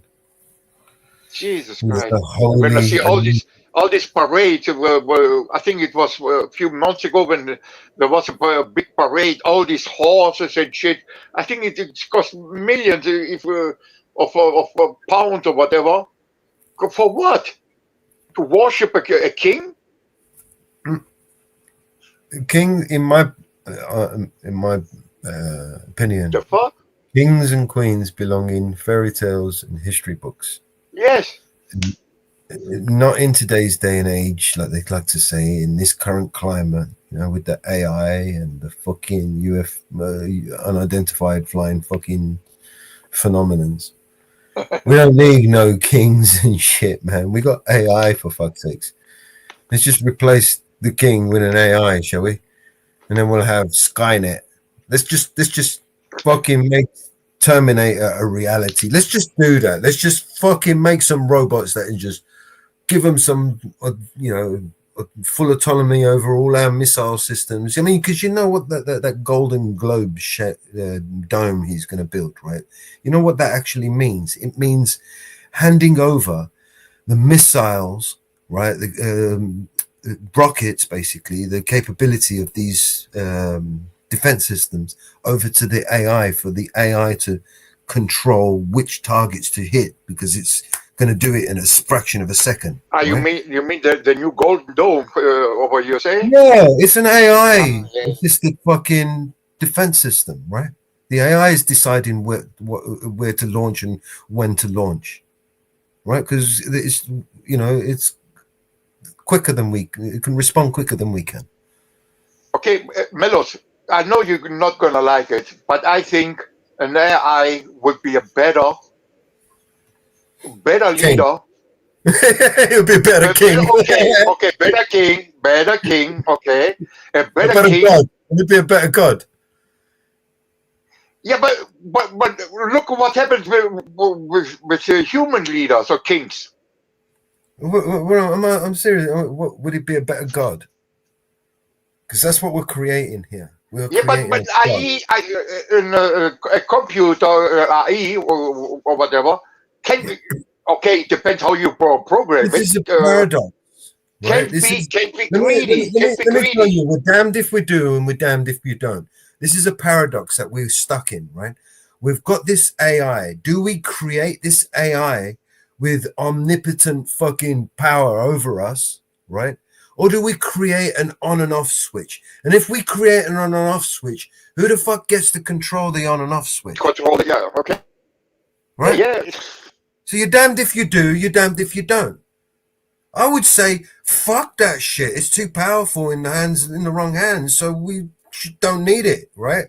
We'll do that. We've done fucking And now 20,000 we are years. better than with human leaders? Come on, Melos, we are not better. Look at these politicians. Now you think we are better? So the problem is, to fix the problem, we need to create more problems.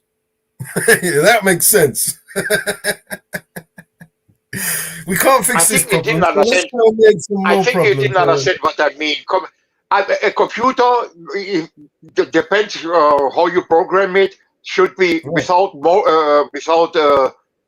preferences, you know. In a utopian society, you would have this Pure logic.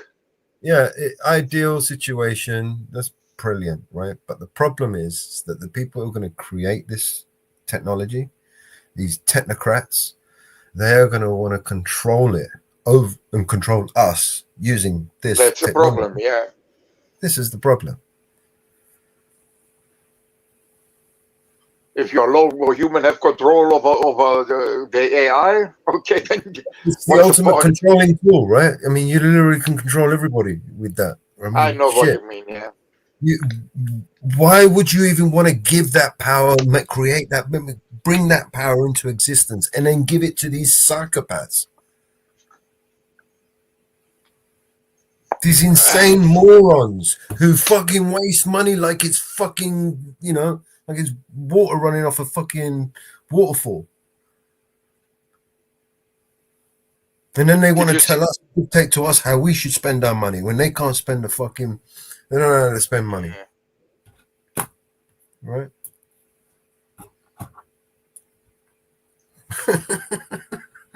We're fucked with these people, man. There's absolutely no way. I mean, yeah, is it possible, like fucking 1 in a billion trillion chance that the AI could be used in a way that we could, you know, unchain humanity? I don't really believe that that's possible.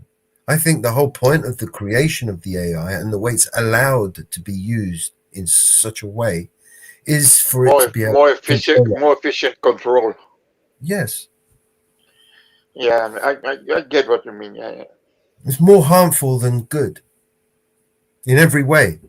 I mean, the job loss market, that's going to devastate everybody. I mean, all of those jobs during the lockdowns, right, that we all relied on, those key workers, all of those jobs are up for grabs with the AI. All of them.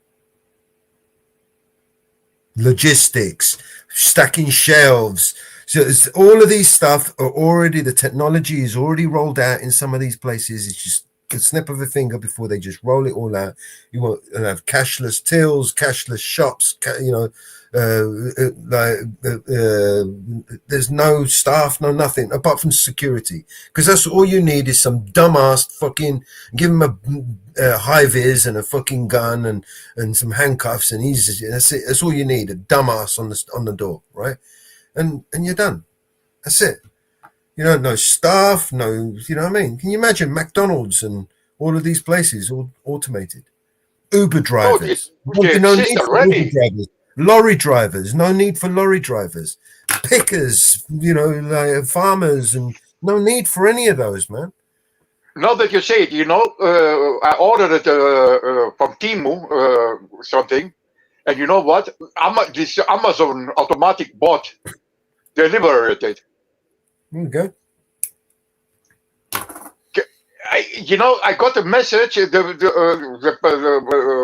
my telephone, on my smartphone, and they said your package arrived, and no one is pushing the doorbell, nothing, you know. And I went in my front porch, and I see this fucking robot, and he was talking to me. They had a display and making a smiley. Holy shit. What a strange word. Yes, and there's a restaurant that uses drones and robots to serve its customers, and Yeah, there's here too. there's pizza deliveries. You use the drone to deliver all the pizzas. Did you ever visit Japan, Melos? Japan? No, I've never been to Japan. Man, I was one time in Japan, and trust me, the hotel,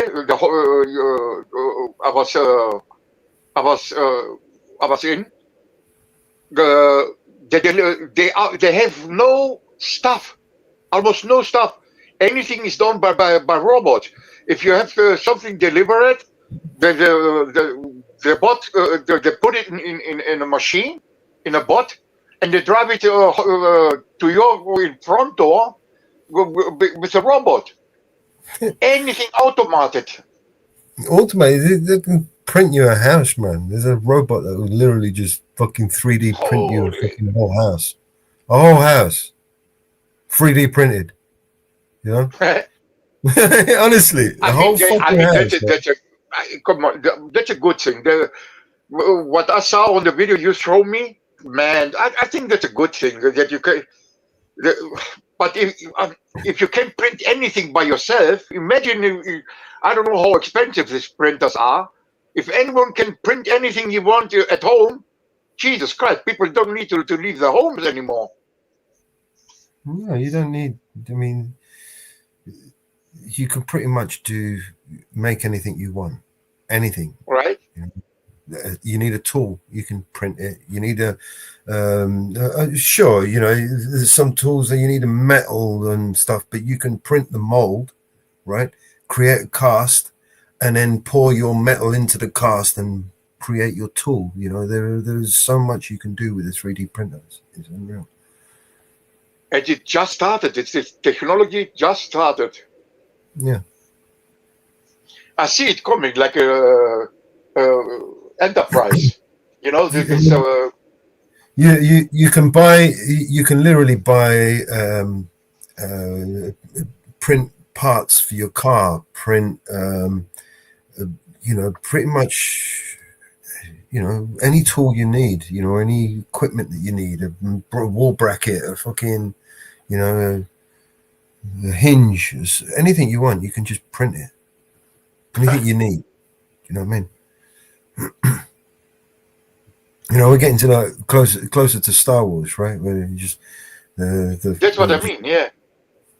You know, I mean, how far are we to printing food? You know. Yeah, I saw last night. I saw which it was a TV show. What? Bill Gates is already printing food, bro. They were eating printed food. Yeah. Yeah. With the smell, with the taste, and anything like flesh. It came out of what was the name? I think Gemini or something like this. And a printer. Yeah, they're doing some really stupid stuff, man. Really stupid things, man. It's not just with the printer. They're things like they're regrowing cells, right? For instance, so you can give them your skin cells, and they'll grow you your skin, and you can make shoes, belts, coat out of your skin. They just grow the skin. You can grow a piece of you, right, and make it into a meat, and then feed everybody a piece of you cloned, like cells. You can do all kinds of stupid shit right now. There's nothing that's unimaginable not on the market. They are literally marketing these stuff, right? Selling it to some crazy, insane rich people who've got too much money. Melos, you're gonna make me dig a deep hole and hide. You know, I mean, the conspiracies for years where they've been growing people, you know, themselves, cloning themselves and harvesting their organs so they could, you know, live longer. These conspiracies have been going for a while now, and there are, for the most part, there's reports. Come on, this is science fiction from movies. I actually believe that there's more truth to that than meets the eye. You know, you're telling me the likes of Bill Gates and George Soros and fucking Klaus Schwab over there and all them billionaires, sick fucking psychopaths, if they didn't have the opportunity to clone themselves and fucking take out a heart from their fucking clone and give it to themselves so they could live a little bit longer, they wouldn't do it. If it wasn't possible. I think now you reach a little bit too far. Come on, come on. Come on. I wouldn't put anything past these motherfuckers, man. Jesus Christ, Melos. I wouldn't put anything past these motherfuckers. People do this already. Harvesting organs, right, is a big business. I know from living humans, okay. Yeah. But then there are people who have rare blood types, rare conditions, and having transplants from you know, you can't just have any transplant. It has to be a match. And what a better match than you, cloned version of you. Yeah, you know what? This remember me the movie Island. Where do you think they got the story to make the fucking movie?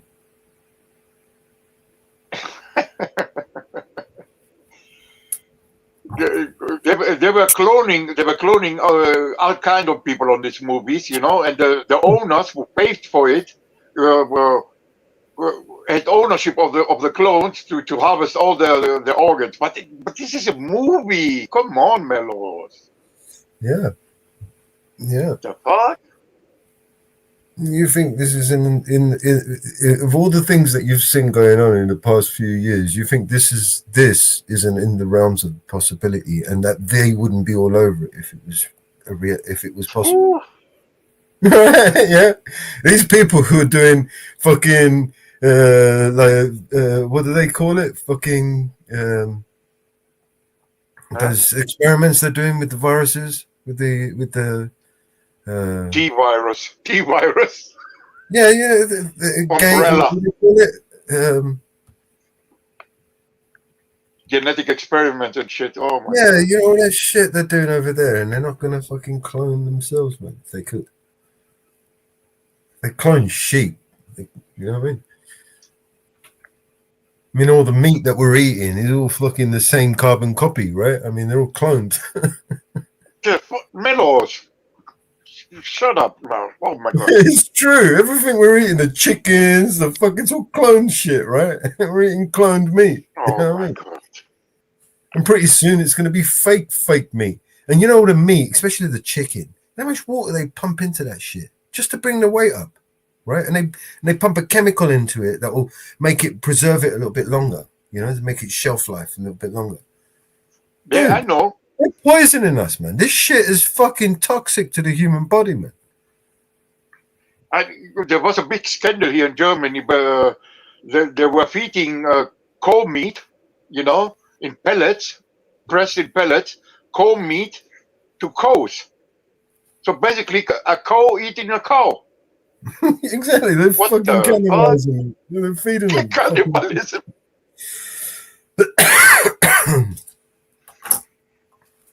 Oh, Jesus. Pretty soon they're gonna have us eating. No, they're gonna. I mean, some people are gonna resort to cannibalism in some parts of the world. That's for sure. No, I saw a movie. I don't remember the name anymore. They were using what was the name? It's Fahrenheit. I think it's Fahrenheit 451. I think, and they used dead people bodies to press them in pellets and give them to the people to eat. This is exactly what you say. Cannibalism. We eat our own people. And if I remember the movie right, one of the, I think it's Fahrenheit. I don't know. I'm sure. And it was a son, and he found it out that he was basically eating his own father. The fuck? But pressed in pellets. Oh, we are fucked. You know, is there hope for humanity? I believe so, but in order for us to get through this hell, right? There's still more to come. There's still, in order for it to get better, the worst has to come out. Nah, Melos, I said it before. I hope if there are aliens exist, come on this fucking rock, put a Polaron bomb or whatever, tachyon bomb, and blow this shit up. This whole. Have you not heard about the Russian one that's just been put on the CIA? We don't deserve to survive. Humanity shouldn't survive.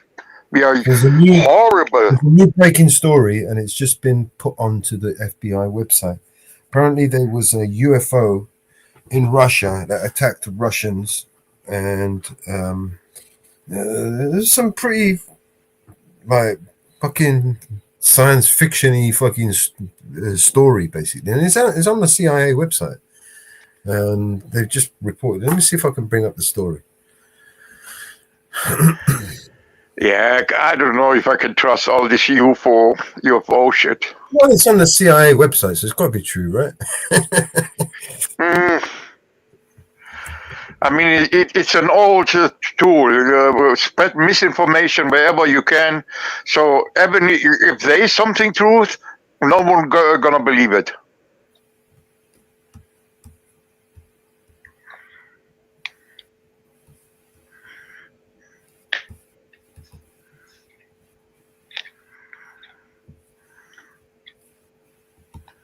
Inferno, we are the humanity.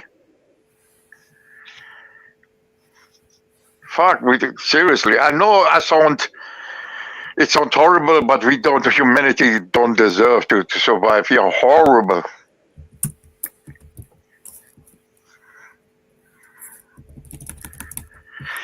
Catholics in action. Who knows?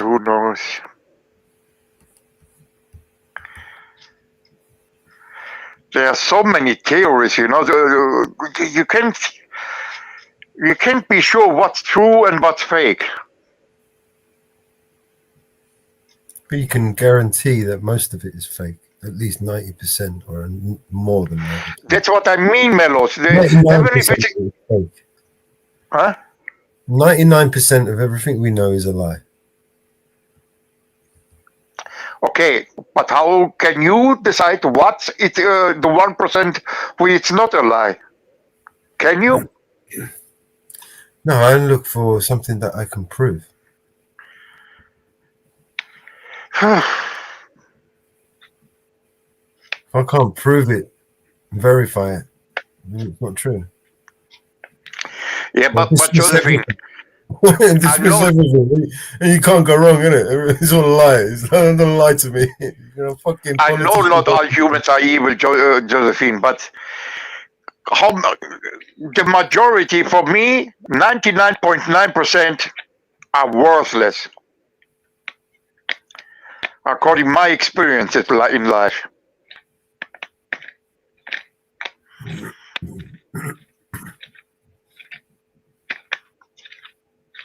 What we humans do to each other, and to see horrible shit. Women got stoned by their own family. By their own family.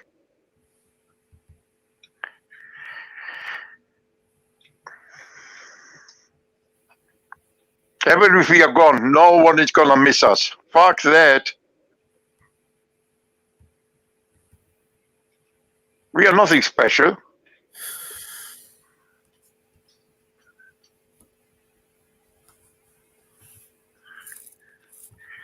We're not even going to live in this new world that they're going to create, this fantastic utopian world. None of them, it's not for us, right? So I feel sorry for all those people holding on to the property that I know that they're going to come and take. And you know how I know they're going to come and take it? Because they literally said it. They told us, right? What they're doing to the farmers. Not just in Germany or Netherlands or Britain. Look what they're doing everywhere, man. They're taking everything. Yeah, cool. Bravo, Melos. Make me hope. All the shit, all the properties are worthless. They're gonna take it from me. Yeah. In the This gives me future, hope you for will the own future. nothing. And Klaus Schwab, in his book, The Great Reset, he famously quoted, "In the future, you will own nothing, and you will be happy." Now, that wasn't a suggestion or an opinion; it was a promise, right? When a man like Klaus Schwab says something Klaus Schwab, like that, yeah. it's just as good as written in stone, right? And guess who's taken over the WEF? What? Oh, what do you mean? So the World Economic Forum, Klaus Schwab has stepped down as the leader of the World Economic Forum. And who is his follower? His name is Peter Berwick. Is Berwick or some shit? Peter Berwick. He's basically the former CEO of Nestle. Of what? Nestle. Nestle, the big company, the German company. Yeah, Peter Brabeck. That's it, not Berwick. Peter Brabeck. Yeah. Austrian businessman serving since 2025 as chairman of the World Economic Forum. He is the chairman emeritus, former chairman and CEO of Nestle.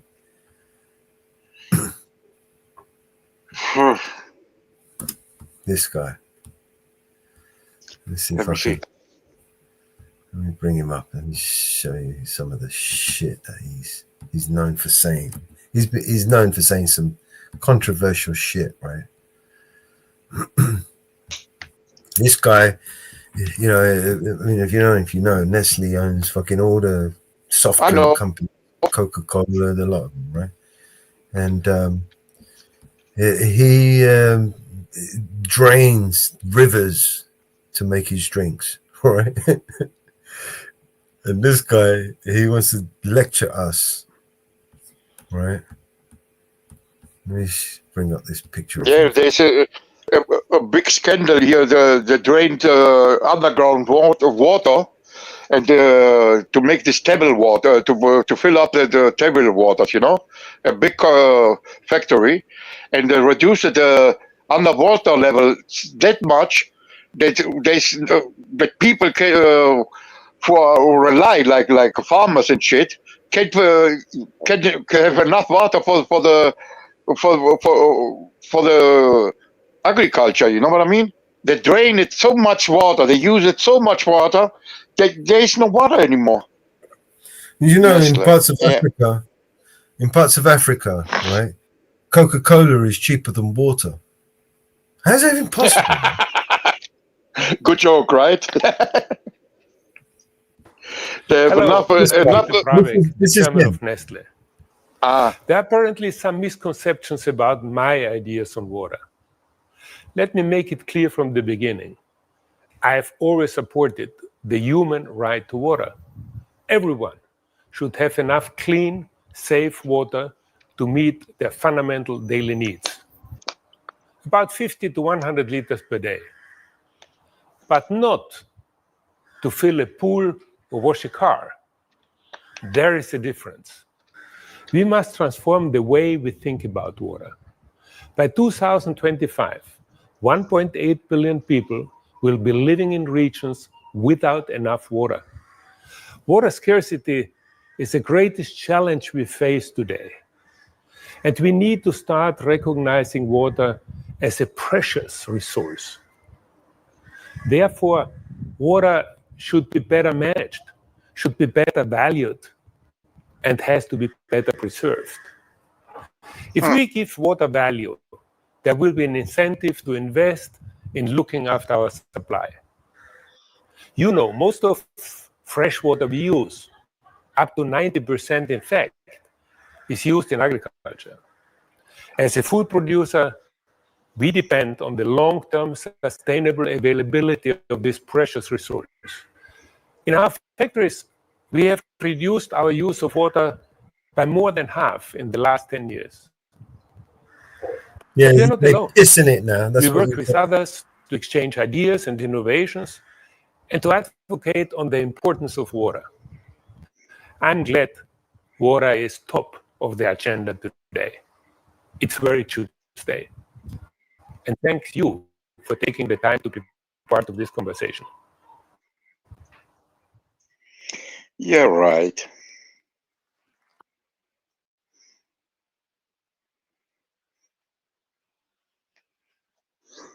They were all for themselves. Yeah, we're getting lectured about using water of a man who literally drains rivers to sell us bottles of Coca-Cola and Pepsi-Cola and Fanta and, you know.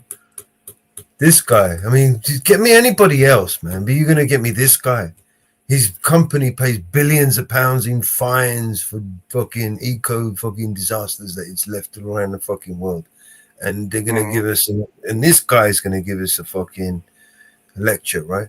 And I got a better one. Let's put this guy at the head of the World Economic Forum, and then remind me that we won the war again.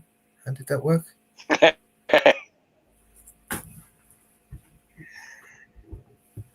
Oh shit.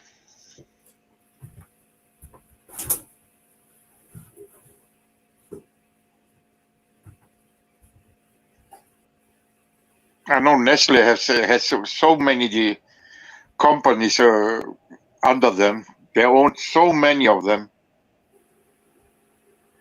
It's one of the richest companies for food and all this shit.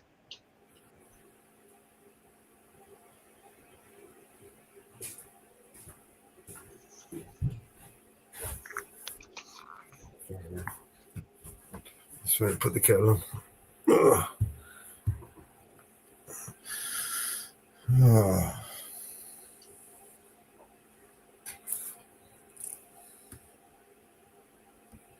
Nestle is evil. Oh. Let's have a look.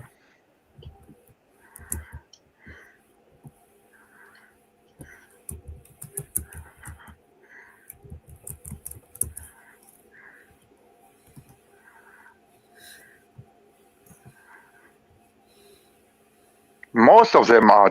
Trust me, Inferno.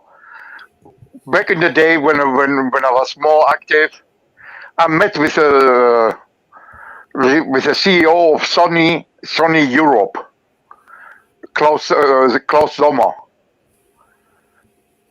These guys are so narcissistic, they literally think they're gods. It was hard to talk to this guy. So you're Nestle in the 1970s. You're the inventor of baby formula, a life-saving creation for babies who, for whatever reason, can't breastfeed from their mothers. But just helping moms who can't breastfeed isn't enough. It's such a small segment of the population. It's such a small customer base. How are you ever going to make a fortune with that? Never. So you're looking to expand your formula business even more. Instead of just selling to moms who can't breastfeed, what if you could sell to every mother? If you could do that, your customer base would instantly increase by 20 to 100x. The problem is you've got some steep competition. Mother Nature's milk. Something that is vastly superior and has far more nutritional value for infants. Compared to the glorified powder cow.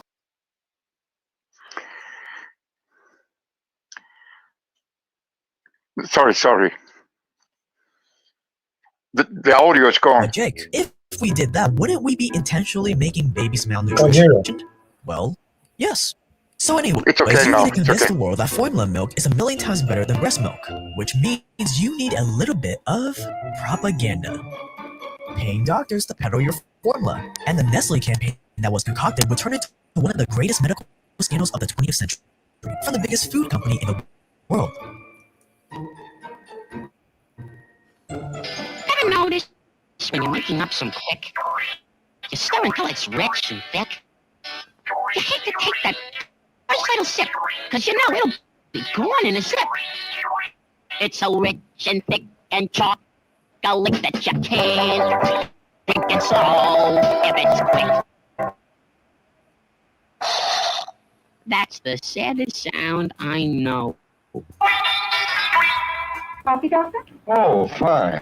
Have a Camel with your coffee. Thanks. You know, this night work's kind of rough, isn't it? That's right. But a Camel's always a pleasure. To understand how we're gonna run our propaganda campaign for baby formula, instead of starting from scratch, all we gotta do is take a lesson from some of history's foremost experts at molding public opinion. Cigarette companies. In a cigarette, it's the tobacco that counts. And Lucky Strike means fine tobacco. See, contrary to the symbol of death and disease it is today, once upon a time in the early 1900s, cigarettes were a cultural icon of sophistication, glamour, and sexual allure. A highly prized commodity for 1 out of every 2 Americans. And how did cigarette companies achieve this symbol of sophistication? With things like full-color magazine ads with respectable-looking doctors in white coats puffing away with slogans like more doctors smoke Camels than any other cigarettes. An early example of an influencer campaign. Why? Because who do people look up to when it comes to what they consume? Doctors. Who do people look up to determine what's cool? Celebrities.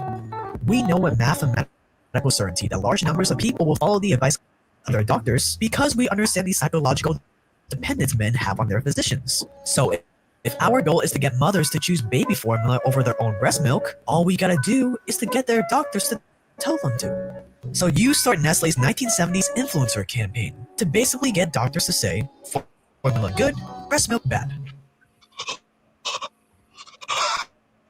You pay doctors and nurses to suggest your formula as an alternative to breast milk, and in places like Asia and Africa, you even hire saleswomen, dress them up like nurses, and get them to hand out free samples and medical advice. And you make sure that these free samples are just big enough that by the time they run out, these mothers would have stopped making breast milk naturally, cementing a profitable, loyal customer. Who cares if Africa, one of your biggest markets, has polluted water? Who cares if most of the moms using your formula don't know that they need to boil the water first to prevent the bacteria in the water from making their baby sick? Who cares if it's estimated that babies who are fed formula in unhygienic conditions are between 6 to 25 times more likely to die of diarrhea and 4 times more likely to die from pneumonia compared to breastfed babies? But that's not your fault, obviously. You print the instructions on the package and they're responsible for reading them, even if they're illiterate. But then you run into a problem. Powdered cow's milk, sugar, and vegetable oil are even close to real breast milk. It contains none of the stuff that can help babies fight off diseases or build natural immunity. It doesn't even contain enough nutrients to keep a baby healthy. And in 1978, Nestle executives were even brought before the US Senate to explain why all these babies were dying or getting sick because. So by 1981, the World Health Organization set new regulations where you can no longer compare breast milk with formula alternatives. That is a problem. A problem that can be solved by moving your marketing to somewhere with fewer restrictions, like Southeast Asia and the Pacific, where formula sales are skyrocketing, while acting like you are breast milk's biggest fan in the US and Europe. Even creating a cringy baby band to get your point across. This is a breastfeeding song. And even after millions of people start boycotting your products and stricter laws are put in place to stop you from tricking people into using your formula, there are still reports of Nestle paying their doctors to promote their products, giving out free samples, and advertising in hospitals. To this day. I would almost argue you should never give your child any formula that you haven't run by your pediatrician. Formula milk has around a 23% profit margin, meaning companies like Nestle make around 23 cents for every dollar in sales. And by 2026, this industry is set to be worth more than $110 billion. But if you thought Nestle stopped there, oh, you're so sadly mistaken.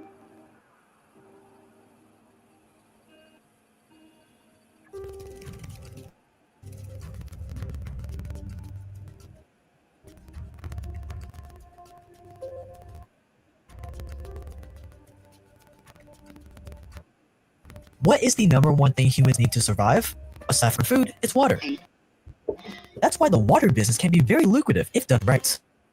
See, tap water itself, the stuff that comes out of your sink, is pretty inexpensive. But bottle up that tap water, market it as coming from Clear Mountain Springs or Majestic Fountains, and you have a ridiculous markup. You can buy a tank of tap water for $10, use it to fill thousands of plastic bottles, and then resell that tap water for $50,000. For one tank alone, Nestle pays $10. Once bottled, the same water costs $50,000. And this not an exaggeration, by the way. Nestle literally sold bottled tap water with one of their recent lawsuits dating back to as early as 2012. But just like baby formula, you can only get away with so much in first world countries. It's third world countries where you can really take it to an extreme. In Pakistan in 2013, it was revealed that Nestle was diverting clean drinking water away from villages and towns and then packaging it in their factories. They would then resell that water back to the same people they took it from.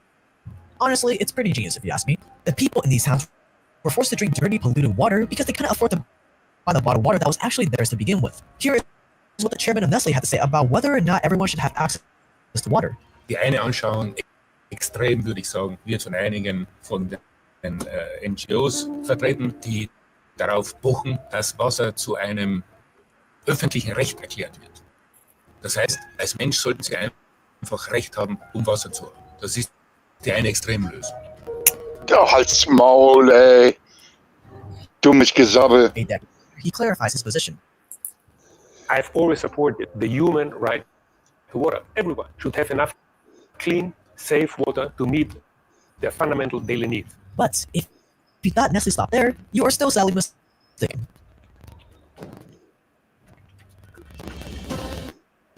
Dad says he can pick his favorite chocolate blindfolded. Was it that one? Nope. Try this one. Yes, that's it. No mistaking it. That's Nestle's chocolate. The smoothest, creamiest chocolate of them all. Try the blindfold test. Prove Nestle's best.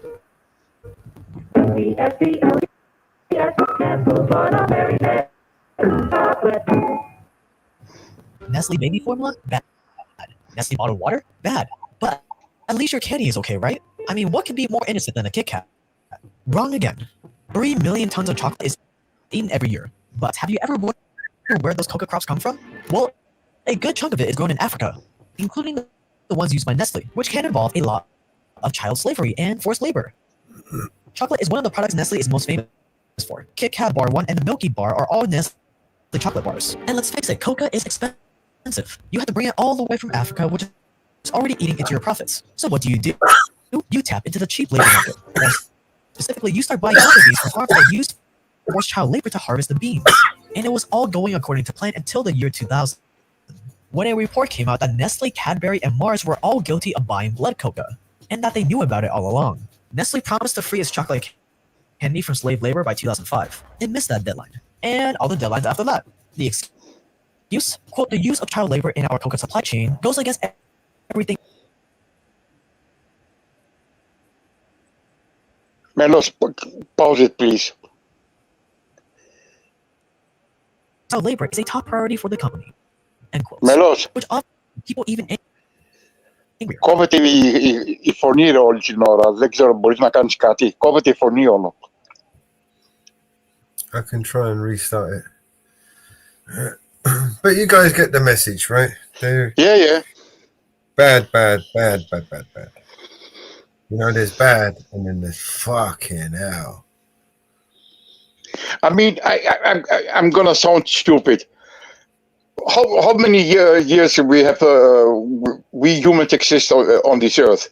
Women always fed the children, breastfeed the children. And we've always had snakes, oil salesmen. You know what I see? Okay, what happened with the women? Why they don't produce milk anymore? What happened? Government, programming, TV, media, corporations, marketing, programming, brainwashing.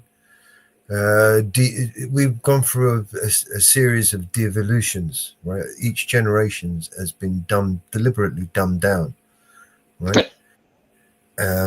So, for example, years ago, we were much more connected with nature. People would know how to, raise, animals, grow stuff, cook, fish, hunt. These things were second nature to most people back then. But now, this is, if you picked up a 15-year-old kid and you stuck him in a forest for the day, he wouldn't be able to survive on his own. He wouldn't know how to, he wouldn't know what to eat or how to hunt or how to take care of himself. He's not prepared for for that life. You understand? Yeah, but time change, Melos. Time change. It's no need anymore. We've been living like that for thousands of years. We were just fine, and then all of a sudden, in such a short space of time, times change. All of a sudden, we don't know. Back then we were maybe 100,000, but now we are billions. So now we have this existential crisis, right? And then we have some sort of magical event, an EMP, for example, and we have no electronics, no nothing, no, and then we have to go back to basics. Now what? How many people are going to die? Me first. Do you see what I'm saying? They literally dumbed us down, right? And it weren't for our benefit. It was in order for them to control us all. You know, there is more than enough on the planet. They just want it all for themselves, right? That's the problem here. They see there's far too many people. There's far too many people that they don't want to argue with. You know, like Mark Zuckerberg, who took half the island and built a whole wall around his thing, and he just took everything. And this is his now, right? You don't want to argue with all those people. He just wants what he wants, right? You don't give a fuck who has to suffer for it.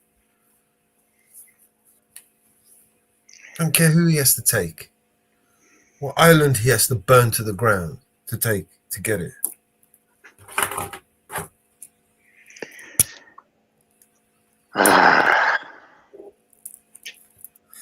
And there'll always be people like that.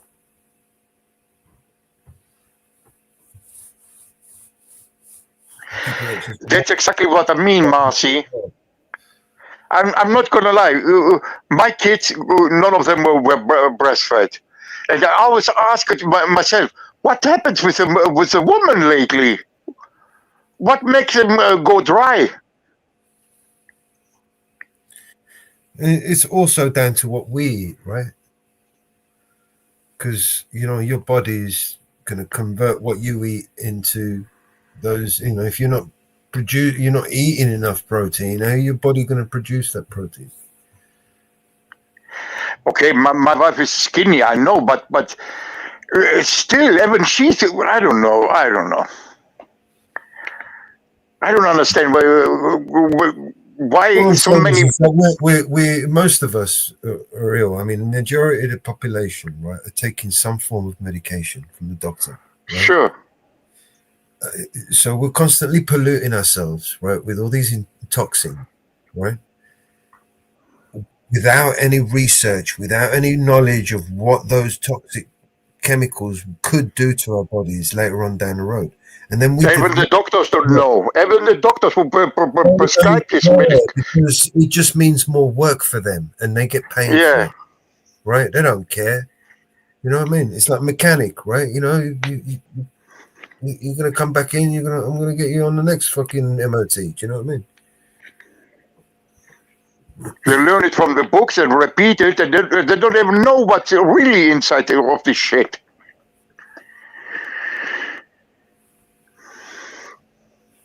Yeah. You know, and then, you know, all the constant brainwashing, the programming. You know, all the deliberate misguidance, you know, and deception, you know, and it's done by government, right? I mean, the biggest killer on the planet is by far democide, right? I mean, prove me wrong. Democide is probably the biggest killer on this planet, more than everything else. Everyone combined, right? Biggest killer on the planet.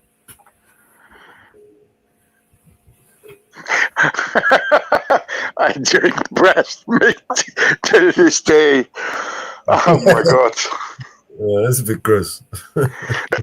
Okay. Whatever. Bit too much information, bro. Yeah, right.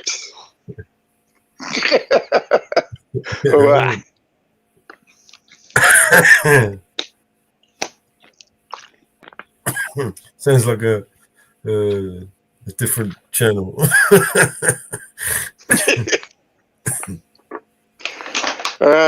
If you go to, let's say, a big mall, all this, what's the right word? from Nestle, the milk powder, full of it. Until 5, 4, 6 years, they have. For every year, you have a new one. How evil would you be knowing that that they're going to have to go and use that dirty water to mix your powder, and you know that there's nothing in that powder that's any nutrition at all to the child. Do you know what I mean? And you're just going to force this down these people's throat, and then you're going to drain the fucking river, right? And fucking bottle it and sell it back to them, right? Oh, yeah. One tanker cost them $10, right? And they sell it one tanker, and once they rebottle it, it's worth 50,000. I read an article a few days ago. The leader, this new military young leader from Burkina Faso, he made a rule that electricity and water is free for anyone in his country. Electricity and water is free. No one has to pay for it. Gaddafi, you remember Gaddafi? Yeah, sure. Gaddafi, there was no homeless. There was no school fees, college fees, university fees. The motherfucker would have paid for you to go to the best schools in Yale if you wanted to go there, and you could get in there. He'd pay for it. Doctors anywhere in the world, he'll put you on a plane and send you over there and get the best fucking and that was to everyone in the country, right? Fuel, nobody paid for petrol. No one paid for petrol, was free, right? The power was free, electricity was free, right? And everybody had a stipend from the profits from the oil. He gave everybody a fucking stipend. Everybody had a little check. Everyone was wealthy, man. Nobody needed him for nothing. There was no fucking, you want to go and learn, go to school. Gaddafi would pay for it, man. You can go and learn in London. Can you imagine if they didn't kill him, or what Libya would be today? If they didn't kill him? If they didn't kill him and he succeeded to create the African dollar, right? The gold-backed African dollar, because that's why they killed him. Let's face it. There's far worse rulers and dictators than Gaddafi. We've had in our country, let alone in Libya. He was far better than fucking half the people that they put on the shit list. Do you know what I mean? They just had a new rebellion in Libya. A new government. Military government. It's a shithole. It's nothing but a port for immigrants to Italia. That's all Libya is now. A shithole. They have slave markets now there. Yeah, it's all gone. For the immigrants. Yeah, they're getting all the stipend now. Are they getting free healthcare? Are they getting free petrol? Yeah, I bet they're all wishing fucking Gaddafi was back now, right? Yep. But you know what? It's their own fault. They believe it, all this propaganda shit. And it was their own people that turned against him, right? His own people. Yes, they used their own people to kill him. Yeah. That's how powerful the CIA is. That's how powerful Mossad is. They will get your own people to murder you. Who was it? I think it was. Is it correct me if I'm wrong? I try to translate it in English because I know it. The 10 roots of the Zionist. You know this the 10 roots.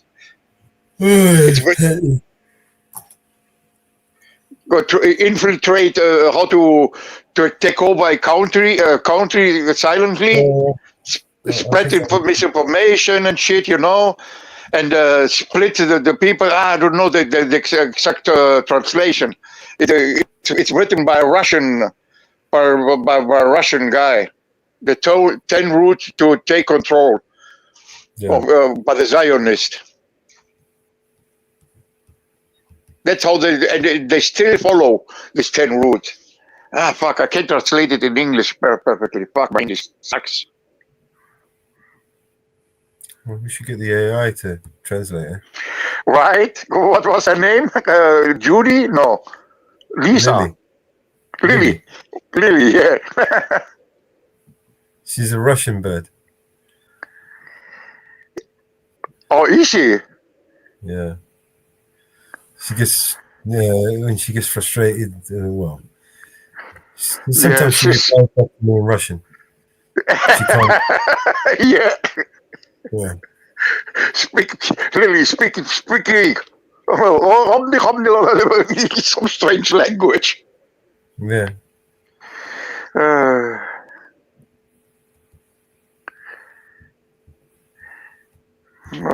Hey, chill, IGM. Jesus.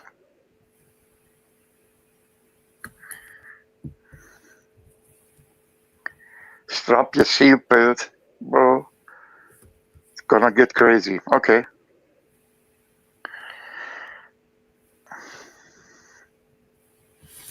All right, let's see what else you can find.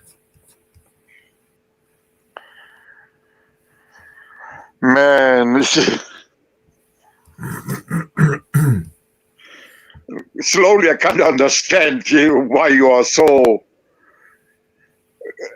the way you think, man. It's all this shit is depressing for me. You ain't seen nothing yet, man. You've seen the things that I've seen.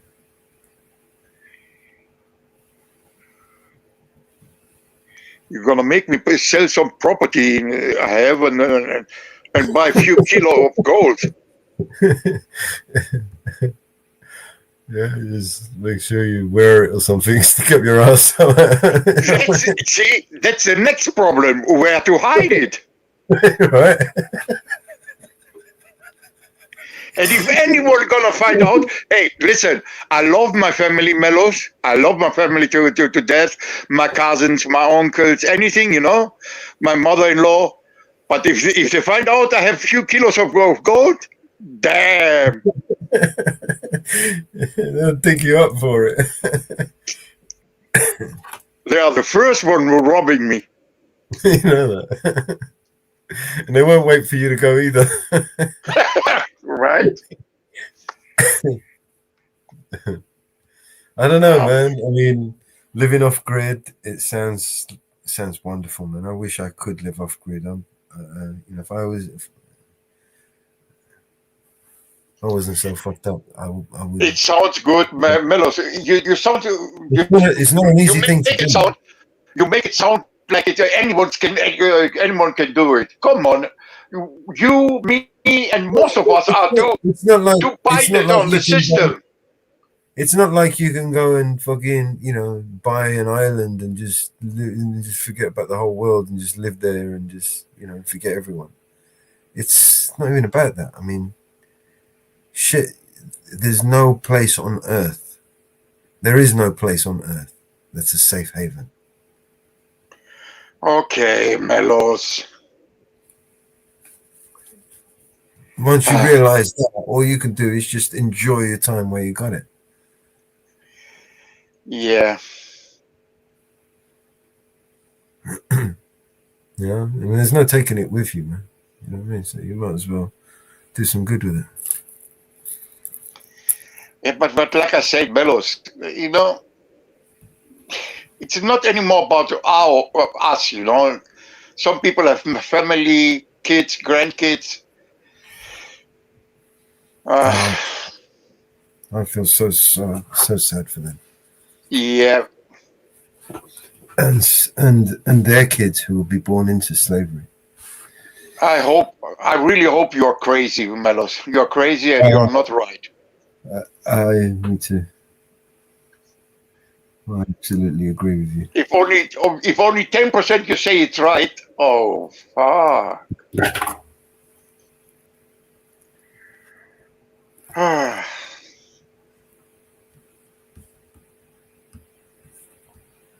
Let's see if this video will play. Okay. We'll play the rest of this Nestle movie video. Tell me if you can hear it. So to placate the masses, You collected all the cocoa you can find from farms that don't use child labor and made Kit Kat. You slap a Better. fair on it, and it becomes a symbol of a reformed, caring Nestle. All the while, you still continue using dirty cocoa for all your other candy. And when trends change from being morally correct to being environmentally correct, you switch to a much cheaper alternative, an environmentally friendly label that takes less effort, money, and resources, and diverts attention away from your shady supply chain. But if you thought Nestle stopped there, you are yet again sadly mistaken.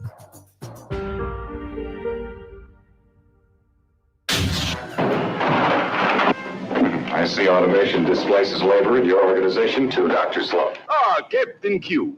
Join me in a glass of delicious chocolate quick, won't you? Thank you, Doctor. I could use some energy.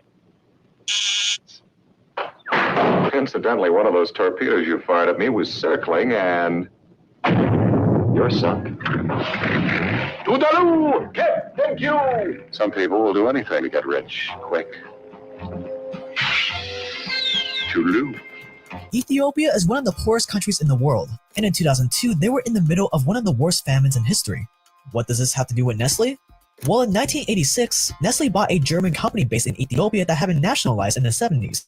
The Ethiopian government owed Nestle money and offered $1.5 million as compensation. But by 2002, due to a new exchange rate, this amount had become $6 million. As Nestle, you could have written that debt off pretty easily. There were millions of people starving in Ethiopia, and 6 million could have went a long way. It could provide safe drinking water for 1.5 million families, or anti-diarrhea medicine for 750,000 kids. But instead of writing this debt off, you demand your money back, even while you were making a $3.9 billion profit. If people disliked Nestle before, they really hated Nestle now. And by trying to get money back from Ethiopia, you commit what would be known as the greatest public relations blunder of the decade. Nestle eventually backed down due to mounting pressure of boycotts, but the damage to their reputation had been done.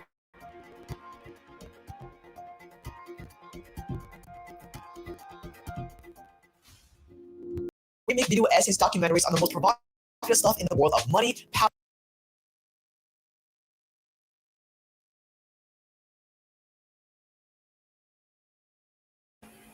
Welcome back, Marvin. And that was Nestle. Well, my God, I got exciting here. Yeah. Yeah. Oh, we just had an accident up on the interstate. Oh yeah. And all of a sudden, I had a guy running through my yard. Oh shit. Yeah. Running away from him. Yeah. And all of a sudden, there's strippers all over the place, all over my house. Is he good looking?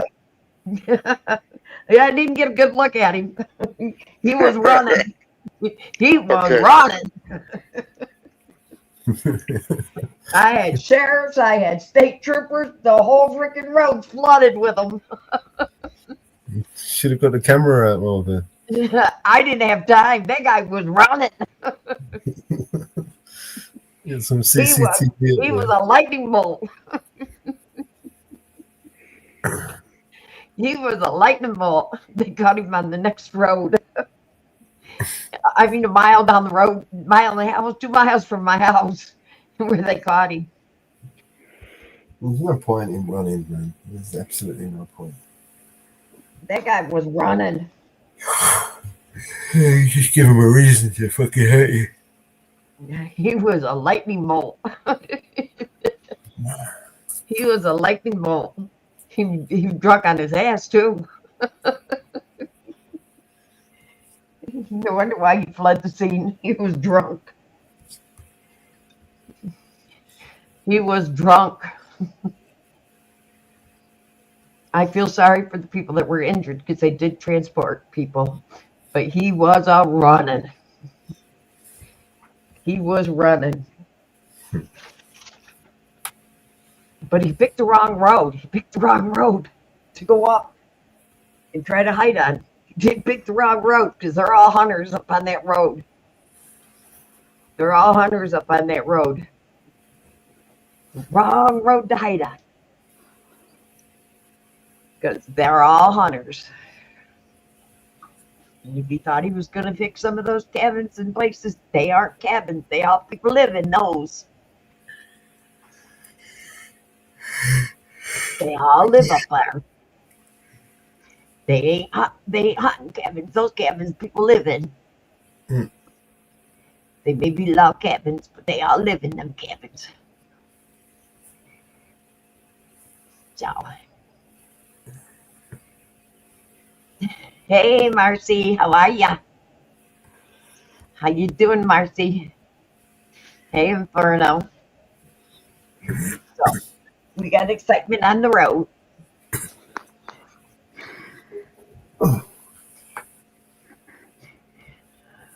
I thought it was kind of cute. Thought it was kind of funny.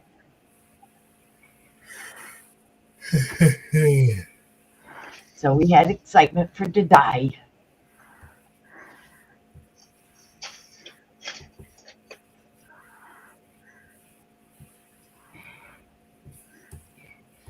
There's my excitement. I didn't have time to pull the camera out. He was gone.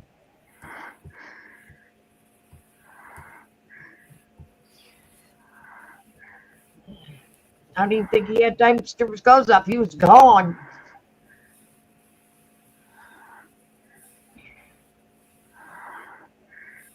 Yeah, then they have time. I mean, the cops were flying. They were flying back and forth. We even had the DOT cops out here.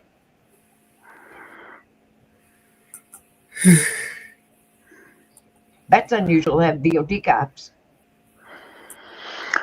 What does abide means, Melos? Abide. Well, huh? Which part of Germany do you abide in? What does abide mean? This what? You From cut out IGM.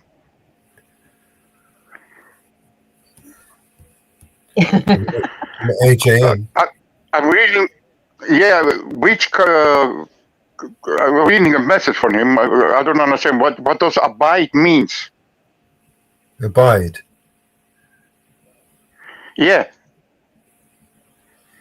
Abide.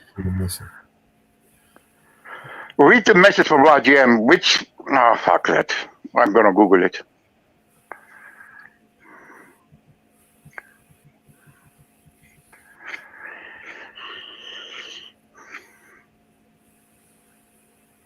Oh, where I'm living. Oh, okay. Well, none of your business. Yeah, that's close. Close, right by the right by the bus stop, isn't it? Yeah, right. Train station. It's right there. You want to visit me, IGM? You want to visit me?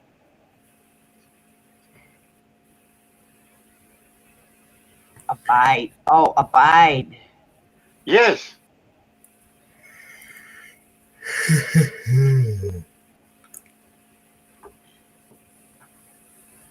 Never mind. It didn't take long. You know, you see, one of the things that most people don't realize is that Germany. The basement. Hey, how you doing, man? Germany had, after the war, Germany had two economies that it built up, right? And then after the war, once the Berlin Wall was removed, those two economies became one. Became a powerhouse the moment that wall came down. And you know what? East Germany, it's looks better than West Germany now. They put so much money in the infrastructure in the cities. They are more clean, more advanced than West Germany. The streets are much better in East Germany than in West Germany.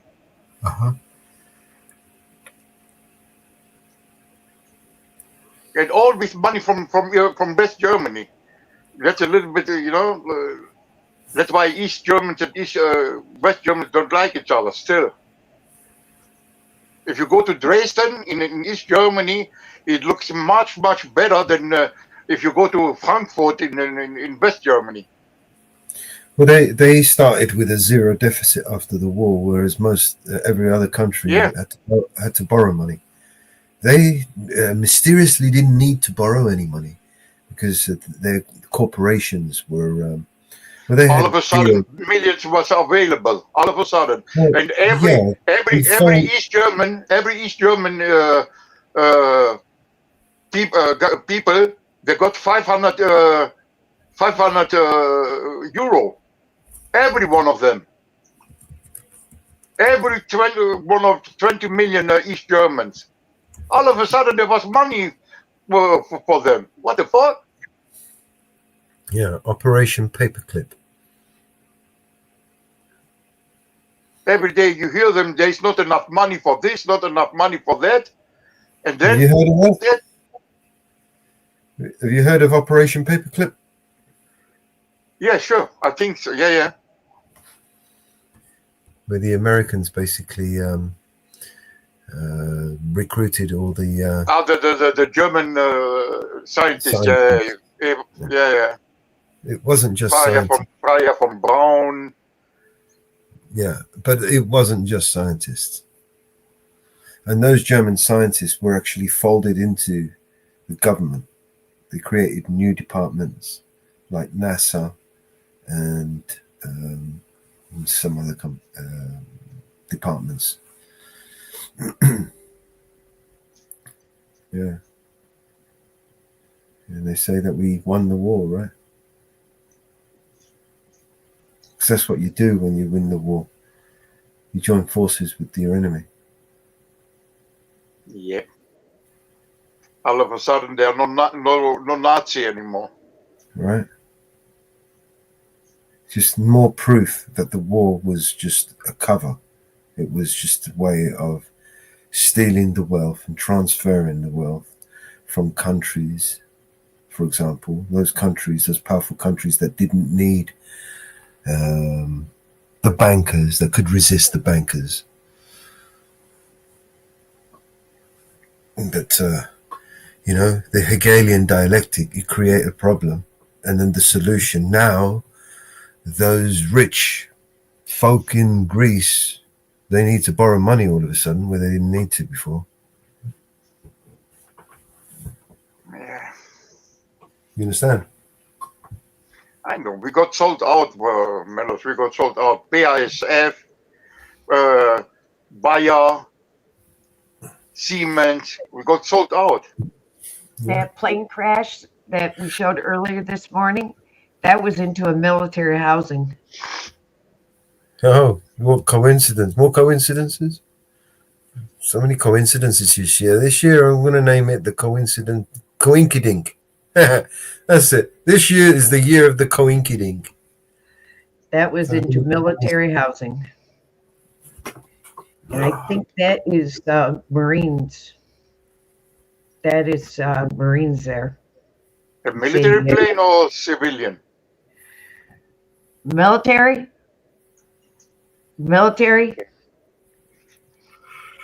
It's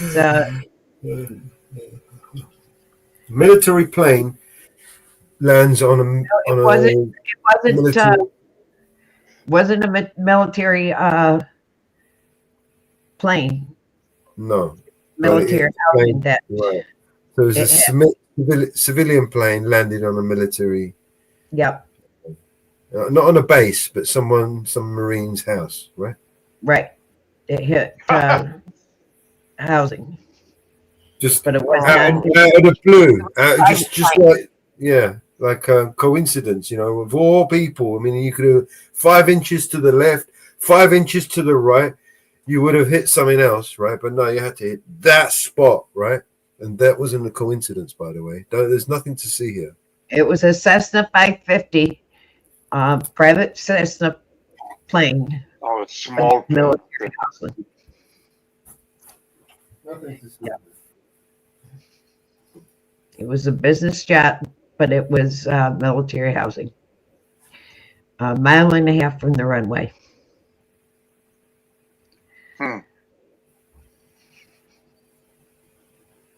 Yep. And it's a Navy base in San Diego.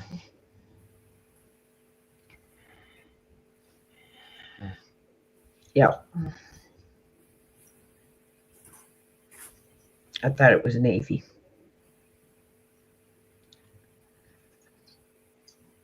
Yep.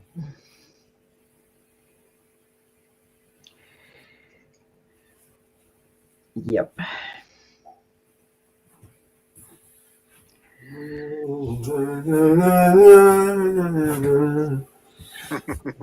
Marcy, when you're done vacuuming your house, come on over. I've got a house that needs to be vacuumed. I only have a couple of rugs, but I have a house that needs to be vacuumed. Yeah, I could do with some vacuuming. You do any other thing? You do any painting or anything? Oh, by the way, we did. There's no bad mouthing Trump here anymore because Mellos is trying to get his free pass here to the U.S. Yeah. So nobody can bad mouth Trump here. Yeah. You have to get Mellos' free right here. You heard about that? If I'm going to seek political asylum in America. Yeah, right. Yeah. Yeah. No, so no bad mouthing Trump because we're going to get Mellos' political asylum here. Yeah. Who is that stupid and go on his own freedom of speech? He won't let me speak, the cunt. He wants to put me in jail for the things that I say. So I'm going to come to America so I can escape and seek political asylum. Trump's going to save me. He's going to save me. You heard me? Donald Trump, the savior of all mankind. He's our last and only hope. Okay, you're trolling. We're going to try it, so we thought we could try it with Mellos. It's worth a try. Tommy Robinson is going to try it, so we're going to try it for Mellos. We're going to put them both on the same plane. Donald Trump's going to save me. He's going to be the savior. He's going to fix everything.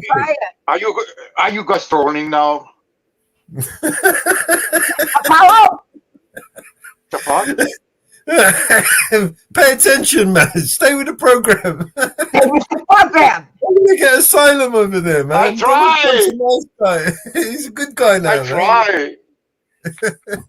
We want to get Mellos out of the country so he have free speech. Because we have free speech here. We're going to have free speech over here, man. I want to go. He wants to put me in jail for the things that I say.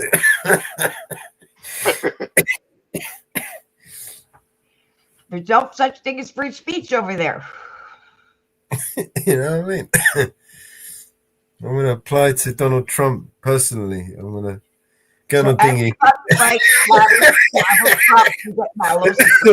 All I need is a dinghy.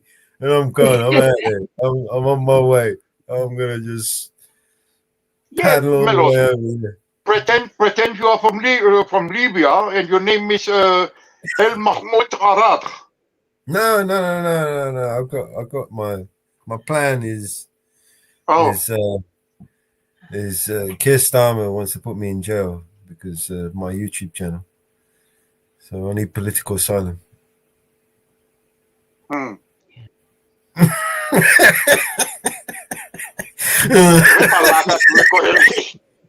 You're not impressed. You're not convinced. Program, Apollo, or get off the thing. I give up. I give up with you two. Get with the program or get off the life raft. Hey, man, come on. It might work, man. Come on. Anybody that spends $1,000 a day for a damn dog, come on. Thousands a day. Oh shit. Shit, you could have bought him a dog a day, right? Every day you could have bought a brand new dog, right? Like proper pedigree and everything. No, we ain't going to send him to California, Marty. No. He ain't going to California. No. Word it. All right. No way could he afford it.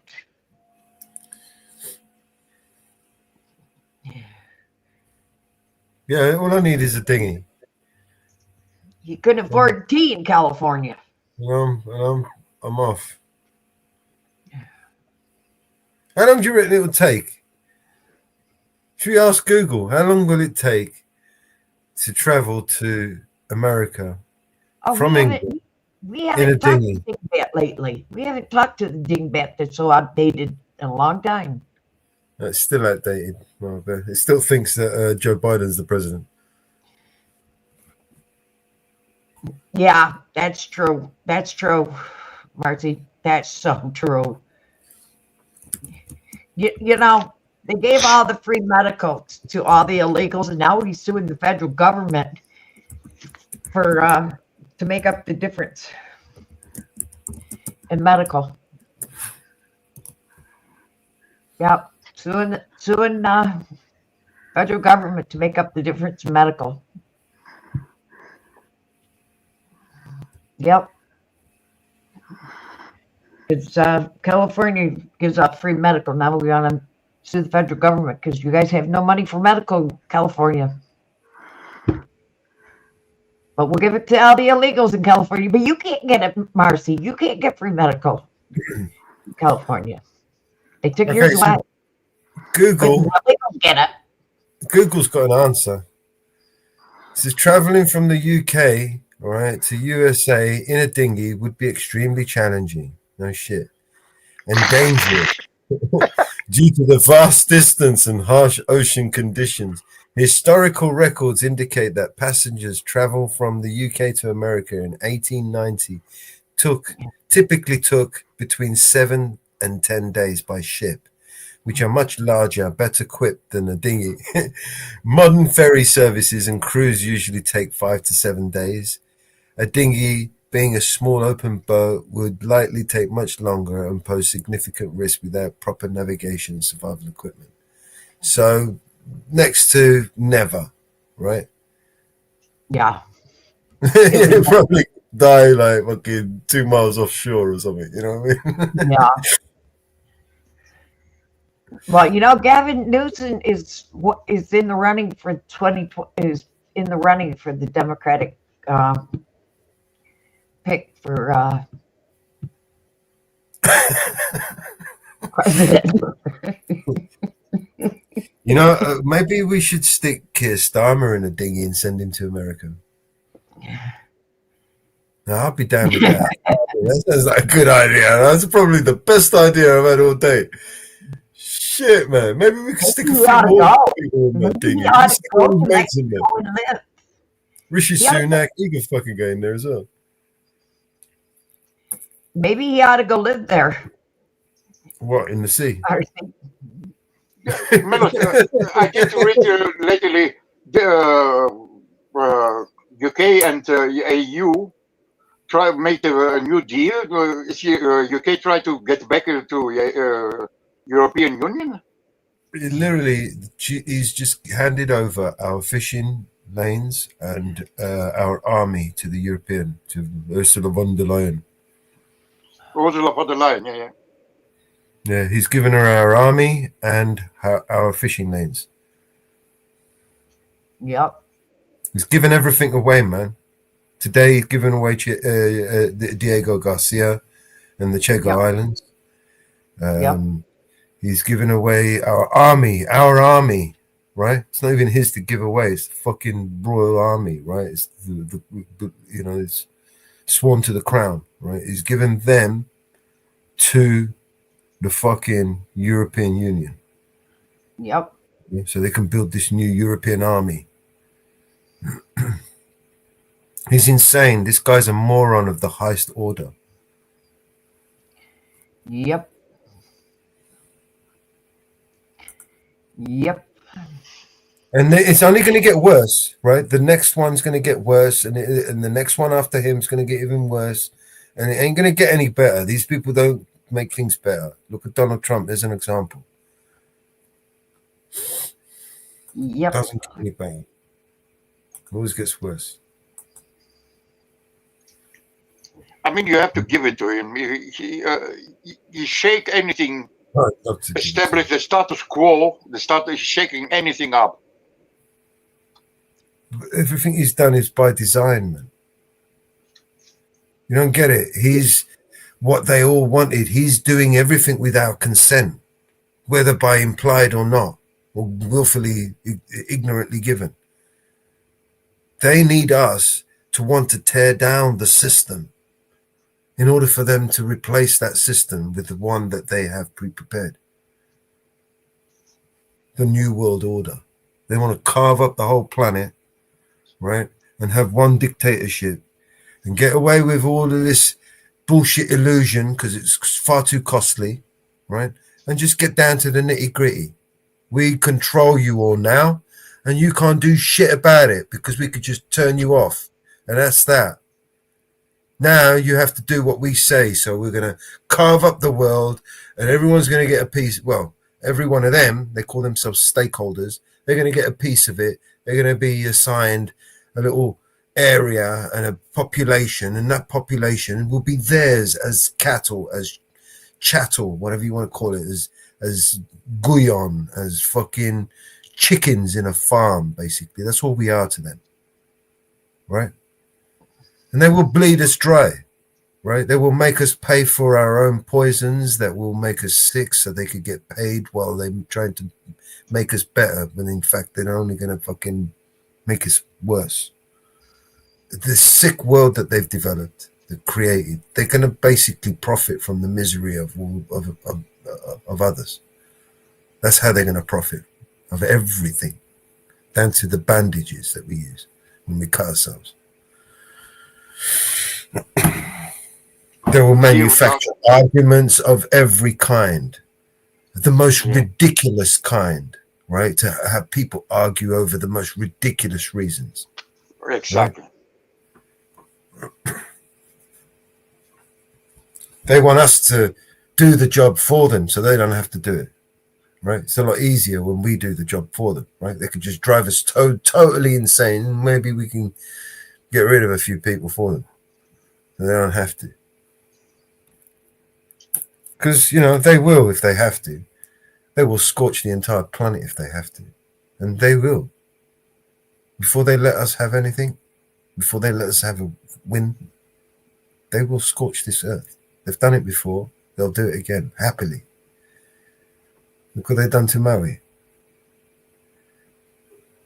Half the fucking country. Look what they've done to Cyprus.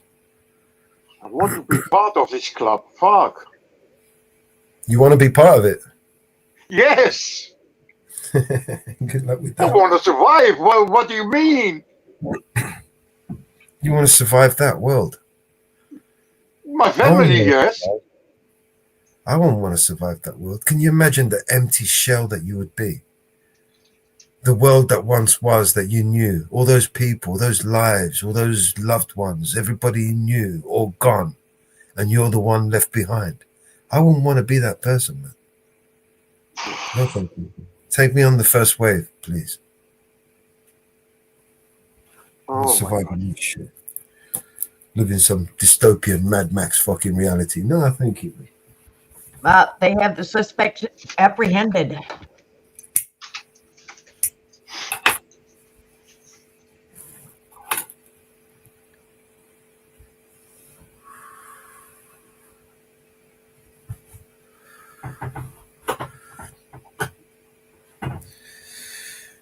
I paid so much money for the marriage.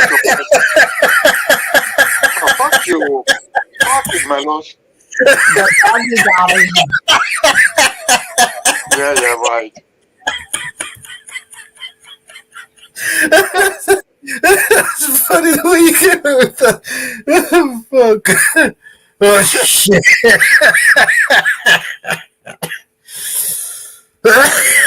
Oh, my God. I just renovated the house in Chalkidiki. Oh, my God. 120,000 euro for nothing? Fuck you. Oh, man. Here we go. Tell me if the audio is okay on this one.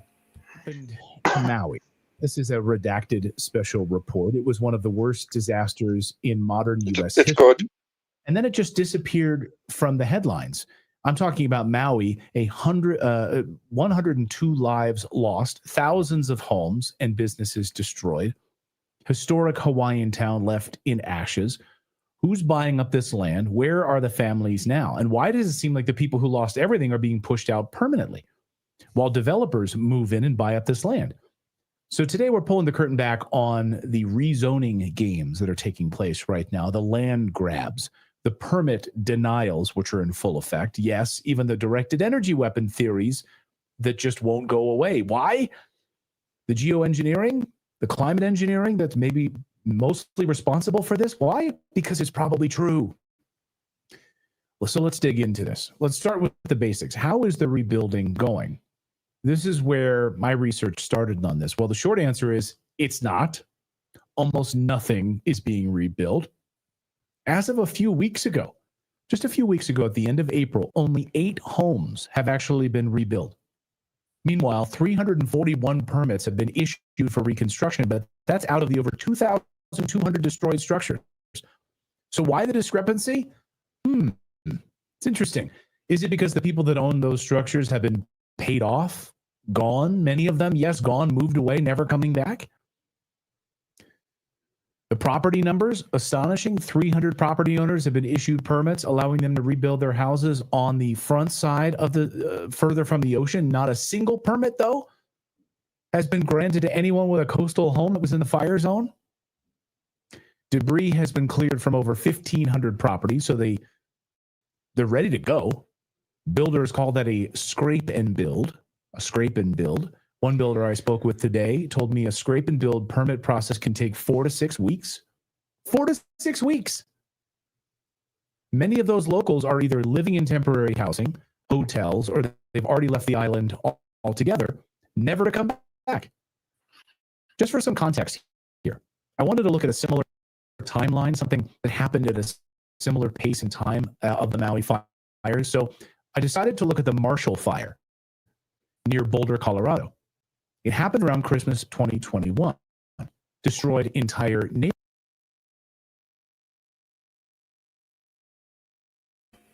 Still crackly. Yes. All right. Neighborhoods gone. Oh, shit. Well, whatever happened?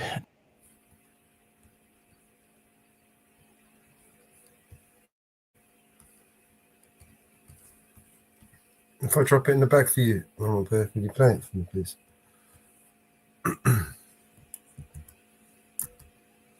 Hopefully that plays better.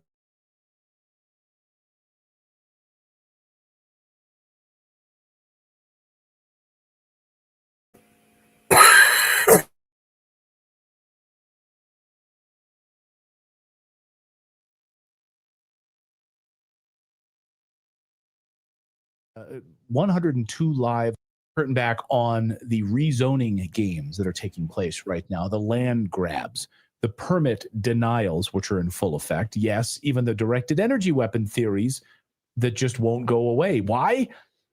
The geoengineering, the climate engineering that's maybe mostly responsible for this. Why? Because it's probably true. Well, so let's dig into this. Let's start with the basics. How is the rebuilding going? This is where my research started on this. Well, the short answer is it's not. Almost nothing is being rebuilt. As of a few weeks ago, just a few weeks ago at the end of April, only 8 homes have actually been rebuilt. Meanwhile, 341 permits have been issued for reconstruction, but that's out of the over 2,200 destroyed structures. So why the discrepancy? It's interesting. Is it because the people that own those structures have been paid off? Gone? Many of them, yes, gone, moved away, never coming back? The property numbers, astonishing. 300 property owners have been issued permits allowing them to rebuild their houses on the front side of the further from the ocean. Not a single permit, though, has been granted to anyone with a coastal home that was in the fire zone. Debris has been cleared from over 1,500 properties, so they're ready to go. Builders call that a scrape and build. One builder I spoke with today told me a scrape and build permit process can take 4 to 6 weeks.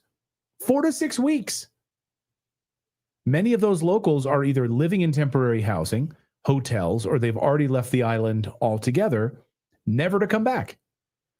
Just for some context here, I wanted to look at a similar timeline, something that happened at a similar pace and time of the Maui fires. So I decided to look at the Marshall Fire near Boulder, Colorado. It happened around Christmas 2021, destroyed entire neighborhoods, gone. So how is the rebuilding process going? Great, actually. Let's dive into the numbers. In Louisville, city of Louisville, approximately 90% of destroyed homes. Now, maybe I'm saying this wrong. It might be Louisville, because, you know, like Louisville, Kentucky. But Louisville, 90% of the homes were destroyed and have been rebuilt or are under construction. 90% were destroyed, and almost all of them are rebuilt fully. The town of Superior, rebuilding permits have been issued for 74% of the destroyed structures. Over half of those rebuilt homes cleared for occupancy now. And the unincorporated area of Boulder County, rebuilding has been slightly slower because you have some big custom homes that were destroyed. But get this, 63% of homes there have either been fully rebuilt or have received permits to do so. Again, large custom homes on multiple acres in the Boulder region, totally different from these 60, 70, 80-year-old homes in Maui that were small. They were small, humble homes. The native population that lived in these homes for decades handed them down through their family's history. And Boulder is almost fully back. But this is where it gets interesting. According to the Maui County officials and the mayor's office, they've offered permit exemptions to help homeowners rebuild quickly, but only if those homes aren't too close to the shoreline. That's right, rebuilding inland. Mostly allowed. Rebuilding on oceanfront land, sorry, blocked. Not going to happen. Not gonna work here anymore. So now let's talk about who owns Maui now. In the months after the fire, rumors started swirling that BlackRock and other deep-pocketed developers were swooping in to buy the land from desperate families. Of course, we know that BlackRock uses all sorts of subsidiaries, so good luck tracking it back to BlackRock. But the truth is a bit murkier than all of that, but it's still pretty troubling. According to a 2024 report from the Civil Beat, land sales around Lahaina jumped significantly in just the first 4 months of 2024. Some of these were sales to local buyers, yes. One developer, though, alone paid $20 million for a 20-acre parcel near Lahaina. And once you start seeing multi-million-dollar oceanfront deals going through while residents still can't even get permits to rebuild their homes, then you have to start wondering what's going on here. Was this all just a coincidence? Or was this a disaster leveraged for mass development? Take a look at this. We looked into this $20 million purchase. Here I went through it today. You can see this is an 8K filed with the Securities and Exchange Commission. Kanapali Land LLC entered into the purchase for the $20 million. And here's the smoking gun, guys. Again, over 300 property owners on the Mawaka side of Front Street. That's the side further inland from the ocean. In other words, the less desirable land from a development perspective. They've been granted permits to rebuild their homes, 300 of them. But guess how many permits have been granted for the oceanfront properties? Zero. Not one. This is 2 years after the fire. 348 inland building permits, zero for the coastal properties. So if you live inland, great, you're allowed to start rebuilding with a lot of conditions. If you can afford them, by the way. Maybe they've been busy, Clayton, because the weather's been nice. Been at the beach. But take a look at your screen here. See these green areas here? This is the area now. This is the prime coastal real estate.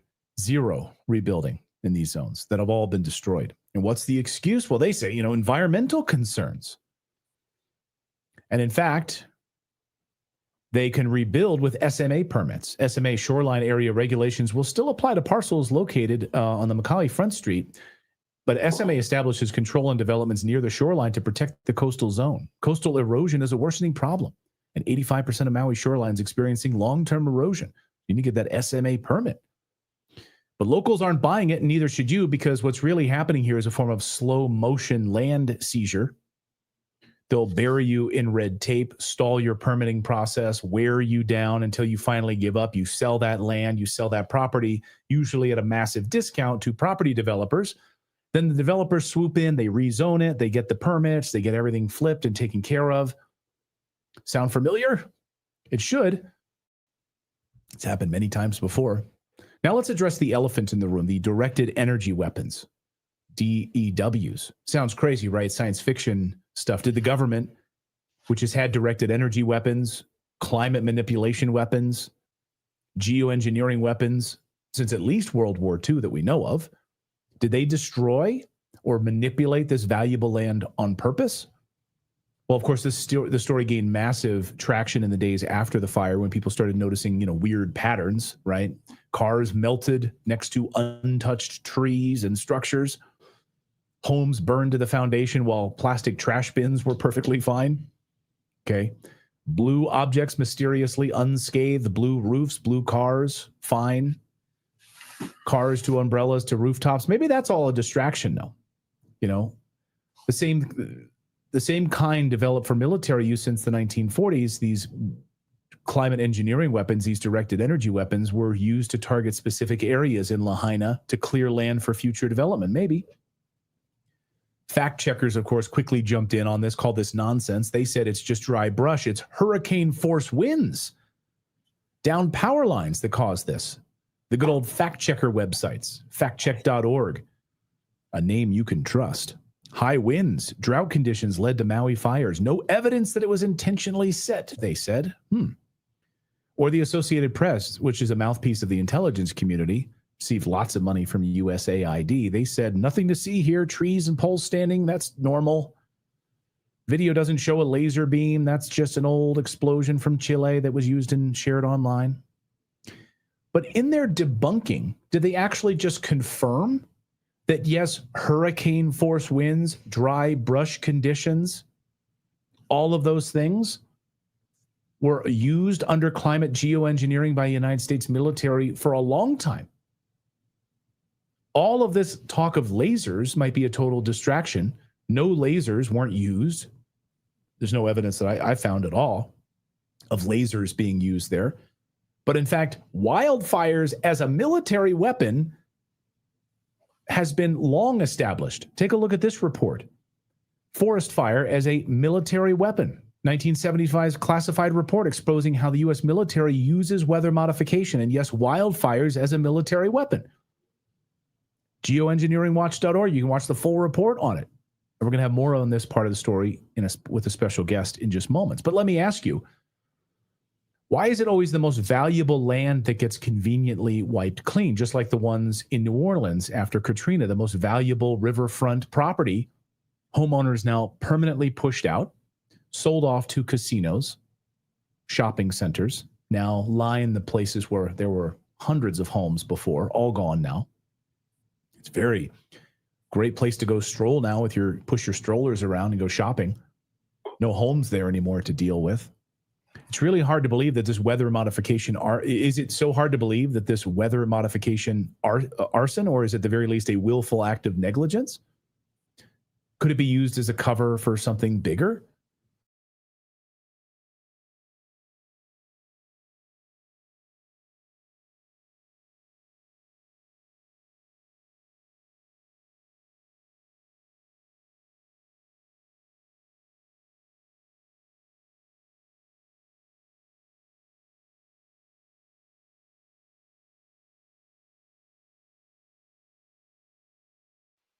What happened? It's paused again, Marco. Oh.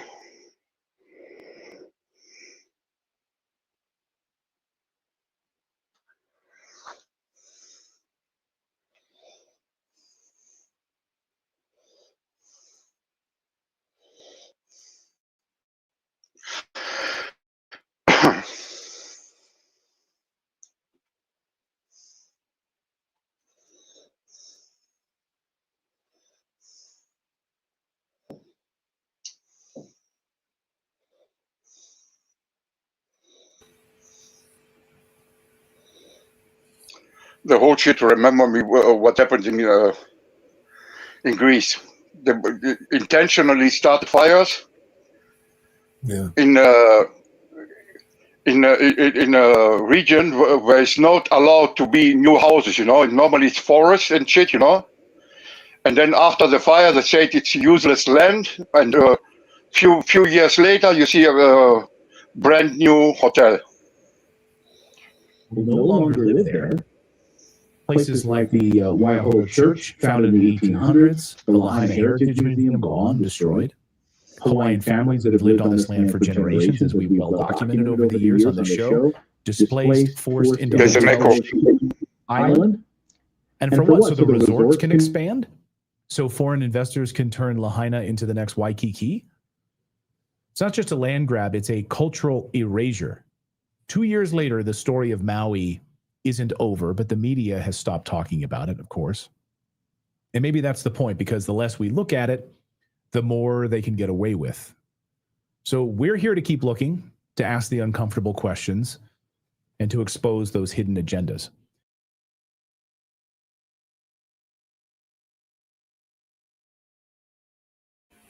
Thanks for that. That was odd. I just all of a sudden got kicked right out of his StreamYard. Mm.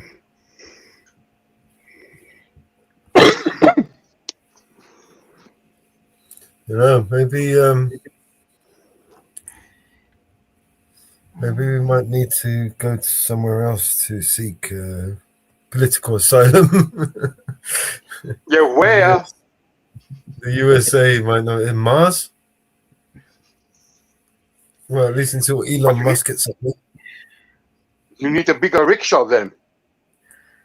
Yeah, a bigger dinghy. Dinghy, yeah. Yeah, one with a rocket on it.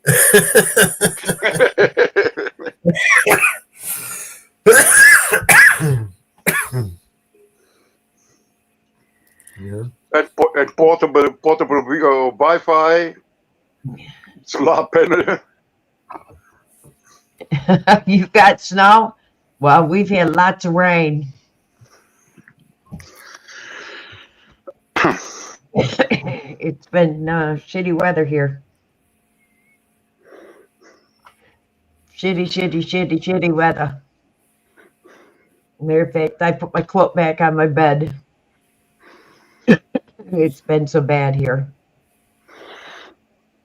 It's been such shitty weather here. I put my quilt back on my bed. Yes, we've had hail, rain. Matter of fact, they mowed my lawn, and they've dug so many roots in my lawn trying to mow it because it's been raining, but they've had to get some of it down because I've got hayfield. They're getting stuck. They put the tow chain on the one lawnmower. They're mowing it with two mowers. And they put the chain on the one mower to dig out the other mower. But they've had to get it down because it's so thick that it's not funny. But part of it hasn't even been touched because they can't get the mower on it, because if they do, they'll tip over. It's that bad. It's that bad. And I don't know if anybody has been watching the news, but it's been out west, these tornadoes, there's been so many deaths with these tornadoes. Thinking of these families out in Kentucky and Illinois and Oklahoma. It's crazy. I was reading about one couple, they were holding on each other, and those arms were saved, but their other two arms were ripped off. It's crazy, some of these stories that I've been reading. The arms that they were holding each other with were saved, but their other two arms that they were holding on the door with, they lost. The couples that were sheltered together were killed, and It's crazy, some of the stories I'm hearing from out west. And I do have a son in Kentucky, and keeping, what's happening with him. And luckily his town has not been hit. But London, Kentucky, I believe is the one town. It's disaster, total disaster in that town. So keep our thoughts with the families that have lost their loved ones out west. Some of these towns, they're a disaster zone. They've lost all their vehicles, their homes. So,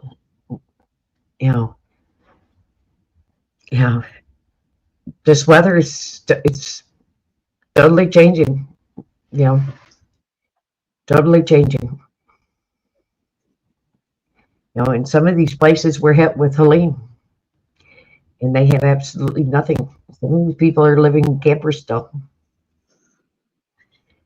Some of them are living in campers, so they still have nothing from Helene. So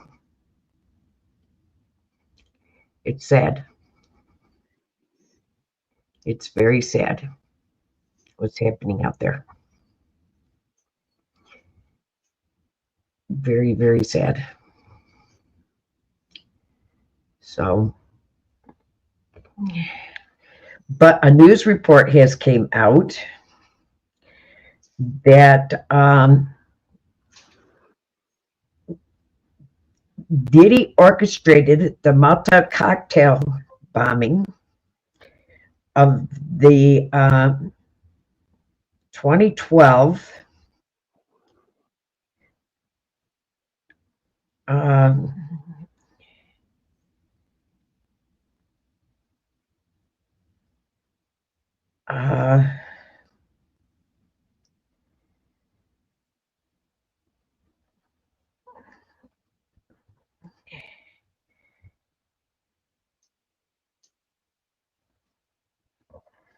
Porsche of Cassie's ex, because he was dating the Porsche. Isn't that interesting?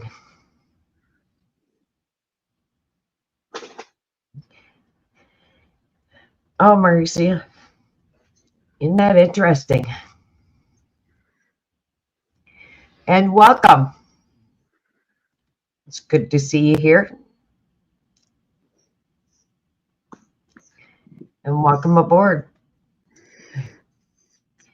I think Diddy is hook, line, and sinker gone. Now, as much of that has dropped.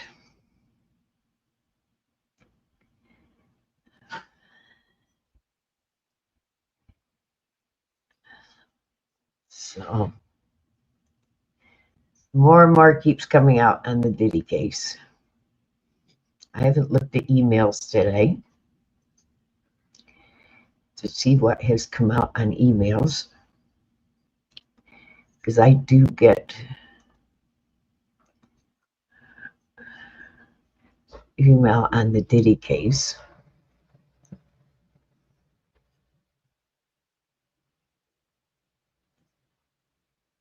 Oh, nothing.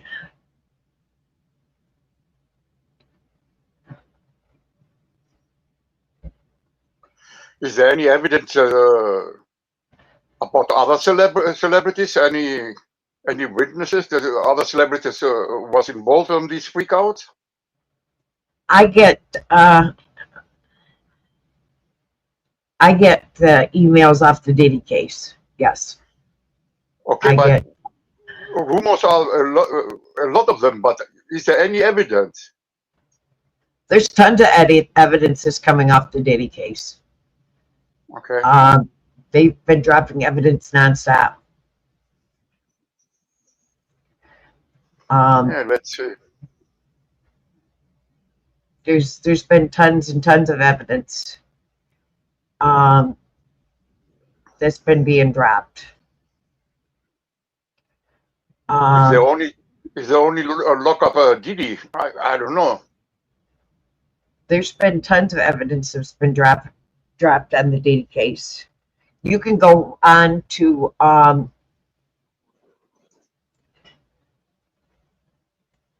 the Court Watch and bring up the Diddy case. All you have to do is have the file numbers and bring it up.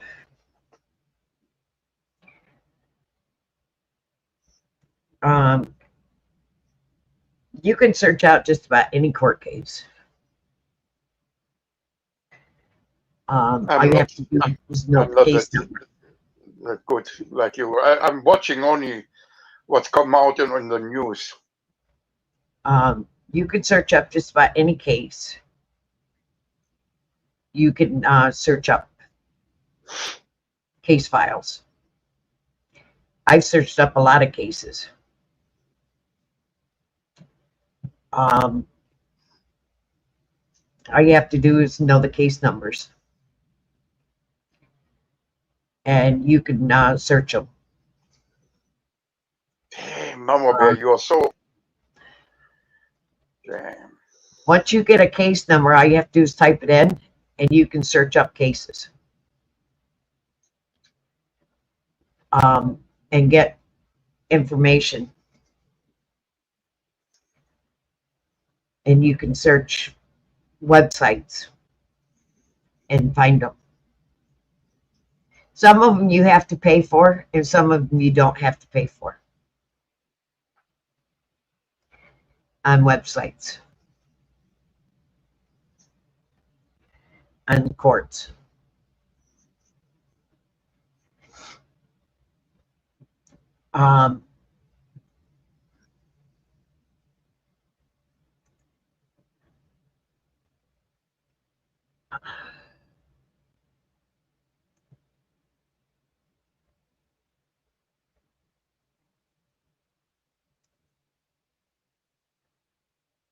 Hold on.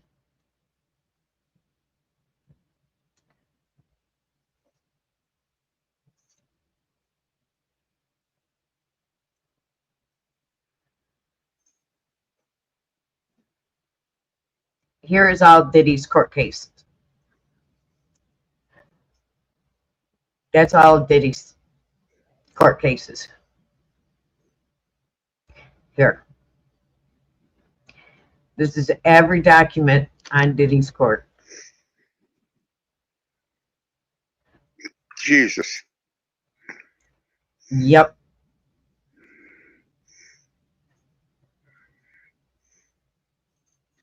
Yep. And they redact some of the things on the court case.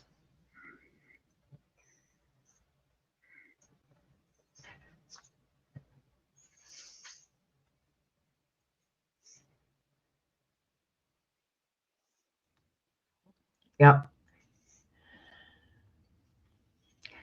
Yep. Yep. That's all of his courts. Every single one of his courts. And it goes on and on and on. Now, these that say buy on Pacer, you have to buy it. But yes, this is all of his court cases. And these are some that have been sealed. But yes, this is all of his court. Every single one of the court documents. Yep. Yep. Yep.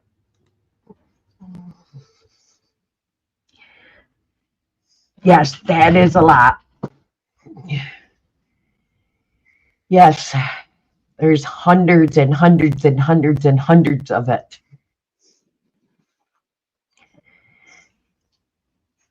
Yes, there's hundreds and hundreds and hundreds of documents. There's over thousands of pictures. Thousands and thousands of pictures, and some of them are quite graphic. quite graphic. Quite graphic. Quite graphic. That's why we don't display them, because they are quite graphic. Quite graphic.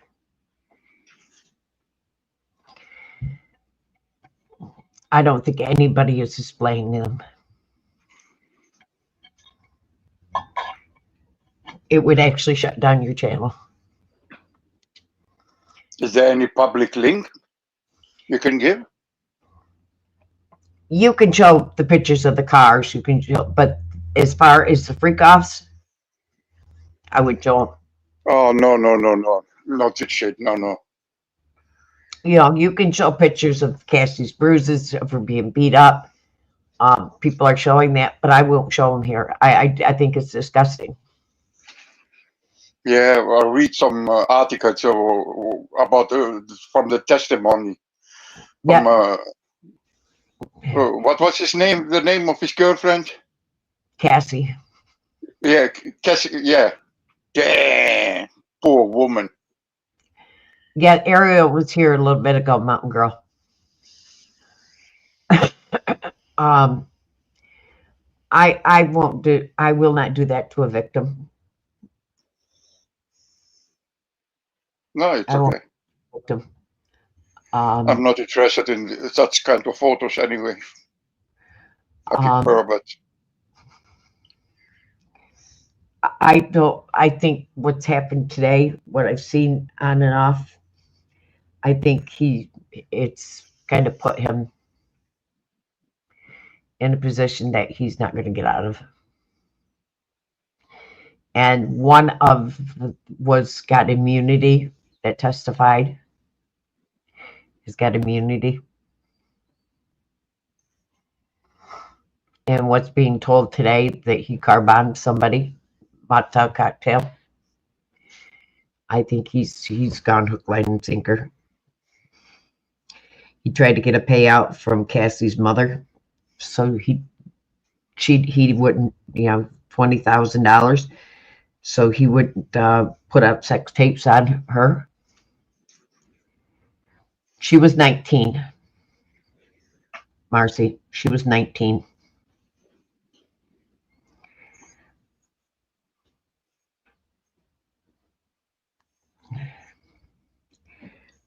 She was 19.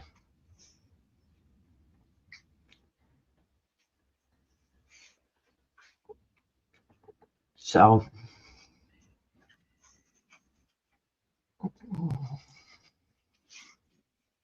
yep.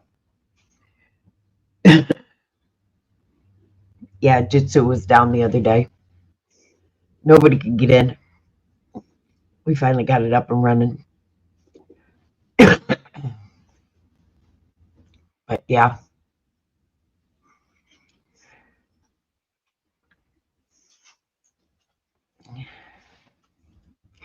The court said 19, I believe.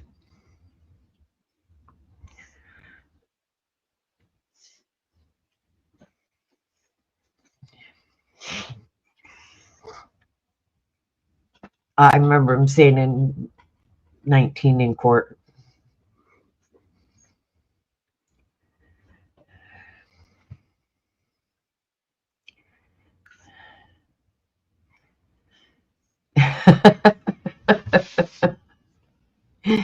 Marcy, you being paged over to Vigilante. I think she's in eyes.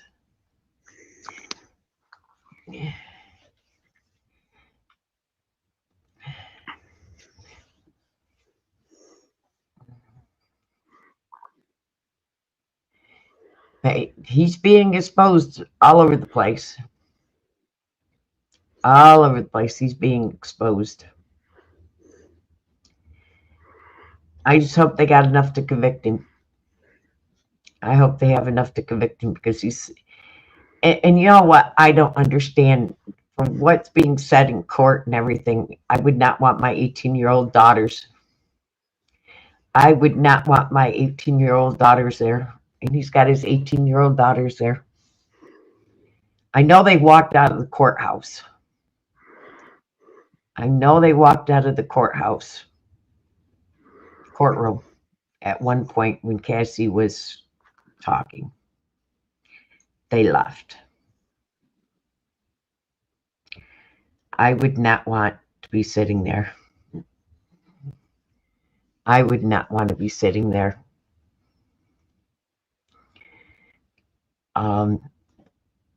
I wouldn't want my kids there.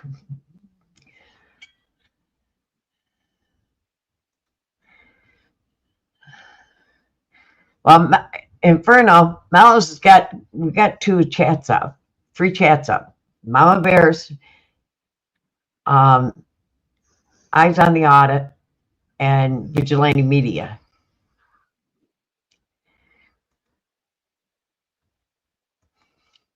But is it enough to convict? It sounds like he's being exposed, but is it enough to convict? You know, he can be exposed, but is it enough to convict in the court of law? That's the other thing. You know, is it enough to convict in the court of law?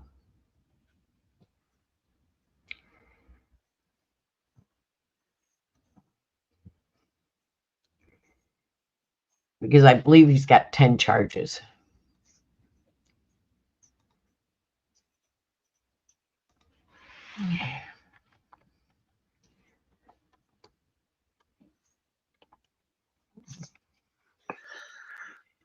Um,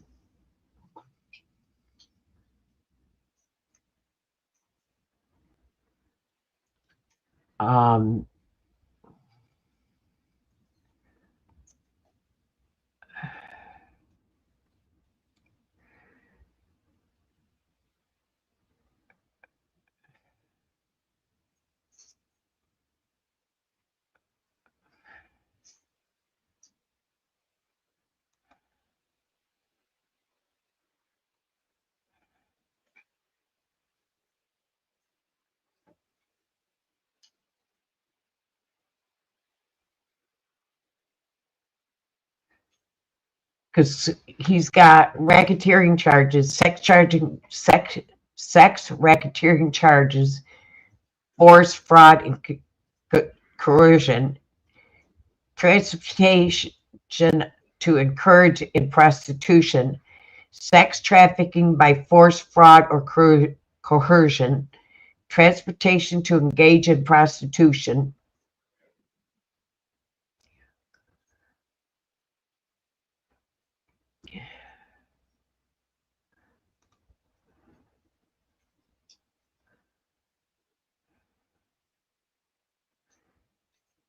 is count 1 through 5.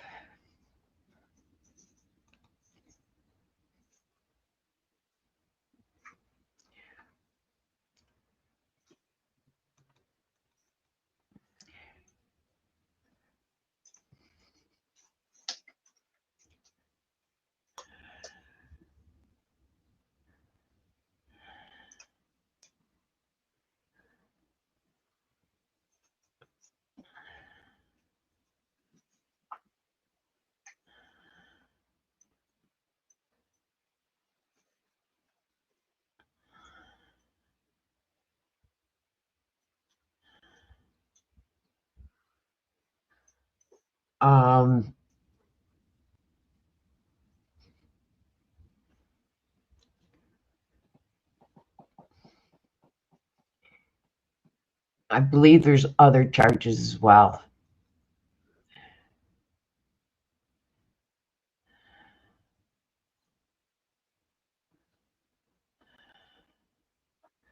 I believe there was a total of 10 charges.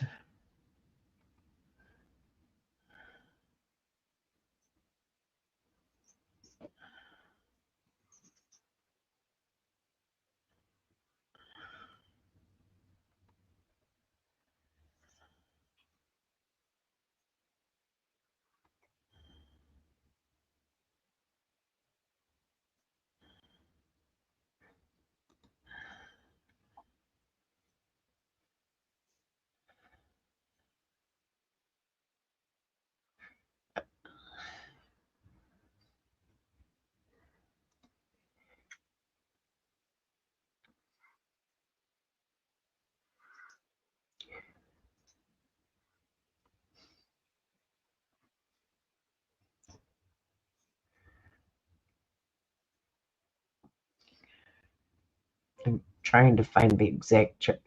I know those are 5 of the charges.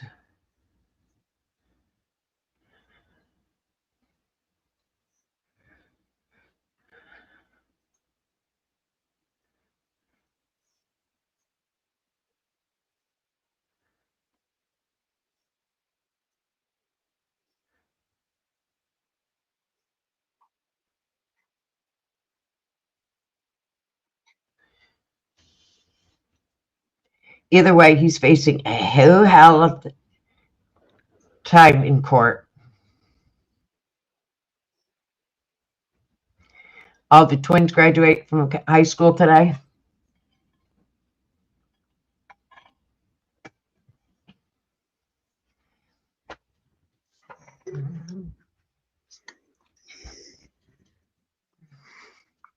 You guys with your 80-degree weather and all this nice weather, me and Mountain Girl can say, fuck you.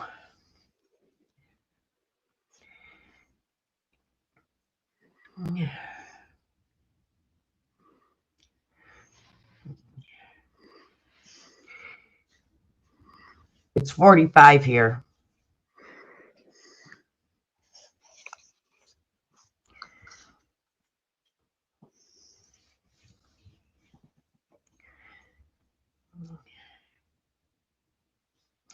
I got rain for the next 4 days.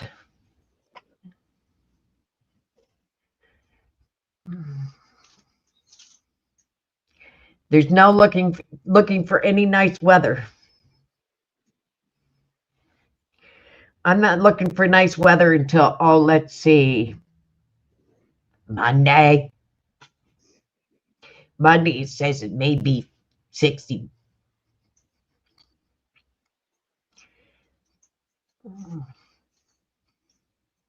With 9% chance of rain. Inferno, you want to get timed out?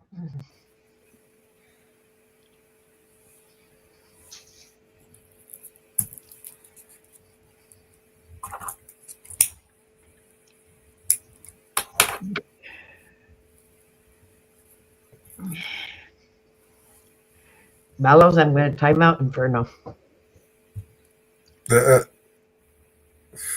He's bragging about 88-degree weather. He probably deserved it.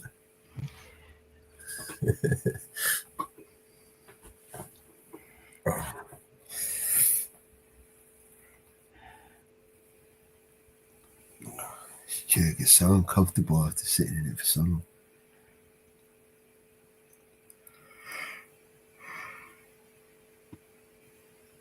God. No. Take that.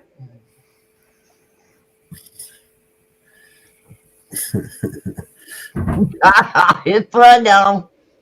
Oh, good. I'll put the kettle on. Be right back. Take that, Inferno.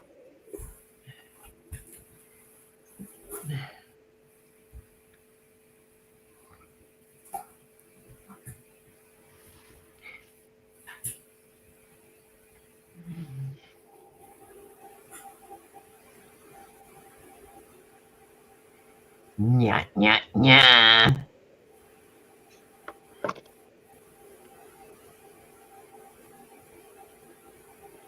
You wanted it again, Inferno?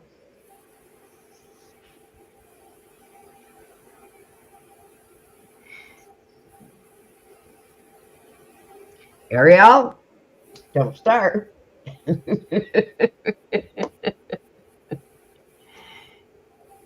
He didn't even realize he got timed out.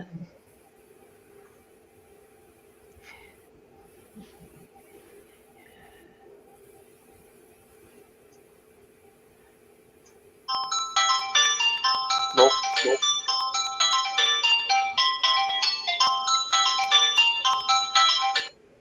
Ella.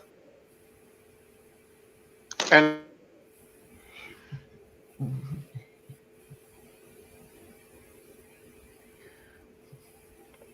You want to go for 5 minutes?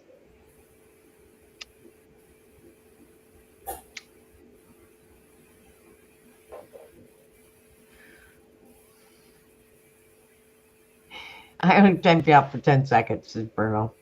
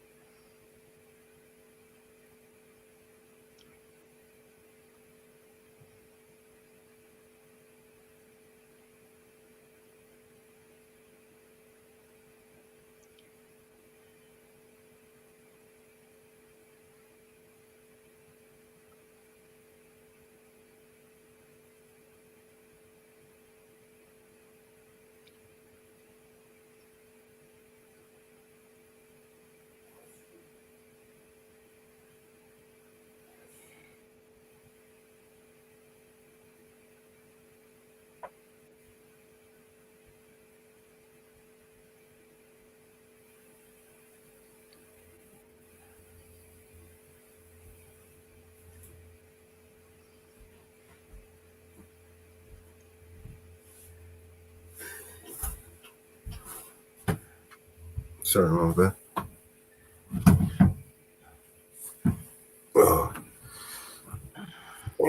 Bruno.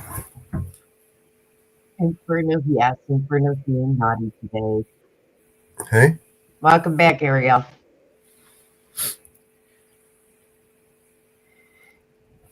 What happened to Apollo? He had a phone call. I muted him because he was on the phone, and then he dropped off. Yeah, I just went to put the kettle on. I've got to get back up and go and make a cup of tea now. Fuck. Can't stop sneezing. God.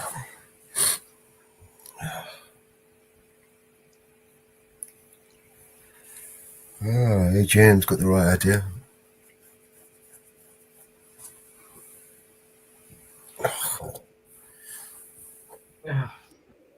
All I know is it's cold.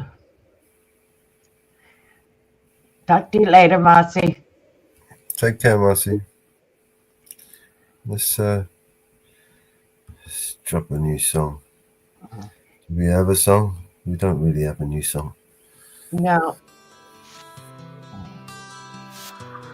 We got to work on that video for that one. Here's my net. It's hard to talk big with a shotgun in your mouth. I'm glad you brought your friends, they can watch it go down. I got my two, so welcome to my house. 'Cause these are my people, and this is my land. This is what we pray for, and this is God's plan. And if you ain't from here, then you won't understand. This is my country, yeah, this is who I am. So welcome to my house. So welcome to my house.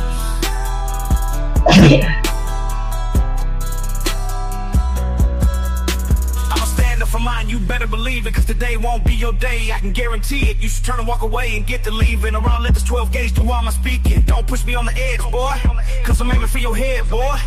And all I see is red, boy. I told you not to cross that line. I'm giving you a chance, boy. You see the devil in the glance, boy. Shotgun knock you out your pants, boy. I told you not to fuck with mine. Lord have mercy. Lord have mercy. Y'all was coming in, and now you're backing out. It's hard to talk big with a shotgun in your mouth. I'm glad you brought your friends, they can watch it go down. I got my two, so welcome to my house. 'Cause these are my people, and this is my land. This is what we pray for, and this is God's plan. And if you ain't from here, then you won't understand. This is my country, yeah, this is who I am. So welcome to my house. So welcome to my house. Baby girl inside this house right now, she's sound asleep. So it's probably best for the both of us if you just turn around and leave. 'Cause if you come in this fucking house, then you two gonna go to sleep. I promise you, boy, don't play with me. I pray to God my soul to keep, especially in this day and age. Gotta handle shit our own way with a 30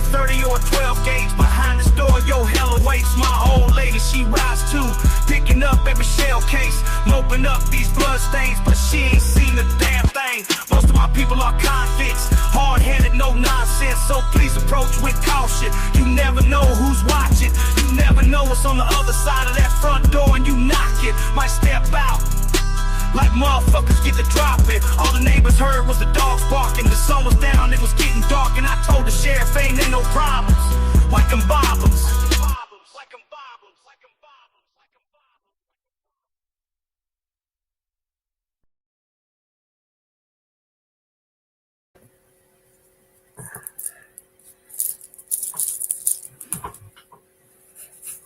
I like that song. That was Mountain Girls version. Yeah. Where did I put my glasses? I left my glasses over there. Thank you. Oh,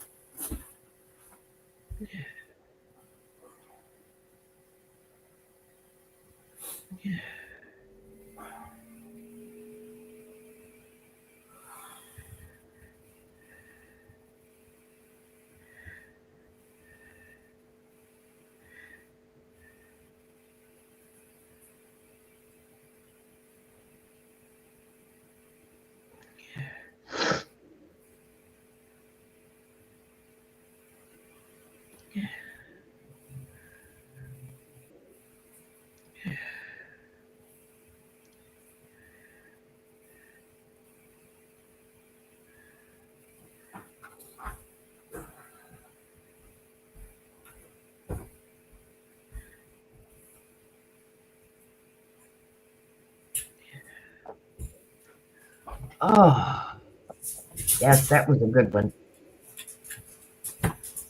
Welcome back, Apollo. Yes, sorry.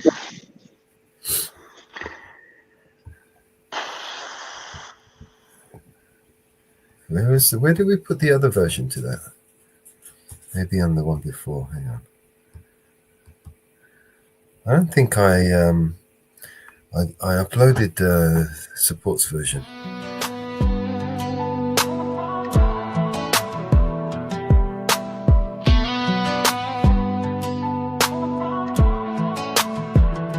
You strolled in bold, now you're backing out. It's hard to talk big when you're staring down doubt. I'm glad you brought your friends, let them watch the showdown. I got mine lined up, welcome to my hometown. Cause these are my people, this is our land. This is what we pray for, this is God's plan. If you ain't from here, you might not understand. This is my country, this is who I am. So welcome to my house. So welcome to my house.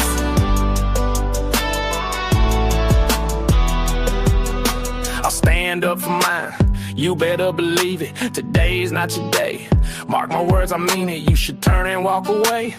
Time to believe it, know this 12-gauge remedy will do my speaking. Don't push me to the edge, boy. I'm aiming for your head, boy. All I see is red, boy. Cross that line and you'll regret, boy. I'm giving you a chance, boy. See the devil in a glance, boy. If I knock you off your stance, boy, I told you don't fuck with mine.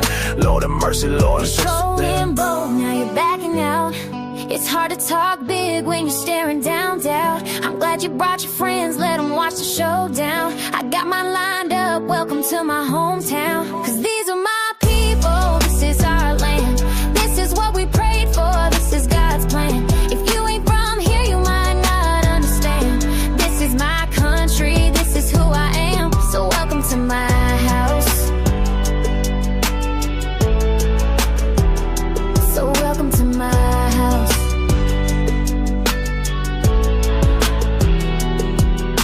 I've got a little girl fast asleep, so let's keep this peace. It's best for both our sakes. If you just take your leave, if you step into this place, you might find eternal sleep. I promise you don't tread lightly, I pray my soul to keep. In this day and age, we handle things our own way. With a 30-30 or a 12 gauge behind this door, hell awaits. My old lady rides with me, picking up the shell cases, cleaning up this mess, but she's seen way worse these days. Most my people are fierce souls, hard-headed, no nonsense. So he would care, my friend, you never know who's watching, what's waiting on the other side, who's lurking in the dark. Might step out and you'll find a storm about to spark. All the neighbors heard was the dogs bark. As the sun went down, shadows started to mark. I told the sheriff it's all cool here, trust me.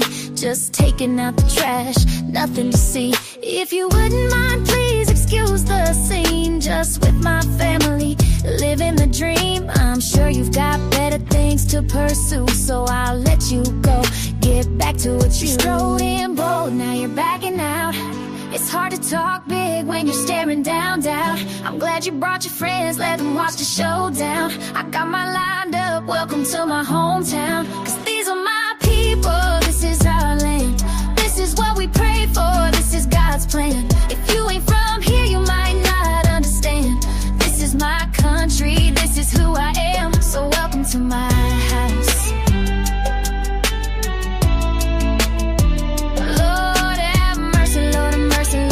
Lord have mercy. So welcome to my house. Thank you, Mountain Girl. It was inspired by me. I thought I wanted to give it a female voice and try and change it up a little bit. And I think that's what inspired the song. And I don't have it here, man. Where is it?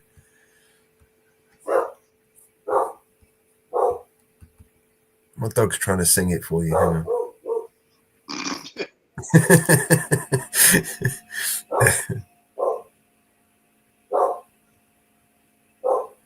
No, it's not that song, Bella. Shut up. No, it's not on this machine, man. What did I do with it?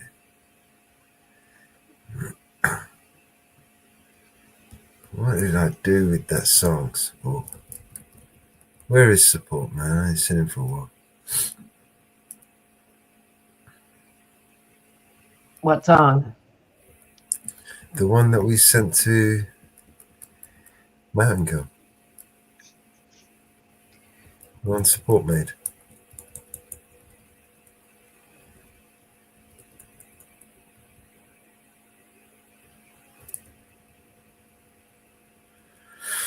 I don't know where I put it, man.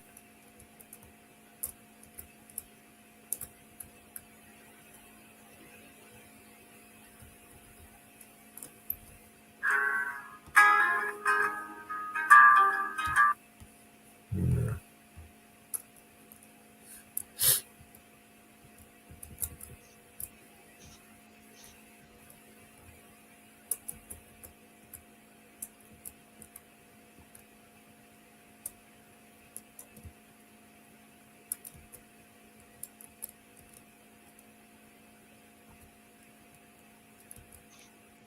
Is it this one?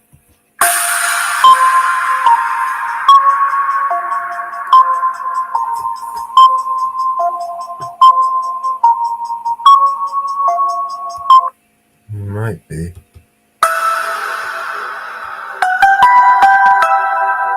No. I can play them anyway, but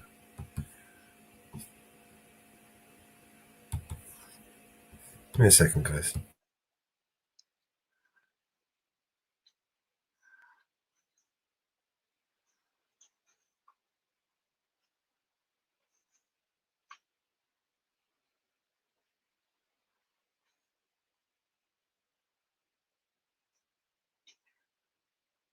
Support's at work.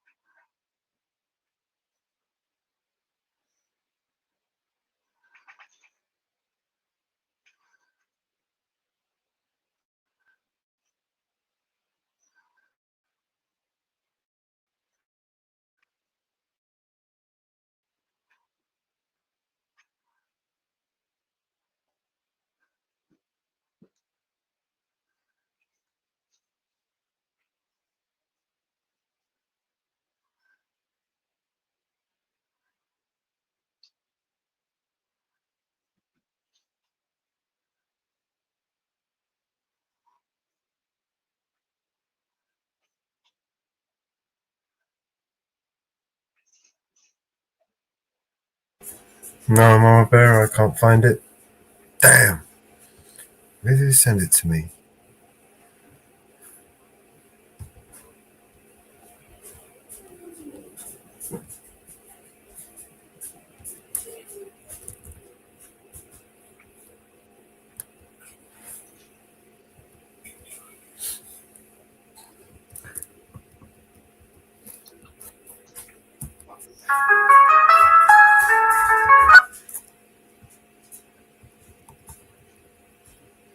No, I don't know where it is.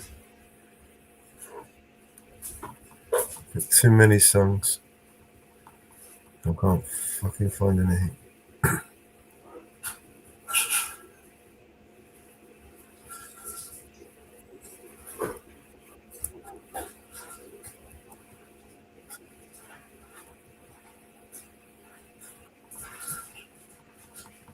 Maybe Mattingill can send it to me.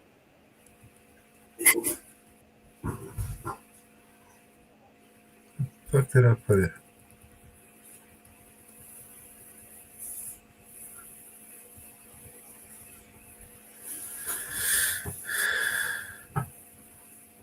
I don't even remember what he called it on.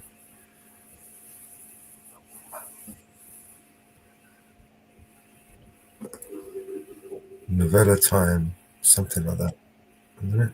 Or was that a different one?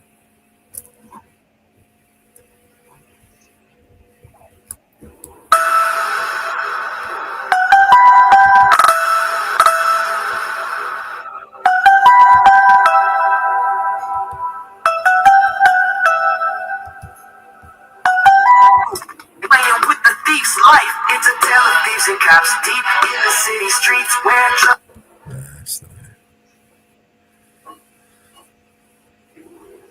I don't know. Can't find it. Sorry.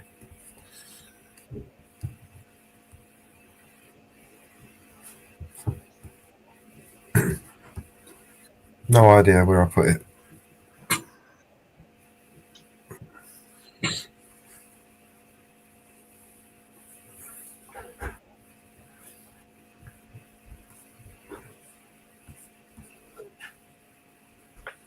I must have downloaded it on this machine in order for me to send it over.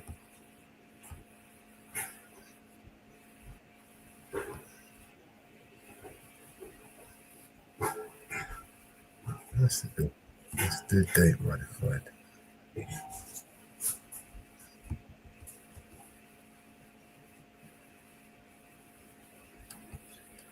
Fuck.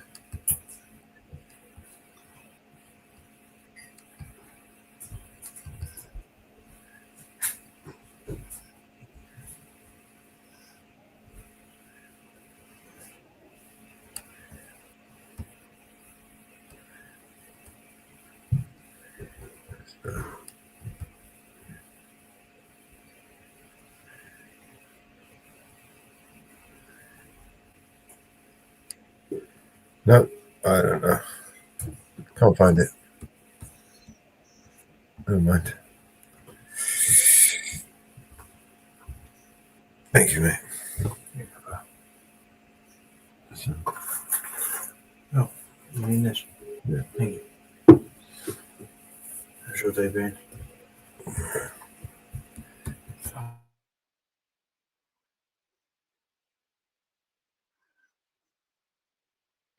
I've got the last file he sent, but I don't know which one's in the file.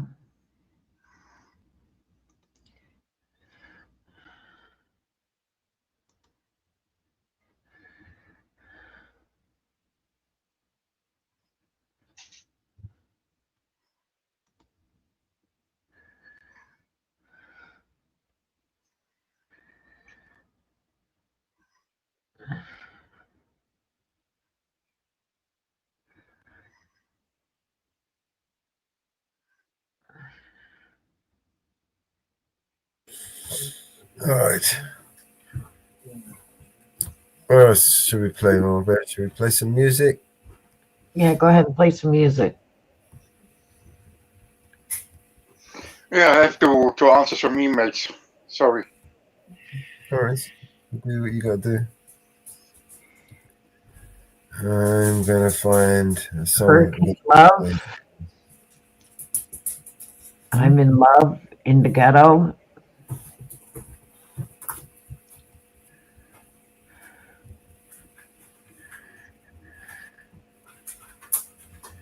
The last one you made were the rock and roll ones, like Welcome to the Jungle.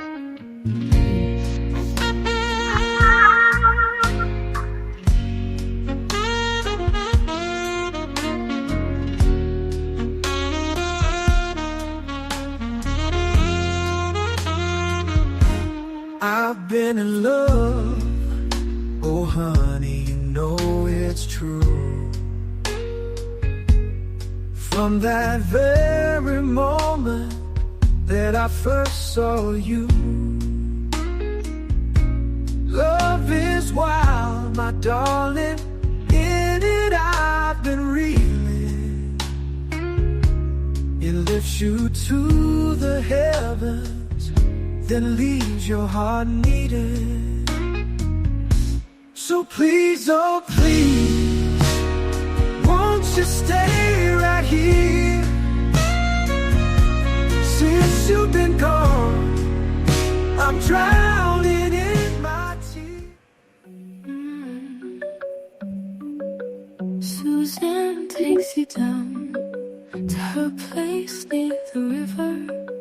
You can hear the boats go by. You can spend the night beside her. And you know that she's half crazy, but that's why you want to be there. And she feeds you tea and oranges that come all the way from China. And just when you mean to tell her that you have no love to give her, and she gets you on her wavelength, and she lets the river answer that you've always been her lover. And you want to travel with her,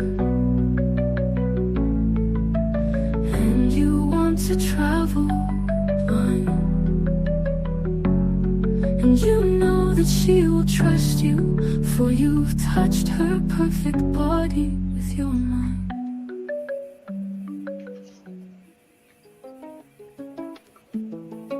There is a war between the rich and poor, a war between the man and the woman. There is a war between the ones who say there is a war and the ones who say that there isn't. Why don't you come on back to the war? That's right, get in it. Why don't you come on back to the war? It's just beginning. Well, I live here with a woman and a child. The situation makes me kinda nervous. Yes, I rise up from her arms. She says, I guess you call this love, I call it service. Why don't you come on back to the war?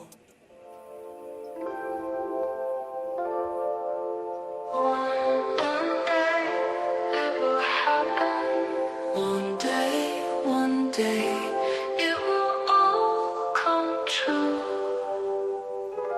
This one. Let's see if we remembers this one. One day, when you're up to it. It's an Inferno song. We'll get lighter,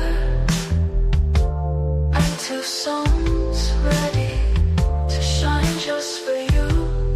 I can feel it, I can feel it. One day, it will happen. One day, it will all make sense. One day, you will block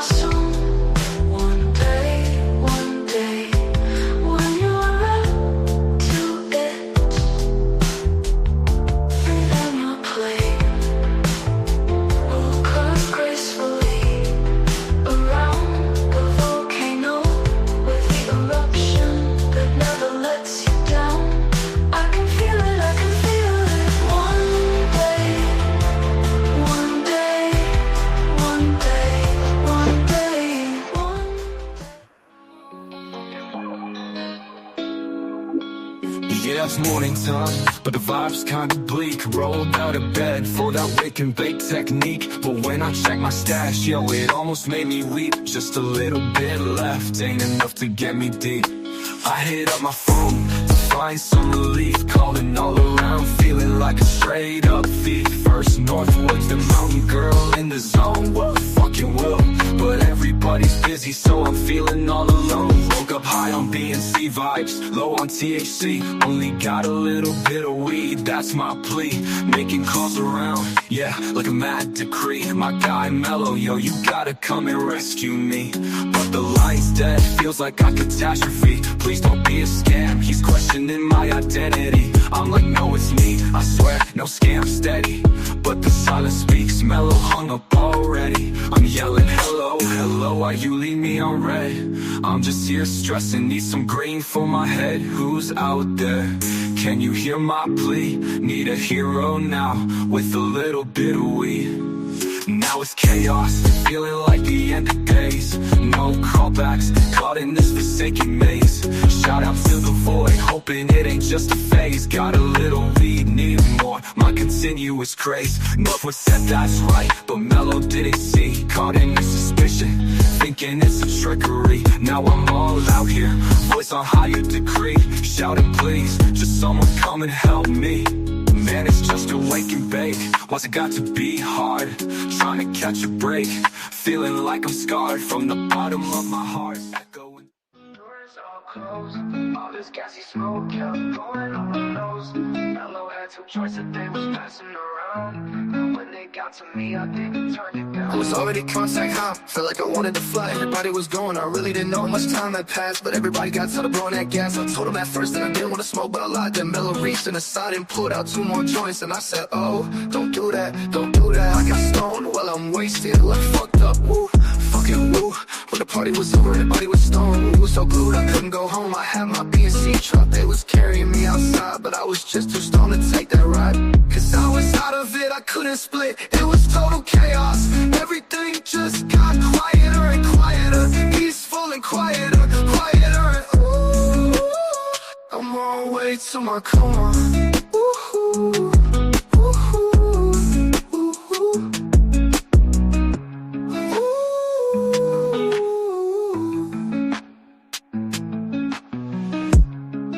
at this you to nitty gritty. There's a little place where everything's pretty. My guy's weed store is the talk of the town. Shelves lined up with renown, never bring you down.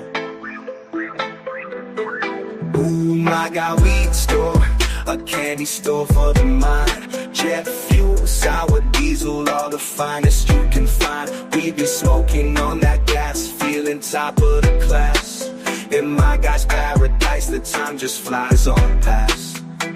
From the door comes the haze, sweet and blazing under gaze.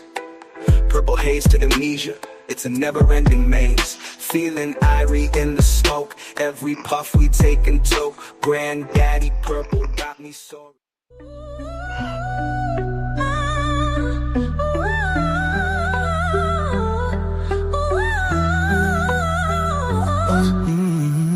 To, but I can't help it. I love the way it feels. It's got me stuck between my fantasy and what is real. I need it when I want it when I don't. Tell myself I'll stop every day knowing that I won't. I got a problem and I don't know what to do about it. Even if I did, I don't know if I would quit, but I doubt it. I'm taken by the thought of it. And I know this much is true. Baby, you have become my addiction. I'm so strung out on you. I can barely move, but I like it. And it's all because of you. And it's all because of you. And it's all because of you. And it's all because never get enough. She's the sweetest drug.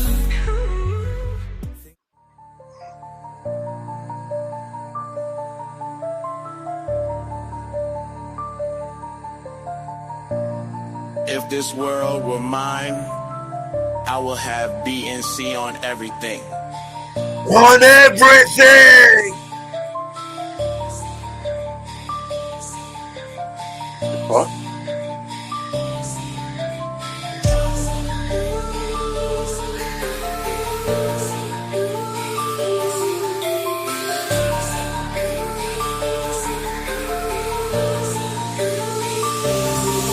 Hey, Roman numeral 7, babe, drop it like it's hot. If this world was mine, I'd take your dreams and make them multiply. If this world was mine, I'd take your enemies in front of God. Introduce them to that light, hit them strictly with that fire. Hey, Roman numeral 7, babe, drop it like it's hot. If this world was mine, I'd take your dreams and make them multiply. If this world was mine, I'd take your enemies in front of God. Introduce them to that light, hit them strictly with that fire. It's a vibe, do your dance, let them watch. She a fan, he a flop, they just wanna kumbaya. Now in this world, concrete flowers grow. Hard and she only doing what she know. Weekends get it poppin' on the low. Better days coming for sure. If this world were, if it was up to me, I wouldn't give these nobodies no sympathy. I take away the pain, I give you everything. I just wanna see you win, wanna see if this world want me and see on everything. It go in when you out, ride it. Yeah. PPC Records. Oh Lord, I'm on a permanent holiday. I'm going outside to play. I ain't going slave away. Not for no corporate Babylon. I'm never gonna be a pawn in their manipulation games. Yeah, I'm on a permanent holiday. I'm going outside to play. I ain't gonna slave away. Not for no corporate Babylon. I'm never gonna be a pawn in their manipulation games. Yeah, they'll never know.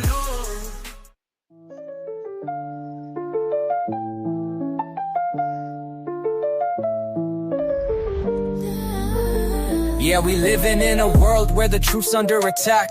Mello's vigilante got the spotlight on the facts. Eyes on the audit, we ain't taking no more lies. Government corruption, we expose it, open skies. They think they can just play us, manipulate the game, but we digging deep, turning whispers into flames. Grab the mic, hit the streets, let the message unfold. Transparency, that's the anthem, time to break the mold.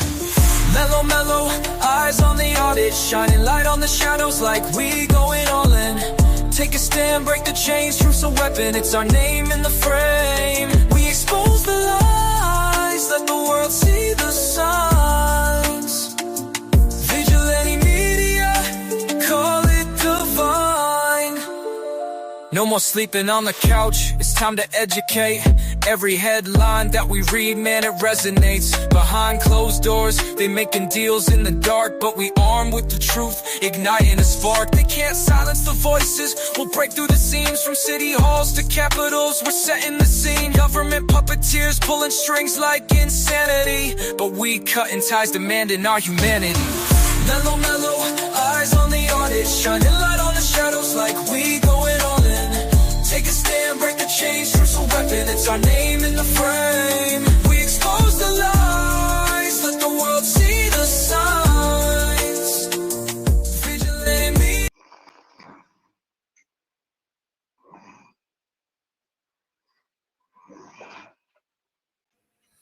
There we go.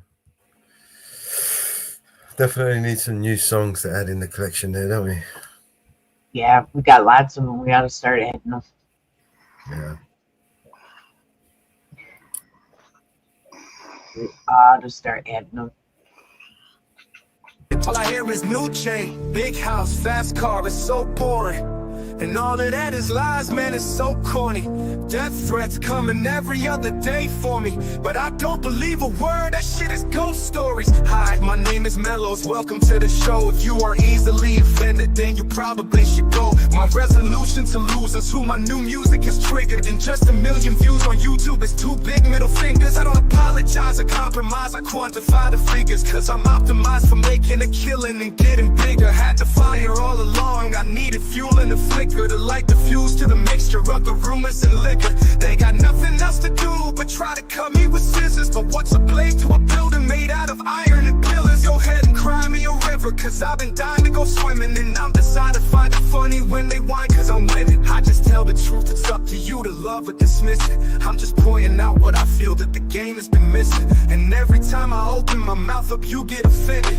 You say that talk is cheap, but then you act like it's expensive. You can't afford to speak your mind, afraid you'll get rejected by some strangers on the internet whose lives are all pathetic. I was surrounded by people who just pretend to be down, and then I blew up off a record. No one's friends with me now.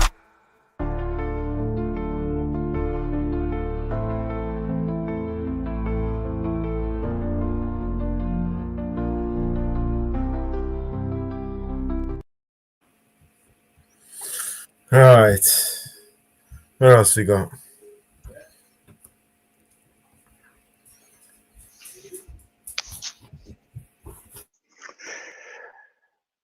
I'm gonna step down, Mama Bear.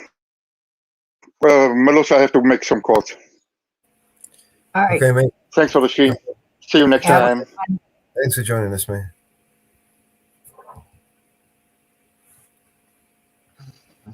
Have a good one. Don't forget to leave this panel. There you go. Oh. Getting on a bit now, 8.5 hours. Anyone else want to jump up and say hello? Let's see, what else is there?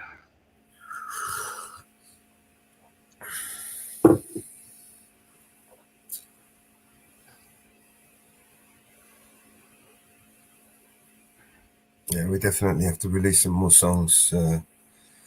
Hopefully, support can help with that.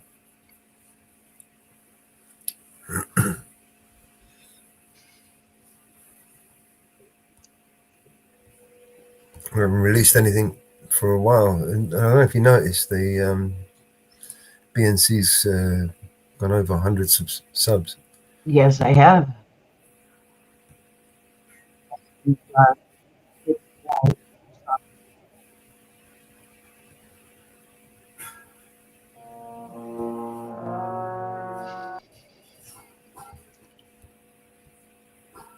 Ooh, Usher breaks down in court and reveals what Diddy did to him. So Usher, I guess, is testified.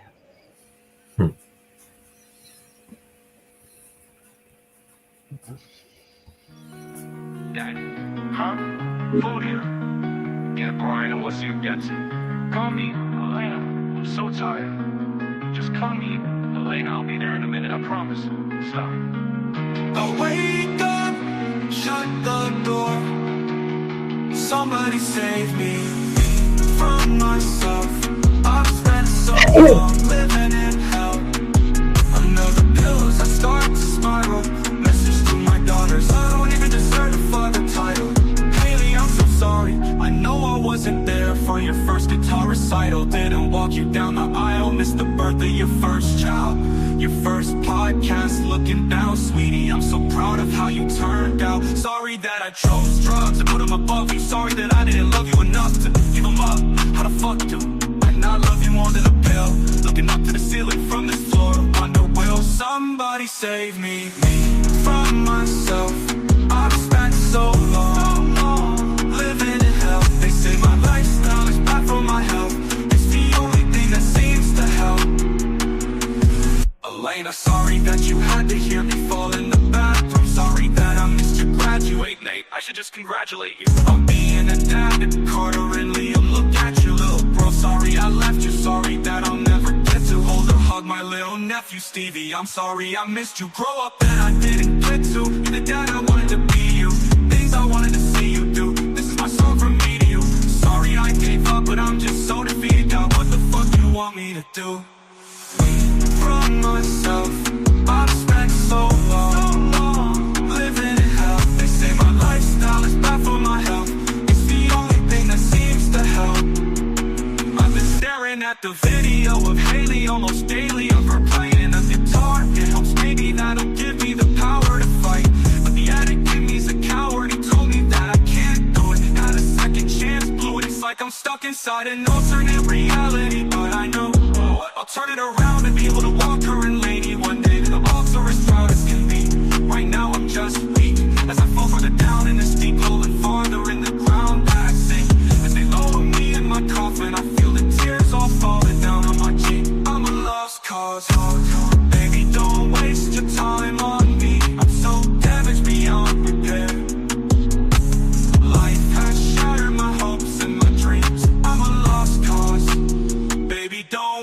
waste your time on me. I'm so damaged beyond repair. Life has shattered my hopes and my dreams.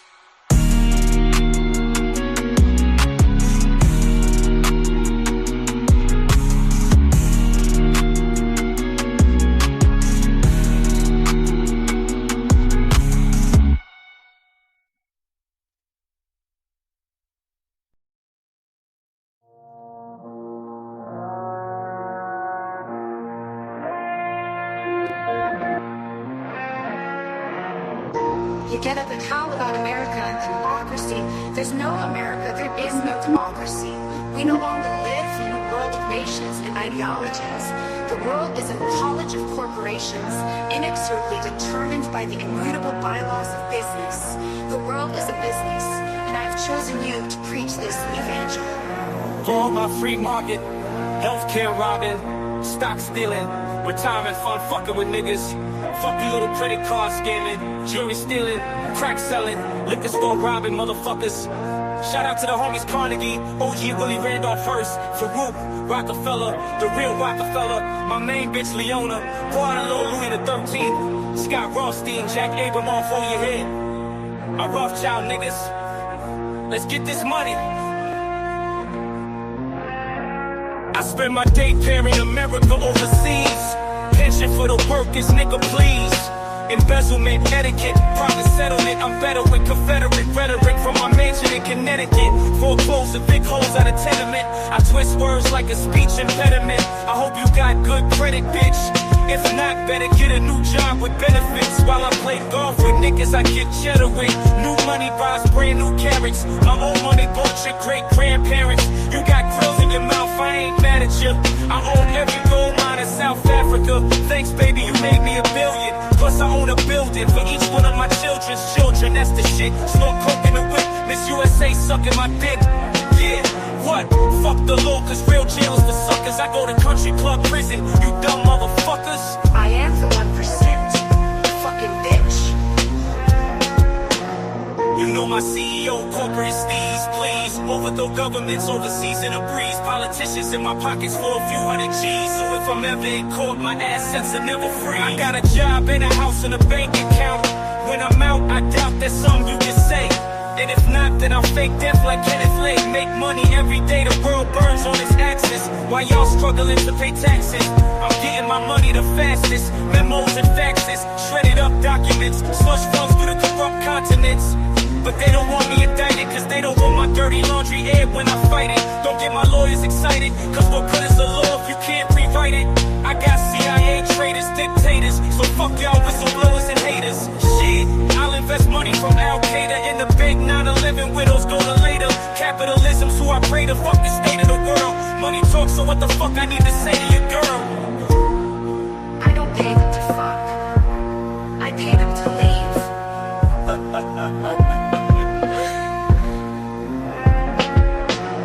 You know my CEO, corporate steez, please. Overthrow governments overseas in a breeze. Politicians in my pockets for a few hundred G's. So if I'm ever in court, my assets will never freeze. You know my CEO, corporate steez, breathe. I treat countries like the IMF, down on your knees. Real gangsters run the world, fuck what you believe. I'll cut down a forest while you niggas burning some trees. I'll get your family murdered for a couple of G's. Cause your working class money ain't fucking with me. You think rappers are rich cause of songs you heard. My labels make the money and haven't rapped a fucking word. Shot in the ocean, coasting with the sails out. Hey America, thanks for the bailouts. I made off with the Bronco and Rosiano. Got away scot-free like El Vaticano. Activists, activists get mad at me cause of my tax-free charity. 80% to the staff and company, and 20% to the homeless and hungry. The country gotta pay the Fed reserve. Kick back to the banksters. Haven't you learned? You protest cops or patrols on the street. But I bought City Hall, so I own the police. Email, Facebook, and the shit you tweet. All the phone companies, so I heard you speak. And my suggestion is your correction. No election, sex with no affection. No invention will benefit the world of man. Will exist till I've got the money in my hand. World Bank interest rate, damn rape on the spot. But I'm a gangster, you gon' take my money like it or not, nigga. I got your country country in my pocket, motherfucker. You know my CEO, Masonic Steez, cheese. Only little people pay all these taxes and fees. Since you were born, we've controlled what you watch and you read. Pretty soon we're gonna own the fucking air that you breathe. I take what I want, fucker, I don't have to say please. I convince you that it's good for you, take it and leave. You think presidents are a face of the nation. I put them all where they are, end of the conversation.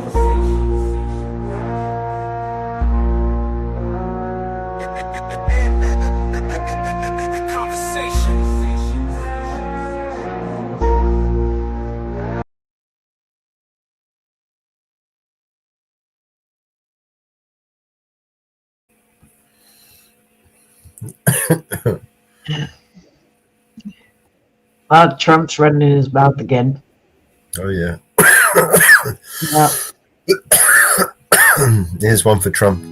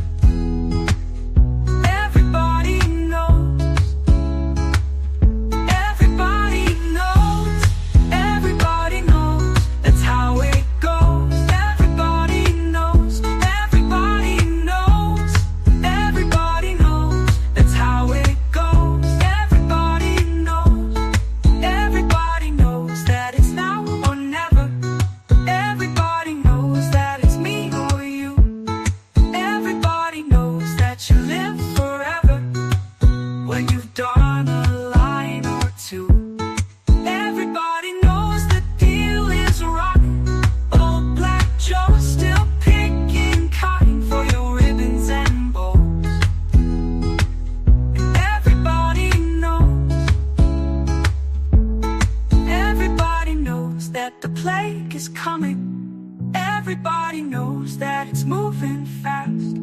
Everybody knows that the naked man and woman are just a shining artifact of the past. Everybody knows the scene is dead, but there's gonna be a meter on your bed that will disclose what everybody knows.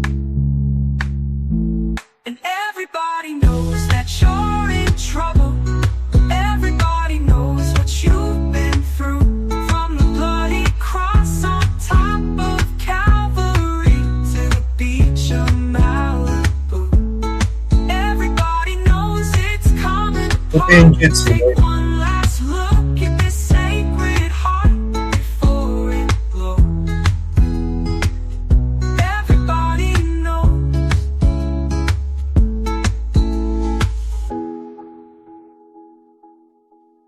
Yeah. Oh.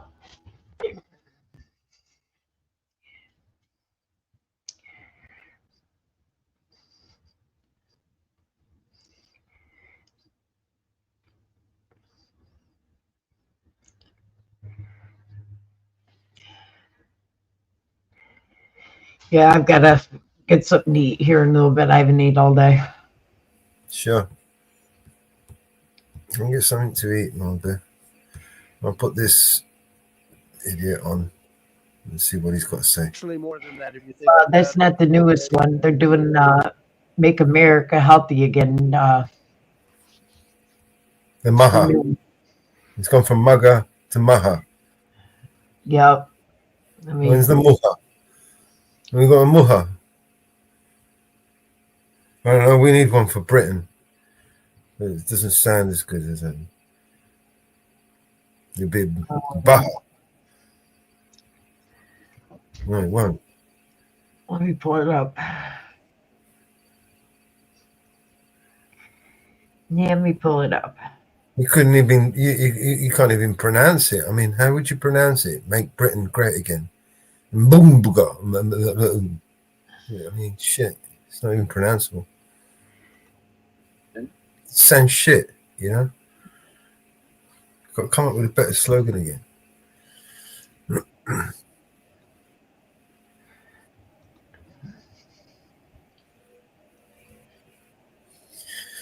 Aye. Here we go. Our country is hot as it can be. It's amazing. If you go back 6 months, it was cold as could be.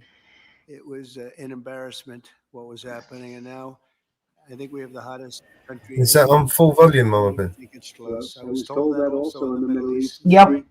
Rulers, three very good men that were very nice to us. They said this is amazing, the transformation of the United States of America. They've never seen anything go so quickly.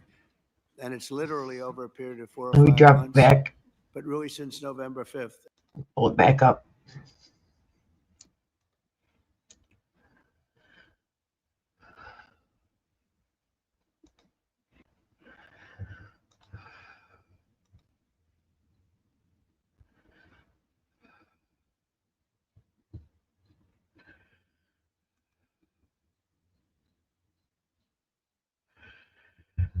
I figured it out, Mountain Girl. It's a silent M, so it would just be booger for short. Instead of, MAGA, it would be booger. Be corporate, be healthy, and it's a silent M.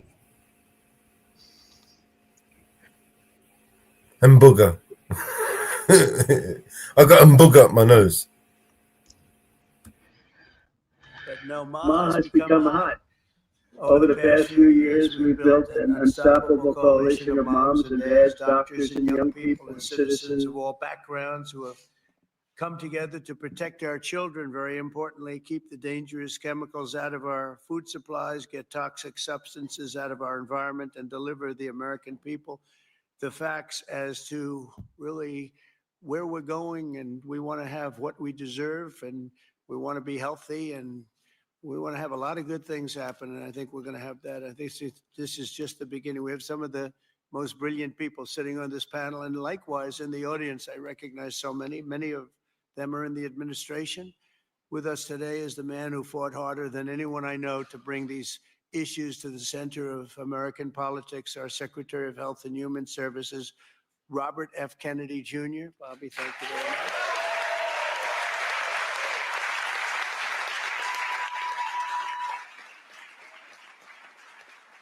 And we're also joined by Secretaries Brooke Rollins, Scott Turner, Linda McMahon, Doug Collins, Doug Burgum, Lori Chavez DeRemer. You're doing a very good job, Lori. She's considering she's a Democrat. The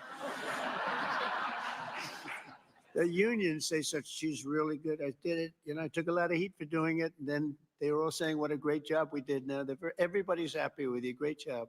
Thank you very much.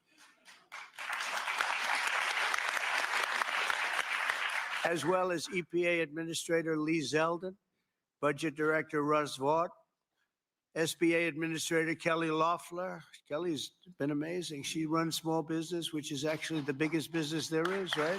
She had no idea how big.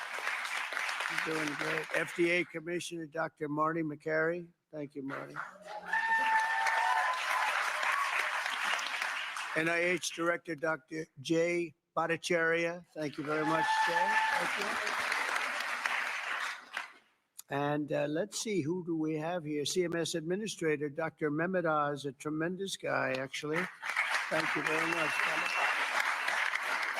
A friend of mine, a really great senator, Roger Marshall. Roger, thank you. Governors Mike Braun, Jim Pilon, Patrick Morrissey, Representatives Vern Buchanan, former Speaker of the House, Newt Gingrich. Newt, a very quiet man, very silent man. Nice to see you, Newt. 4 months ago, I created the Presidential Commission to Make America Healthy Again, and today the commission officially delivers its first report on childhood health. Here are just some of the alarming findings, and they really are alarming. It's unbelievable, terrible. More than 40% of American children now have at least one chronic health condition. Since the 1970s, rates of childhood cancer have soared in many cases by nearly 50%, 50%. Wow. In the 1960s, less than 5% of the children were obese. Now over 20% are obese. A few decades ago, 1 in 1, think of this one. This is to me the one that gets me every time, and it seems to be getting worse. Just a few decades ago, 1 in 10,000 children had autism. Today it's 1 in 31. Last time I heard the number is 1 in 34, right? Now it's 1 in 31. There's something wrong, and we will not stop until we defeat the chronic disease epidemic in America. We're going to get it done. For the first time ever, this report examines some of the root causes that many believe are making our children sicker and our population sicker, I guess. It just doesn't stop with the children. It's our population also, such as the ultra-processed foods, over-medicalization and over-prescription and widespread exposure to potentially toxic chemicals. Unlike other administrations, we will not be silenced or intimidated by the corporate lobbyists or special interests. And I want this group to do what they have to do. We have to spell it out. Okay, Mountain Girl, we'll see you later. Nice, or it won't be pretty, but we have to do it. When you hear 10,000, it was 1 in 10,000, and now it's 1 in 31 for autism. I think that's just a terrible thing. It has to be something on the outside. It has to be artificially induced, has to be. And will not allow our public health system to be captured by the very industries it's supposed to oversee. So we're demanding the answers. The public is demanding the answers, and that's why we're here. Already we're phasing out 8 of the most common artificial food dyes.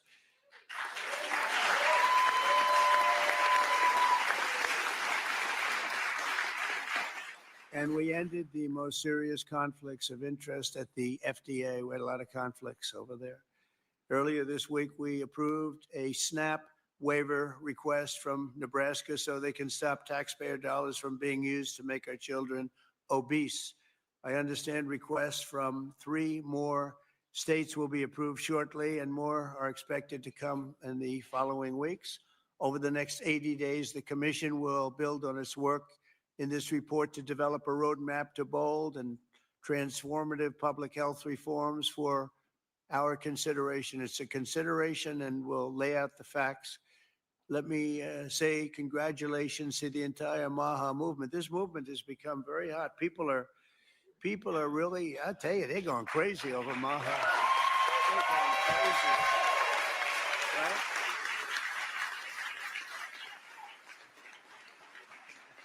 And I look forward to continuing the historic progress. And I will say this whole group, this whole table, they're very, I use a word that's because it's a beautiful word, actually. The Democrats took it and they used it instead of the word liberal. They used the word progressive.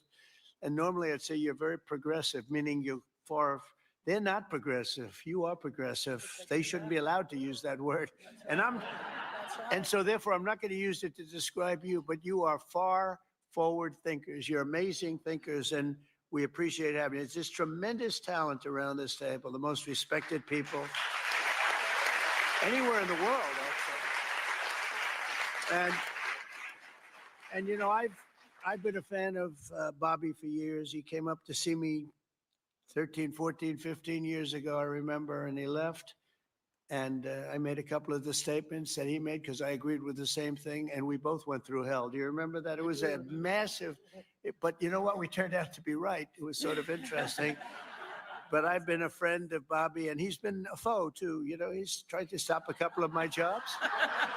In one case, he did stop a job, and I was really angry. And then about 4 months later, we went into like a depression, and I saved a hell of a lot of money by the fact that you stopped it. You're welcome. So I never minded. I always said, thank you very much for stopping that big job I was going to do. But he's a fantastic guy, and Bobby, we're with you all the way. And your beautiful wife is right sitting in the front row, and she's always been right there with you. And, you know, it was very interesting. When Bobby came, I really wanted Bobby to join, and he was doing very well as a candidate, really well. He was being treated very unfairly by the other side, but he was doing so well that they treated you unfairly. They had no choice. I think they said, in order to qualify, Newt, you had to have 80% of the vote. Okay, do you remember that deal? You had to have 80% of the vote in order to qualify to run against Joe Biden. And Bobby thought that was a little unfair, and that was about it. And he came on board, and we got very lucky. But you really helped, and I want to thank you very much. Really, we're with you all the way.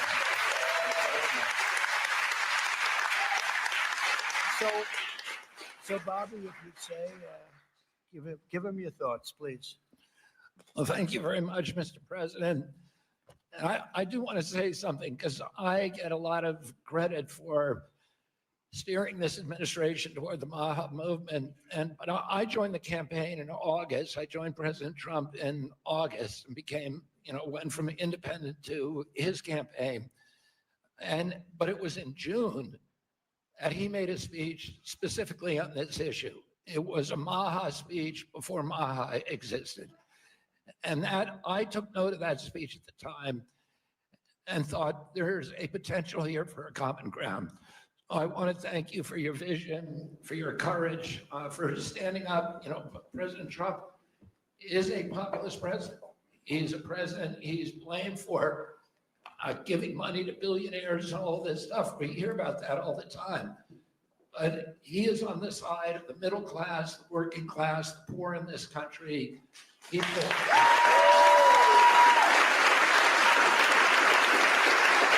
Did you see that shot? That was a deliberate shot in order for them to.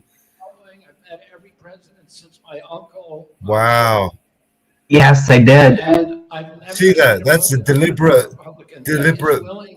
camera view. That guy holding that camera there, at that precise spot, is not by accident. And to hold his stand on those issues. I've never seen anything like it, and I'm very, very grateful. Just in case he says something they want to edit later. In a room with him. It'd be so much easier to edit. Deliver news that they didn't want to hear. Oh, I'm grateful to this. This is a milestone.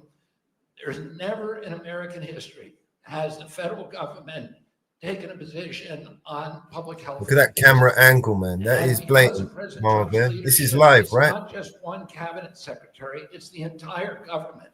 Oh, look, we've got the chat on the screen And now. I can say again, I talked a little bit about when I met Rachel Carson as a boy.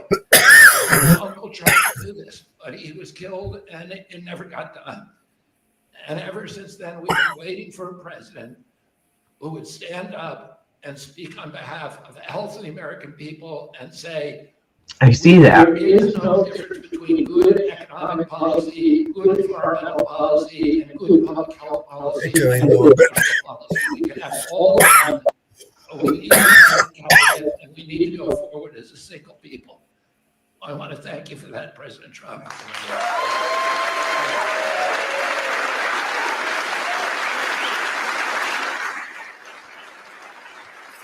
Do you see now that he's finished speaking?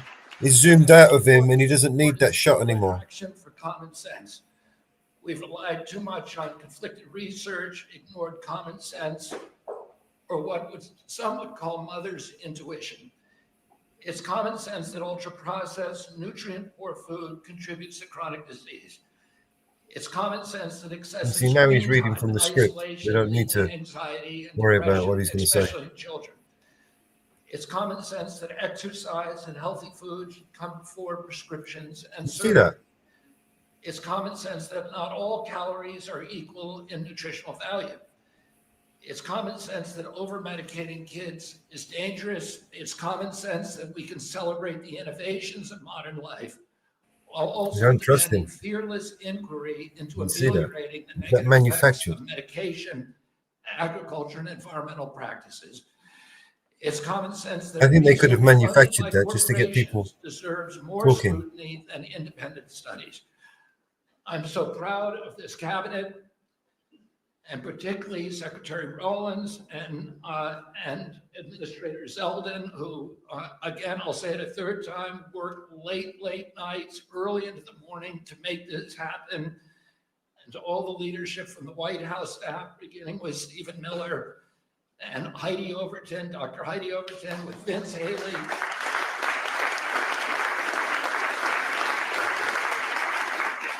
Their leadership and their steady hand in getting us to the goal line we could not have done it without them. They helped us grapple with weighty issues and committed this administration to solving large, complex challenges like children's health.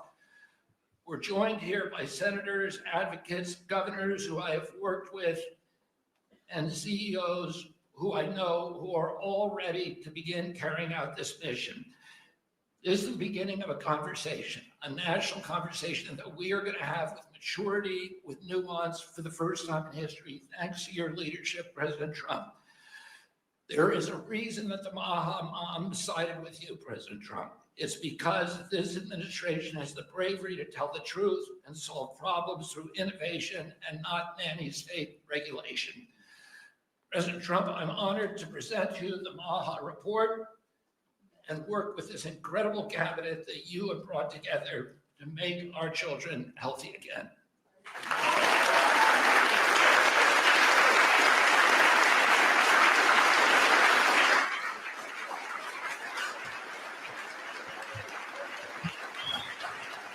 I don't want to hear another bad word about Donald Trump. Three things. First, on behalf of an extremely grateful nation and on behalf of a lot of extremely grateful Maha moms who are out there, Secretary Kennedy and Mr. President, thank you. I see a Maha mom and grandma and our amazing chief of staff right there, Susie Wiles. I see a Maha mom and Caroline Levitt and all across our cabinet. Sir, my oldest son, Luke, is here. Stand up, Luke. I am a Maha mom of 4. And this hits particularly close to home for every single one of us in this room. That's the first thing. The second thing is that you mentioned, sir, in your remarks that we are on track to sign multiples of SNAP waivers to get junk food and sugary drinks out of our food stamp system. And I am so proud.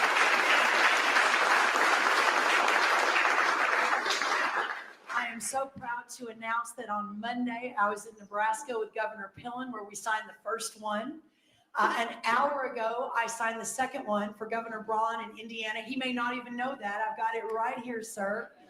I also signed the third one, Governor Kim Reynolds of Iowa, about an hour ago.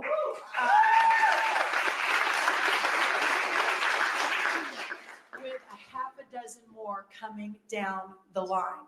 And sir, that has never happened before. Under Republican or Democrat administrations, we have never made that happen before. So I am so proud and so grateful for your leadership. Morrissey here, who was the first one to apply from West Virginia.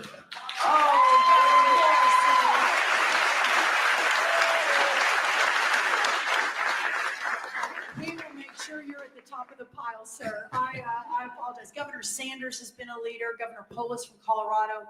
It has been remarkable how these governors have stood up. That's the second thing. The third and final thing, sir, is we all know that at the center of making America healthy again is making American agriculture great again. Without American agriculture at the center of this discussion, we have the most robust, the safest, the best agriculture system in the world.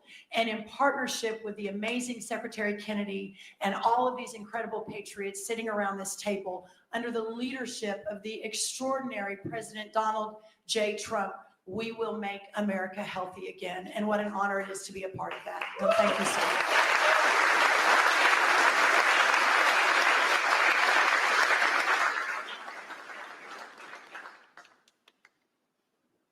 Mr. Policy, what did you say? Big policy man here. So much has already been said, but in your remarks, Mr. President, you made clear. This is Vince Haley, by the way. In your remarks and in the report, it's very clear that there are no sacred cows when it comes to our children's health. We are showing the courage to turn over every stone to figure out, to investigate what is behind the chronic childhood disease crisis, and that's what this report represents, sir. Thank you, Vince.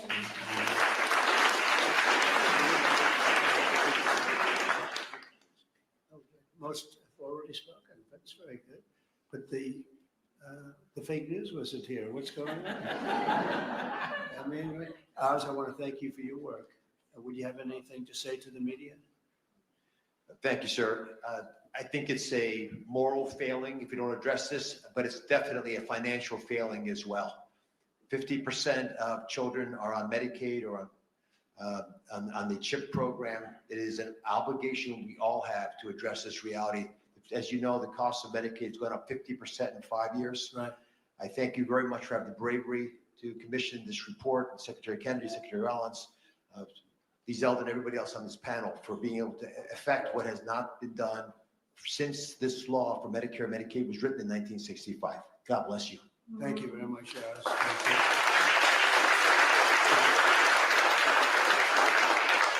A man who's just so highly respected, Dr. Marty Makary. Would you say a couple of words, please? Thank you, Mr. President. The United States is the best in the world when it comes to proton beam therapy, CAR T, sophisticated operations. But when it comes to the health of the population, it's been a 50-year failure. And we have got to change course. And it's not until you have had the courage to let us take on these giant issues, as Vince Haley said, without any sacred cows, that we've been able to change. And I think this will transform our healthcare system from a reactionary system where doctors are playing whack-a-mole to a proactive system. So thank you, Mr. President. Thank you very much. Thank you very much. Highly respected man, please say a few words. Thank you. Thank you, Mr. President. I said earlier already that it's shocking to me that what this report says, which is that our kids will live less long, less healthy, more unhappy lives than we will as parents. We can't have that. I'm so proud to be part of this moment because that doesn't have to be the future. We can change things by doing excellent gold standard science, understanding the root causes of all these problems, reversing it. And Mr. President, this is an enormously important moment because it's from this moment forward, we will reverse course. So our kids will live longer than us, will live more healthy than us, and will be happier than we have been. Thank you. Thank you very much. Thank you. I have to say we have the greatest farmers in the world, and we love our farmers, and we want to pay respect to our farmers, and we always will. And we won the farmers by a lot in the election, in every election, all three elections, and we won by a lot. And I will never forget that. And they are foremost in our thought and representing. I think the farmers better than just about anybody can do is Senator Roger Marshall. Could you say a couple of words, Roger, please? Mr. President, we're not tired of winning yet. Congratulations. What a week you've had overseas, one win after another, one big, beautiful bill across the House floor this morning. You're the best closer in the game, and this is one of the greatest days of my life, professionally speaking, as well. And I just want to acknowledge my MAHA mom out here as well, that my wife, Lena, was a MAHA nurse and a MAHA mom and a MAHA grandma. Now, Lena, will you please stand up as well, my wife?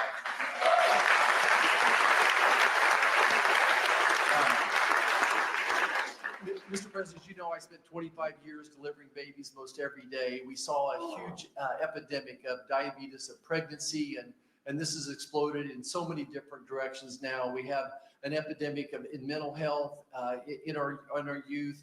obesity rates 20, 30%, 20% of our children on a prescription drug, 60, 70% of adults on a prescription drug. We can do better than this. And it does start with the farmer. It starts with soil health. And I just want you to know that our farmers are so committed to this as well. And so many of them are already doing great things. They're making the soil healthier. They're using less pesticides. They're doing all the right things. It's going to take a little bit more effort and time to get everybody with those practices. But the American farmer and rancher were the original environmentalists, the original conservationists, and they'll be right here working beside us. And we appreciate your support of them as well. Thank you, Roger. Great. Thank you. So I think I'll close by just saying that something happened a week ago that was very, very important, profound, but very important in so many ways. For years, I noticed that other countries paid much less for drugs and pharmaceuticals than we did. But I don't mean 2% less or 10%, which would be good, but I don't mean 20 or 25 or 30%. I mean, sometimes we paid 10 times more, 12 times more, 13 times more than other countries where people I'm paying more for my prescription. to Mexico and seen going into other countries, leaving on trips and bringing their drugs home because they'd get in London, they'd be able to buy a drug for 1/10 the price of what it costs in New York City. And I watched this, and I watched it during my term, and I didn't like it. And it's a very complex system, but you know, we're smart also, maybe much smarter than they are. And at some point, we had to figure out, and I heard it was the middleman. Nobody told me who the middleman was. Nobody knew who the middleman was. Nobody ever heard. All I heard is the middleman. I said, they've got to be the richest people in the world, whoever they are. We don't even know if there is a middleman. All I know is that the drugs were 10 times higher and sometimes more than that. And I really got into it over the last year, and I figured the whole system out. And for various and sundry reasons, the United States of America was being screwed, and we were being taken advantage of and being laughed at for years and years. And I said, it's not going to happen anymore. And I brought a great gentleman, the head of Eli Lilly, in, who's great.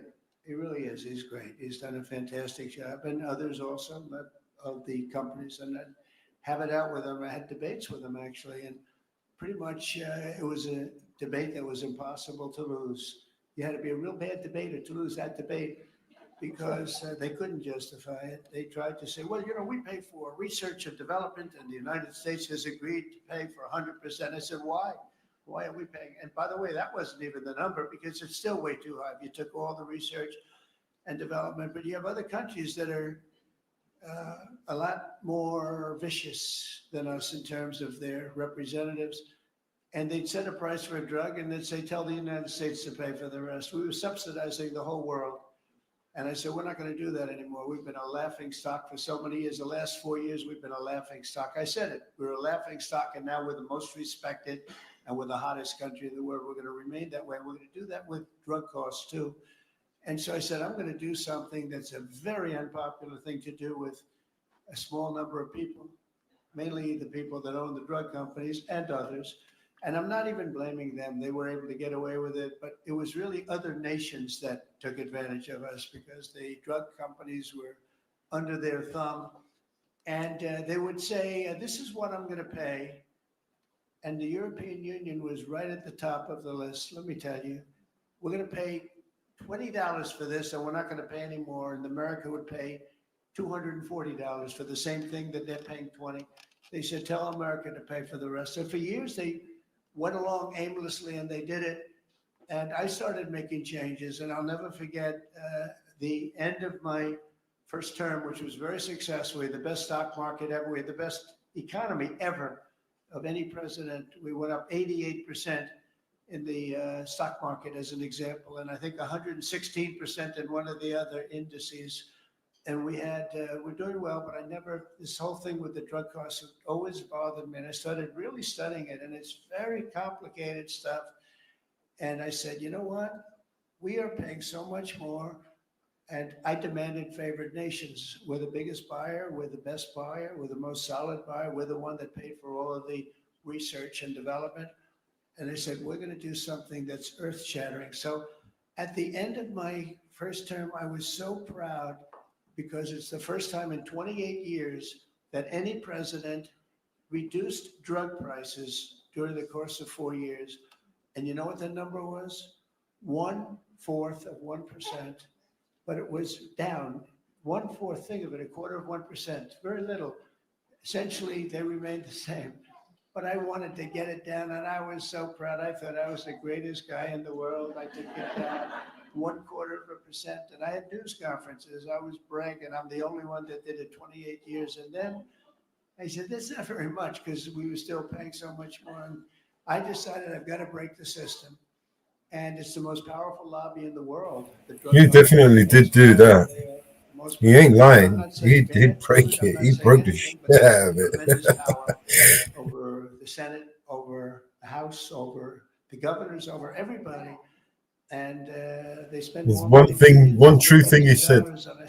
Like, you know, there's hope. There is hope, you see? I declared a favored nations, most favored nations, where the United States from now on is going to pay the exact same price as the lowest price anywhere in the world. In other words, if you take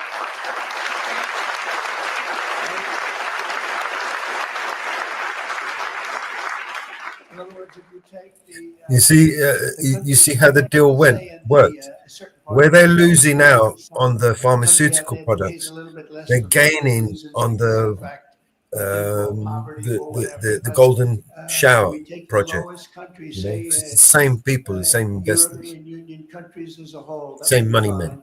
or take individual countries within the European Union, or take various countries that nobody's even heard about. We pay the lowest.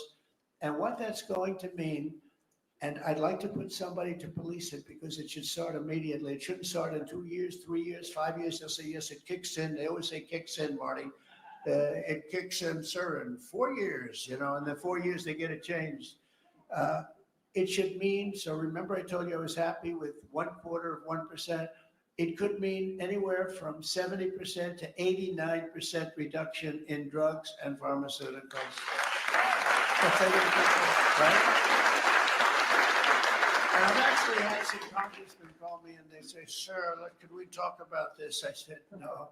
They wanted to talk because, you know, there's tremendous power against them. And I understand that. And every one of them was covered. Senators were. I see Roger smiling, and Roger probably was too. But you know what? He wants to do the right thing, right? He wants to do the right thing. And we're doing the right thing. We're taking advantage of, and forget the drug company, we're taking advantage of by other countries that insisted with the drug companies that they were going to pay X dollars, and we're not paying any more, and you're not doing business here. And they were nasty about it because these people are almost sort of afraid of them. And we are going to now get a reduction in drug costs of up to 89% in some cases, but 50% would be a bad number. So think of that, 50% versus 1/4 of 1%. Think of that, 85, 89, 91, 72%. It's going to be massive numbers. It's going to be incredible for Medicaid, incredible for all forms of healthcare. Medicare is going to have a huge impact, so big that nobody can calculate it. I mean, this thing could drop by 25, 30%. The drugs are a very big part of it, right? So very big part. So it'll affect everything. It'll affect your whole life. The amount of money you're going to be saving is going to be incalculable. Nobody can believe I had the courage to do it. I don't think it's courage. I think it would have been courage not to do it. I tell you what, not to do it would have taken far more courage because I was tired of it. And I was listening to these guys, and they are, you know, they make a lot of money every year, millions and millions of dollars a year. And I agree, because at the beginning, because of the complexity, you'd walk out of a room, you'd hear them talking, and, you know, they almost convince you that it's a great system, it's a wonderful system, even though we were paying 10 times more. That's why they make $30 million a year, because they were good, but not any longer. And one of them just threw up his hands after I was just pounding on him. He said, I can't do it anymore. It's the hardest thing I have to do is trying to justify this damn thing. I can't do it anymore. One of the biggest companies, I just can't do it anymore. You're right. And as soon as he said that, that was like incredible, because I understood exactly. He couldn't do it. He said it's the hardest thing he had to do is trying to justify why we're paying $200 for something and somebody else is paying $12. That is a neighboring country. Take Canada. I mean, people go up to Canada to shop because the prices are so much less, and it's not going to happen anymore. So we're going to take the lowest country anywhere in the world, and that's what we're going to be paying. And we'll be saving from 50 to 89%. And these are tremendous numbers. There's not going to be anything where we're paying 10 times more than somebody else. And one thing that is very important, and it's got to be implemented. It's done. I've done the order. It's done. But we have to get somebody that's got a lot of strength and a lot of power, because you have to implement it, because these countries are going to go down fighting. They don't want this to happen. Why don't we get Bill Gates? He could do it. There are many more people involved in the world than there are here. So they'll go up a little bit, maybe 15, 20%, and we're going to go down 60, 70, or 80%.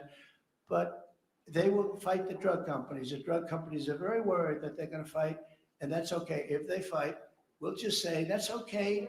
We are not going to let you sell any more cars into the United States, or we're not going to let you sell any more wine or liquor or alcohol or something that's actually much more important to them than the drugs. And we're going to be able to force that issue if we need to. They should do it. We're basically equalizing. They should do it. And, the drug companies should do just as well. There shouldn't be a hit on their stock. I don't think it will be.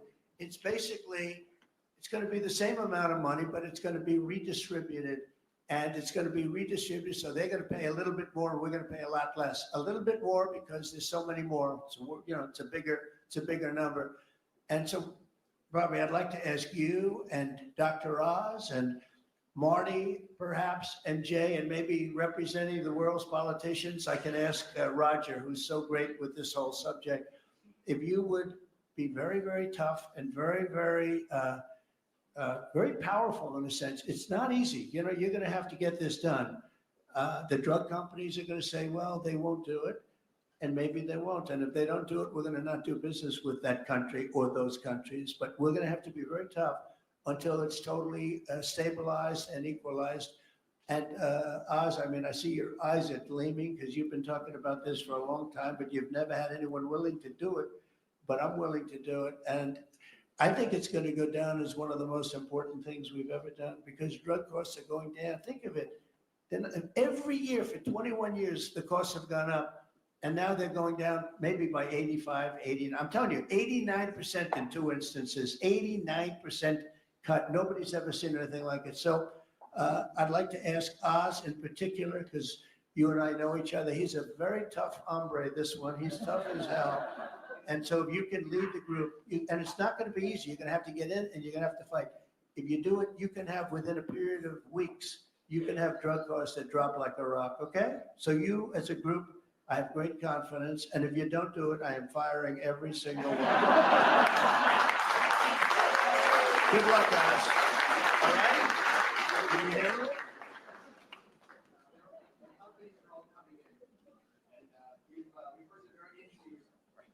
The companies are all coming in. We've had some very promising interactions. So give me a little time to be a tough hombre. You'll do a great job. I have no doubt about it. Thank you very much. Any help, I will be there to help you, okay? You mentioned something that has not been discussed in the past. People have talked about drug prices in a silo and isolation. But when you start going to the countries where they give discounts to because they're getting beaten up there, and you support these companies, they see a huge upside potential, and even greater than the numbers you mentioned. Right. They should be able to charge more than what they would historically have been tolerant of if they have the support of the U.S. government and you. And Secretary Kennedy is aware of all these discussions. Well, they were artificially low and artificially high. We were artificially high. They were artificially low. We're not going to let that. And I think you're going to be able to handle it pretty easily. But speed is very important, because we can do this immediately. This doesn't take 2 years, 3 years. It doesn't take a month. So do the best you can. Thank you very much. Thank you, everybody. Thank you very much. Are we concluding, Bobby? Yes. Go ahead. Thank you, Mr. President. Let's all give a hand for President Trump. Whoop, whoop, whoop, whoop! Yay! Donald Trump, the savior!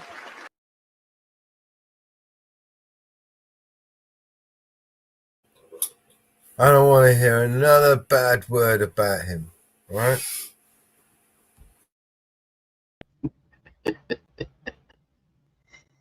Oh, God. You see? You don't want to hear another bad word about him. Single-handedly saved the world right there. You know? He's like James Bond, Captain America, fucking Incredible Hulk, all rolled into one.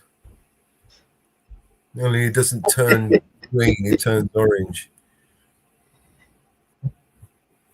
You know? Hey, maybe he is, you know, like Marvel. Didn't Marvel just do a Captain America movie where the president turned into a Hulk? He's an orange Hulk.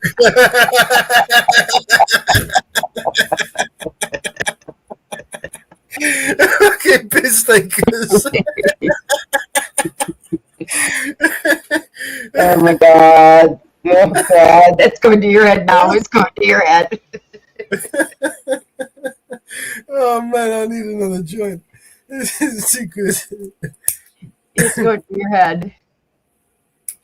It's going to your head. You know, he is literally the second coming, isn't he? Yeah. I mean, it's the second time he's come. Oh God. Oh God. Oh God.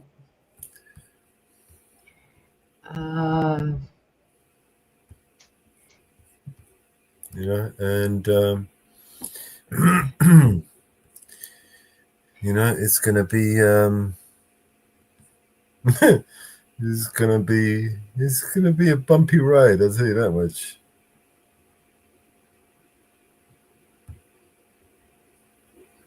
Oh yeah. Oh, but you feeling all right? You feeling tired? Yeah, I'm getting sore sitting here. Yeah, same here. My neck's getting all sore. I think we'll wrap it up here anyway. We've given it a good show. We've been on almost 10 hours. Yeah, I'll do. I hope you guys enjoyed the show. Thank you, everybody, for tuning in and staying with us.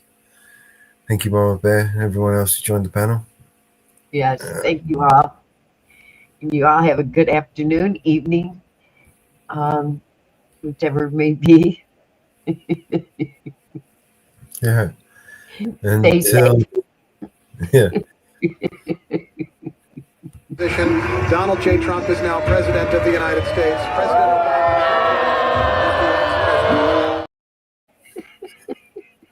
Right. Well, my freedom is being kind of disturbed here. Yeah. Catch me outside. How about that? You know?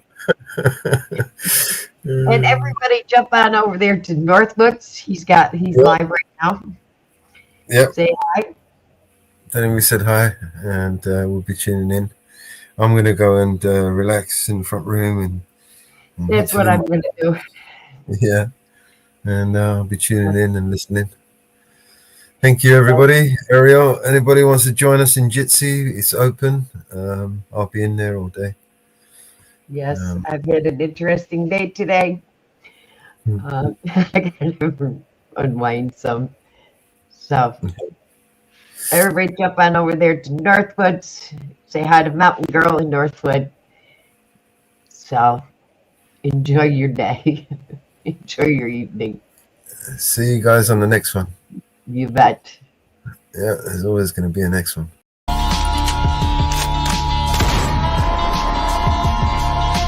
This is your emergency broadcast system. All civil unrest has gone global. All capital buildings and cities are under siege by the United States government to quell the domestic terrorist threat. All residents of urban neighborhoods and cities are being ordered to stay in their homes until the threats are eliminated. If you disobey orders, you could be shot on sight by rogue agents, federal forces, and domestic terrorist militias. This is your emergency broadcast system. This is a national alert. Imminent threat is nationwide. You must stay inside of your homes or risk being shot on sight. The conspiracy is upon you. Your conspiracy friends were right all along. Now you must learn to survive. If you hear this, you are the resistance. This is your emergency broadcast system. End of broadcast.